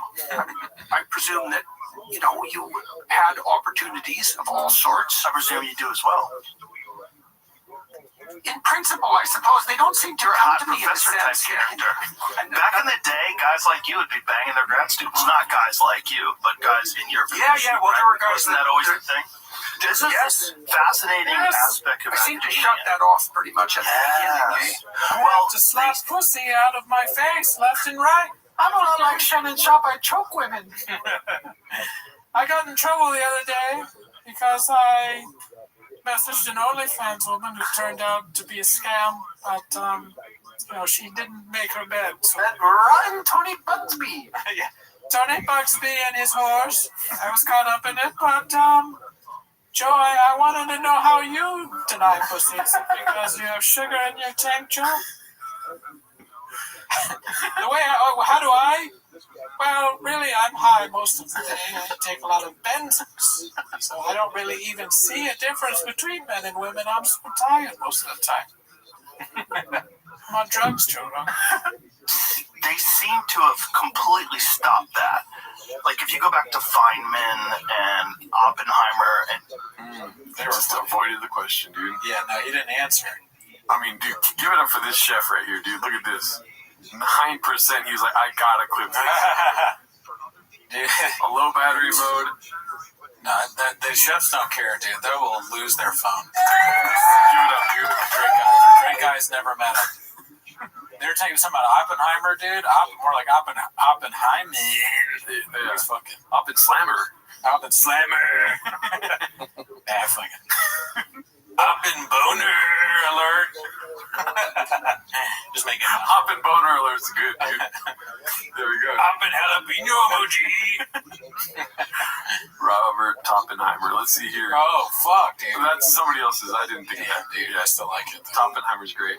Haphazard posted this R.I.P. Clem. What do you think the R.I.P. is in reference to? Something about him choking him again, maybe? Let's see. I'll take some. Sad. God damn it, I'm a couple weeks late, dude. I'm wearing my fucking cowboy getup today. Oh, yeah, we haven't even commented on the hat. The cat is hysterical. The cat. Yeah. Jeez, I said cat. I'm losing it. Yeah, it took me a couple rings to put this thing on today. Oh, yeah? Okay. Couple. Okay. Oh, couple. Yeah. The bad chick. The chicken that's good chick could be very highly functioning. Yeah, he is a highly functioning, highly efficient. How do you feel? Alcoholic and creative user. We also need to drug addict. Yes, let's be happy to update some of them. So let's go. It's about it. We should do like a little course. Yes, a little course. Well, what about saying to the doctor? I really got checked out. Last fall I was somewhere. That was a few months ago. We good, Brian. I do have some hard stuff going on. You have some hard stuff? Some hard stuff. My resting heart rate is like 120. Oh my God. Some heart stuff. That's terrible. Is it? I don't really know. Resting heart rate 120, dude? What's it supposed to be? Should be like 70. You know, that's the one downside, the only downside I would say about rain. Like if he's in there drinking all the rains all day long, how can you not when they're so delicious? They're so all over the place. This is like, I would almost die for, like, if you had just put a sour gummy worm in front of me, I'm going to drink it. I mean, they make new ones. This is a new one. Orange Dreamsicle. This is brand new. It's why he dies. Because he had too much orange dreamsicle. Oh, fuck. I feel bad for him, but, 20 resting heart rate is terrible. I wonder what's going on. He is also 70 years old. Yeah. He fucking, no wonder he has resting heart rate, all the gunshots in his apartment, the food he eats. Yeah, if I heard gunshots all the time, my heart would be pounding. Yeah. Pound of fish is not good for your heart. There's a dog barking while you're trying to reproduce a podcast. Yeah, why doesn't he leave the dog at home? It's bad. Your resting heart rate is 120? Not all the time, but there's chunks of periods of time when it is. Well, so that means this is not good. So they gave me some pills. Yeah, that's really bad, actually. I just tried that. Now it's gone down to 110, 109 with the pills, but that's still best. You also have high blood pressure? Yeah, that's part of it. Yeah, Brian. That's why when we go to Austin, that Ways to Wealth place, whatever. Yeah, you need to do that right away. Right away. You don't need to be on a bunch of exogenous hormones. That's not going to help you. Exogenous? Stop drinking and work out more. It's going to help you. Your job is to move more. Stop drinking. Stop taking all the drugs. All the drugs? Or kratom. Yeah. Stop taking kratom? That's the first I've heard of that. Yeah. On this show. Wow, that's insane. He really is. The promo codes are ruining his life. Imagine you're like, what's a good resting heart rate? Like 150. That's the mindset. Fuck, I'm a little bit worried about. They really do need chin to be healthy. That is wild. I guess it's because it's, it could be. Who am I to speculate? I don't know this guy, but you drink a lot. It's risky for your heart. Yeah. I don't even know. I don't drink at all. That's true. The drinking and the kratom, I don't think is good for you. Of course. I mean, so what you need to do if you're serious is actually take your health more seriously, which means exercise and stop. I exercise, Brian, but no, the drinking thing is 100% something I need to absolutely. When do you exercise? When? At least 3 times a week on treadmill. Okay, so I don't jog mostly. I do fast walk on a. His resting heart rate is 120 to 109. Yeah. He's got high blood pressure. He's got a heartbeat. Talk about it, friends. Do you know Chin is dead? This Chin guy? Chin is bleeding. What? Shouldn't be bleeding. And this is not good. You're gonna. It's very possible you could die. Listen, 5 kids aren't been around for a long time. You're getting older. Chin's dying. It's possible that we'll get a call. This is what I want to avoid, Chin. Chin passed away in sleep. Your resting heart rate's over 100. That happened. No, so at the peak, it was. So I would have to measure it every now and then. Usually with my doctor. Yeah. So it would be at 130. It would be at 130. At the highest. That's 130. At the lowest, it would be 109. Mine is 60. And when it goes to drugs and stuff, like it's never an easy to get drugs. It's at the touch of a dial. That's right. It's not the trend. It's at the touch of a dial. It's easy. And if you're not touch of a dial, if you're getting like recreational drugs, you can get other drugs. This is what my whole special's about. This is what my goals. I can't wait. His whole special's about drugs and Chin. This is making me like, can Chin do it from a hospital bed? Like you see him in the studio, he's like in the thing. He's got an IV in. There's an episode of The Pit where it's, we got a podcast producer. His collateral nipple is failing. Dude, he's gonna have a heart attack. Hopefully not. Not gonna wood. Yeah, that's terrible. Stop drinking, dude. No more Tiger Thick. Okay, no more Sure Shot. I mean, we could lose Chin at the touch of a dial, dude. It's a real, dude. He's a real. The guy might stop the tracks on him. It's a blockbuster situation, dude. Yeah. We don't know. That is horrible. Yeah, I mean, take care of yourself, bud. You got this show you're producing, you got After Hours. You are needed in this world, so. You're producing our show in a way. Exactly. Yeah. These clips that come out that you leave in stuff where they talk about how you're dying. We need that for sure. So, come on, dude, stay alive. Let's see here. What do we have next? Posted by Busy Middle 8108. Papa finally admitting that when he told Rogan he benched 40, it was a lie. Let's see. And if you're pushing, right? Yeah. Well, that's like on Rogan. I told him, he goes, how many times do you use 225? And the most I've ever done is 40. So many times. It's so many times. I 100% believe it. Oh, yeah. I actually saw you do, but not to interrupt you, but I did see with my own eyes you do, I think you did 32 pull-ups. Yeah, I did. And you're a big guy. And you did them, and they weren't kidding. No, yeah. So then I did. The interrupting is so funny. Because Jordan Peterson did the same thing. He was like, Joe, do you ever have to turn down women? Because you seem like a guy that would have to do that. And Brian did it 3 times. It's an art form in this universe, the Rogan universe, where you ask a question, pause for a second to make them think that it's time to answer it, but they go, but also another thing is China. It's really tough. Yeah. Everyone, like Rogan said, everyone should have headphones on all the time. Even with the cowboy hat on. Yeah, dude, the cowboy hat, it's almost like, damn, are we already in Austin? Yeah, it feels like it. Yeah. Where'd you get it? My new apartment. Oh, yeah. Oh. It was already there. Somebody gave it to me. They made it for me. It says Gerardo Alarcon on the inside. You see that? Oh, yeah, Gucci. It's 100% Gerardo Alarcon, it says. Damn, dude. I mean, you're almost there. Yeah. 225 this morning 34 times. So I'm 6 off from my ultimate goal. How many times? 36. But I just got to get this bicep back. One hundo, and I think the 4 I can crank out. That's a lot of. So you did it 34 times. 36. I'm sorry, 36. You did 36. I'm 4 off. You did 36 times. 36 this morning. I'm 4 off. That is a lot of weight. I know. I mean, that's pretty amazing. And when I said 40 on Rogan, I was like, I don't know about right now. Like, if Rogan was like, oh, the way I get the gym in the right now. No, you can do it. I can do it, but yeah. It's fair. You're in that exact moment. You are a freak. 35. I should have said 35. You are a freak. You're very strong. I know. I knew you were very. And I don't like, but that thing because. Like, I've worked out with bodybuilders, like people that it's just like, it's so boring. Jacked up, and they're not very. It's just so boring. Yeah, who the fuck cares? Nobody cares. I did that once, but then I also was like doing, weightlifting stuff. It's like a conversation you might hear at the gym if you didn't have your headphones in.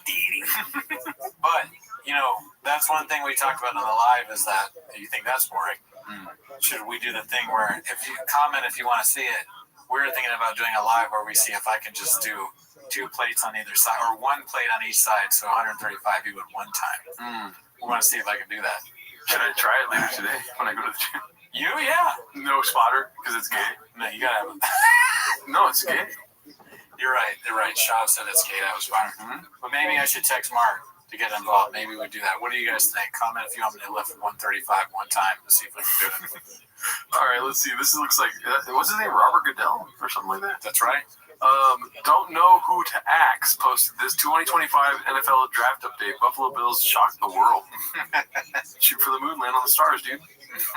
I wonder what Chop would do if you put Redact on his jersey. Oh, would he even know? Probably not. He'd be like, man, this is a cool way to spell my name. I'm number 1, sick. Is this a promo code for the jersey? He offers to pay for the jersey. How much do you want for this? It's good AI. Let's see here. This one's posted by Shoes Von Erich. Deep for Sufferland's new merch shop. Anti-electric car club. TRX giveaway drops May 1st. Oh, shit. We might need this. That's the biggest one yet. Let's see. Oh, skull with lightning bolts coming. That's all they put in the Google search, and it was the exact same thing. Just flipped. Yeah, they got a guy Google search this shit and then just use that in the Photoshop approach. Wow. All right, let's see here. This is posted by Wonderful Salary 5432. Theo just figuring it out still. I mean, it's so funny that you could look up Theo figuring it out, and there'll be so many posts. Yeah. Just all these great accomplishments, Yeah. and are like big deals, like Ben Affleck's biggest movie star, probably, or one of. I mean, great podcast guest. I haven't heard this episode yet, but it's in my queue. You feel me? I bet it's good. I like Ben Affleck. It'd be interesting to hear what he has to say to Theo Von and what crazy shit Theo says to him. Or as like Burton Leisler says it, Ben Affleck. Is that how he says it? Oh, man. Let's see here. Posted by, I hate that I know all this. Posted by Brownie5599. This is too good to be true. Old pig West standing next to 7-foot monsters. Oh my god. Oh, yeah. So he's short, right? I guess so. I remember back when he was on it, we didn't know who he was yet before he had his own subreddit. He was just some guy from prison that had like a workout or something. He's like, yeah, this is how you get jacked.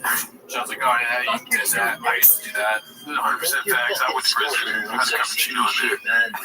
Just give us some actual, like, Brian's like, you are amazing specimens of men. We did the whole podcast just now. We've only seen 1 second. I bet you what we just did is exactly what they did. Copy paste, copy paste, copy paste.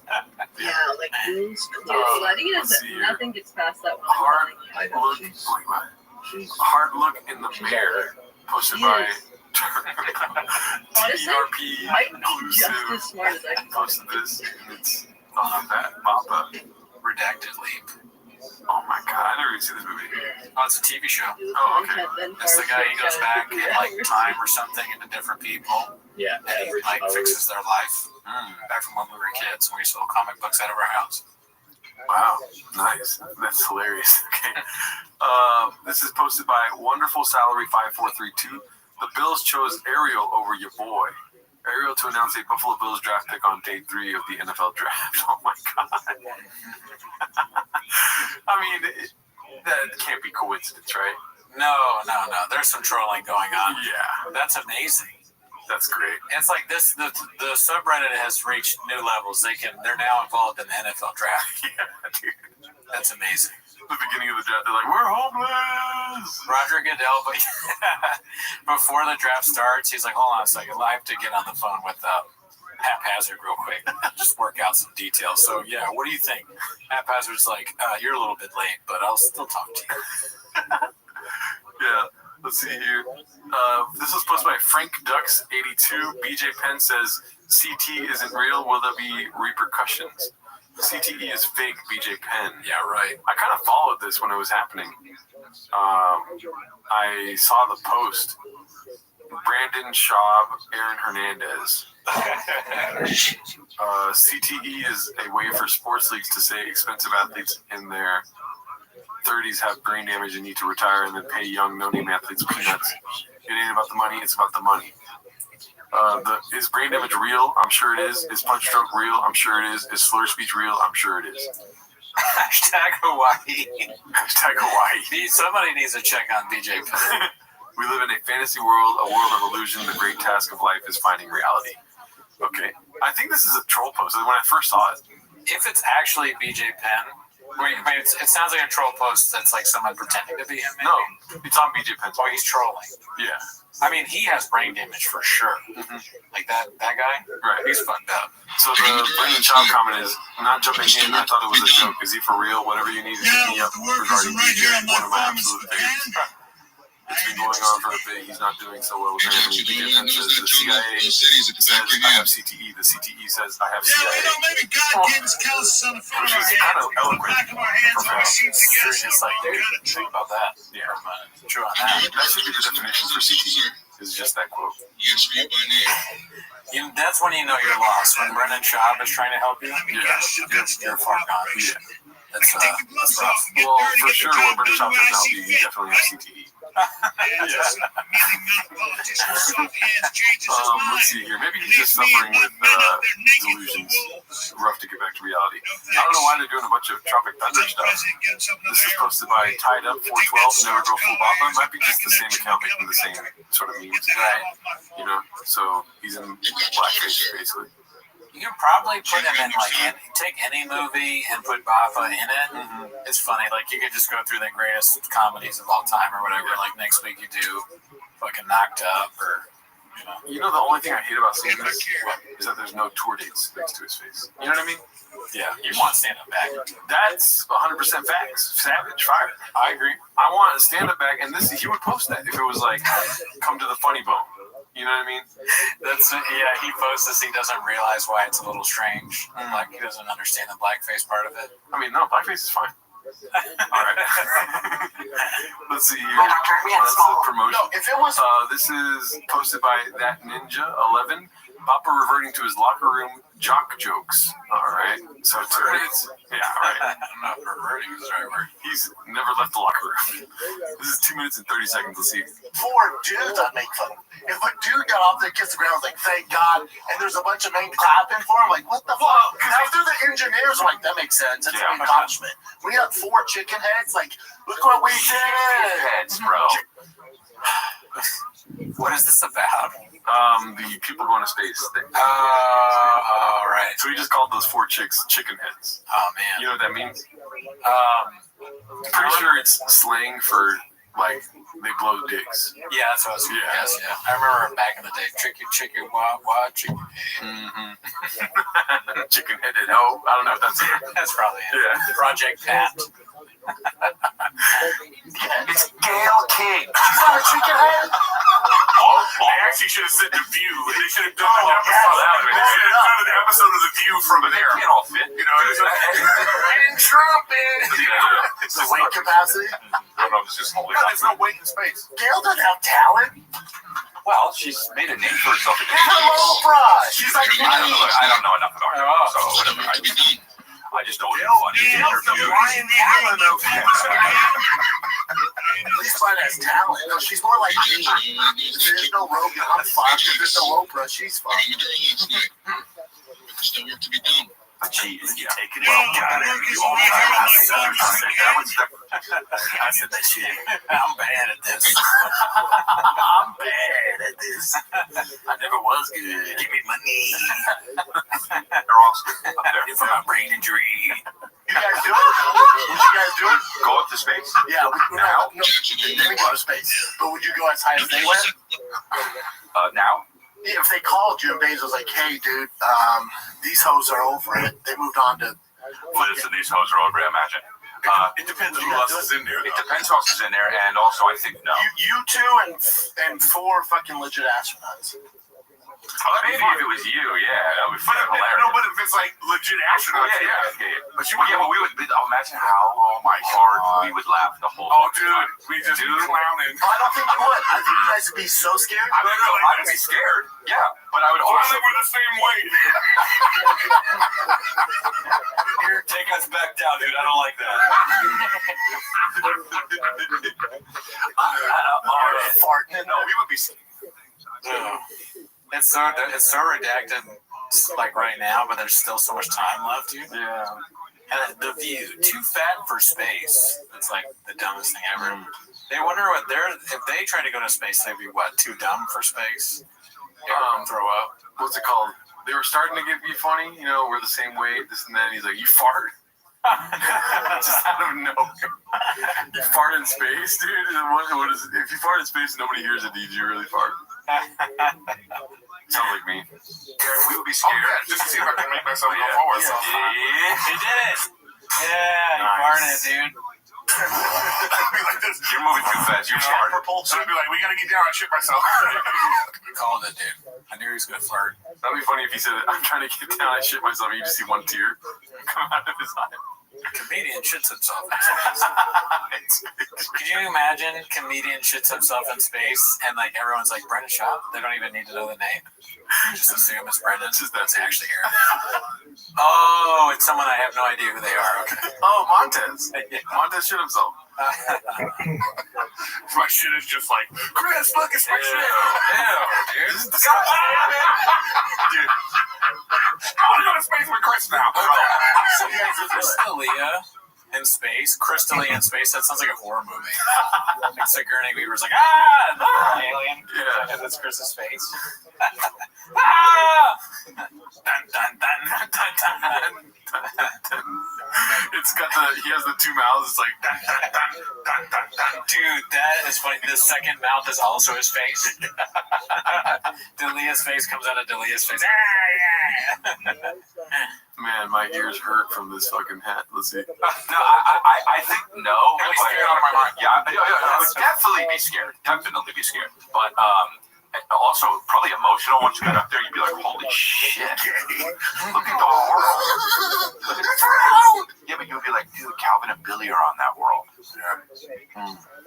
No.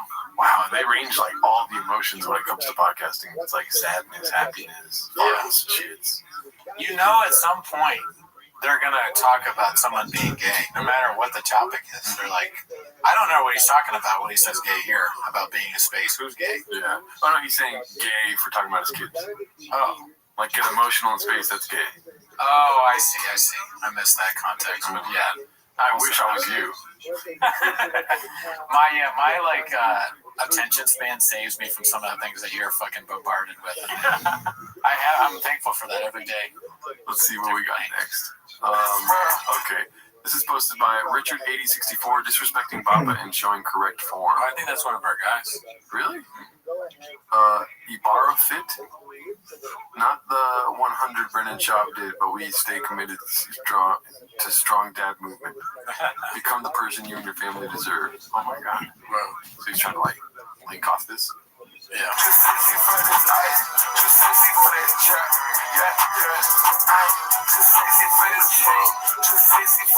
Well, hopefully that didn't get cut out. You did too. Because that was great form. Yeah. I mean, listen, one of the things they don't tell you about being a father, and I have so many kids that I don't talk to anymore, but that's not important. When I did talk to them, I obviously made sure to have a strong back, right? Because they're going to be depending on you, and your back is what you depend on. But what you really needed was a strong ear. Yep. Because you weren't there for them. Yeah. No, I didn't hear them because I wasn't physically with them. A strong cubby. My cubby's empty at my kids' T-ball game because I said goodbye a long time ago. Don't even remember his name. Never met him. Great guys. All right, let's see what we got next here. This is posted by Jesse. Jesse's so good. Bringing back this classic tune, Thank 'Em. So I'm assuming it's the song. I saw this posted earlier. I didn't watch the video though. Made you go and be like, all right, I'm gonna go do stand-up comedy, go bomb forever. Bomb forever. Oh yeah. Oh. This is the nostalgia. Is this a song we did? Is it? That can't be. But I remember watching Mad World. Yeah, Mad World. But I remember watching a clip a while ago with Mad World. But all around me, and it's just him being laughed at. Is it the same clip? Yeah, I think so. I mean, dude, she's so cute. All right. Yeah, we heard that before. It's gonna get cut out again. Yeah. Let's see here. This is posted by Chin Puller of Clips. Talking about Gallagher. Great guy, never met him. Let's see here. It's like Gallagher. I think he wanted to fucking break those fucking. Sarah Michelle Gallagher, yeah. What's his name? Gallagher. Oh, my bad. I had to pull a reference up from the 70s. He's the most famous guy who ever smashed watermelons. So. Yeah. He's the only guy. Well, they say his brother. Gallagher. That was Gallagher. That was who he was talking about. Guys, Gallagher's taking over. It's like a one of those bands. Papa can be wrong about it. He's like in the inception of being wrong. Yeah. He's wrong multiple times. He was wrong about the name, and he's like, well, he's the only guy, and he's also wrong about that. I remember being confused as shit by that when I was a little kid. Because when I was a little kid, I don't know if you saw this, but there would be infomercials for Gallagher, like his stand-up where he's smashing watermelons. But sometimes it was like a different guy. Then I realized that there are two guys that were like related. I have questions about that. Wild times. Yeah, Gallagher, great guy, never met him. Let's see here. This was posted by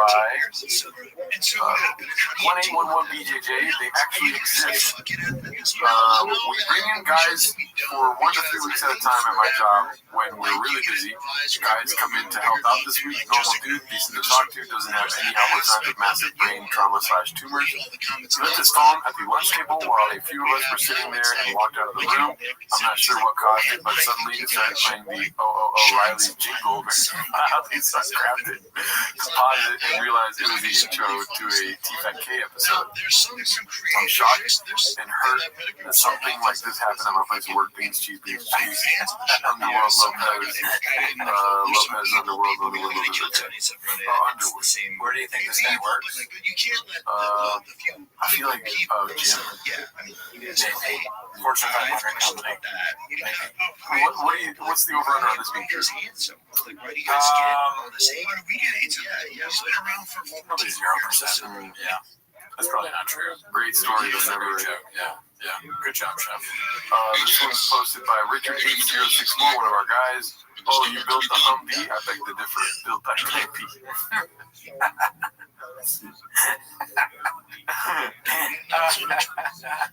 Great. Oh, fuck. Papa and his lies. Why doesn't he like doors anymore? Or is there a door? There's a door. Maybe.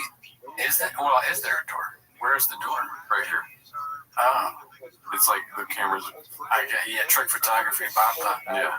It would be funny if he started a doorless movement, like at straws. More straws and more doors. And meanwhile, he has a straw.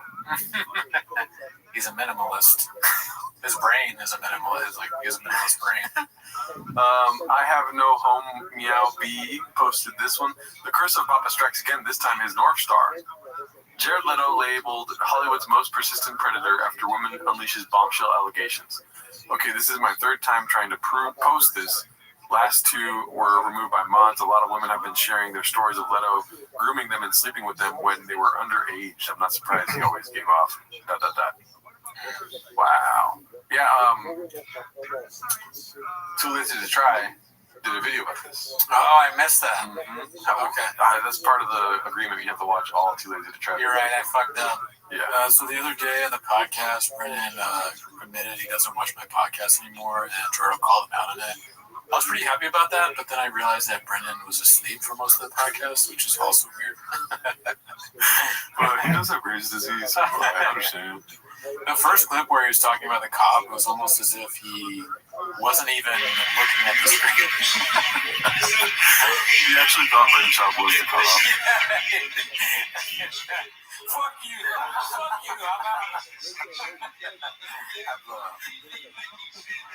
Let's see here. This one's posted by that Ninja11. Someone posted this in the Workaholics Facebook group. Shout out to my fellow homeless bros. That's funny. Can we use this? Nice. Bird, I think we've been getting more negative towards. Like, I feel like I've been more negative towards him. I saw a post of Bird, and it was like him on video taking his shirt off, and the title of it was some guy being like, every time I see this guy, I hate him even more, or something like that. And it's very negative, but I am kind of starting to feel like that. Every week, though. It's like people never comment on our... People that have never commented on your YouTube will leave comments like, fuck Bird. I'm like, oh my god, this is your introduction to this? And in the beginning, I was like, Bird's a nice guy. Bird, I like Bird. I was lying. Yeah, people will comment. They're like watching from the shadows and then we're randomly comment, no, not okay, Bird slander, please. Yeah, dude. People quit. That's the main reason people quit our shit is because they're like, I can't believe you ever said something good about Bird. I come here to hate Bird and jack off. And I'm all out of jack. I'm all out of cum, dude. Fuck. Alright, let's see here. This is posted by Haphazard. Papa responds to the BJ Penn post. Okay. Let's see what this is about. 4.5 minutes. Let me know when you tap out. Okay. We're going to watch the whole clip, but I'm going to tap out. 1 second. Before you start, you tap out. I tapped already. That fucking photo from the show Workaholics. Do you know that episode? No. The golf episode's the one where the guy with the frat guy, the super duper frat dude. So funny. All right, you click that out. Oh my god. Why is it doing that? Good morning, y'all. It is Monday, April 21st. Man, April's flying by. It's your host, Ian Hernandez.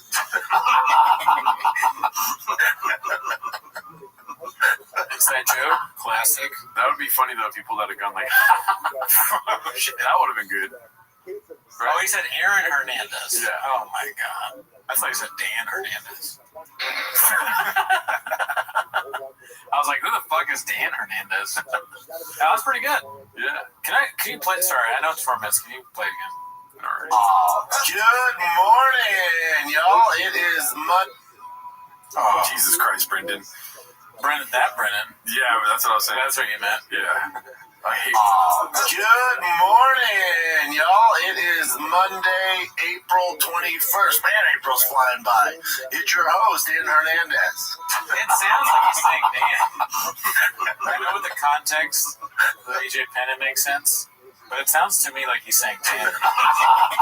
April's flying by. It's your host, Dan Hernandez. It sounds like Dan. Yeah, and I'll admit, even though I was just talking about how I don't pay attention, I was not paying attention, obviously, from the beginning of it, but I'm so sorry. Oh, man. We'll get maybe help I need soon.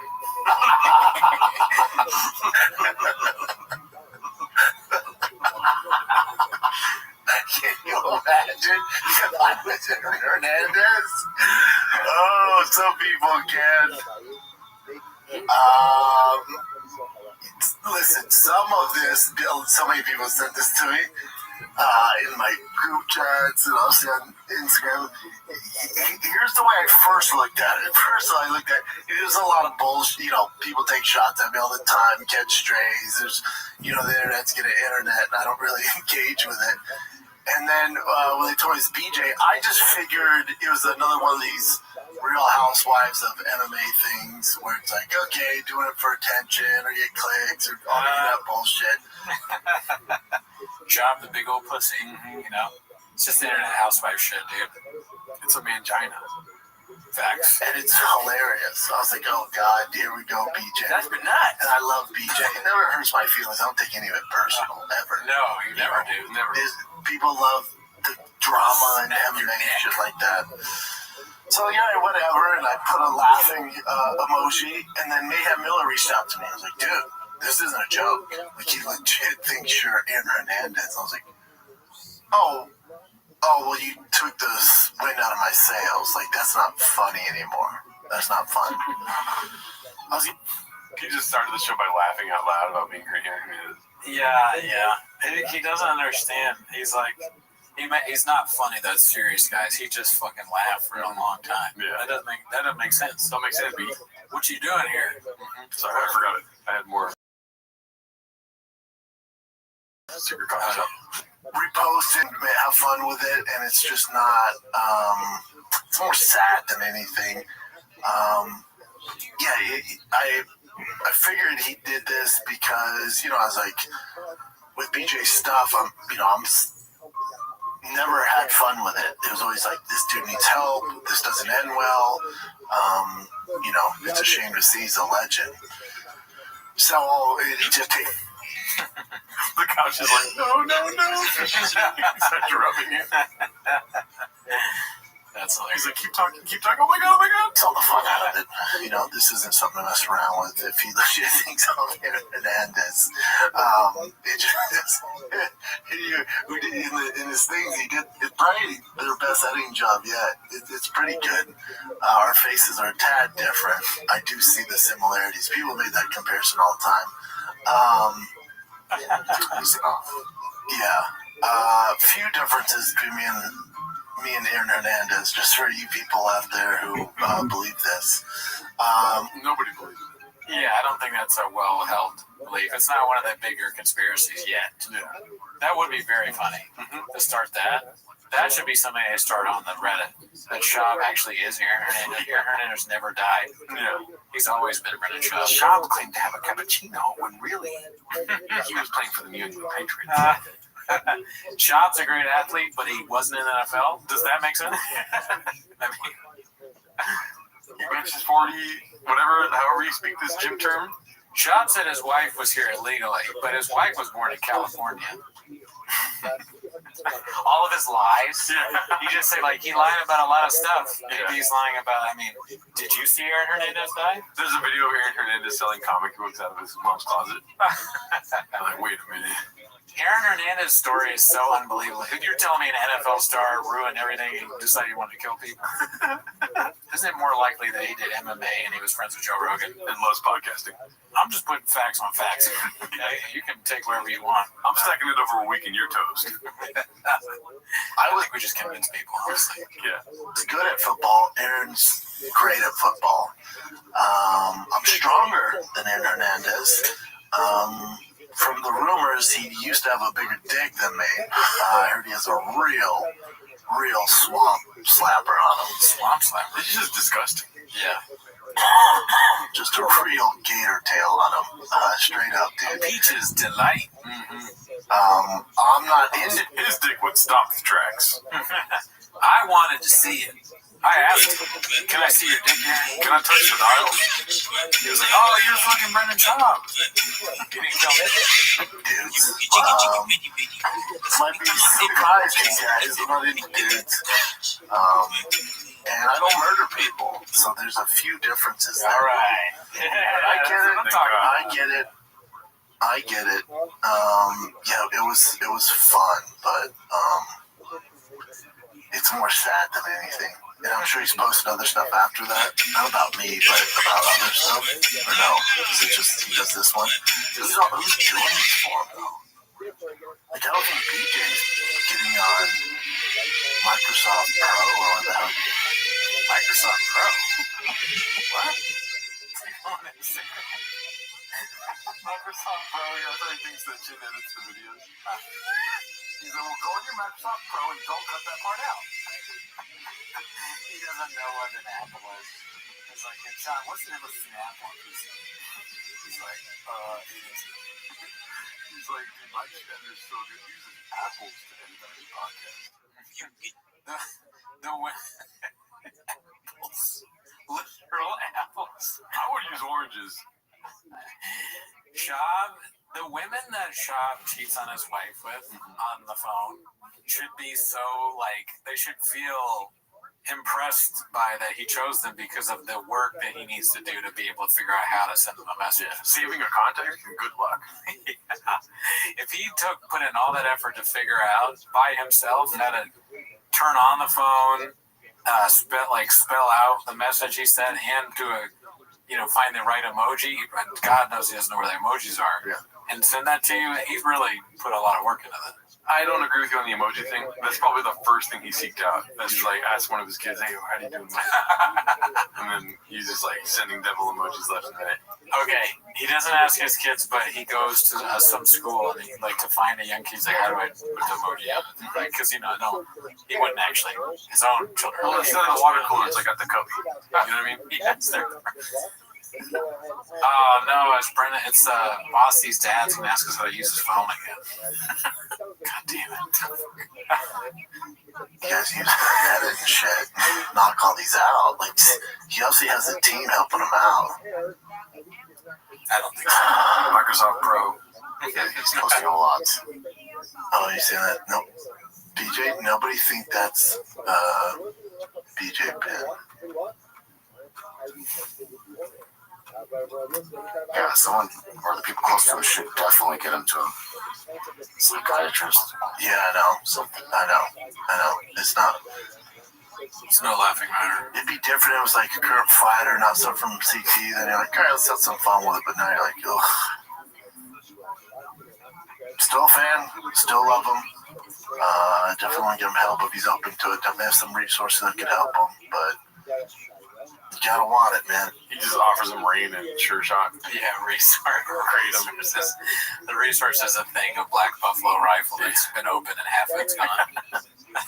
I don't know. Deep fish tank. It's not fun. That edit was very good, though. That edit was kind of legit.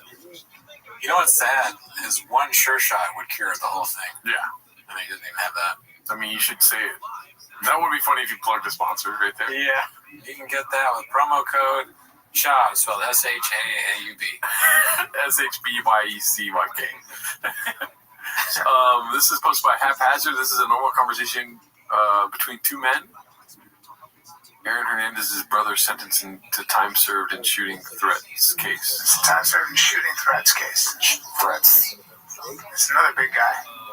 I mean, just that's his job is to point out big guys. The guy's big. Brian loves that shit. The Pope, look at him, not a big guy. Next, what else you got, Chin? 18 months prison already for served threatening to carry out a shooting at University of Connecticut. I remember that. Yeah, that's dark. Yeah, the family was all fucked up. The dad was fucked up. They grew up in a rough environment. Wow. That'd be funny if he was like, I grew up in not like me. I mean, I was way rougher. Yeah, way rougher. Mean streets of Colo. Grew up in a rough environment. But yeah, he was a hell of a football player. I was at half the football player in Aaron Hernandez is, and he was at half the fighter I was. So we're not the same guy. Your brother's a bigger dick than me. I'll give him that. I know that. Oh, you do? Oh, yeah. I have buddies who are roommates with him. Oh, yeah, peace out. Massive swamp tail. Really? Massive tail. God bless him. Yeah. There you go. Yeah. So, a giant donk right there. I'm going to give credit where it's deserved. Yeah. Honker on him. Really? Yeah. We got it the first time. Just pull it out. Yeah, you told us already. Mm-hmm. Too. You got Gator tail? Honker. I like gator tail. I like gator tail's great, but I like honker because honker. Now get a new recruit. Hey, you gotta check out Hernandez gator tail. I like it. It's disgusting. I would quit football. Someone said that. You gotta check out Cooney's gator tail. I think I'm off the team, dude. I'm not checking out gator tail. If I took that hand pulls down and goes, "Welcome to the swamp." That's good. See, you like that? Yeah, a lot. Makes sense. Yeah, dude, this is. Imagine saying that to a woman. Welcome to the swamp. After you pull your pants down, she's gonna really want it. Sir, this is an Arby's. Just put the fries in the bag, bro. I don't want to see your dick. Welcome to the flood. Are you ready for a hurricane? Yeah. Earthquake. A third plane is at the tower. 9/11. 9 inches, 11 inches wide. What? That's a joke. Dude, he had a big chode on him. I knew his roommate. Yeah, no, his roommate saw his cock all the time. The roommate, you mean boyfriend? Yeah, dude, like. If I took my pants off, hey, Swamp Thing, get that gator tail out for the new recruit. Yeah. Yeah, no, I like no. Let me say welcome to the swamp. Don't say swamp. Say, hey, Bri. Go ahead, say it. Hey, Bri. Yeah. Come check out Swamp Thing. No. He is fucking the bit up. I'm on Brian's side here. The chemistry is, as always, electric. Wait, Show me who am I? that gator tail. Oh, show me. Yeah, you say that. Say, hey, Bri, show the gator tail. Yeah. So you're in Hernandez in this? Yeah. All right. Show me your cock. That's what he says. That's them. Flash this gentleman.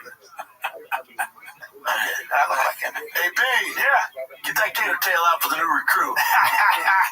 You asked for it, man.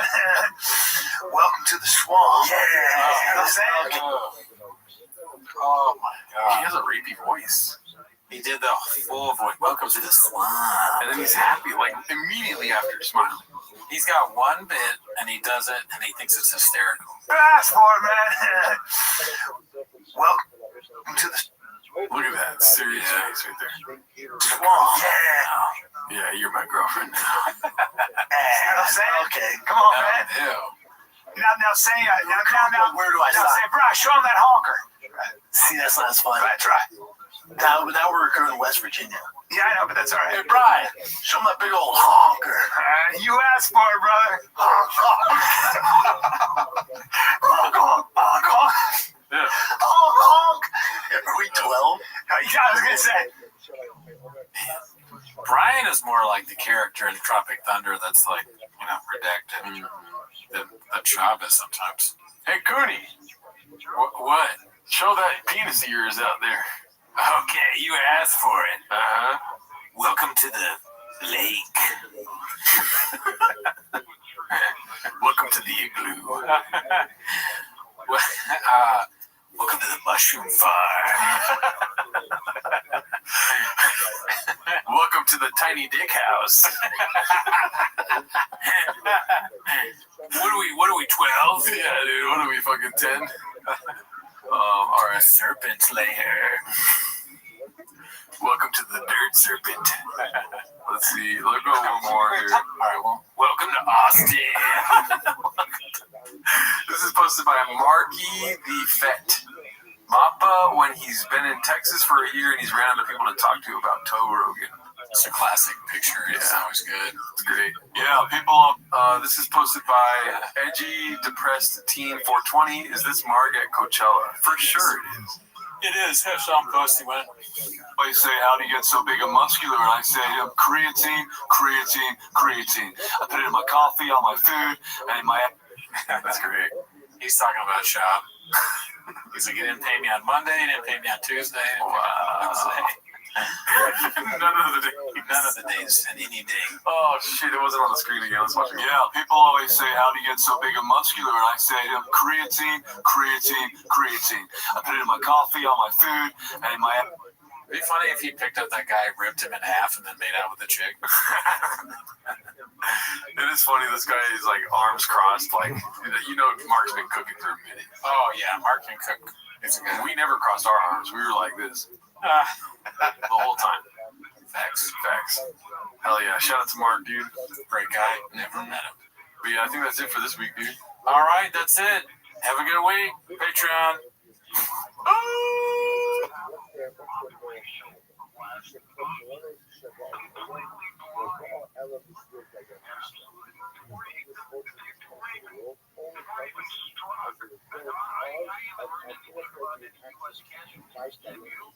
It's time for my favorite time of the week when you get the earbud to try to speak. Really surprises today.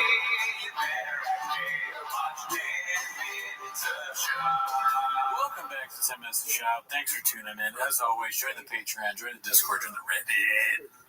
This week, we actually did, you're not going to believe it, we did an extra Timos episode with its own original song.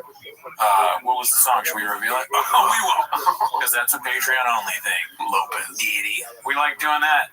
You know, who knows? Maybe that instead of comedy specials. I'm not sure. We watched the most recent episode of T-Fat Cake because they had just uploaded before we recorded. Yeah, I mean, you know, the master's at work. Mm-hmm. But anyways, that's not why they're here, though, right? No, I don't think so. Maybe... We also have another show, Raccoon Tweety. Please watch that. That comes out Thursdays. But, and also there's early access to this. Anyways, that's not why they're here. They're here to watch 10 Minutes of Shop. So start the timer. Play the Chin clip. Alrighty. Well, we don't have a Chin to play the clip first with Chin. We have a post from That Ninja 11. It's called Tombao Light Ya Up B. Chase Gooner is certified homeless. Oh, Chase Hooper. My one goal at the end of my career is to have better stand-up than Brendan Chow. I think we're accomplishing that. Classic. Very good. Damn, that was like a one-liner. Yeah. He could have done that on stage. Yeah, it's like, how did that fit in between a period, you know? Yeah. How does he fit in that thing? He's a lot smaller than Chow. I mean, could he do 25 reps or whatever the fuck? What would you be more insulted by? Somebody calling you a big old pussy or saying that your stand-up sucks? Stand-up sucks, I guess. Yeah. Do you think this is 4 days ago they posted this. Do you think he'll address this? I don't think so, because Chase has been going after Shop for a while. I'm not sure he's responded. I would love to have Chase on the show. Oh, yeah. Come on the show. You're homeless. You're welcome. See, this is where, like, you messaged Alan Strickland Williams, or what's his name? The other guy, Sean Strickland. Sean Strickland, yes. Yeah, not a chance he's going to be on the show, dude. No, I don't think so. Chase Hooper, too. Come on, no. No, they're a little bit bigger, I guess. UFC's going to be like, oh, you want to sit in the red chair? No. They just might have to wait. They can either go on a random YouTube show with two idiots, or they can continue to have a successful career in the UFC. Yeah. Dana White gets all mad. What were you doing? They're like, I'm sorry. Those guys are idiots. But maybe they're redacted. But I'll say this, Dana White, if you want to come on the show, you're more than welcome too. Yeah, 100%. That'd be funny. Because he doesn't like Shop. Yeah. Shop, who said that? That clip? Famous clip. No way is this Brendan Schaub's new profile picture, dude. It looks so real, though. ETID posted this 1986. New identity number 35. I'm gonna check really quick. Go ahead. I feel like it's probably real. It's Shab in his truck with a hoodie on and a cowboy hat, and he's holding a thing of a Zen-like thing, probably Black Buffalo things, and he's forced someone to take a picture of. Oh my God, it is real. From IG? Yeah. Well, he's moving Austin. You got to make changes, dude. Just so fast, though. You know, he's like a guy. It's like Will Smith. He has a team.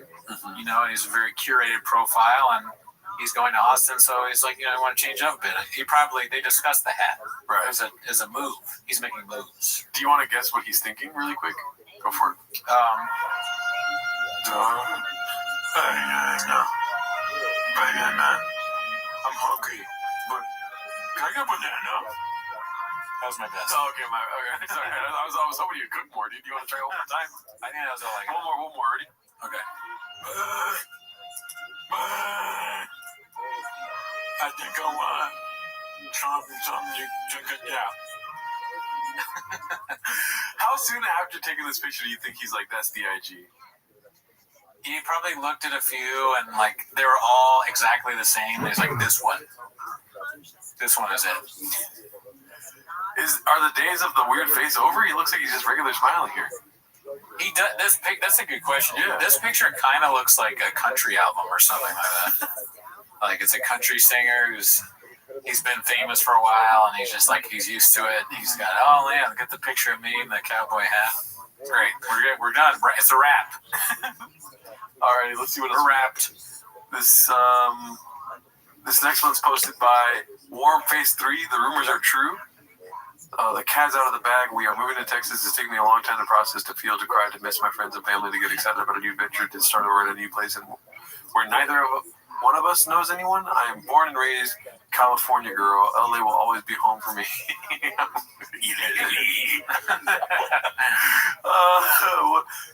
Leaving my friends and family behind is not going to be easy, but I know that they'll come visit and we'll have to adjust. I just bought a whole box of hot Cheetos. LA has become a really sad place to be for me. The politics, the fires, the lack of safety for my kids. It's funny to think like the fires are still happening. Do you think the fires are still happening? In her mind. Shab is accidentally setting the house. She's not talking about the fire. She's talking about things Shab is accidentally set on fires in the house. Maybe that'll stop in Austin. A combination of all things. So this is how I know I'm making the right move. Worst case, LA will always be here if we decide to come back. As I embark on this new journey, just know I will miss LA very much. It's all I've ever known. And I pray that Texas will welcome us. She spelled Texas wrong. There's a G and an S before the AS. We'll go those with open arms and a new place to call home. The valley has become our home, and I'll kiss it very much. I'll kiss it.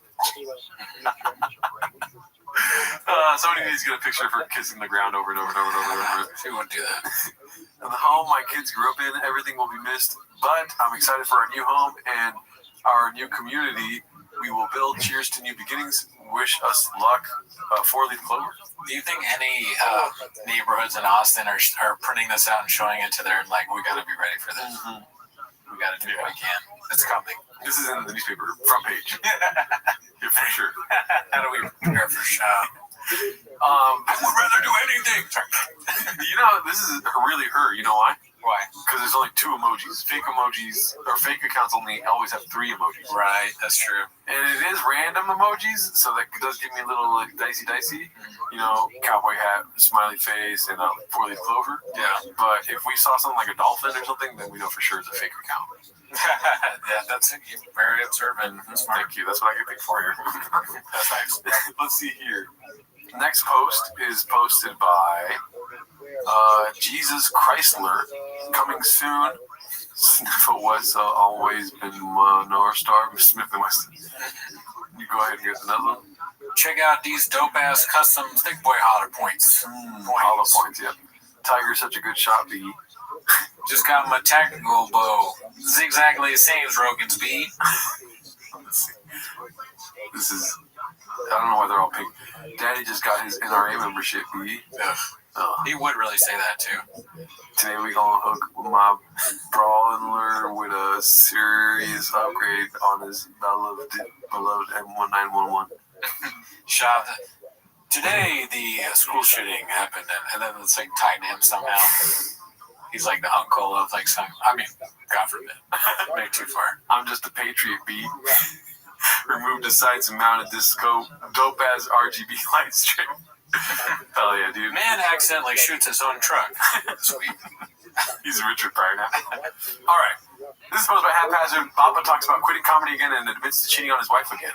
Hearing Will Smith on this is a good segue. Yeah.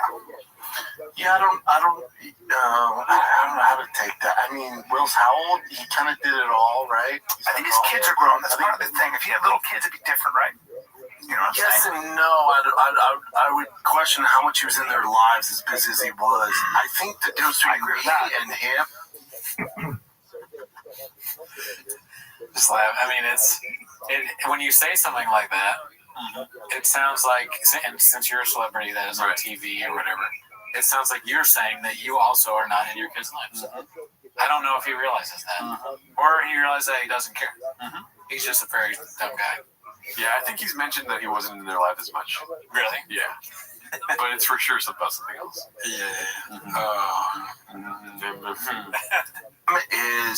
I'm telling you right now, if I could stop, I can.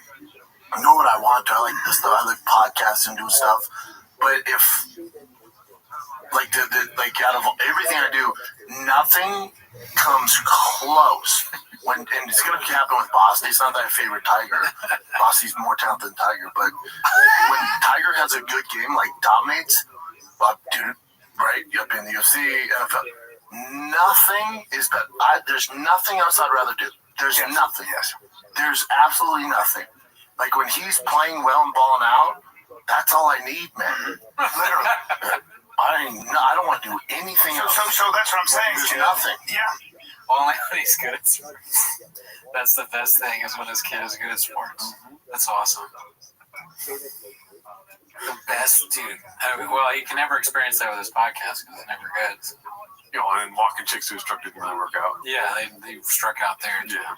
And maybe, I don't know that Will, because, so you give up a lot when you are that busy. I can tell you, and you can tell, you know how busy that guy was. Like, you and I aren't even a fraction of busy as Will. Yeah. He's that Will Smith that worked too much. Will Smith won't have the opportunities Will Smith does. You just like when I see The Rock, or even our boy Burt Kreischer, when I see his schedule, now his kids are in college, but he was like that when they were little. He talks about it. He talks about it. He cried when me and him were on the podcast together. Yeah. He's like, he knows all the time they cried. And these are people that are just like Shab, same level of fame and talent. The Rock, Burt Kreischer, who else did you say?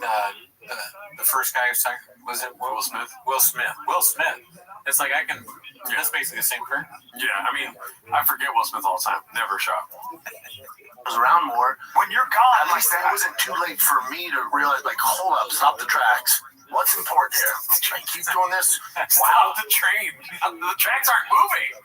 Stop the tracks. Blue Shorts texted us to me, the Stop the Tracks thing. I didn't watch the clip. Stop the tracks. That's great. How shit I was doing, or I can grow the fuck up and be the dad I've always wanted to be, and have a lot of knowledge put into them, and that's what's important. So it wasn't too late because the kids are young. Yeah, man, I think I wouldn't trade for anything. I don't Shut up, Brian. Squeeze. I think it's better for those people, for those dads, like grinding in their kids' lives. Like, to me, success is I can go to all of Tiger and Bossy's practices. I don't miss a practice. I don't miss a game. That's success. I have the ability to pick him up from school and then spend 3 hours at his baseball practice. I've never missed one. What Kobe was doing with his dog. That's a long time. That was a huge practice, right? Maybe I didn't play travel ball, so I don't really know. That seems like 3 hours is very long. Yeah, I'll show up at 30 minutes to the end, You better be good at that. And now I'm starting to understand why he's so. I mean, if you're not good after 3 hours at practice, maybe I would. Yeah, you should be better at baseball than I guess. Yeah. Like, he'd be picking her up from school. He'd go to practice with her. Like, to me, that's success. Success is, to me, I realized probably, honestly, about maybe a year and a half, maybe 2 years ago, like, success isn't having a special and selling out arenas. Because then, who cares about that? The amount of work it requires, and you gotta be selfish, man. You do. In order to be a great comic, a great actor, a great athlete, you gotta be super selfish. Unfortunately, he's got You gotta be selfish. That's the main thing. That's what everybody says too. Yeah. It's like selfishness is what gets you there. Yeah, absolutely, he came. He didn't get there because he was funny. He got there because he was jacking off all the time. He was hoarding things too. He was like, "Give me all this stuff in the green room. Yep. You know, I want all the shows." Yeah, unfortunately, it doesn't make you the best dad. Right. And now there's some great dads who pulled off, but it's just different, man. It's just different. It's like just Dallas. different. Very difficult. And to me, it's just. And now I'm not saying there's anything wrong with it. To me, I just prefer going to Tigers practice than going on the road and making money. It's just. To him, it's like Joe Rogan's like, yeah, the podcast is bigger than it's ever been. I'm doing arenas with Dave Chappelle, and then he's like, yeah, but you're a bad dad, right? Yeah, but you suck as a dad, right? It's such a ridiculous thing to say. Like, I actually prefer being a dad to like, you know, getting doing stand up in these big shows. Yeah. Yeah, duh. You fucking weirdo. Do you see anybody who's like, I would he actually has said this, so it's like, I would rather be anywhere. But you never see people being like, God damn it, I wish I could be on the road. Yeah. You know, like I cannot. My son hit a home run. I could win an Oscar. That's just not said. It's a very like, who cares? Oh, being a dad's great. Good, yeah. Wow. Yeah. Perfect show. Yeah. I was a comedian, so I was naturally selfish. It's like you weren't even good at that, though, so you weren't being selfish, were you? You're already selfish. In fact, you're probably better at being selfish. The decision I had to make. Yeah, it's all good. It doesn't mean it was the right choice. For me, it was. But there's a lot of great comics out there that, you know, can. But then you could have, you know, when you get to where Will Smith is, it's like 56 and you've done everything. God bless. You've drawn a line through everything. Oh, here's the secret everyone should know. Everyone feels that way. At the top, like the top. He's at the top. This is the top. We're the top. Yeah, red cheers. Red cheers. That's what the top means. And our cheers have stickers, so we're a little higher. Yeah, dude. I'm sorry. I'm never gonna talk to my family. Look at this. No, dude. Now, the second I said, you're gonna say, fuck my family. If my kids ever sit in this, foster kids. The second. Okay, sorry. The second I sat in this chair, I was thinking about my parents. Two thumbs. Way up. Two middle fingers way up. Yeah. Turn it up. The tracks ain't stopping. You watching that, Mom? Yeah. Fuck you. Yeah. I'm never gonna talk to you again. No, I can speak just when I was 50. Yeah, I'm so successful. I'm not even a bad dad. I'm a bad kid.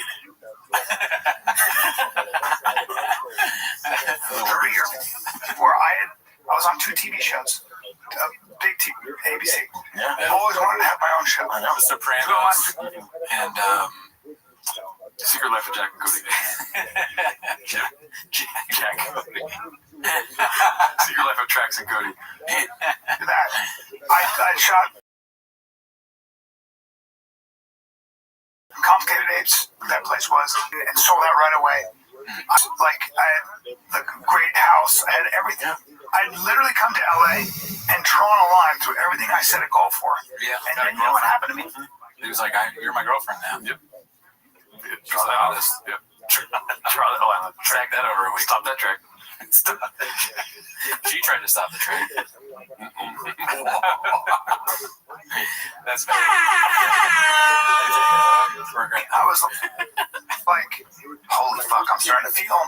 I was spending too much money on food. I didn't know what to do with myself. I was like, I'm gonna take a little break. The worst thing, it was such a weird feeling. Yeah. I felt bloated. And by the way, I missed a lot of my kids, my first kids. I missed a lot of my first kids growing up. A lot. Yeah. I just did. It's a fact. Fucking, if I could take it back, that's the biggest thing I think about every day. Yeah. You know, I would have been. Now I'm very close to them, and it's all good, but I missed a lot. Just not ideal. Missed a lot. Yeah. Missed a lot. Imagine your father saying that in a red movie chair. He's next to rain bottles. It's like your dad, if this is true, and then not just platitudes or whatever the fuck you say, if that's true, they really did miss a lot of their family. You're watching your dad on a podcast, that sucks, where they routinely call people gay, and like all that, talk about how he missed your childhood in a red movie chair next to Rain energy drinks. And Sure Shot. And Sure Shot, which is something that you drink when you're drunk so that you can drive home. Yeah. Bucks a lot. Yeah, I think for me, I'm just growing up, and I need to grow up. Like, I was wild on the road. I made a million mistakes. Yeah, on the road, I was just wild. Like, I couldn't do both. I was wild, you know? I was wild. You'll drink all the whiskey ever you want. Do you remember that joke from Daniel Cabral? Which one? Where he's like, I've never met an unfaithful Latino man. I've met a lot of Latino men that made a lot of mistakes. That's funny. So he's Mexican. Anyways, yep, I was just doing things I shouldn't have been doing, and like me and Joanne's discussed that, and it's just I was going down a bad road, not being the dad I wanted to be. I wasn't happy. I was making more money than I've ever made. I just was. You weren't present in any capacity. Nothing mattered. For the podcast, the show, nothing. I was just going, doing this show, doing that also show. Like how you dealt with the stress of everything that went down. Everything, yeah. I just worked because that's what I know to do. You dealt with the stress by fucking ruining women's lives. I was miserable, making more money than I've ever made, but miserable.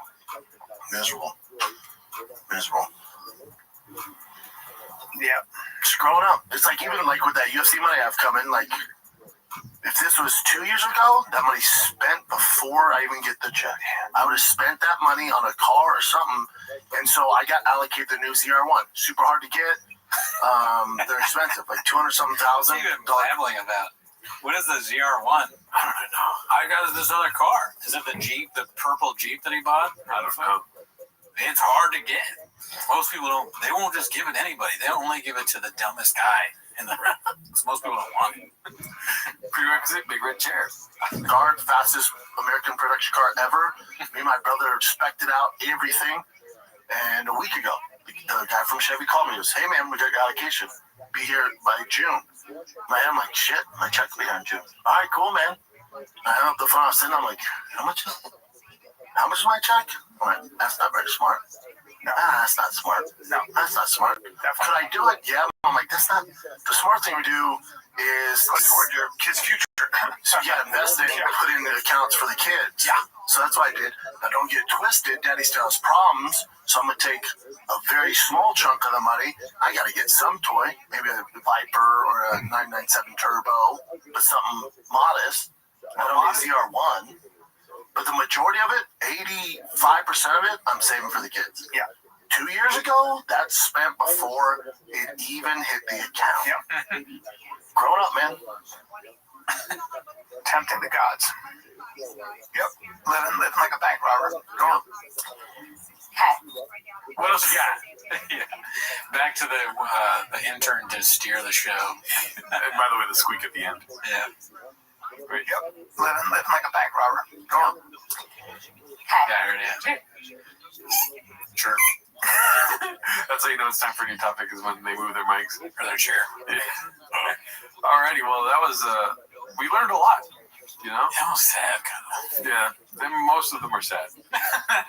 You know, that's the thing about comedy podcasts now. It's just sad. Yeah, that's true. That's stay in comedy. We're trying to get sadder. Yeah.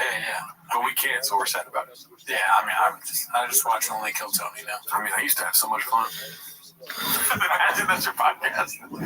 It was just like, I was bored. Everything was awesome. Right. I stopped doing it. I know I had a talk with my wife, and I was just like, we talked about it. And I said, I'm having a lot of fun on the road. You know what I'm doing every night. And then I was like, but, at times, you got to give it up and just, like, hang out with her. It's fucking blows. I would rather do anything. Alrighty, this next one's posted by OneUsual4460. It's called Joey Twink or Violent DNA. It's an article from, what is this, Daily Mail exclusive? Joe Rogan fled violent father for San Francisco's gay scene. Now his estranged sister breaks her silence to tell a very different story about his path to $200 million stardom. Oh, man, dude, his family's turning on him. That sucks. I want to see that sister video, though, so bad. Okay. His family sucks hard, dude. Fuck. They're just making money. Oh, man, come on. Sending photos of him looking effeminate. For, like, how much money do you think they got? $5K? $10K? Probably like a $2,500 story on Daily Mail. Daily Mail's like, you got any gay pics of Joe Rogan? Jesus. They're like, no, but how about stuff where he looks kind of gay? Well, can you just say he was gay? Wow. So so that's painting a narrative if I ever seen it, dude. I want to see the video though, dude. What's the video of? I guess she did a video, like an interview. Yeah. Yeah, I mean, trash human. Well, we'll look it up on our own time. This is Rink's cameo on Tom McDonald's new masterpiece, posted by Tio Sanders.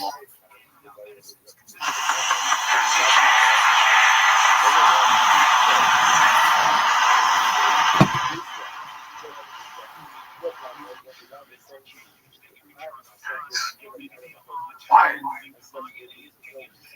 Like, who's in the studio with you? You know? Like, who is anyone in there like, all right, we could make this, but like, let's not make it like an AI song. It sounds like AI. You know? Yeah, it does.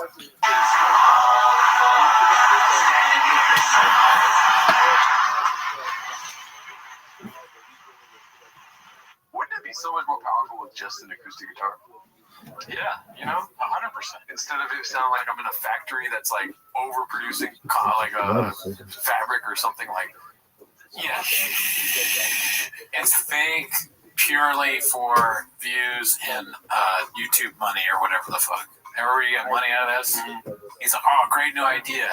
This one's called I Can't Cancel All of Us. Next one is I'm Not Triggered. Next one, and we get all the greats. Brian Callen. Yeah. And then fat guy with beard. Yeah. I was actually Fox News guy. I made a cameo. This is me 2 years ago. When you were still tracked. Yeah. And just flipping off. Like, I remember that I looked down at my thumb one day and I was like, God, my hand looks so fat. And then I started losing weight.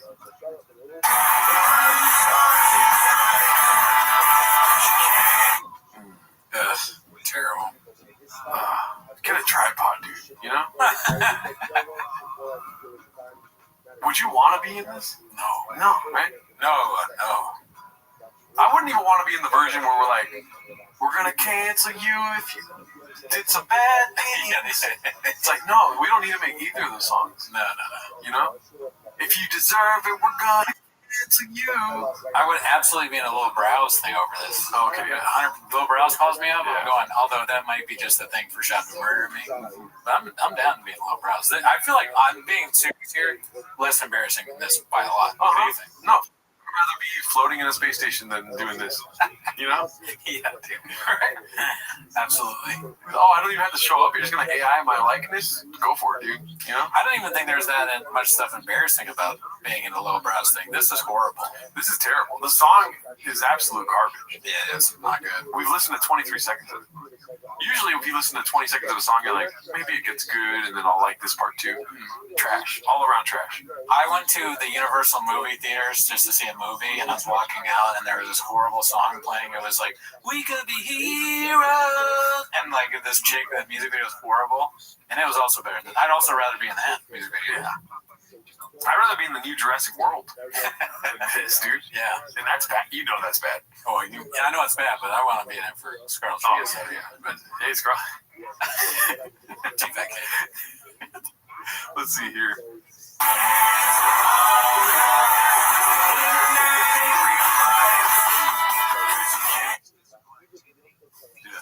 You want to watch it again?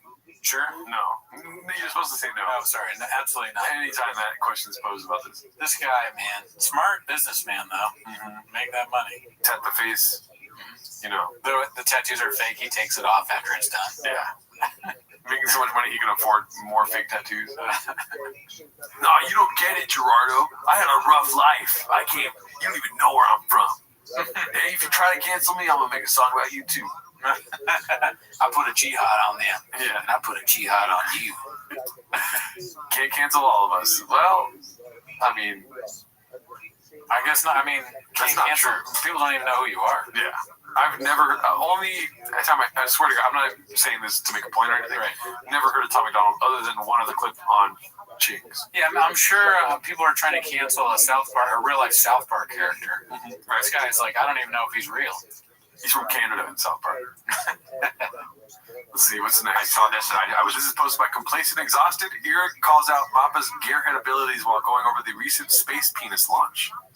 Space Penis, okay. Ready to hate, and they're acting like women and shit. They're like, oh my god, but like, all this was built by men. They just jumped in yoga pants and went straight up, straight down. And we're like, oh, bravo, Queens. Well, This is Jeff Bezos. His wife is like, I'm so bored. He's like, go yeah. But it doesn't matter. You didn't build any of your trucks. Yeah. Eric coming in hot. I like it. Yeah, dude, he's being the devil's associate here. I see, Eric, you're at a 5. I'm gonna put you to a 10. Keep it up, Chin. Yeah, dude, Eric, go harder. You know, like Houston, we got a problem. You got the communication. Yeah, Eric. I'm listening. Do for lunch. Good issue. Who cares? Yeah, Ford built those trucks. No, some I built. But I'm not. Eric does not believe that. No. You didn't build shit, dude. It's round up. You built them? Yeah, my Hummer did. Oh, really, dude? I'm here to get my hands dirty. Your boys can be super involved in this project. Usually I just hand it off to somebody. Not anymore. Your boys can get dirty. All right, we're on the home stretch here. Your boys been busy. I've been all over. The boys here have been at the shop working hard for the deadline. And a lot has happened since I've been in and out. Brandon. Oh, here he is at a golden hour. It's amazing. Isn't it funny? It was like West Coast choppers crashed and burned, right? Which one was that one? Exactly. Yeah. You remember they used to work on like motorcycles and they had a deadline and it was like they would argue all the time. Fuck. You don't remember West Coast choppers? Nah, bro. It was like the dad and his son and they were like, fuck you, no, fuck you. Oh yeah. Oh, you're talking about that? Yeah, like they look like he looked like a Jack Guy Fieri. Mm-hmm. Yeah. And then they were always on time and fucking. Yeah. He's like, let's do West Coast choppers, but no son, all fast, no gas. We're here with the guys I had build my truck, and I was out fucking talk to Joanna about. It's all good. Yeah, we're good there. All right, this one's supposed to be complacent, exhausted again. It's a zombie baseball emoji. Let's see. Monday. Happy Monday. Happy Monday, kids. Nice little weekend full of baseball as usual. Is there anything worse when people are telling you about their schedule with their kids? Like, unless it's your kids. Why do you talk so much, dude? Why does he do this? Yeah, he talks so much that he's gonna get in trouble. Mm-hmm. You say one thing and then hours later you're gonna say the opposite of it. Like if this was the first clip we ever saw Brendan Shaw, we'd be like, why would he say that? It'd be like, but we're so used to it now. We're like, dude, stop. Yeah, that's all you gotta do. Yeah. Sorry for laughing very loudly. You're on the same baseball team, you're in the same school. You really don't give a fuck. Big tournament coming up this Friday, Saturday. Technically our first travel ball tournament. Looking forward to that. Tee pitched over the weekend, balled out. Kids can't catch pop flies. See if you can have a no-hitter. Then kids drop pop flies. Very frustrating. You can't cancel us. Isn't that a fucking melody already? Yeah. It sounds like a High School Musical. Really? Yeah. What is it? We're all in this together. I don't know that one, but I'll take your word for it. Yes, around other parents who pretend their kids aren't god awful. You're like, oh my god. He's like, at least he's trying. Like, yeah, he sure is. Do you have a razor blade and a warm bath you can draw me?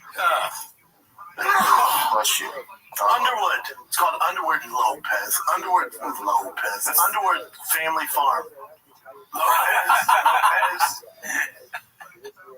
The concern, like, what am I supposed to say? Is he having a fucking... What the fuck? He said that he would rather have a razor blade than a warm bath? I don't know what that was about. But I mean, that's just Shab not understanding that that's too much to say. It just makes people go, Imagine. Remember Fear and Loathing in Las Vegas? Of course. Best part of the movie? No, what's the best part? Is when Benicio del Toro's in the bath and he's high on ether or whatever, and he's listening to White Rabbit, and he's like, throw the radio in the bath when the White Rabbit sings. Dude, fucking hilarious, dude. Anyways, that's just what that made me think of. But way too descriptive. I like the adjectives it uses. You're trying to speak English, but let's not involve suicide. Yeah, he doesn't understand humor. He's like blunt force, like Mark said in that interview. Yeah. It's like he heard someone say that probably in a different context and he put it in the wrong one. Mm-hmm. Awesome. The next one is Complacent Exhausted again. It's called Baba retells how he got fired from Bravo for being a beast of a red carpet roaster. Oh, I like these days when he would just go on random shows on Zoom. For a hot second, doing the pre and post shows for like the Grammys, the Oscars, all that stuff, man. And I knew my time was coming to an end because they brought me on, and these celebrities, they look ridiculous, and they're watching the red carpet. We're live, dude. And I'm just lighting these dudes. I'm lighting the guys up. I'm lighting the girls up. Just having fun, like roasting them. Because at the time, also, I was doing King of the Sting with Theo Vaughn, which was an all roast show. So that was like my pattern. I was just like roasting people every Tuesday, Thursday. And I got on Eve, and when you roasted, who was it? It was like Little Zany X, where the hell those guys are. And he was just like sad, and I just like lit him up. And then the producer in my ear, like, dude, you gotta back off. I'm like, I can't. And then Lady Gaga walks down the aisle.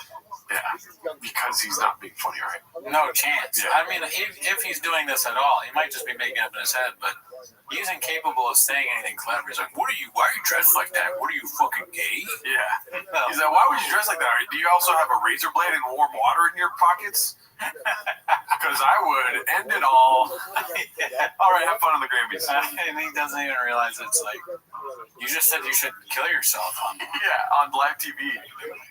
What are we doing here? Let's see. She has like 14 people holding her dress. I'm making fun of her. And at the end, the producer's just like, I think we're good, man. I think we're good. Oh, I won't be back. Now, tell me there are no alligators in the beautiful waterways of Springfield, Missouri. We're all being Friday, Saturday at the Blue Room doing comedy. You're welcome. Rain is coming. Don't get rain. Rain is coming. TED Talks. Brandon, thank you for being here, man. Appreciate it. Of course, man. It's pretty badass to have you sitting next to me. I look like a great white shark, but in my DNA, I'm a dolphin. I'm gay. Another episode of TED Talks, guys. Thank you for tuning in. He ends the episode like that. Oh, great editing. That's so funny. Remember us when we watched that for the first time? Vaguely. You're like, that's actually funny. Which one? When he says, he said, I look like a great white, but I'm a dolphin. I'm gay.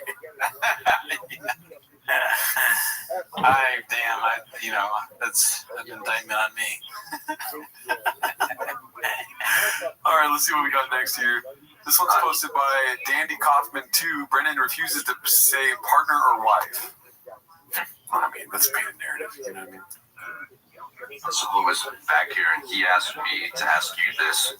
His goal is to get married to his partner, and he offered to make you his wife, bitch, if you would pay for his girlfriend, his fiance. Well, wait a minute. So, is there anything more lame than partner? Only really gay people that like, that's my partner, you know? I think they're trying to cover all bases, like, just in case he might be.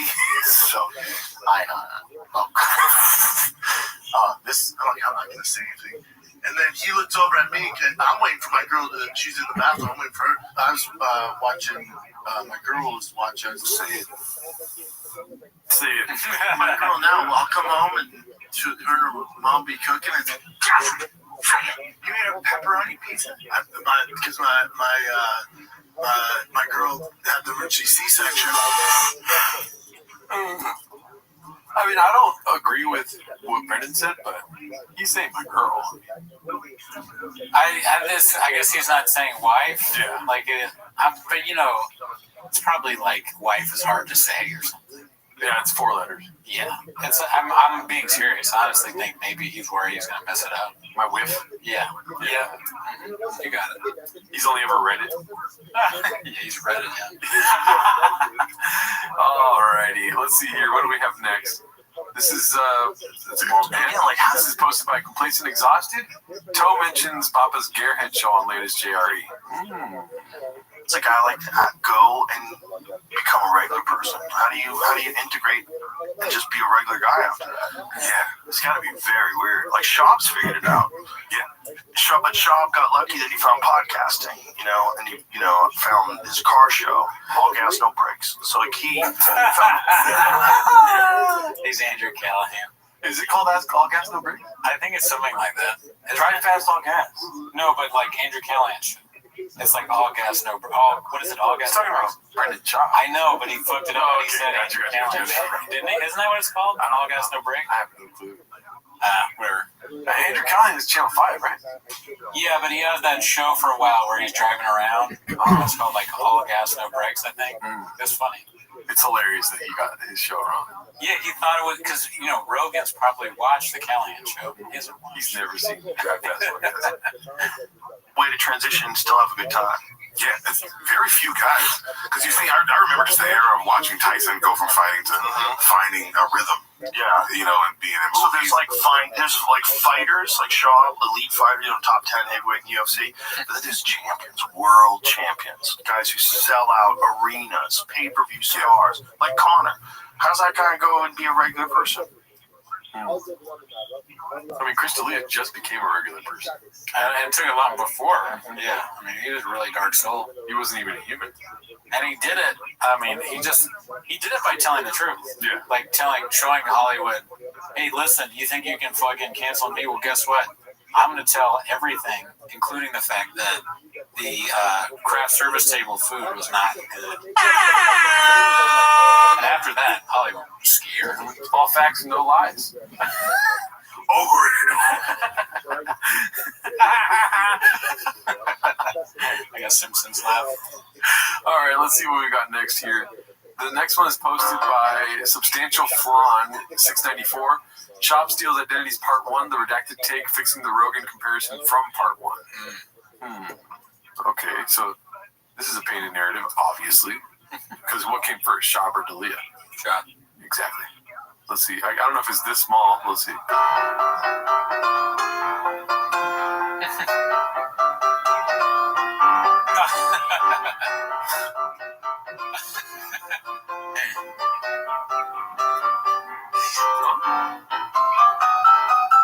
I mean, that's just both of them on the same. Yeah, they were doing a bit that time. Come on. Let's paint the narrative. Let's be fair. Yeah. Fair. Oh, come on. Okay, that's fake. That's not real.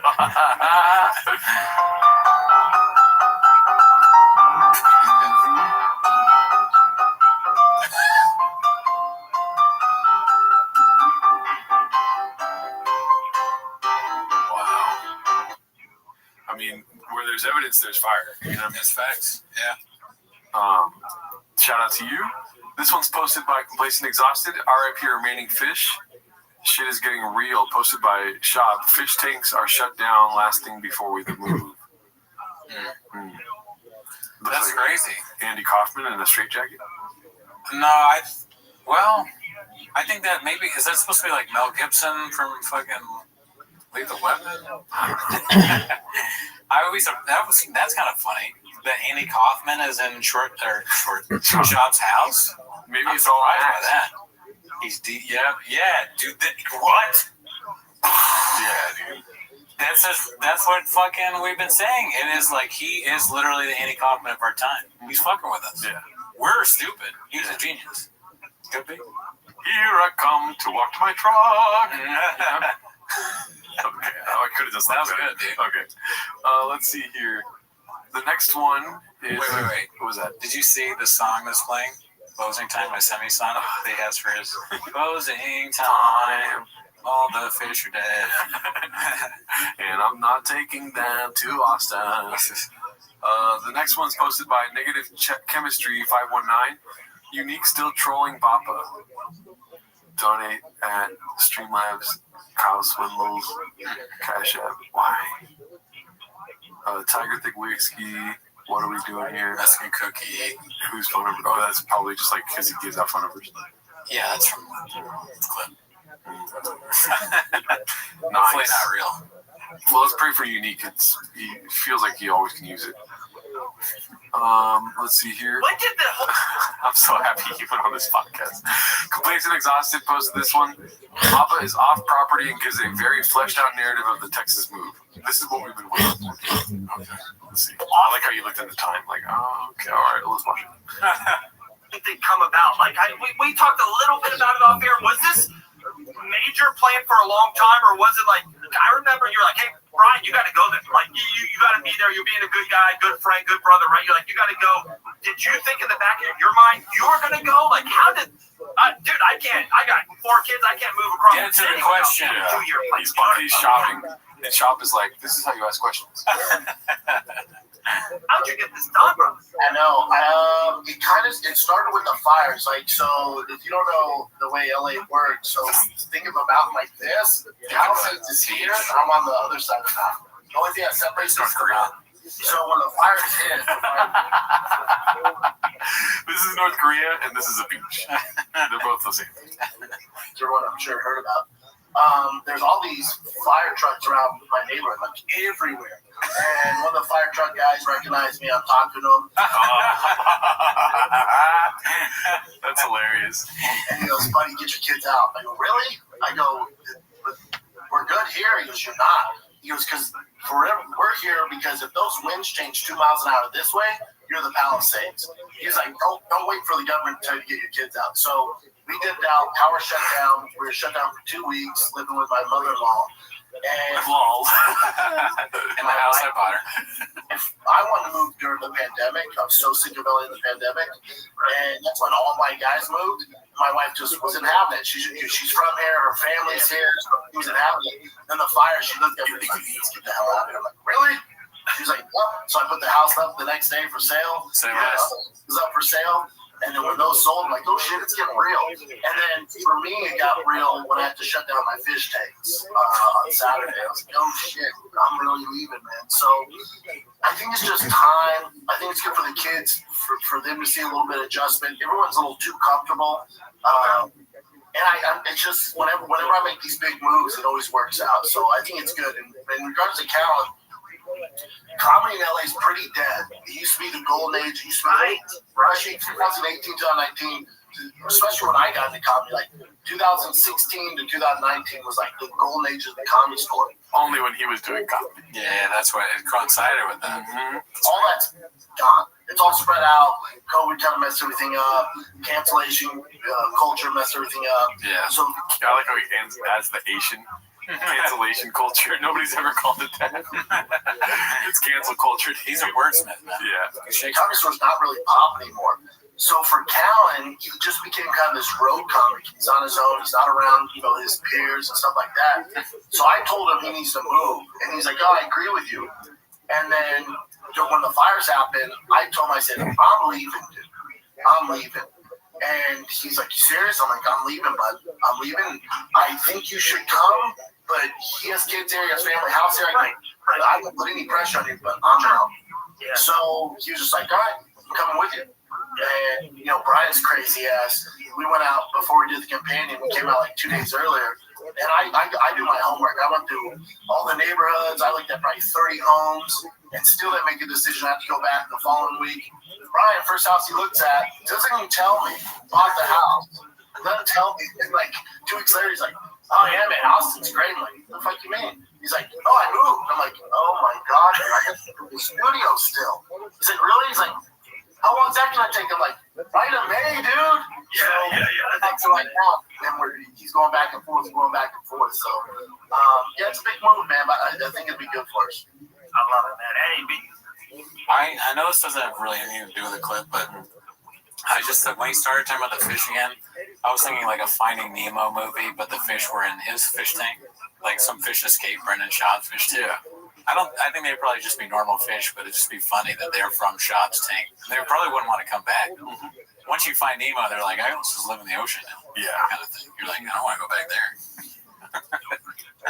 He puts a lot of energy drinks in. He tried to.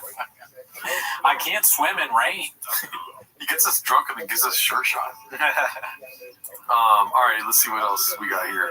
How many used nicotine pouches do you think are in the fish tank? Oh, God. You can think about that. Let's see here. Posted by Haphazard. Nice guy, never met him. I feel like we saw this on the Patreon because it was probably the beginning of the episode. Oh yeah, with the dog. Yeah, yeah. Let's see. We're back, boys. Back. Did you do 37? Did you do 225? 35 and a half. 225, 35 and a half. 35 and a half. At the end of my workout. At the end of your workout. It was deadlift day. Let's just take a real quick moment because it just struck me right now. Yeah. For sure, Haphazard watches all the episodes. Isn't that nuts? I mean, irreparable damage done to his psyche, I imagine. He's a fucking hero. Well, he doesn't matter. It doesn't matter, but, you know, he's put in a lot of work in the kitchen. Yeah. He's a chef, like a Michelin star chef. And, you know, chefs have terrible lives. Yeah. They work all the time. They're stressed out. They're smoking cigarettes. And they get no sleep. They always got to think of what's on the menu. And people are like, oh, send this dish back. And you're like, what the fuck? And, you know, it's like, you know, he's going to ordain himself. Yeah. For sure. He watches every episode. That's crazy. He eats all the ingredients. You know what I mean? Yeah. Before he makes whatever dish he serves up to us. Right. And sometimes we're like, that tastes disgusting because the ingredients suck. Well, you know, orange chicken, you eat it. It's like, does it ever really bad? Right. It's probably like, because every time I get orange chicken, I'm like, say less, you know? Do you have a gun? That's why I asked the people that not P.F. Chang's, fucking, what's the other one? Starbucks? No. I don't know. What are you talking Pine Express. Oh, okay, yeah. Yeah, people don't talk about that. What? Hold it, man. I thought, you know what? Let's end on 225. And I don't use spotters. I think spotters are for gays. And so then I do 225. The chin should start putting hot tape on the screen. Like, you hot tape. Spotters are for gays. Hot tape. With like animations and a voice. And then on 35, the old arm, he's like, I don't think so, dude. Yeah. That one, where I'm sitting on the bench with my face. It almost fell on my neck.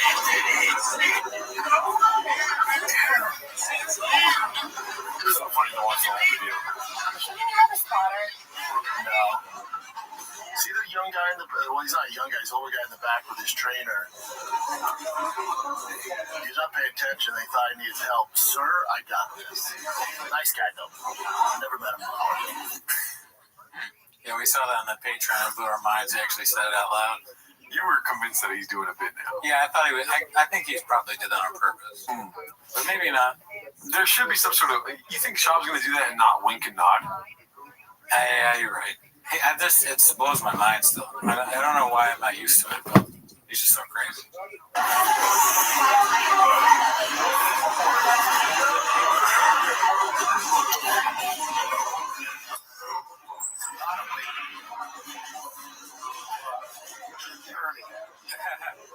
has to say something. It's a lot of weight. Thanks, Brian.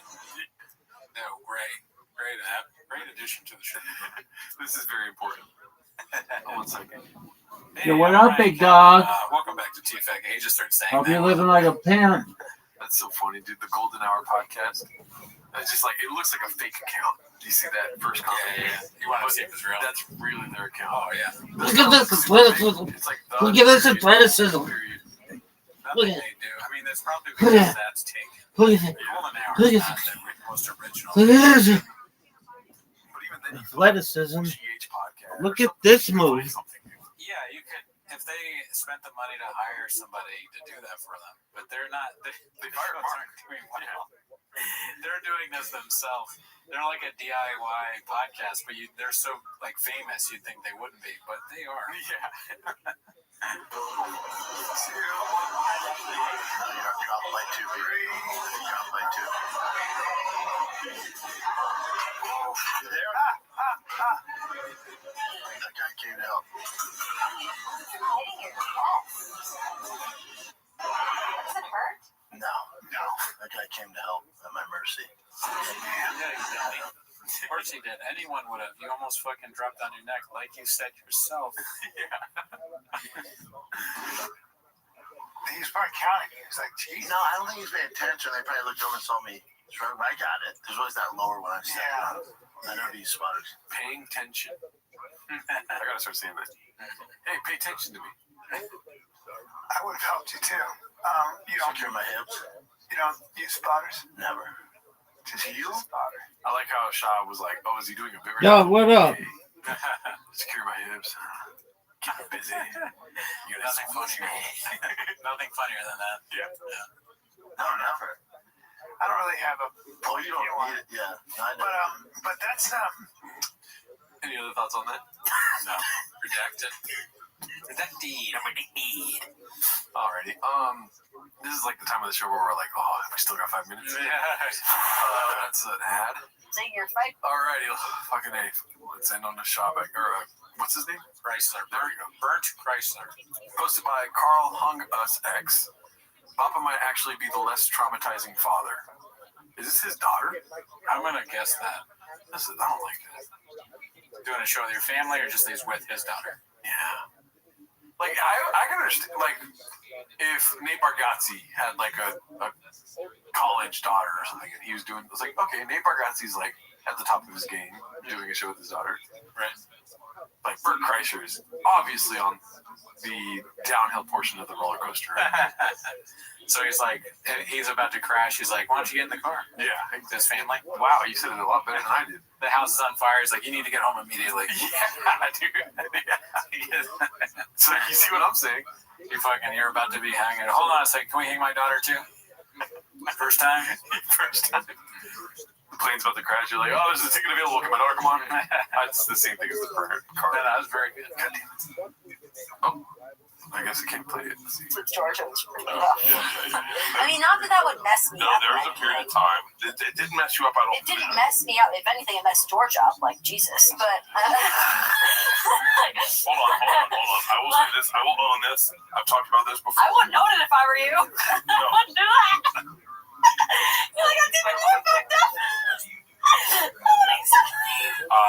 Hold on. Oh, they all do it. They're like a family of banshees. Yeah. That's interesting to me. You start listening to the podcast. I know, this seems like a good plan. You come back next week, you're like,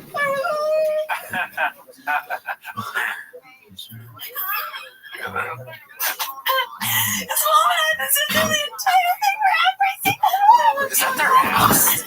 I'm so traumatized. I didn't know what to do. You wonder why I don't test your boundaries now? Oh, this is horrible. No, not that one. But we're so good now, so we should just live with it now. Oh, good now. Right? Yeah, COVID was a rough time, wasn't it, buddy? COVID was not so fun. Damn, dude, the podcasts are crazy. This is like a whole new. This is like Thanksgiving dinner podcast or something like that. Like you just see a family talking about their day. I never even thought about that. I mean, like, I don't know. I'm wearing my slippers, dude. I always have shoes on. Yeah, wear your shoes. Wear some shoes. That house, I mean, I'm not an interior decorator or whatever, but that to me is horrible. Mm-hmm. The wallpaper is horrible. I don't like the couch. I don't like the chair. I don't like the table. I don't like the golden lion thing. Mm-hmm. This is like, I don't know. I don't like this at all. Right. If I had a lot of money, my house doesn't look like this. Yeah, but have you, I mean, I don't know. Maybe I have. Have you ever talked to somebody with no shoes on? Yeah. If I've gotten in a conversation with somebody with no shoes on, I'm not listening. I'm like trying to let it be finished. Right. You know what I mean? Yeah. The last thing I want to hear is a rich family with no shoes on talking on a podcast. That's a good point. It's like, yeah, put some. You don't respect me. You're rich and you're not. You're just gonna show me your feet. That's like, oh, you want to see my feet, poor guy. Yeah. Right. Like while they're fucking laughing about some stupid bullshit. You know what that reminds me of? It reminds me, a long time ago on the show, we told the story about the guy that came up to me after the open mic. He was talking to everybody. He's like, I love your shoes, to the person sitting next to me, and then to the other guy. He was like, oh, yeah, you have great shoes, too. And he looked at me, and he looked down at my shoes, and he walked away. Mm-hmm. Fucking, the fuck, man? Calling you out. That's the only time I wish I wasn't wearing shoes. My feet. Yeah, I don't like it. Even when like John Daly is golfing with no shoes on, I'm like, let's get this video here. Yeah, I mean, I think people should.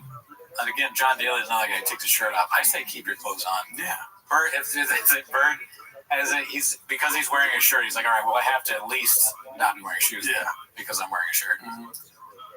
Nuts. I can't imagine. We should do a podcast with no shoes on and then see how fast we were like, should we not put this out? You know? We should do a podcast with no shoes on because we said this time that week so we could be like, Shab. Yeah. Remember the time we left during the show and then we came back? Yeah. That was pie in our face. We had said that was bad. Yep. Can't believe we did that. Yeah, we caught up to us later. You know, a lot of negative comments about that. Yeah. Something I learned from. I wasn't really a person at the time. I was going to just say that. Yeah, most. You weren't really a person. The most you were going to say. Yeah. You know, yeah. Damn it, I don't know what to say after the 8 inches.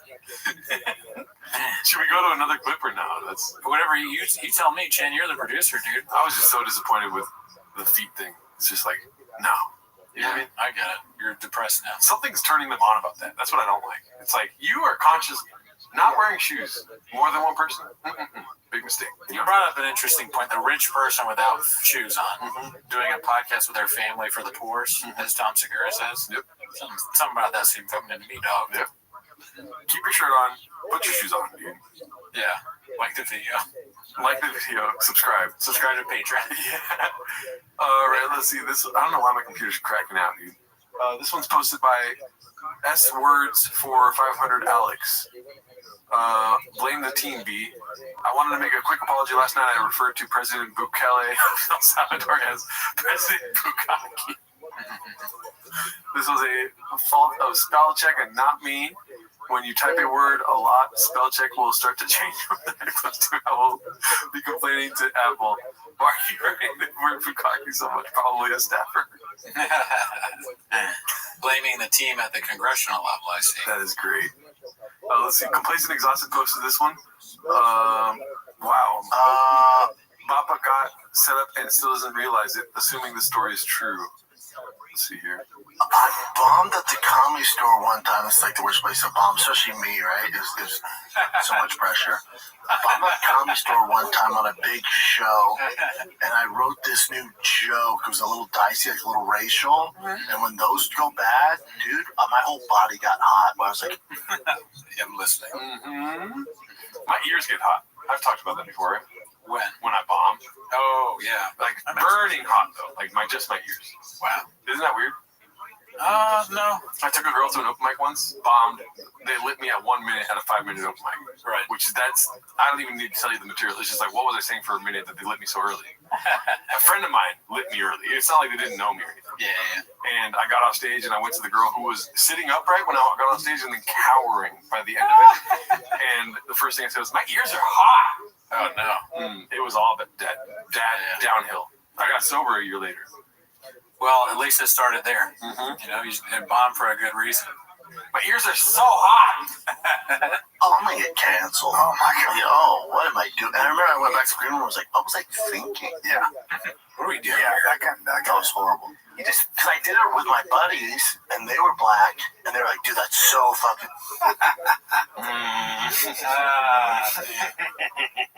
I was racist to my friends that I pay, and they laughed at it. So I was like, well, these people that I pay to hang out with me, they thought it was funny. They weren't laughing. They were amazed you would say that. Yeah. I'm funny. I'm like, like, is it that dicey? Like, yo, you're good. Those are my friends. And they're comics. Like, what's up with this guy? Oh, then you do it to regular folk, and oh man, I was like, I want to kill myself right now. That's not. Oh my, I'm not racial. I'm not racist. Oh my god. Oh my god, I messed up. There's so much film on that. It'd be fun. That was fun. See, that feels so much better to end on. Yeah, I know. It's like going down Memory Avenue. Yeah. You know? Memory Court. Yeah, Court of Public Opinion. Shout out to Shop. Shout out to Colin. You guys are the worst to ever do it for sure. Yep. We'll see you in Austin. Yeah. We're moving to Austin. We just announced it right now. You know? Alrighty. Later. Join the Patreon. Join the Reddit, Discord. You know what I mean?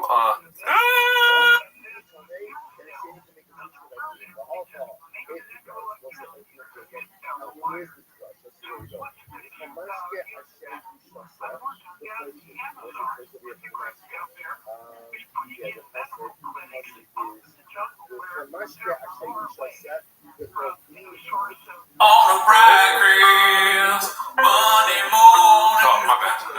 Of the Chris Cornell. Okay. On a bright Chris. Ready? Okay. On a bright Chris Monday morning, no podcast, Netflix on a dead reef.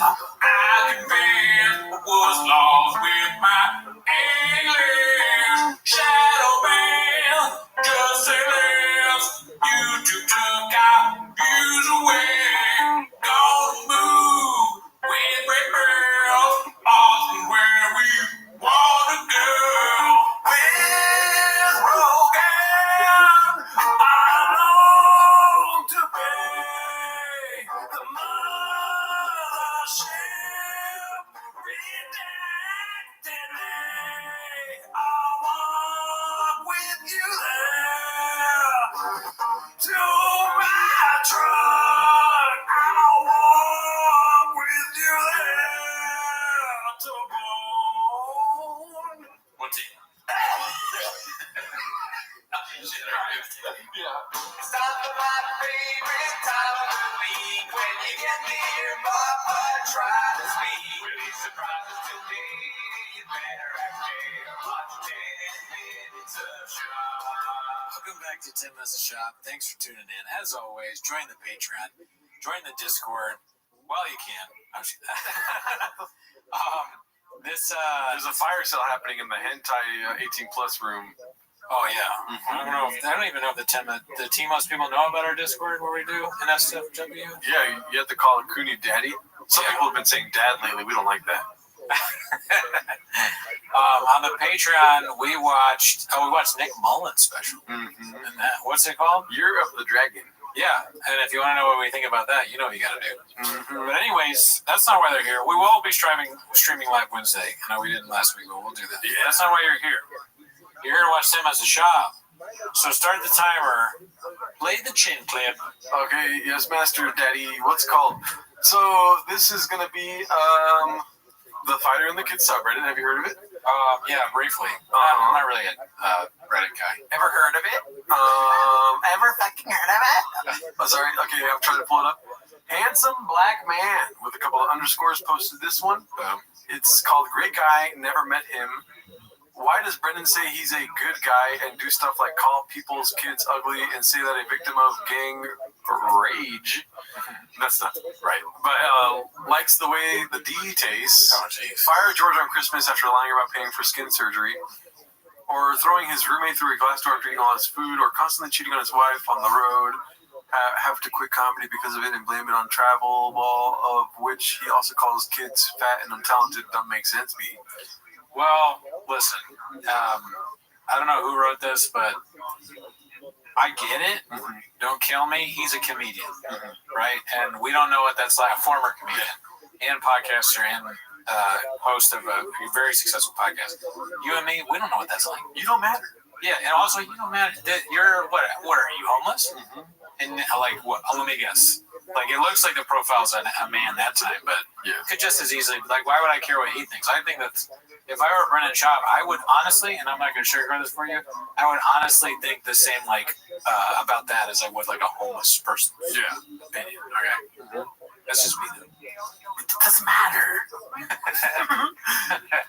7 replies. What are you, numbers guy? Let's see. The next one is Papa's Texas Personalities Incoming, posted by C Literature 6480. Let's check this out. I've been bull writing ever since I was a kid. I mean, if you start saying that, he's in on the joke. There's no way. Yeah, dude. If there's a subplot of some kind of bull writing history, he always like I love bull writing. I have the Hemingway. Read a lot of Hemingway. He knows famous bull writers. Yeah. You know. Montego? I don't even know. Like bull riding. I'm thinking of bullfighting. I'm so stupid. Jeez, you didn't stop me. You gotta pay attention. Don't let me go down. I don't know Montego, dude. You went straight Latino on me. I kind of liked it. Well, I was thinking of bullfighting, not bull riding. Is like the American, like is the Southern guy. Oh, okay. Obviously, they're moving to Texas. I'm tired. They're gonna keep an eye on me like a hawk. You got it. Sorry about that. Let's see the next one. I'm into guns now. Ty. He's had guns though. Yeah. He's talked about it. I mean, he talked about somebody like broke into his house, he had a gun or something. I like how instead of saying Homer, it says homo kind of, or 4 letters. That'd be cool if he rode around a Hummer that said homo on it. You know? That would be kind of funny. Yeah, and is it his or Brian's? I mean, that would be not. It would be like their first way of being almost not homophobic, right? Because it says homo on their card. That'd be the first time where they're like accepting of gay people, which would be good, I guess. Let's see here. My Texas mechanic is working on the new build. These Legos are cool. I like this. Yeah. Can you imagine how great? Like we start having Brendan shop Legos at our house. We're like, whoa, dude, we're going too far. You guys are making fucking Lego shit. He's obsessed. Yeah. Let's see here.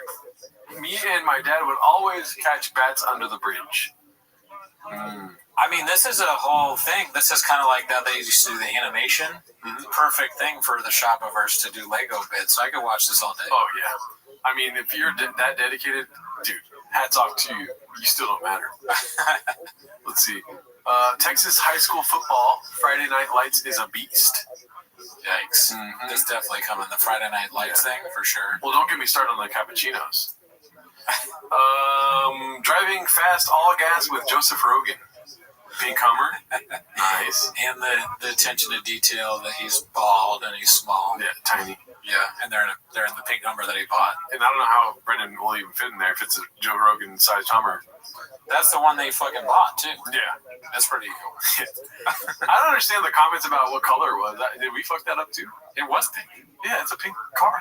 No, we said pink. Oh, okay, cool. Yeah, but the comments were like, it's actually spring Rosenwald. Oh, I'm sorry. I meant like your fucking, crayon colors. Yeah, dude. shit. Tickle me pink? Okay, yeah, it's tickle me pink then. Yeah. What the fuck? Fucking evergreen or whatever. Macaroni and cheese, yellow. Yeah. Cool story, bro. Yeah. Let's see here. Always been a Cowboys fan. I mean, if he becomes a Cowboys fan, we'll never stop the show. That is the worst possibility of all possibilities. I hate the Cowboys. Yeah. Does he have freckles? No, right? I don't think so. Let's see here. It's like beard thing. It's like okay. 5 o'clock shadow. Yeah. It's been a hot second since I barbecued some ribs. That'd be great if they just brought a smoker into they have 2 red chairs around a smoker. T-Fat-K, take notes. I mean, he's got to have a trigger go out there. Almost at the other word, but it's very Texas of you. Just kidding. He didn't do that. What's it called? I used to sell rattlesnakes out of my mom's closet. I almost feel like he's had a snakes thing already. Yeah. Oh, dirt serpents. Yeah. But hasn't he had a snake? Probably. Yeah. I mean, he's a cobra himself. This dude come up to me on 6th Street and said, "Aren't you that comedian who kicks ass and is gas driving car expert?" I mean, this is too Texas for me. I don't know what that means. Well, basically what's happening here is that's Tony Hinchcliffe in his pink cowboy outfit. Fair. Okay. Let's see here. Love country music. Me and my girl line dance all the time. Dude, I hope so. That would be funny. And then there's thing is, he does like to dance on camera. We could see that. That might be coming. Let's see here. I own a Tesla to own the libs. Yeah, you called it. That's coming. Yeah. Let's see here. Me and Matthew McConaughey are boys. That seems plausible. Yeah, him lying about it. Yeah. Yeah, for sure. And he's a Longhorns fan all of a sudden. I can see it. Yep. He's got what is it called? Remember that one podcast where he had the horns behind? Yeah. Do you have a gun, guy? Say less. Me and Travis Barker had a jam session and I played banjo. All right, these are far-fetched. Yeah, I mean, that one just kind of seems like he found the banjo thing. He's like, how can I make this shot? Respect. There is levels to this shit, and banjo is a whole new level of grifting when moving to Texas. I mean, Brendan Schaub could not learn it. If he could learn how to play any musical instrument, it'd be very shocking. But also, like Brendan Schaub goes into his recorder bit, piano bit, guitar bit. Any of those would be great. He learns how to play something. Always been a music guy. Angry Cowboy solo podcaster. That is also seems plausible. Yeah, it could be. But Brian's there though. Shop show. Does that probably continues, right? Probably. Yeah. All you need is shop, daddy. Yeah. He can just push record himself. He doesn't need chin. He needs chin. You're right. Cowboy comedian. I hope so. Pray to God. That would be the best case scenario. The cowboy poppy. If he starts, the Cowboy Puppy as the name of a sequel. If he does comedy in a cowboy hat, that's all I need. If my girlfriend leaves me, lose my family, lose my house, my job. If he does stand up in a cowboy, it's all worth it. Please don't leave me. Yeah, dude, you're putting bad news on me. Lose my family. I took horse riding classes in grade school. XJ seems plausible. Dude, like he'll act like you should know this already. I've been riding horses. Everybody knows that. It's like riding a bike. You didn't know that, dude. I had a horse, Stella. Let's see here. Texas is a country. Yep. And the Alamo. Oh, buddy. I wish those men would try that shit. That was great. I wonder what Shaw would be like in war. Like, would he be the tough guy he makes himself out to be? Or it's like, fuck, they're coming. They're heading around the corner. Thank God we have you, Brendan. You're going to really help us out. And then you start the battle, and you're like, where's Brendan? And he's like hiding in the fucking thing with the women. SIAF, dude. Shitting in a foxhole, for sure. I think so. I think, honestly, and I'm not saying this to be mean, I think that's more likely. I just don't think he has, I'm not sure he has heroic tendencies, right? Yeah. Nothing leads me to believe that he would, like, pull someone out of a car, even though he says he did. I just don't see it. Dude, well, I'm dead in a foxhole. No bullet wounds, just cardiac arrest. Let me be clear. I'm not saying I would either. But I'm just, I hope I would. But I don't think that Chop is like going to risk his life for other people. Let's see here. He causes the secession of Texas. That'd be great. Let's see here. The Brendan Chop career timeline posted by Maximum COD 2592. I'm sure we know all this already. Let's just take a gander, I guess. Why does it not work sometimes, and sometimes it does work? Alrighty, grifters. A timeline of career growths and failures. If the music gets cut, sorry. Football, it's definitely gonna get cut, right? Well, this is like a song that's in canon, or like it's so old it's probably public, right? But the recording of it could be recent. Oh, jeez. That's how they get you. You know what I mean? It's fucked up. I mean, we get it, right? Claims racist coaches held his career back because he was white. Oh, wow. I never heard that. Sounds like somebody say that. Yeah. Use ChatGPT. Find me the stupidest excuse for something. The least believable excuse. Banned from attending future UFC events after being in the UFC. All right, that's Photoshop. No, there's no way that's Photoshop. That's probably real because he's running away from that fool. That makes it looks like that Amazing Centipede or whatever it's called, the human centipede. Oh yeah, the amazing my favorite centipede. I mean, look at that red chair, dude. Shit, it's like what I'm sitting in.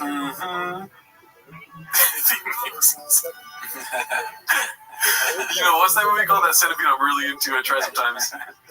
Dude, where's my centipede? Me and my boys hit a human centipede last night. Pretty lit. He was in movies, Tax Collector. No way. He was not in the Tax Collector, really? I never seen it. That's the fucking... Isn't that the movie with Shia LaBeouf? Yeah. Specials. Retired from touring to coach Little League Baseball, never performed at the mothership. 8 years. I'm not sure that You'd Be Surprised is better than the Gringo Poppy. With rating-wise. The Gringo Poppy is insanely good. It's so good. Retired from touring. I'm laughing at what you said, but not reading. Retired from touring to coach Little League Baseball, never performed in the mothership. Damn. He's a boxing analyst. Got bullied by Nate Diaz and was called a pussy post-fight. Was never hired by Showtime Boxing again. Coffee maker. He made coffee. Nah. Product discontinued. Wow. So Black Rifle went in with him on a brand for coffee? Yeah, Big Brown. That's not a good look for Black Rifle. No. I'll stop drinking their coffee now. Presented for E! Entertainment, which included Golden Globes and Emmy Awards. After party panelist for Bravo's play-by-play. Last 3 episodes, was eventually fired from E! Entertainment after a short career. The Thick Boy Blight Club is something I missed, but when you told me about it, I can't stop laughing. That's so funny. My favorite centipede, dude. Creator of Thick Boy Club, Mike, never competed as Never completed San Francisco's Los Angeles charity bike ride. You know, of course not. Charity, that never happens. You know one thing they will never have? Book club. There will never be a Thick Boy book club. Audio book club. I don't even do that. Hasn't promoted his whiskey since 2023. Damn, it's been that long. Wow. We've been in the thick of it, dude.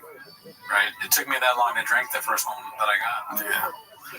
Started Thick Life Fitness, Comedy, and Lifestyle channel, abandoned after 6 months. Well, he's probably still working on an episode. He lifts like 225 pounds 1,000 times. Yeah. In a session. And that's like 2 sets of that. Network owner, creator of the Thick Boy Network, which produces podcasts including Chappelle's World and Cats After Dark. Haters will say, really underrated. Yeah, that should still be going on. Yeah. Thick Boy Fight News. Created Thick Boy Fight News channel as part of the Thick Boy Network. Ran for 2 months from July to September 2022 before being abandoned. Oh, here comes the music.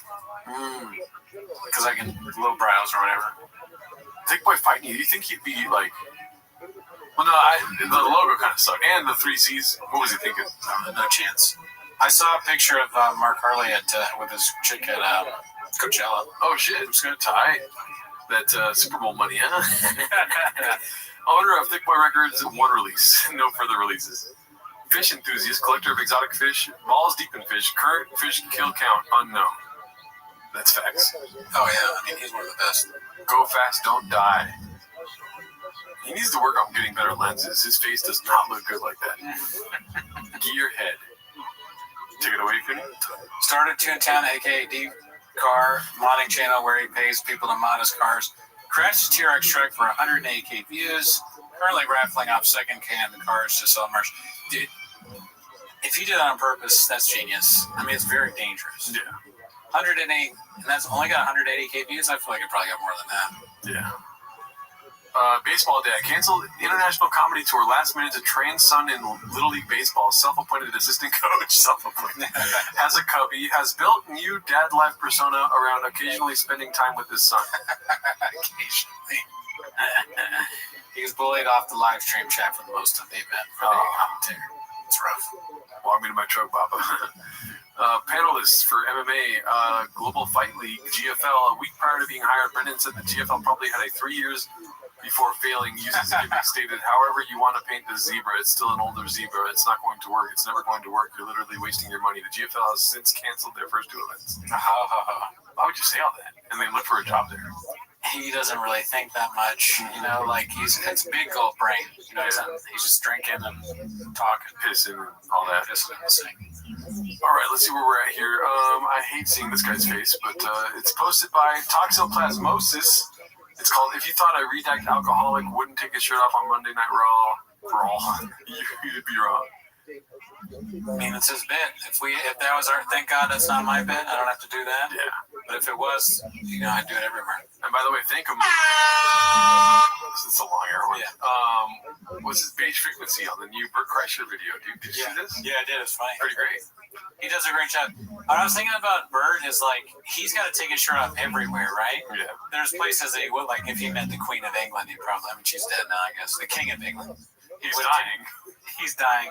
And Bert, he's like in the hospital visiting him at the hospital, but he puts his hand on his chest so he has no shirt on. He goes,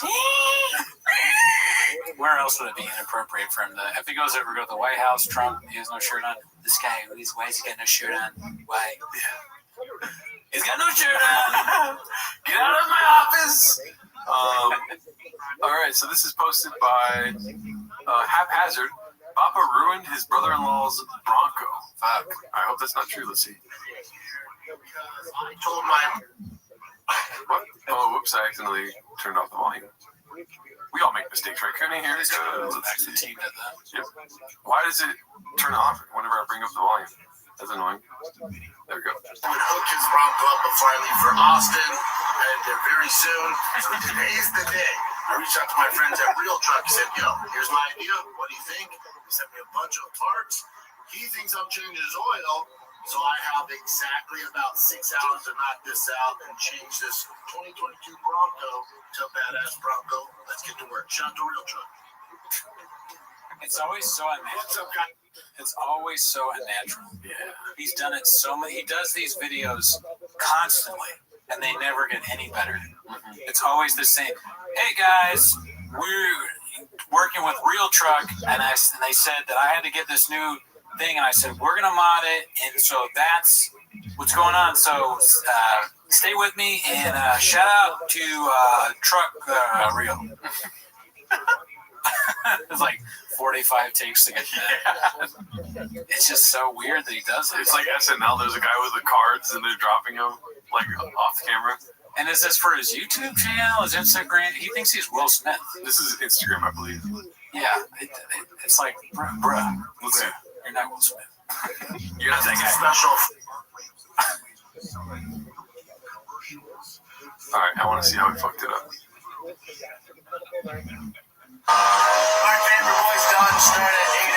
All right, fam, your boy is done. Yikes. That's what I say when I finish sex. Never said I was fast. I did my best. Shot the Real Truck. Happy focus on four rigid LP7 lights. The white to match the white up top. This all tested that. This is supposed to be a wedge here. So there's a lot of space. So I filled in with the lights, which I think they did. Those are 37 coils with the innovates. I did that in a hot second, but I did a 2-inch body. Tube doors, also from Havoc. Those these I'll put on. Rear is pretty fun. Do you take off doors? I think so. I didn't see the doors before. We can go back after the video's done to see if there was doors. Because if I dropped it off for an oil change and I don't have doors, I'm gonna tell your wife like we need to take them to 5150 right now. Yeah, you leave your car at Shop's house and he's like, dude, I pimped it. You're all excited like, oh, there's gonna be a TV in my car. And you don't have doors. Car's broken. How am I gonna take my kids to school? How can I can't have my dog in my car anymore. You should give your dog back. It's a show dog. Rear bumper, the Havoc rear, delete spare tire. He's in for a rude awakening though, because I didn't do the wiring. It's above my pay grade. I don't know how to wire. I set it all up, so someone's gonna do that. But he has the rear delete tire, spare tire there. All the cameras set up. He sets through the wire. Let's see. Fam. Let's find the doors. Maybe it didn't have doors to begin with. That's possible, but I don't know if it even shows. Oh wait, maybe in the photos it would show.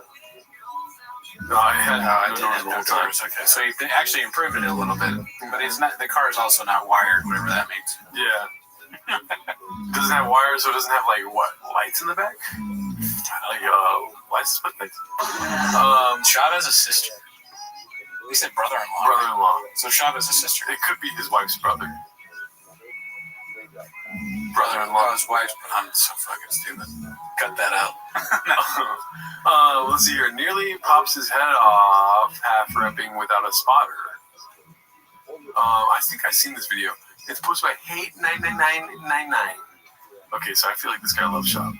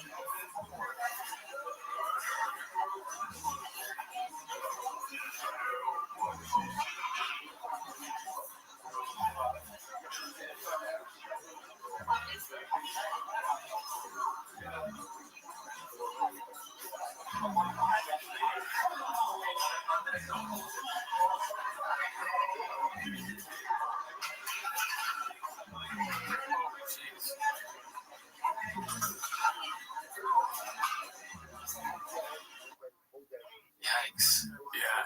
That's why you want someone to spot you there, deity. Somebody, or it was, I think Shop put in the caption, like, shout out to the guy that tried to spot me. I'm good, brother. It's like, no, you were not good. No, yeah. You're lucky that you were able to get it into the second hook, you idiot. Yeah. I've definitely done that. Mm-hmm. That is a scary thing when you get it into the bottom hook or whatever. Yeah. It's usually like 5 plates for me. But I had a spotter put it in the first hook. That was scary. Oh, wow. Because you could. I was pumping like 5 pounds of iron, dude. She was difficult. Put it in the second one. What are you doing, Spotter? Yeah. Yeah, no. That's no good. All right, let's see the next one here. Posted by Caterpillar Hot 7539. Live like a savage. Yellow sink instead of Yellowstone. It's pretty good. Pretty good work. I already read the poster right, yeah. Posted by Mr. Fieldy Field. Addies and baddies got the best of him. Yeah, wow. Yeah, I mean, he's had a fun life, right? So, you have like a fun life and it shows. Yeah, this goes to show that age is more than just a number. You know? You get old and wrinkly and fat and chubby all at the same time. As long as you sit in a red chair, it masks everything. And get your lips done. Yes. Oh, yeah, you gotta do that. You gotta do that. We did it twice this week. This is amazing. Barn door catching strays when he didn't even do anything for a change. Posted by Big Shoots. Looks like it's a Mark Norman's podcast. I'll say this right now. I had a friend one time who I've always supported say something shitty about me. It hurt my feelings. Really hurt my feelings. Because this guy sucks. He really sucks in life. And I've always been a fan of his. And I've never said a shitty word. When everyone trashes him, I've never said a shitty word about him. Is this about Ari too? No. I'm kidding. And I texted Tom, and I said I was drunk. I was like, I'm gonna text him. Yeah. I'm gonna put a post out. Tom goes, man, your silence is so precious. Yeah. Don't say anything. And they never said anything. And now I just don't like the guy. And I'd much rather not like someone and know you're a shitty person. And I'll tell you exactly who it is in 2 seconds. But yeah, and I go, Dak Shepard. Edit that out. No, I'm kidding. No, who was it? Edit it out? Yeah. Yeah. What are we in a fucking wide shot this whole time? No. Well, yeah. I'll tell you after this time. All right. Well, it's interesting because in that situation, Bert, you're like, if I care about the person, I'll confront them. I care about the person so much. Well, as a friend of this person, it bothered me so much that they would take a shot at me. And I go, I know who this is. You do? I know now. Did I text you? No, I put it together. Yeah. But don't respond to that. It so bothered me. I was like, and then you go, you know what? Your silence is perfect. Don't say anything. Just let it go. Have you run into this person since? Nah, he's not doing stuff. That's all you have to say, stuff. Anything other than stuff gives it away. Man. Nah, he's buying fish. Bert always has this problem with people, though. It's always like, they talk shit about me and all this and stuff. You're rich, man. Yeah. Sleep, like, why are you even thinking about it? I like how he's like, I'm always supportive. I fucking hate him. I was like, wait a minute, that's a... Me and you are the people that should be having these small petty gripes. Yeah. Bert, your life, you're a rich guy with a mansion and a wonderful family. You should be hating like watchmakers. Yeah. This guy tried to give thousands of dollars out of me for a watch. It's too much. Yes, both hands have watches. You should be, you're sure, you did say your wife's tits smell and you're special, but, other than that, things are going good. Puto, cabron, relax. That's one of the beauties of this guy being... Oh, wait, no, it's not anything. Oh, okay. By the way... Never mind. I know who you're thinking. That is so funny that I know who you're thinking because you said, no, he's not doing stuff. Well, you said he was a piece of shit, all right? He's going nowhere. Well, now I know who you're thinking of. Laugh there. That was funny. That was good. All right, I'm sorry. I'll take this time to apologize. Margaret was funny. It's quite a game of telephone here. Of telepathic telephone. This should be a game. This should be a game. I know who you're thinking, but not that guy. Yeah. I'll say this right now. I had a friend. That's so funny, though. Yeah. It got funnier because I thought it was just going to be funny for, like, he talked shit and all this, and then Mark Norman's like, he's not doing stuff. But then it got even better because Mark Norman wasn't even the guy, and they started laughing about that. And then they shit on him again. Poor Brennan. Yeah. Imagine that's people probably talking about us like the two. Yeah, and you know what, dude? My silence is in full goodness. You're ridiculous. Hell. My silence is what it speaks the loudest. Yeah, so this one's called Adonis in Full Display, posted by Intelligent Note 8497. It's just, his mouth. Like always. After putting the thing in, he almost died, and then he's got his fucking tongue out. Thanks for spotting me, bro. I got this. Yeah, thanks for thinking I needed a spot. I'm the world's strongest man. It's on the rack. Okay. Do I need a spot? Do you think he fixed it, or he just left it like? Probably left he it. didn't put the weights back. If I had to put money on it, I would didn't fix it. No chance Brennan puts weights back. No. Yeah. Let's see here. This is posted by Long Day, Slow Joe at her finest. I look like this to dress like Adam Sandler. Okay. Okay. Let's go past that. Luke, do you know how to speak? No gooning. This one's posted by Lumbambao. BC crediting this subreddit for content. Oh, that's good. Let's see. Speaking of future President Conor McGregor of Ireland fame, there are people out there who believe he can win the election. Do you know this? I don't know enough about the Irish system to say confidently, but from what I've heard, it seems like a long shot. Well, let's hear it. There's somebody that believes. Fighting that's running for president of Ireland. I like it. Everyone's like, you don't have a chance. You know what they're doing. Like, buddy, did you not learn from the Trump shit? You don't have to have a background in politics these days. Politics are not what you grew up with as a kid. It's not your dad's politics. Usually the most famous guy wins. So funny that Luke was like, I don't know about Irish politics to even say anything. She goes to Brendan Chop being like, yeah, no pretense, nothing. Yeah. Just straight into it. He could do it. Yeah, but he has this dark history. Did you not learn from Trump? He has some shit in his background too. It doesn't matter. It doesn't matter. You just want to change. You're not voting for him to marry your daughter. You just voted on something different. That's all it is. No fuck. They're gonna run on that, trying to smear his name. No, that works. Smear. Look, that's an interesting take. He went on to say that they're doing T-Mos on fucking thanks. So safe. We doing skits and bits here? No, he went on to say that he doesn't know a lot about Ireland, but he believes Conor can win it. Let's go to the Ireland tabloids. They did a poll. They don't think it. And 90% felt it. 90. Like the attribution wasn't actually his show, but it was the Reddit, the subreddit. Hey, wherever we it's a Dude, that's awesome. That's great. Shout out to BC, dude. This was posted by Haphazard. The podcast is doing great. As you can see, I already saw this video. Because that's clickbait, dude. This podcast is doing great. Oh yeah, great. Let's see here. I'm sure it's painful. Needles? We're worried about needles? No problem. They said I can't do anything. They said my donor hair is too weak. They're like, we're sorry. Really? Yeah. You get a wig. You don't have any power. When did you get a wig? Dude, remember I do the little fibers. I do the fibers. So crazy. Whatever, dude. You know, you're out of your mind. All right, keep going. Get wigs, dude. Come on. God, sometimes I'm just so tired of life. I just want to not do anything. Sick of fighting it? Yeah, I'm sick of social media. I'm sick of talking about Botox. I'm sick of everything. I'm sick of my culture. I'm sick of what we're doing. I'm sick about talking about Trump. I'm sick about talking about everything. Podcasting. I'm just. This is not good. This is not good. We called it last week. We were like, we don't know how long they're going to be doing this. This is pull out. Fucking we need to have an emergency meeting after. We gotta look into this. Yeah. I hope Brian don't do anything crazy, Brian. Right. Okay, you suck. You suck. We need you. But yeah, you don't. They shouldn't. You know what I'm saying. Yeah. That's all I'll say. Mm-hmm.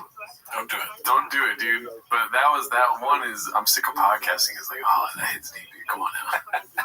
About everything. Podcasting, I just don't want to talk. I want to be. You just want to quit, huh? Yeah, sometimes I just do. Set yourself on fire and protest.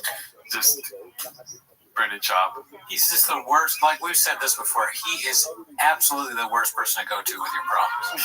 Like he's the last person you'd ever want to lean on for something. You will never. Now I know I say jokes when you say things that are serious sometimes, but he will never be serious with you. It's never gonna be like, let's talk about it, or I have an idea of what you should do with this problem. It's gonna be, what is that gonna bring a diamond king? You're finally letting something out. You think you have a safe space. You're like, I'm tired of podcasting. I'm tired of doing this. And then he's like, why did you set yourself on fire? Yeah, no, I mean, it's just the worst person ever to lean on. Also suggesting to kill yourself, basically. Set yourself on fire in protest. Why? Why would you say that? Protest what? And it's like, are you really going to say that when you have your hand in your ass? Yeah, his hand's in his ass. To go to Brendan for like moral support, you have to find like a situation where he doesn't have his hand in his mouth, his hand in his pants, his hand up his ass, which is like 5% of the day for him. Yeah, dude, unscathed with the Diet Coke. Look at that, dude. Cargo pants. His hand in his ass. It's not even cold outside. There's no excuse for like keeping your hand warm or anything. That's just pleasure right there. That's digits in the anus right there, dude. No.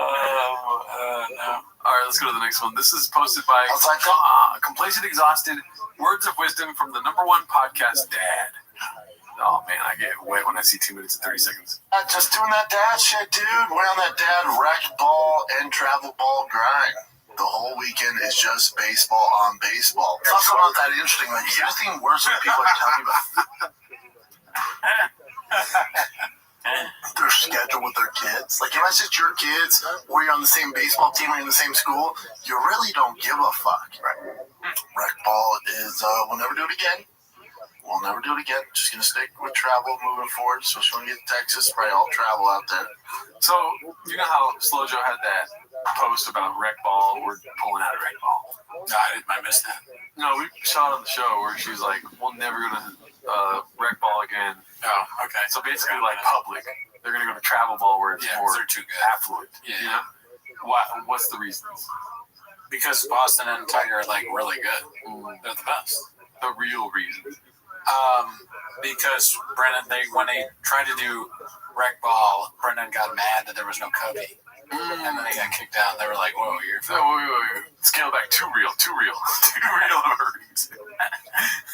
They wouldn't let him be a coach. Oh, duh. No. I was just adding to what you said. Yeah, I mean, him not being able to be a coach would be part of it. Maybe Slow Joe did something to embarrass the family there. Do you think it's like pure optics? That would be crazy if it was just like, really? Our son's going to be in rec ball? Look at these other rec ball kids. They're all fat. They're eating sloppy joes for a 7th inning stretch. Well, travel is like when you're good, right? You're like better at baseball. It costs money. So you can pay your way in. But I'm sure it's for good kids too. Yeah. I didn't graduate college. Interesting. Yeah, I guess honestly, no one, if you tried to, let's say it's not a thing, if you tried to do it, they'd probably be like, yeah, sure, we'll take money. Yeah, dude. Someone's like, $100,000, my kid's on travel. You're like, okay, your kid starts. Yeah. Plays every game.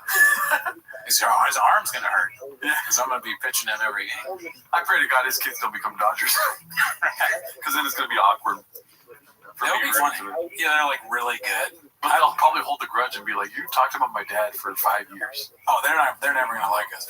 But it would be funny if they were like amazingly good, right? And they, on their own right, they're good at sports. And they would go to the leagues, and then they got to deal with this shit, this fucking anchor around their neck, dragging them down, embarrassing them and shit. Like, Dad, I make $100 million for being a pitcher of the Dodgers. I'll buy you anything you want, any truck. You just gotta stop making shows. I will do anything. Yeah. The tables have turned. Yeah. I will do anything to have you stop making content, please. Let's see. Rec ball is tough. We got a game tonight. Tigers versus the Rangers. And I have no expectations. That's how you gotta do it as a dad. I heard someone say this for all you dads out there. Your kids are playing sports, especially baseball. For a reason, the baseball dad is a particular type of dad that criticizes their son, knowing damn well they could have hit the ball that 9-year-old's throwing. There's no way, but yet they have all the answers, and they probably quit playing baseball in high school. For those dads out there, if you want your kid to quit playing baseball, do this. And if you want them to quit playing video games, so if you want your kid, wait, what? I think he's about to explain it. Like, but what I think he's gonna say is like, if you want your son to quit baseball and only play video games, do this. And he's gonna say like that you're like yelling at him, but it's something he's done. Oh, quit and play video games. Yeah. I thought he was trying to like kill 2 birds with 1 stone. If you want them to quit baseball and quit playing video games, but you're saying quit baseball and keep playing. Honestly, they should listen to me because that's what I did. Playing less video games criticize him while he's playing video games like you criticize him playing baseball. So when he's playing Fortnite or Rivals or the MLB Show or Madden, sit over his shoulder and go, no, you should hit X. No, what are you doing? You should go here. No, hit X faster. Oh, come on, dude. L1. Do that. Criticize your son when he's playing video games if you want him to quit. Do the exact same thing you do when you're sitting in the bleachers and your kid's playing baseball. Not a chance it's an original thought. No, yeah, you definitely got it from someone else. You're right. That's a good capture there. Mm-hmm. He's like, Chin's like, are we ready to start the show? He's like, 1 second. He's just scrolling through YouTube Shorts. It's all baseball right now. He's watching video. It would be funny if he was prepping, like he's watching videos on how to be a good baseball dad. Yeah. And that was one of the videos, and then he just doesn't credit the person at all. Let's see. He knows he's made a mistake and you embarrassed him yelling at him. Do the exact same thing when he's playing video games and he will stop playing video games. Because if you're going to do that when they're playing baseball, they're going to stop playing baseball. Little words of wisdom there for you. There's like a weird T in wisdom. I heard it, yeah, wisdom. Wisdom. You put a T in it. Yeah. Sure. Not even little. Don't sugarcoat it. There was a T in it. Not a T in the word, though. Baseball. Little words of wisdom there. There is like a DT, wisdom. I guess you're right. It was a little. It wasn't as big as I thought. Yeah, definitely. But we heard it. Yeah, TD. Mm-hmm. It was just as loud as that door. For you. Just go ahead and criticize the kid while he's playing video games and he'll shut that shit down. So if you want to play baseball, Hey, just be my dad. shut your yapper, okay? Just shut your yapper. It's tough to do. I get it. Boy, do I get it. 2 at 2 for 4. I get it. I definitely get it. You gotta put a little effort in, pal, because you're wasting my fucking time, aren't you? Right? My entire weekend's dedicated to this, and you're not gonna apply effort? Oh, well, fuck me. Wow. Now I'm not your dad. 2 out of 4 is good. No, I'm not your dad. Yeah, and that's obviously redacted. Everything he says doesn't make any sense. And also that clip, he was clearly just stringing it along because he's like, the show's got to be an hour. You know? So I'm going to say the same thing 5 times. I disagree with you. You don't think so? Okay. I humbly disagree. Sure. Is that how you disagree in this situation? I'll take it. I see where you're coming from, but I disagree. He definitely saw a video or heard a dad over talking. Yeah. While he was checking his Kobe, he was like, and he just regurgitated that on the podcast. And he thinks there's more that he can add to it, but he only repeated what the dad said. Yeah, that makes sense too. Because they have to stop him at an hour. He can go for 4. You know what I mean? Filling up time is no issue, Daddy. Okay, yeah. There is no world where filling up time is an issue and he says so many guffs. It's like, no, he's doing the guffs because he's cooking.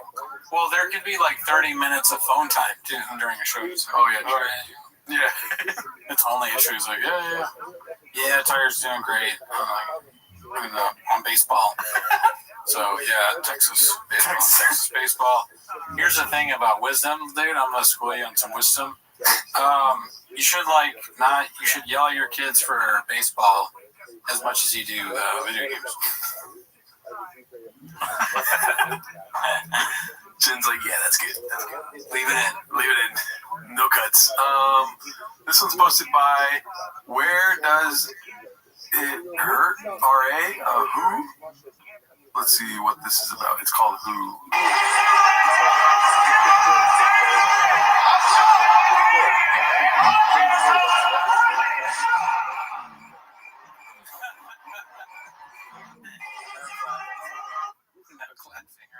This is where I don't know.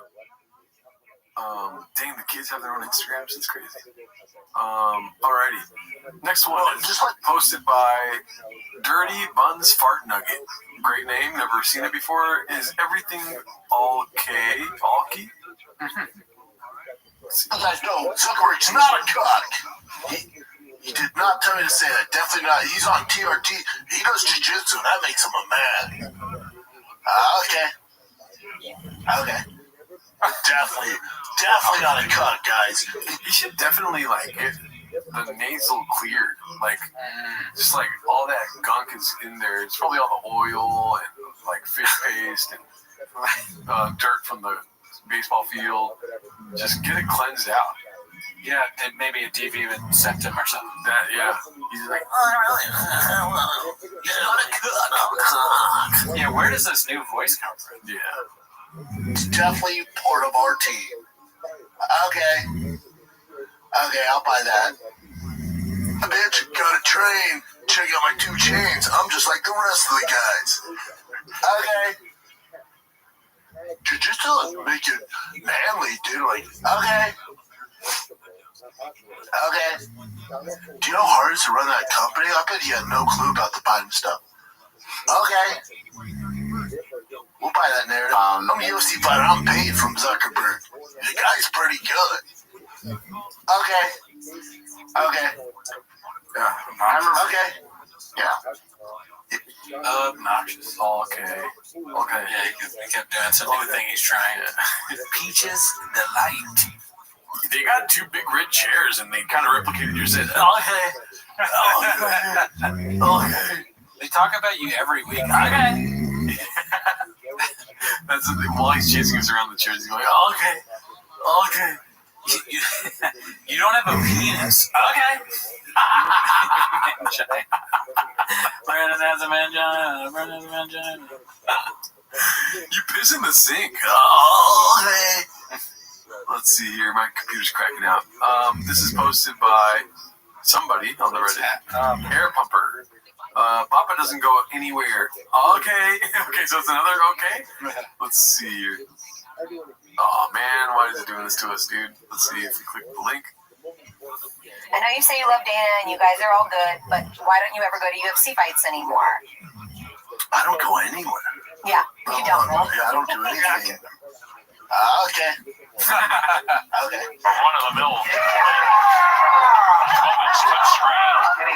Lots of creature comforts. Yeah, that's Brandon Shaw, the MMA fighter. Good for him. I hope he's okay with the Tuscanero Pearl. I don't know. No, my kids' baseball ended on Saturday at. Is that the color Tuscanero Pearl? Oh, okay, gotcha. Now I understand. All right. Yeah, pink.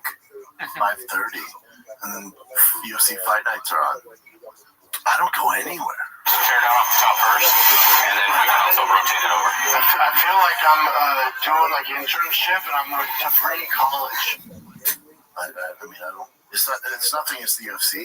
I'm busy. Okay, I'll buy that.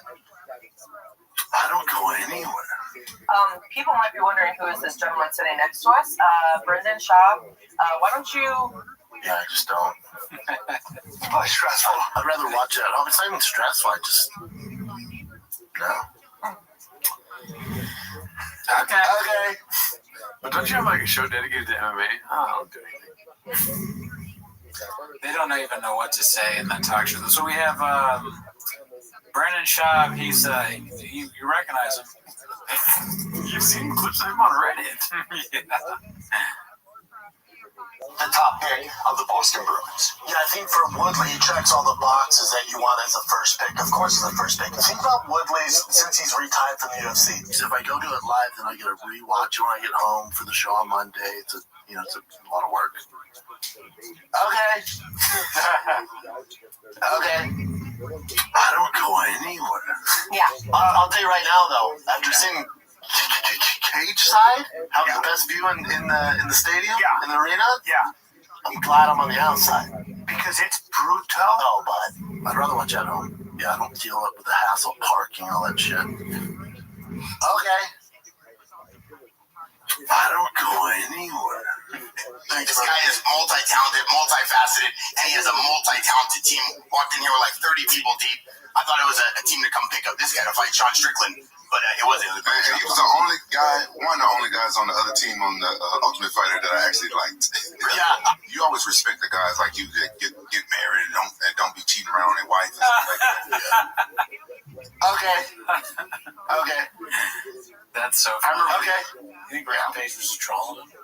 Maybe he paid Rampage to say that. Yeah, he's like, can you hook me? Can you help me out? My wife is suspicious. So I believe it coming from you. Yeah, and then it shows her as evidence whenever he accuses him. Just so ham-fisted, and you don't cheat on your wife at all. He's a podcaster, YouTuber extraordinaire, stand-up comedian, and he don't cheat on his wife. Oh man, can you imagine? That's actually kind of a funny thing to be introduced as on a show. It's almost like, can you put that in to be funny? But your wife's not gonna like it. Yeah, probably not. I know you say you love me. Let's see, the next one here is posted by Creamy Shark. Welcome to Austin. Yeah, oh man. Dude, I mean, the over-under on Callan leaving is dicey. Getting out of Boston? No, just the show. The show. Oh, I don't know.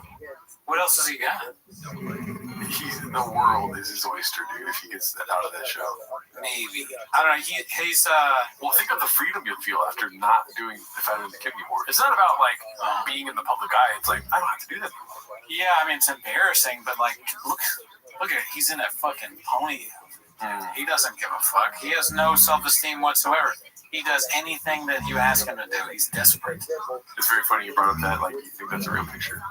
Yeah, like it's based on a real picture. Yeah, it's a cow or whatever. Yeah. You don't think that he's been in a horse costume? Yeah. Brian Callen's been in a horse costume. Yeah. Not just a cow. Not more than a cow.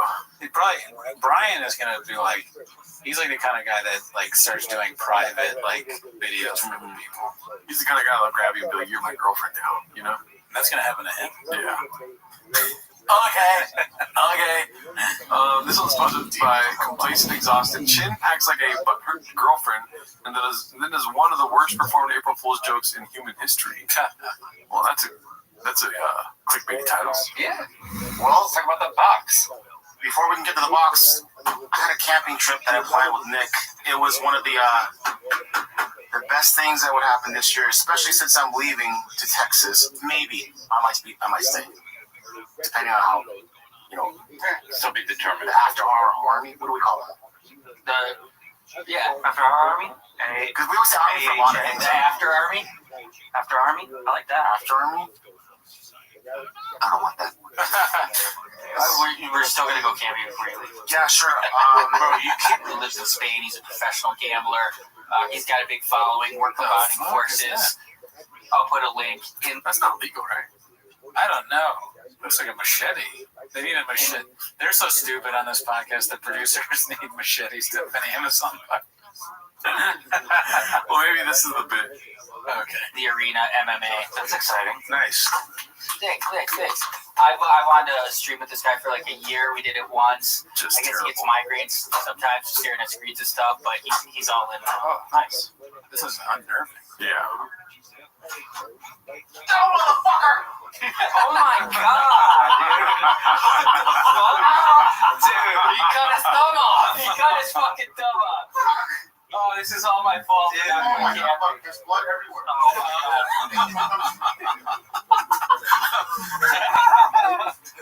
Oh, Chin's an April Fool, sir! Bro, you got me. For 2 seconds. No, he didn't stick the landing. Oh, okay. Let's move on. That was bad. That was so bad, dude. It was bad, yeah. P.F. Chang's HR manager posted this. Imagine if he actually tries to answer off the top of his head. I'm sure this won't get asked because it's not a softball question. If it does, Shab will probably have a scripted answer that he would stumble over all his words, but I would really respect him for answering and appreciate you for asking. Why did Brendan Schaub take a shot at the Anti-Hero podcast and call them all losers and haters for exposing the obvious stolen valor claims of Tim Kennedy?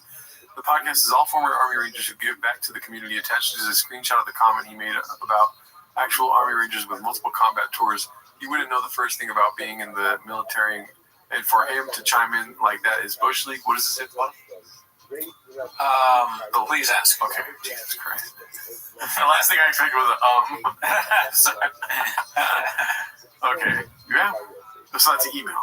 They sent an email to the fighter and the kid, which, let's be honest, they probably forgot the password to that email account. Yeah, and then there's 500 pages of it. There's all the Tiger Belly stuff going on. Mm-hmm. Yeah, Tiger Belly definitely hacked into the email. Let's see here. That's a promotion. This is posted by Doesn't Know Who to Axe. Austin TV already stoked for the new celebrity couple in town. Oh no. Oh, ever since been hard at work creating a special piece just for us. Joe, are you happy with the way it came out? Yes, very happy, and I hope you will be as well. We'll see. I know you will be. Happy. Okay, so this is how it works. Yeah. Wow. All right. Are you done? Yep. Are you ready? Are we ready? It's final step. Be sure, because if it's not perfect, then we're going to give it back. All right. You ready? All right. Here we go, guys. Let's see it. Okay. Let's watch out. Here we go. Oh my God, that is awesome. Oh my gosh. I know. That is amazing.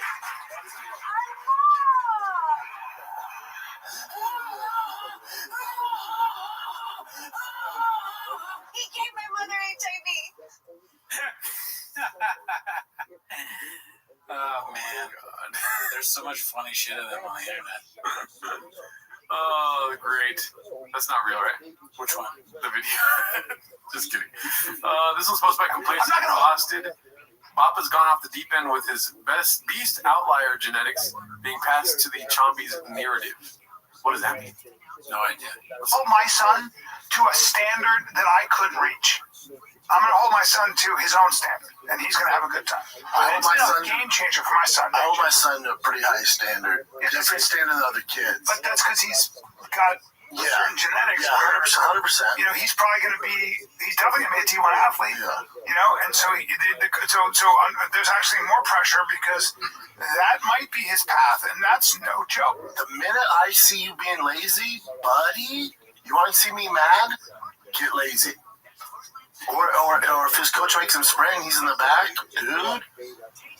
He did it once. I said, you know what the difference between me and you is? Because I was telling him he's such a better athlete than me when we were 9.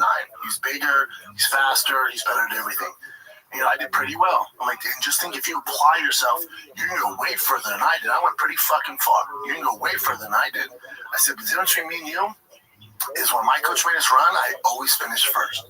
He was really, I go, not once did a kid beat me. That's the difference. You're faster than me. So do you think you're becoming... He's got some speed. Yeah, I said, and so does Bosby. And I said, do you think you're getting last place because you're the slowest kid on the team? He goes, no. I go, that's effort. You're relaxing a little bit, yeah. You're chilling. Yeah. I said, no one ever beat me in anything. To the water, to the sprints, conditioning, I was always first. To the truck. Into the cappuccinos. He seems like he's lying again. Yes. And I feel like he's just making. It's funny to think of the kids watching us being like, I do win every race. He's just making stuff up for the show. Yeah. He's using his kids as boring. And what is this? The tank top episode? I know. We should have fucking redact. We should have done that, dude. We should have. God damn it. We got to work out for a year. Yeah. That means we have to do the show for another year. Dude. And then come back with tank tops. And a yellow hat. God, I'm so hairy. And some stylish shoes. The show would not be worth watching me in a tank top. Oh, yeah, you are hairy, dude. Yeah. That would be awesome. What, if we did the tank tops? Somebody hairy too. Yeah, but I mean, nothing compared I to look like clean shaven compared to you, dude. That's so true. What's it called? That's so funny. He's criticizing his son. Yeah. He was on his other show being like, don't criticize your kids. But my kids is different. You're the difference between you and me? Also, isn't that liar speech when you're like, every time, never was I second place. In the first place, all the time, every time. Not once. But what about Chappelle Lacey? Yeah, that's true. He lost to Chappelle. Mm-hmm. He's doing that. If you're not first, you're last, kind of in a way, too. And everything. Like, that's how he has them. I tell him if you want to make it beyond the rest of these fucking kids, that's what it's gonna take. Even if he isn't an athlete, even if he's someone, he'll take that, you know, learning. He's learning how to learn, and he'll take all that stuff and apply it to something else. No, he's asking me an athlete. He's too gifted. Yeah. It's just different. I tell him it's just different. You're expected to perform at a higher level than the rest of these. That's his next kid, Dallas. You were gifted with a certain amount of athletic traits. You can fuck all that away, play video games, and put your thumb up your ass, or you can get to work, and the payoff's huge, dude. Huge. Yeah. But it's discipline. Your buddies gonna be out playing and shit. You're gonna be in baseball. Yeah. Getting footballs. A coworker of mine told us that I don't know what happened before he told us this. I forget. It was in context probably, but not with what we were talking about. Maybe in context for what was in his brain. But he told us that he misses his ex-girlfriend's thumb because she would put it in his butt. Oh fuck! And we haven't let go of that yet, dude. No, you can't. Never. No, you gotta make a lot of jokes about that. Whenever he's happy, I'm like, oh shit, where's Sarah's thumb at? You know? Oh, I wish you could. Only thing we need now is Sarah's thumb. If you're feeling down, just get a thumb. Anyway, so some people like a thumb up their ass, child. What if T came up and said he wanted to fight like you? No, that's the one pushback you'd get. I know you said it's like specific to the kid and stuff, but like, what are your thoughts on to He why? doesn't have the issues I had. He doesn't have the anger and the chip on his shoulder. Again, he's such a better athlete than I was at 9. It's not even funny. And I was fucking good. He blows me out the water. I had to fight because I had no other options. He has so many options. Hey, Dad, I like your podcast. Can you not talk about me, please? It'd be funny if he was like, what if T came up to you and asked you if you could do a podcast? No. He just doesn't have the creativity. You don't got the issues I got. All right, let's go to one more and see what happens here. This is posted by Wonderful Salary 5432. Schnoz is the talent. Producer, talent, provider of the kid, full time. Assistant booking talent to feature engaging posts. Or guests. Okay, so she's looking for a job. It's very good. Like, I don't know if we have the budget, but we can hire. I think so. He works on one of the top shows, but I don't know if we, we're on coach or anything like that. Yeah. There's the respect that we have for T-Fat K. I don't know what the salary is either, so. Yeah, I mean, we would pay her 6 figures. Pay her 8 inches.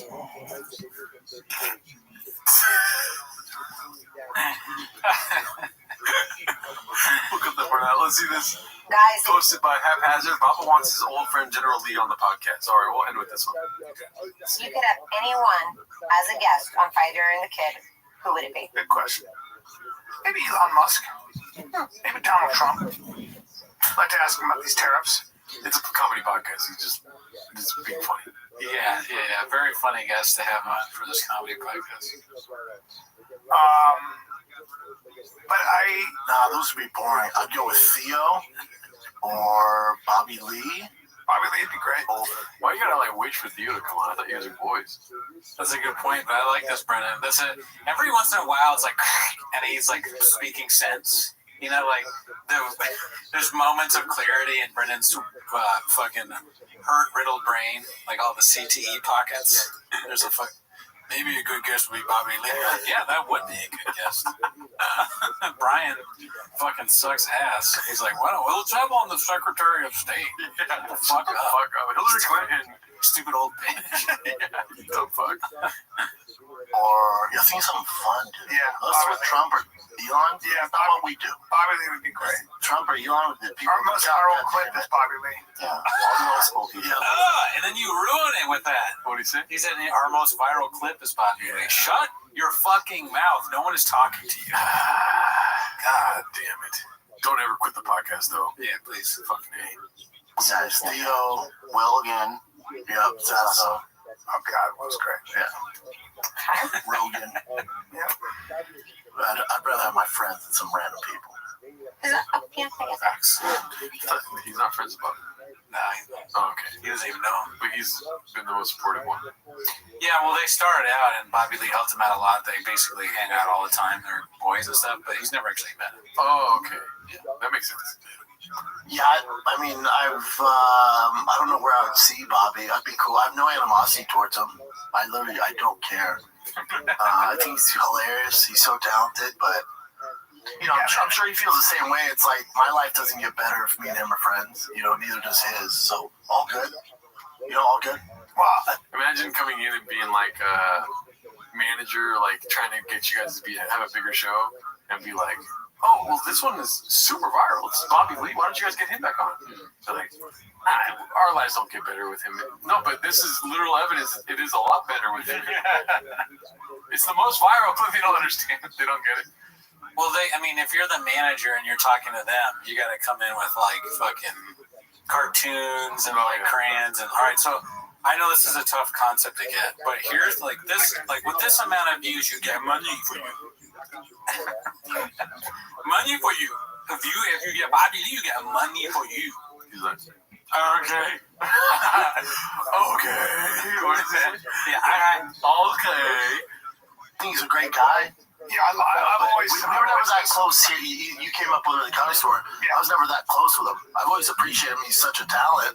He has great podcasting and stand-up. Look, man, but it's not like I missed wrong. him. I think that Peaches, delight. isn't that crazy how Brendan Shaw was basically a nuke for like a major friend group in comedy? But the nuke only affected one city. That was Brian Callen. He's just like on an island now.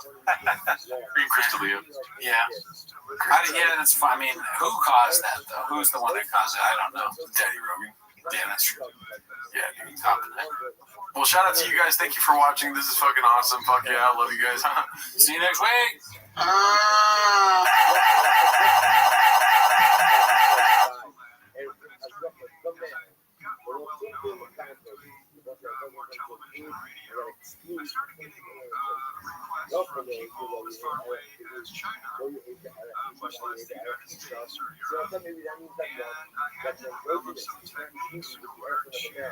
All around me are redacted comments. I don't read them. I don't read them. Don't even think about the stupid haters. Live in basements. Live in basements. Their tears are filling up my Reddit. I don't get it. I don't get it. Don't really care. I want to squeeze their neck, bro. No tomorrow. No tomorrow. And they say that I'm a dummy.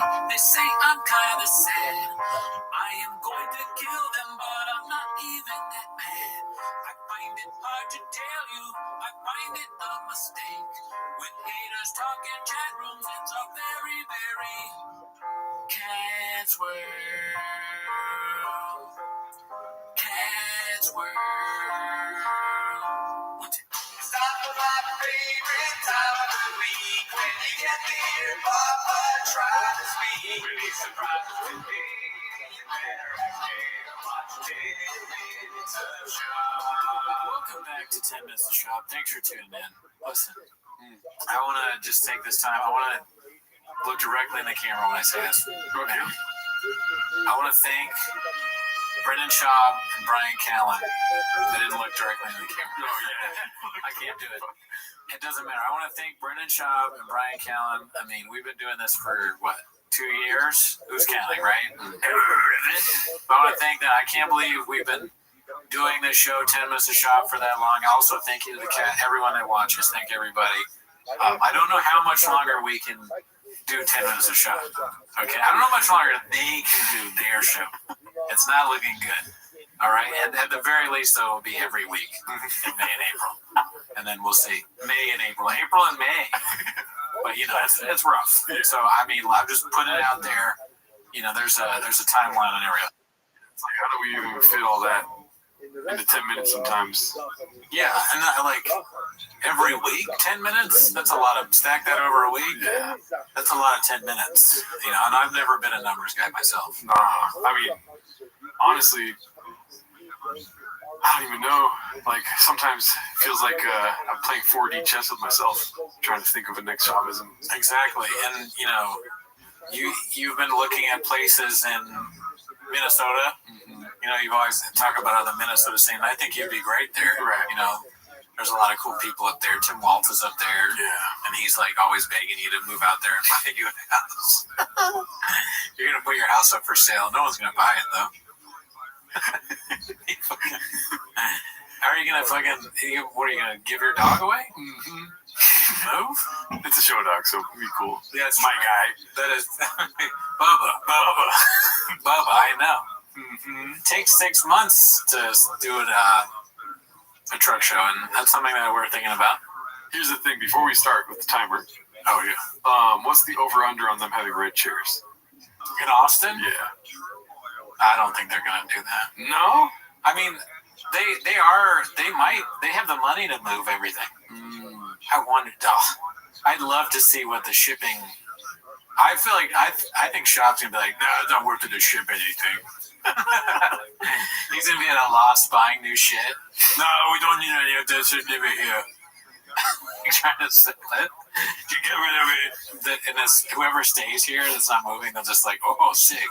I have all this fucking equipment that shot, but then they'll like find dust and Cheeto stains on it, and you know. Why does this red chair smell like shit? He poops in it. He's like, that's it. I could totally see him being like, no, we don't want any of it. And then, you know, he has to like spend thousands of bucks on new shit. Yeah. I don't know where he gets the money, but he has money. Yeah, clearly. He just bought a new pink Jeep. Mm-hmm. That's when we were like, that's it. Yeah, that's why I want to quit.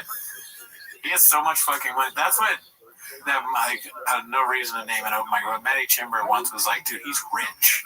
He is so good. He's telling a story about meeting him.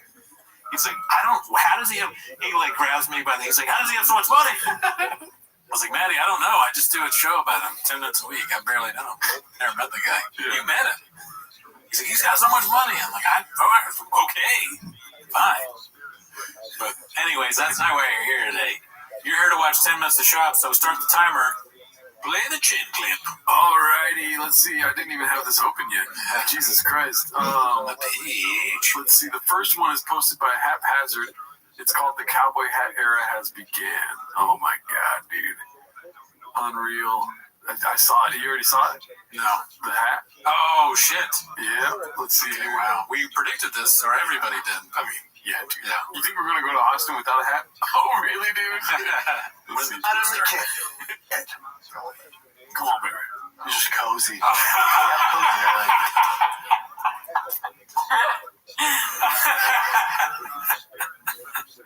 No. Stop it. Stop it right now. You fucking gotta be what? Yeah, he's out of control. Those pants are probably the worst part. Yeah, those have Diet Stars Monday written all over them, Daddy. Mm-hmm. I mean, that's like Crocodile Dundee style hat a little bit. Yeah, it looks like a sepia tone on Instagram or something.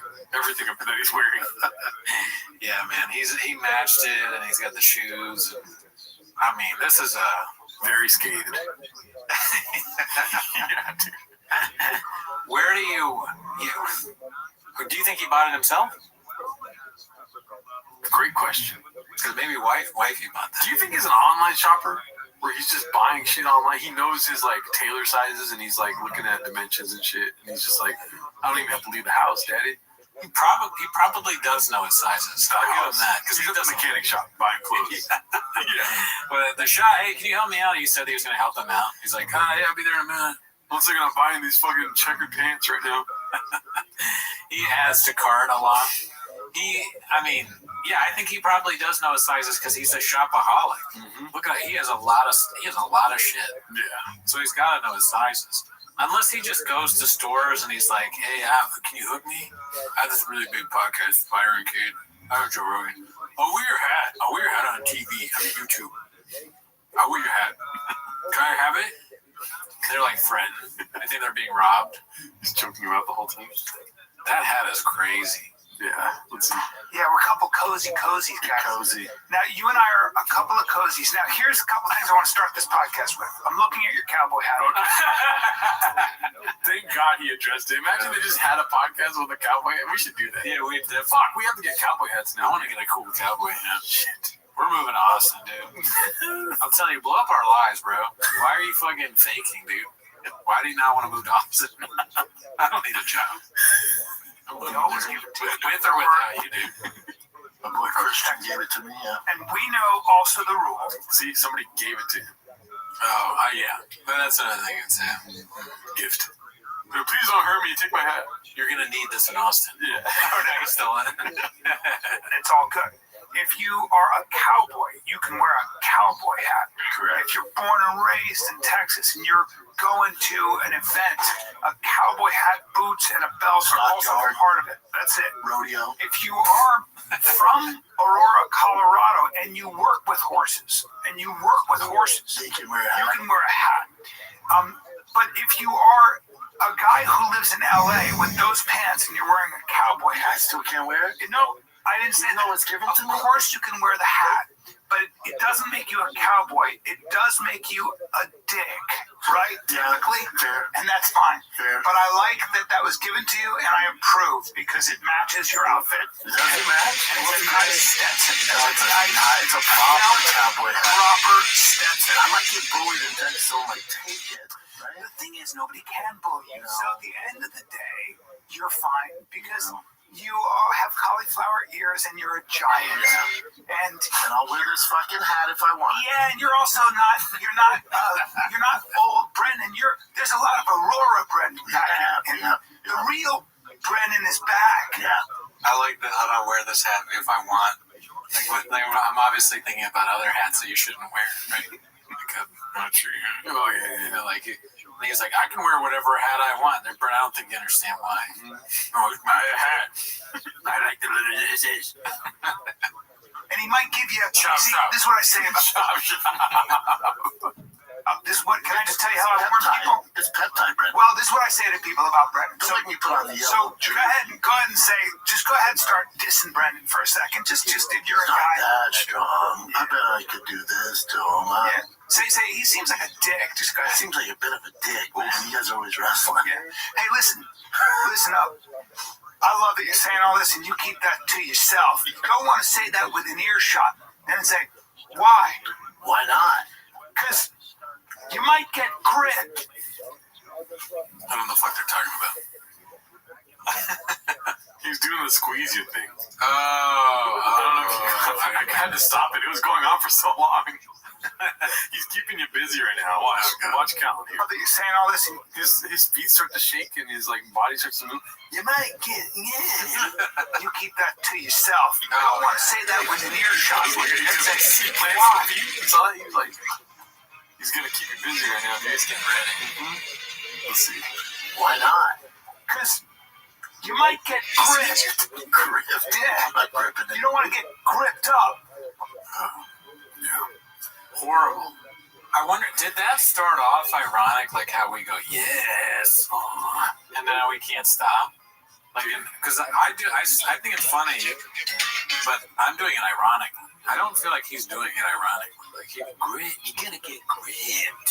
Okay, so I think it is ironically because he's saying, like, this is how we talk. You know? Double up the funny. But when he's doing politics stuff, he's like, different voice, this and that. And he doesn't randomly go, like, Rob DeSantis. You know, he doesn't hit that voice when he's doing real talk.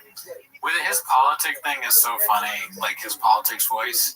Like he talks as if he's that dude from the meme who stands up with the thing in his jacket pocket. But what he's saying is stupid bullshit. He has no idea what he's an idiot, dude. God help him, dude. Let's see what else we got here. That's a promotion. I gotta make this bigger. Pause. Okay, so posted by those people. Oh, Jesus Christ! Why is it not letting me stop it? Oh my God, this is annoying. Screen. Here it goes. Okay, so this is posted by Mock It Farces. I know this is a hater sub, but I really like the show. I made a highlight video for the guys to play while they make the move and don't know where else they might see it. Please be nice. Maybe you'll like it. Something tells me there's going to be sarcasm. Oh, yeah. TFAK Best Moments Fan Edition. Let's see here. If you want to reach a large audience, those people the same I view a homeless guy critiquing my art or critiquing my set or critiquing a podcast. They do not matter. What do you care? It'd be the same as if a cat created a profile. That's a good example. Who cares? Even a homeless guy. Let's get retarded. Oh my God. It's definitely not going to be in the episode. But we can watch the clip. Hold on a second. I used to think giraffe was giraffe. How about spelled with a T?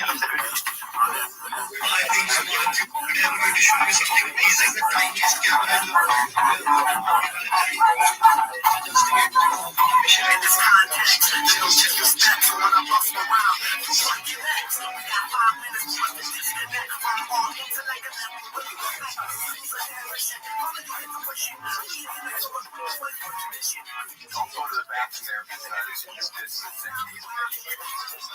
What? So you guys like your freedom? You like people having a bit of freedom? You're welcome.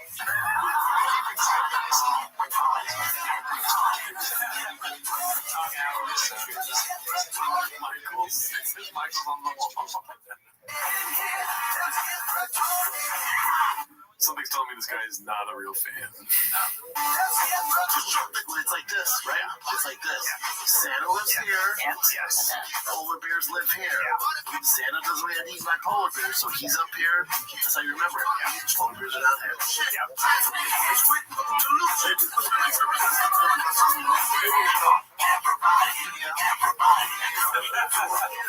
What the fuck, dude? Why?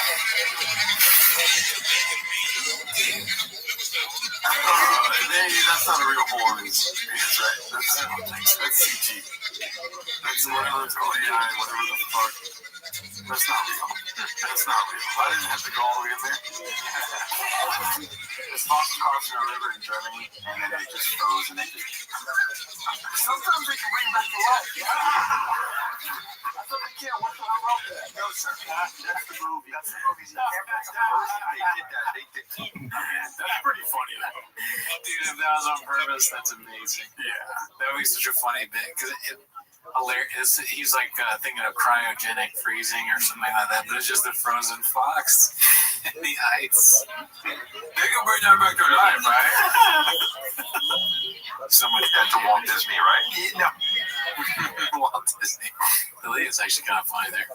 But yeah, that for sure, the song got cut out of the main episode. Oh, yeah, no chance. It's so funny the amount of times I've said that it got cut out and it's still in there. What do you think, dude? Just the greatest hits? That was good. I don't think I've ever seen a fox before. Right? Have you? I feel like I have, dude. I don't know. Let's see here. Let's go to the next one. It's posted by Glitch Doctor. It's called Always Been a Blue Collar Truck Guy. With some sure shot, obviously, in the shot. Just... Yeah, it's the cowboy hat. It's the new thing, dude. How many episodes do you think he's going to wear it in? Just this one? I just pray to God he sticks with trucks and fish. And, you know, he's going to start working on the farm. You know what I mean? How do you feel all that T-ball? Like, yeah, it's a lot. Yeah, it really is going to be that white boy that works too much now. The problem is, he pulled a bicep, so he's already ready for the farm. I feel like everyone that works on a farm has a pulled bicep. Maybe. Let's see here. I saw Travis Barker. This is posted by Chin Puller of Clips. Me and Travis Barker are boys. Talk damn near every day. What happened with Travis Barker that they're reposting this? It's just they just go through like the greatest hits. Oh, they haven't been posting in a while. Yeah. Oh, the show. Yeah. I guess that new episode is the one with the hat. I see. Let's see. But they should all be moved there, right? Because it's April now. I remember he said they were going to do a bunch of like best of for a while. Did they do that?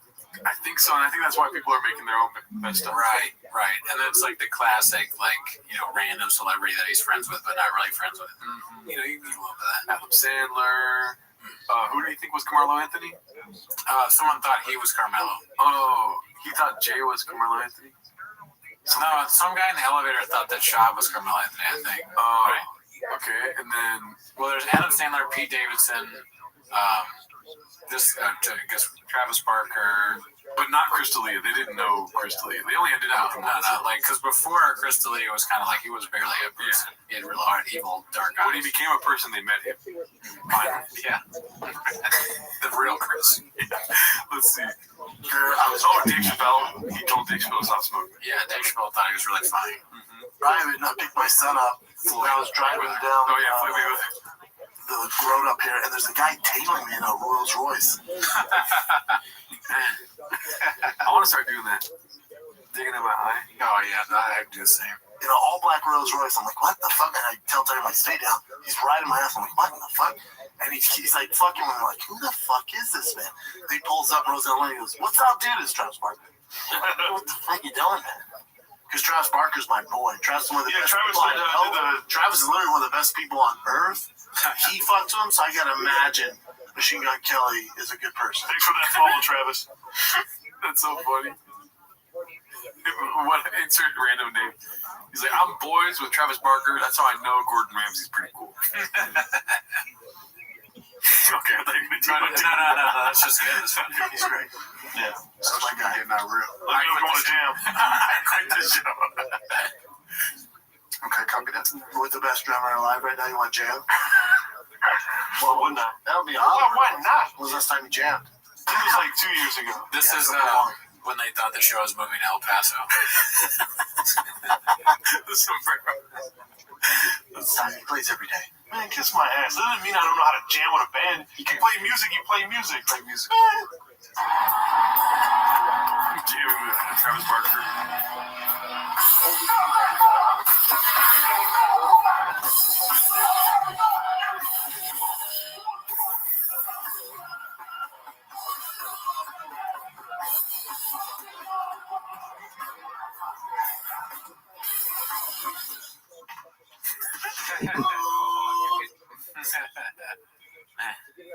Oh man, Bit of a painted narrative. Who do you think made that happen, dude?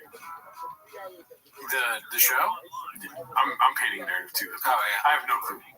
I think probably. I don't think Shad made it happen. I think Chappelle probably did something. You're right. You know why? What? You think Sean wouldn't have brought that up on the show? Oh yeah. You're right. Yeah, you would have taken credit for it. He would have been like, I was riding my bike and this guy was running after me. He's tailing me. I was like, who? Chappelle Lacey. He says, thanks for having Travis Barker play with me at that show. Yeah. Thought it was a dirt serpent. Yeah, let's see what the next one is here. Posted by complacent, exhausted Malik resurfaces with a claim of Diddy-like behavior on Bapa's Comedy Road gigs. This isn't new, is it? No, I feel like this is old, right? Yeah. Stand up better than Brandon Schwab. Yeah, for sure. You got the price. Schwab. Oh shit! No. Playing no more? Nah. We didn't get no great terms. Why not? Y'all scramble up? I know you're a boxer. Y'all scramble up? Nah, I ain't kidding. Oh, so you was on his podcast. How long was you on there? For like a year during the pandemic. Oh, okay. And then if you fell out. Yeah, because he wanted me to sign the NDA, and I had signed it. During this group chat, they were talking crazy, and he was like, okay. You know, just they were saying some things, because during that pandemic, everybody was really getting canceled.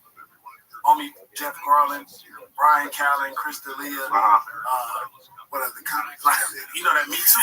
Fixing the mic is so funny. Yeah, this show is awesome. I mean, the fact that they don't know anything about Brendan Schaub is so fun. The immediate disrespect with the Schwab thing is always so funny. It's hilarious. All of them said Schwab.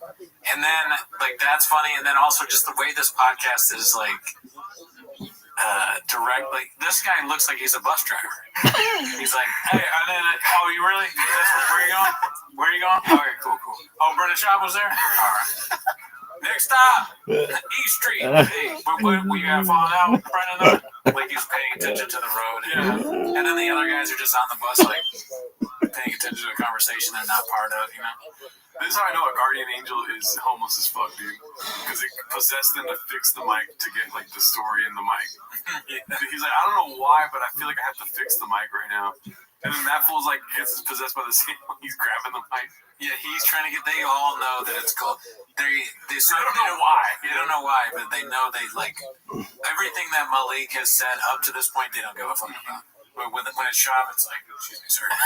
You get that mic up in your mouth, dude. Enunciate. He says like coronavirus comedians getting canceled. He's like, oh, we gotta make sure we catch this. Let's see. You know, on the road, they were doing some shit. Yeah. Shit, man, worse. I mean, I don't really want to. Worse? Nah, ain't worse. We gotta sign the NBA shit. This is new. Diddy shit? It's relatively new, probably. Yeah. I know. Interesting. The bus driver does not like what he's hearing, dude. His face is like. It was some shit. Well, y'all was doing like a traveling podcast? No, we're actually stand-up comedians. So what we do is we will be on the podcast and talk, and then we'll go to Brendan Schaub shows. And I was the host. The other black guy he was a feature. Brendan Schaub was the headline. He hit him with an earthquake. Yeah. Yeah. And then we'll talk about it. We'll have a podcast like this, but we're just talking. And one day, they said something. I ain't gonna laugh. Yeah, I ain't want to sign an NDA. He was like, all right, well, don't come back. I was like, all right. Right. Yeah, he like, beat it, nigga. That's crazy, man. That's fucked up, man. That's fucked up. Yeah, I agree, dude. It's fucked up. But we made Bert sign NDA. I think I know what he's referencing. And yeah, dude. When I heard that, I was like, that's fucked up. Yeah. Same thing, dude. Sorry, I mean, Malik had to deal with a lot. He's on the bigger and better things. He's figuring some stuff out. Yeah. But I heard he ran into Adam Sandler recently. Let's see. What else do we got here? Shout out to Malik. Come on the show before we start. It's forever. This was posted by Chin Puller of Clips, The Great Race, and 2 Blown Hammies. Oh, we're for reals doing like greatest hits. Everything is just greatest hits. And now, if we're like, all right, everybody's in this room is going to have a foot race, 100 meters. You just get nervous. Yeah, anything. Yeah. It's nuts. I'll probably beat everybody. They also think the queen is I believe you would. I would beat you in a 100 meter. no chance. I bet you $5,000 I'd beat you in a 100. You want to bet $5,000? Not 5,000. I bet you $1,000 I'd beat you in a 100 meters. Not a chance. I bet you. We'll set that up. I would so beat you. So are you I'll race in these motherfucking vans right here. Hold on. For 100 meters? Before you go, what are you banking off of? Well, The backflips? my guess is he's got a lot of explosion and he's very fast in a short distance natural. I'm telling you. Now, hold on. Listen, I I bet a lot of want to say this. Wait. I want to say this very clearly. I don't like the music. Yeah. Let's see. a racist. That's where I was going with this.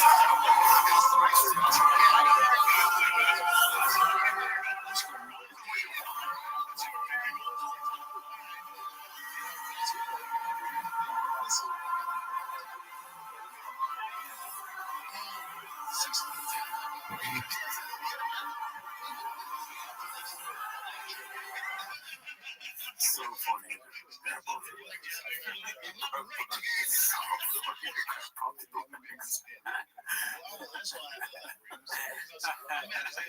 And laugh like, it's funny. I can't believe it, but wouldn't you be in a lot of pain? I don't think you'd be able to stand on it, right? I don't really know how I know Achilles is super bad, like he can't walk, but he said he hamstring, right? That might be less painful. I really don't know what the hamstring, but I assume it's painful. How would I just stop running? Oops! What am I lost? You realize he was losing, right? Let's see here. So,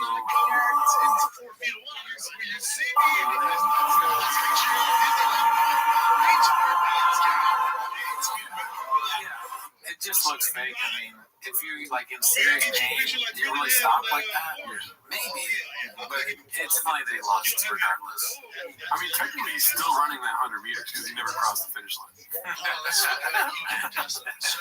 It's like I haven't lost the race yet, never crossed the finish. Should probably just blows through that thing. Not fuck her boss. How did that happen? He's racing with the employees. Why? They bet money. He lost the but he's not gonna pay. He doesn't pay his regular race. He calls them names. Let's see.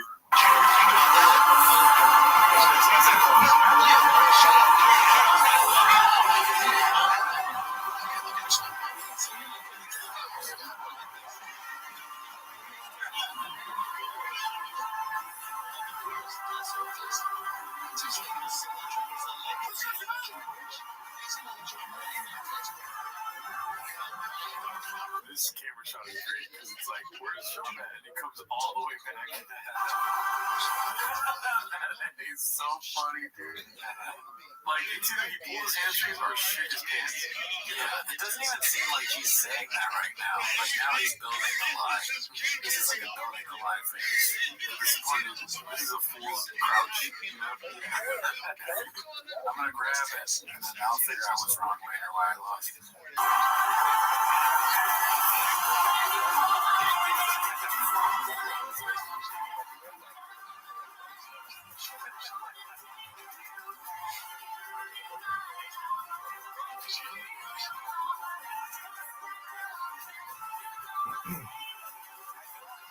I don't even think Chappelle is really going full speed, to be honest. I think he's like kind of keeping pace, and then when he's confident in when he just goes, and then he notices that Brent's not even there, and he slows down. That's not Michael Jordan being he's like, oh, this is the best you got. I mean, he just does over and over.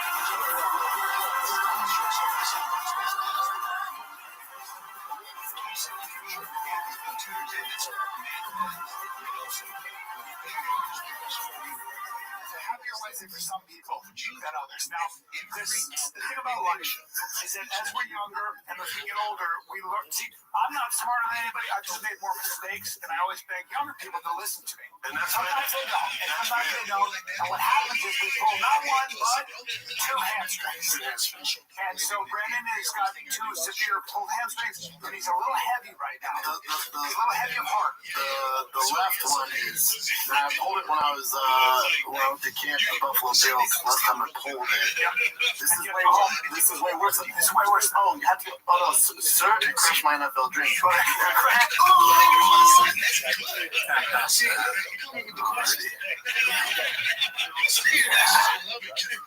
Regular old Brennan Schaub dreams, dude. You ever had a Brennan Schaub dream? How do you define that? It's like a dream you had before you had another dream, and then you're pursuing all these dreams at once. Oh, NFL comedy, fish, podcasting. Yeah, I mean, I'm pursuing this podcast, but also my other dream is directing the Reno Poppy documentary. Right. I'm still kind of like, ever since you were a kid, you dreamed about directing.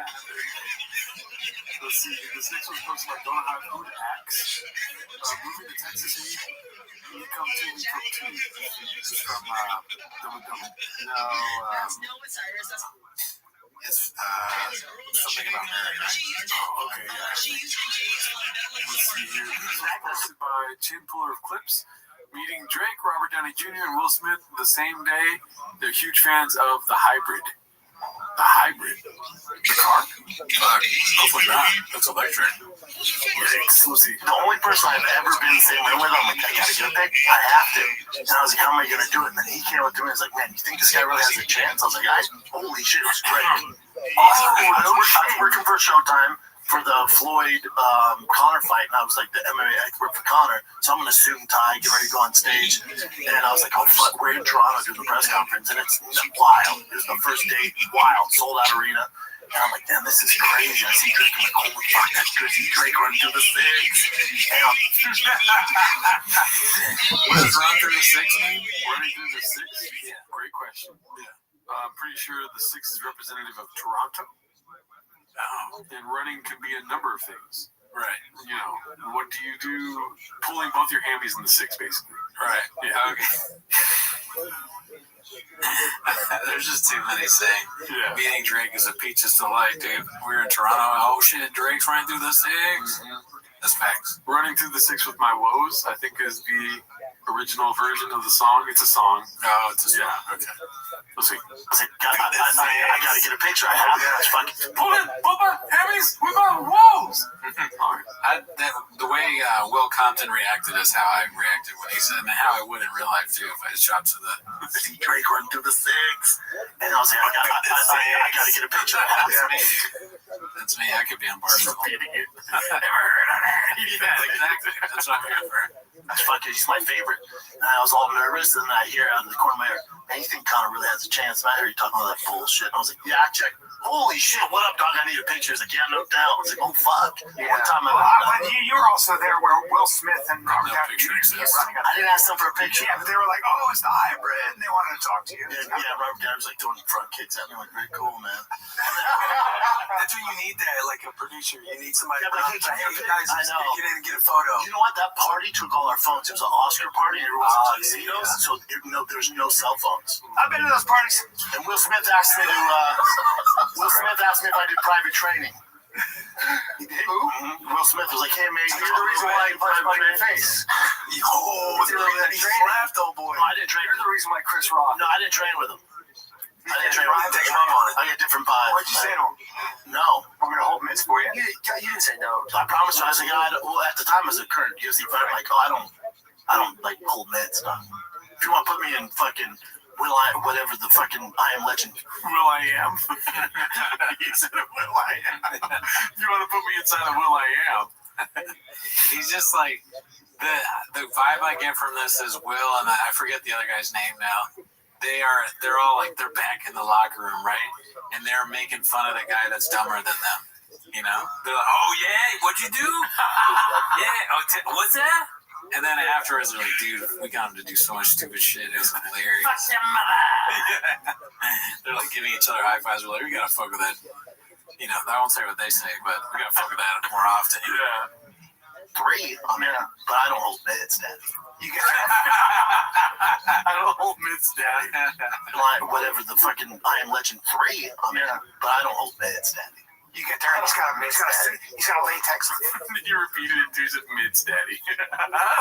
It's crazy. Mask on you. Oh fuck! I didn't plan on this. You're gonna be a zombie. Can you go? That's the vibe I got. Yeah. Best in the business. I mean, dude, I wish I met half the people he met. Is that what he wants people to say? I think, yeah, maybe just he thinks he's a name dropper, dude. He thinks he's painting interesting aspects of a story. You know, you always want to talk about the most famous people you met in a story. I gotta write that down. This is posted by Fudge Runyon. Wake up, babe. Oh, wake up, babe. We're in Austin. That's so fucked up. So mean, dude. That's so fucked up. It's extremely mean. And then Brian over getting arrested. Yeah, it is a pink. She girl. Look at her friend. I drove back. Ew. That's so gross. Because she was bad. Big Sean. Yeah. Big Sean. Her name was Big Sean. All the zombies too. Yeah. All right, let's see what we got next. Love seeing the community in the comments. Able Statistician 1. It's Pornhub. Can't believe that this dick is going in cat. Well, pause. I didn't know that. Talking about Luke Kane, but never hit his butt cups. Saying that his shit's the best thing he is slaying. I mean, out of all the crossovers, I expected this one. Yeah, this strangely should come sooner, probably. Yeah, cats jacking off together, for sure. He's a small dude. He's a lot simple, by the way. That's okay, crazy. All right. So I think what I'm reading is that Cat is dating a porn star. Can't believe that's the dick that's going in cat routine. Oh my god. I didn't catch that at all. Dude, I had to really weird. I thought so stupid. I thought that this was a video about boning a cat. I'm so glad it's not. I feel like a weight has been lifted off my shoulders, honestly. You think homeless cats are watching cat porn? I mean, I don't think the cat porn exists, hopefully. But I just was like, it's just my brain shut down. I was like, cat, what do we do? Can't go there. Just gonna let it go. But cat's a porn star, that's fine. Well, look, no judgment here. Not for her. It's yours, Daddy. Maybe he's a nice guy. Posted by Busy Middle 8108. It's called Quick Chip Season with a couple lies for y'all. Let me know what you taste. Looks like a while ago, right? This is, or it might be new because of the positioning of the sure shots. That's how you can tell the era. Those are magic minds, bro. Right? My bad. Yeah. Be cool. I don't know what it is anymore, dude. Sure shot, Magic Mind, Yo Kratom, Happy Hippo Kratom. There's always something in front of their feet. That's true. Imagine the ad space they have, like, for sale. Like, if they give out, like, a fucking portfolio to people, they're like, in front of the feet's the best place. We always wear French kicks. Behind this is all right. You know. What do you think is the most expensive place to put anything in here? I think rain, probably. The rain position. You know, because I barely, like, you didn't even know that was Magic Mind. You were just like, sure shot over here. But there's no mistaking the rain. I mean, I can't be the only one. Dude, I'm obsessed with bats because there's bats in Austin, so we walk bats. Some dude, whatever knew I was around town, came up and was like, hey man, welcome to Austin, give me a cowboy hat. Oh, come on. How great is With that? my name on it, everything. What? No. Dude. I didn't understand a word of it. So somebody walked up to him and gave him a cowboy hat with his name on it and everything. Okay, that part I got. But what the bats thing? We went around basically. Basti, he's been obsessed with bats because it's one of those bats in Austin, so we walked to get bats. To get bats? Okay, I see why you're confused now. So they're known for bats, which are scary creatures that fly in caves. But also, T-ball is ever present in their lives. They use bats to hit balls. Right. So it sounds like he's obsessed with bats. I don't know how you're obsessed with a baseball bat. Right. So it sounds like he's obsessed with scary bats. Yeah, I'm thinking now. I'm overthinking this. I think they probably went to get like stuffed animal bats. Right. Probably. Because he is a young kid. Yeah. That's my bad. Look, that's the team's fault. Some dude, whatever knew I was rep. So they're going to get bats. Stuffed animal bats. Little did you know, you get a free cowboy hat. With your name. With your name on it. How would he have his name on it? Maybe it was like in the store. The guy was like, "I got a cowboy hat. I can put your name on it for free." They make hats in the store. Engraving it. There's an engravers because they're getting baseball bats. Listen, it's a lie. Or a cowboy's leaving his house every day like, now that I know Brandon Shaw going to leave, I'm going to get in my hat and get his name on it. And there's no more surprises one day. And the first day he goes to Austin, somebody has a hat for him. Brian's hat says. Or his realtor just got him a hat. Yeah, I mean, I don't believe a word of that story, honestly. Well, that's your takeaway, dude. I believe Baba. Believing Baba, the new documentary coming to Netflix next year. Let's see. The next one is posted by Miserable Number 104. It's called "Look What the Cat Dragged into Blockbuster: Milking the Scorpion." I don't know what role Chin plays in Milking the Scorpion King. And who's that at the bottom? Brian? Yeah, it's Brian. All right. Homeboy was like, "Careful, boys. Tow my hair." Complacent Exhausted posted this one. Let's see what this is about. Hey, find me the fucking evidence. There's no evidence. It's also like, with all due respect, cold plunging. Like a lot of doctors are like, doing cold plunging every day for no reason is not necessarily good for you. Unless you're an elite athlete with inflammation, it really doesn't do much. Also, it can actually make you. Was that us or was that their squeak? That was that, dude. Let's see. Because if that was us, I apologize. What the fuck was that? And if it's them, I also apologize for playing it twice. Could be the door. Sure, an elite athlete with inflammation, it really doesn't do much. Unreal. Or a table moving. Get some WD-40, dude. Table with wheels. That's the one good thing about a new studio is like, shit's not gonna squeak, dude. You know? Also, it can actually make you. What? I'm laughing at that. The new studios will be less squeaky. Yeah. I mean, we'll see. Who knows? Maybe. Well, Cowboys. That's one of their ambiances, right? What? Fucking saloon doors. They should get that in the studios. They should do the news podcast. They walk into the saloon. Look, this is the fighter and the kid. Do you think they'll have like animal heads on the wall now too? Probably, right? I like this. Yeah, this is great. No sneakers on the wall for sure. No animal heads, and then maybe when you go to work, you can do that buck hunter game. They have the bars. Duck Goose or Duck Hunt. Duck Hunt. Yeah. I feel like Boots. He's already wearing boots, Mr. on the right here. Oh yeah, Cal was born in boots. You know why? He's already living in Austin. Facts. So less sneakers, a lot more boots. For sure, and this is a legit guess, they're going to bring on assless chaps and talk about assless chaps. Maybe. I could see it as done as a bit. Brennan chop beef jerky. Beef jerky. No more nicotine, just jerky. I don't think they'll ever go to nicotine. True. Let's see. Weaker. Also, it can make you weaker. If you're just working out, trust me, I know my workout's so tough. Trust me, you don't have enough inflammation where you need to sit in a cold tub every day. You don't need it. Right. I know you want to fit mentally tough. Go run. Yes. Come on. Yeah, I know. Also, cold tubs for real athlete, that's a dessert. That's not mental tough. Oh, buddy, that's your toughest thing you do all day? Oh, sweetie. How important is the plunge pool? Or is that just a trend? Is that Zumba for today? No, it's real. It has Without a doubt, it has great physiological and mental benefits. I do it every day. At 434. Same. Yeah. I do it too. I don't know what Shop's talking about. Yeah, it helps cool off the violence somebody in it. Yeah, I mean, honestly, if I didn't do it, I'd probably be in a lot of fights. Yeah. And not like me, I'd be in jail. Yeah. I'd be all creaky. Creaky. It sucks. That's your toughest thing you do all day? Oh, sweetie. Don't tell me not to do it. Because if you tell me not to do it, I gotta do it. I have to. 4 women have accused the goldberg. West Side. That's so great. I love the endings of these clips sometimes. Yeah. Star Brian Callen of sexual assault and misconduct.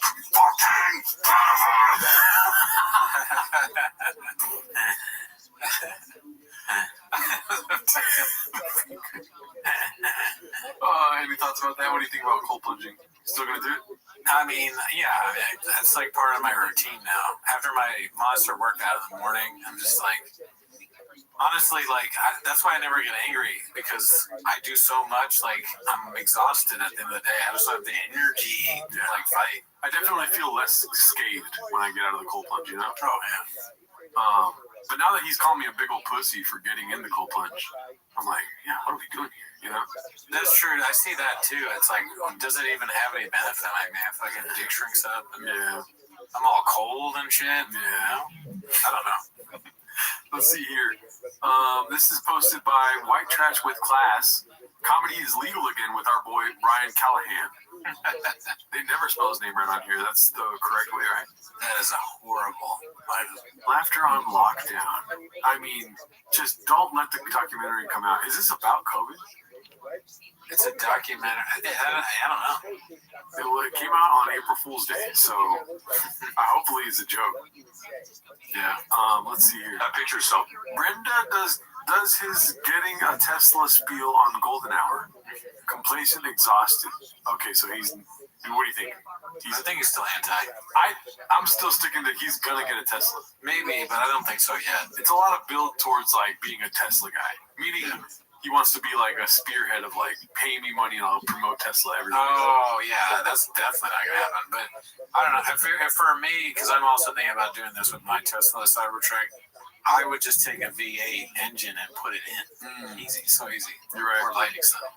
And then buy a Jeep that's kind of like pinkish on the side. Oh yeah, the Tibby Tech in. You know, put some blowers in. Yeah, valve it up. Valves. Always. They always use it for like guys that listen to Drake or whatever. Guys that drive Teslas. Well, not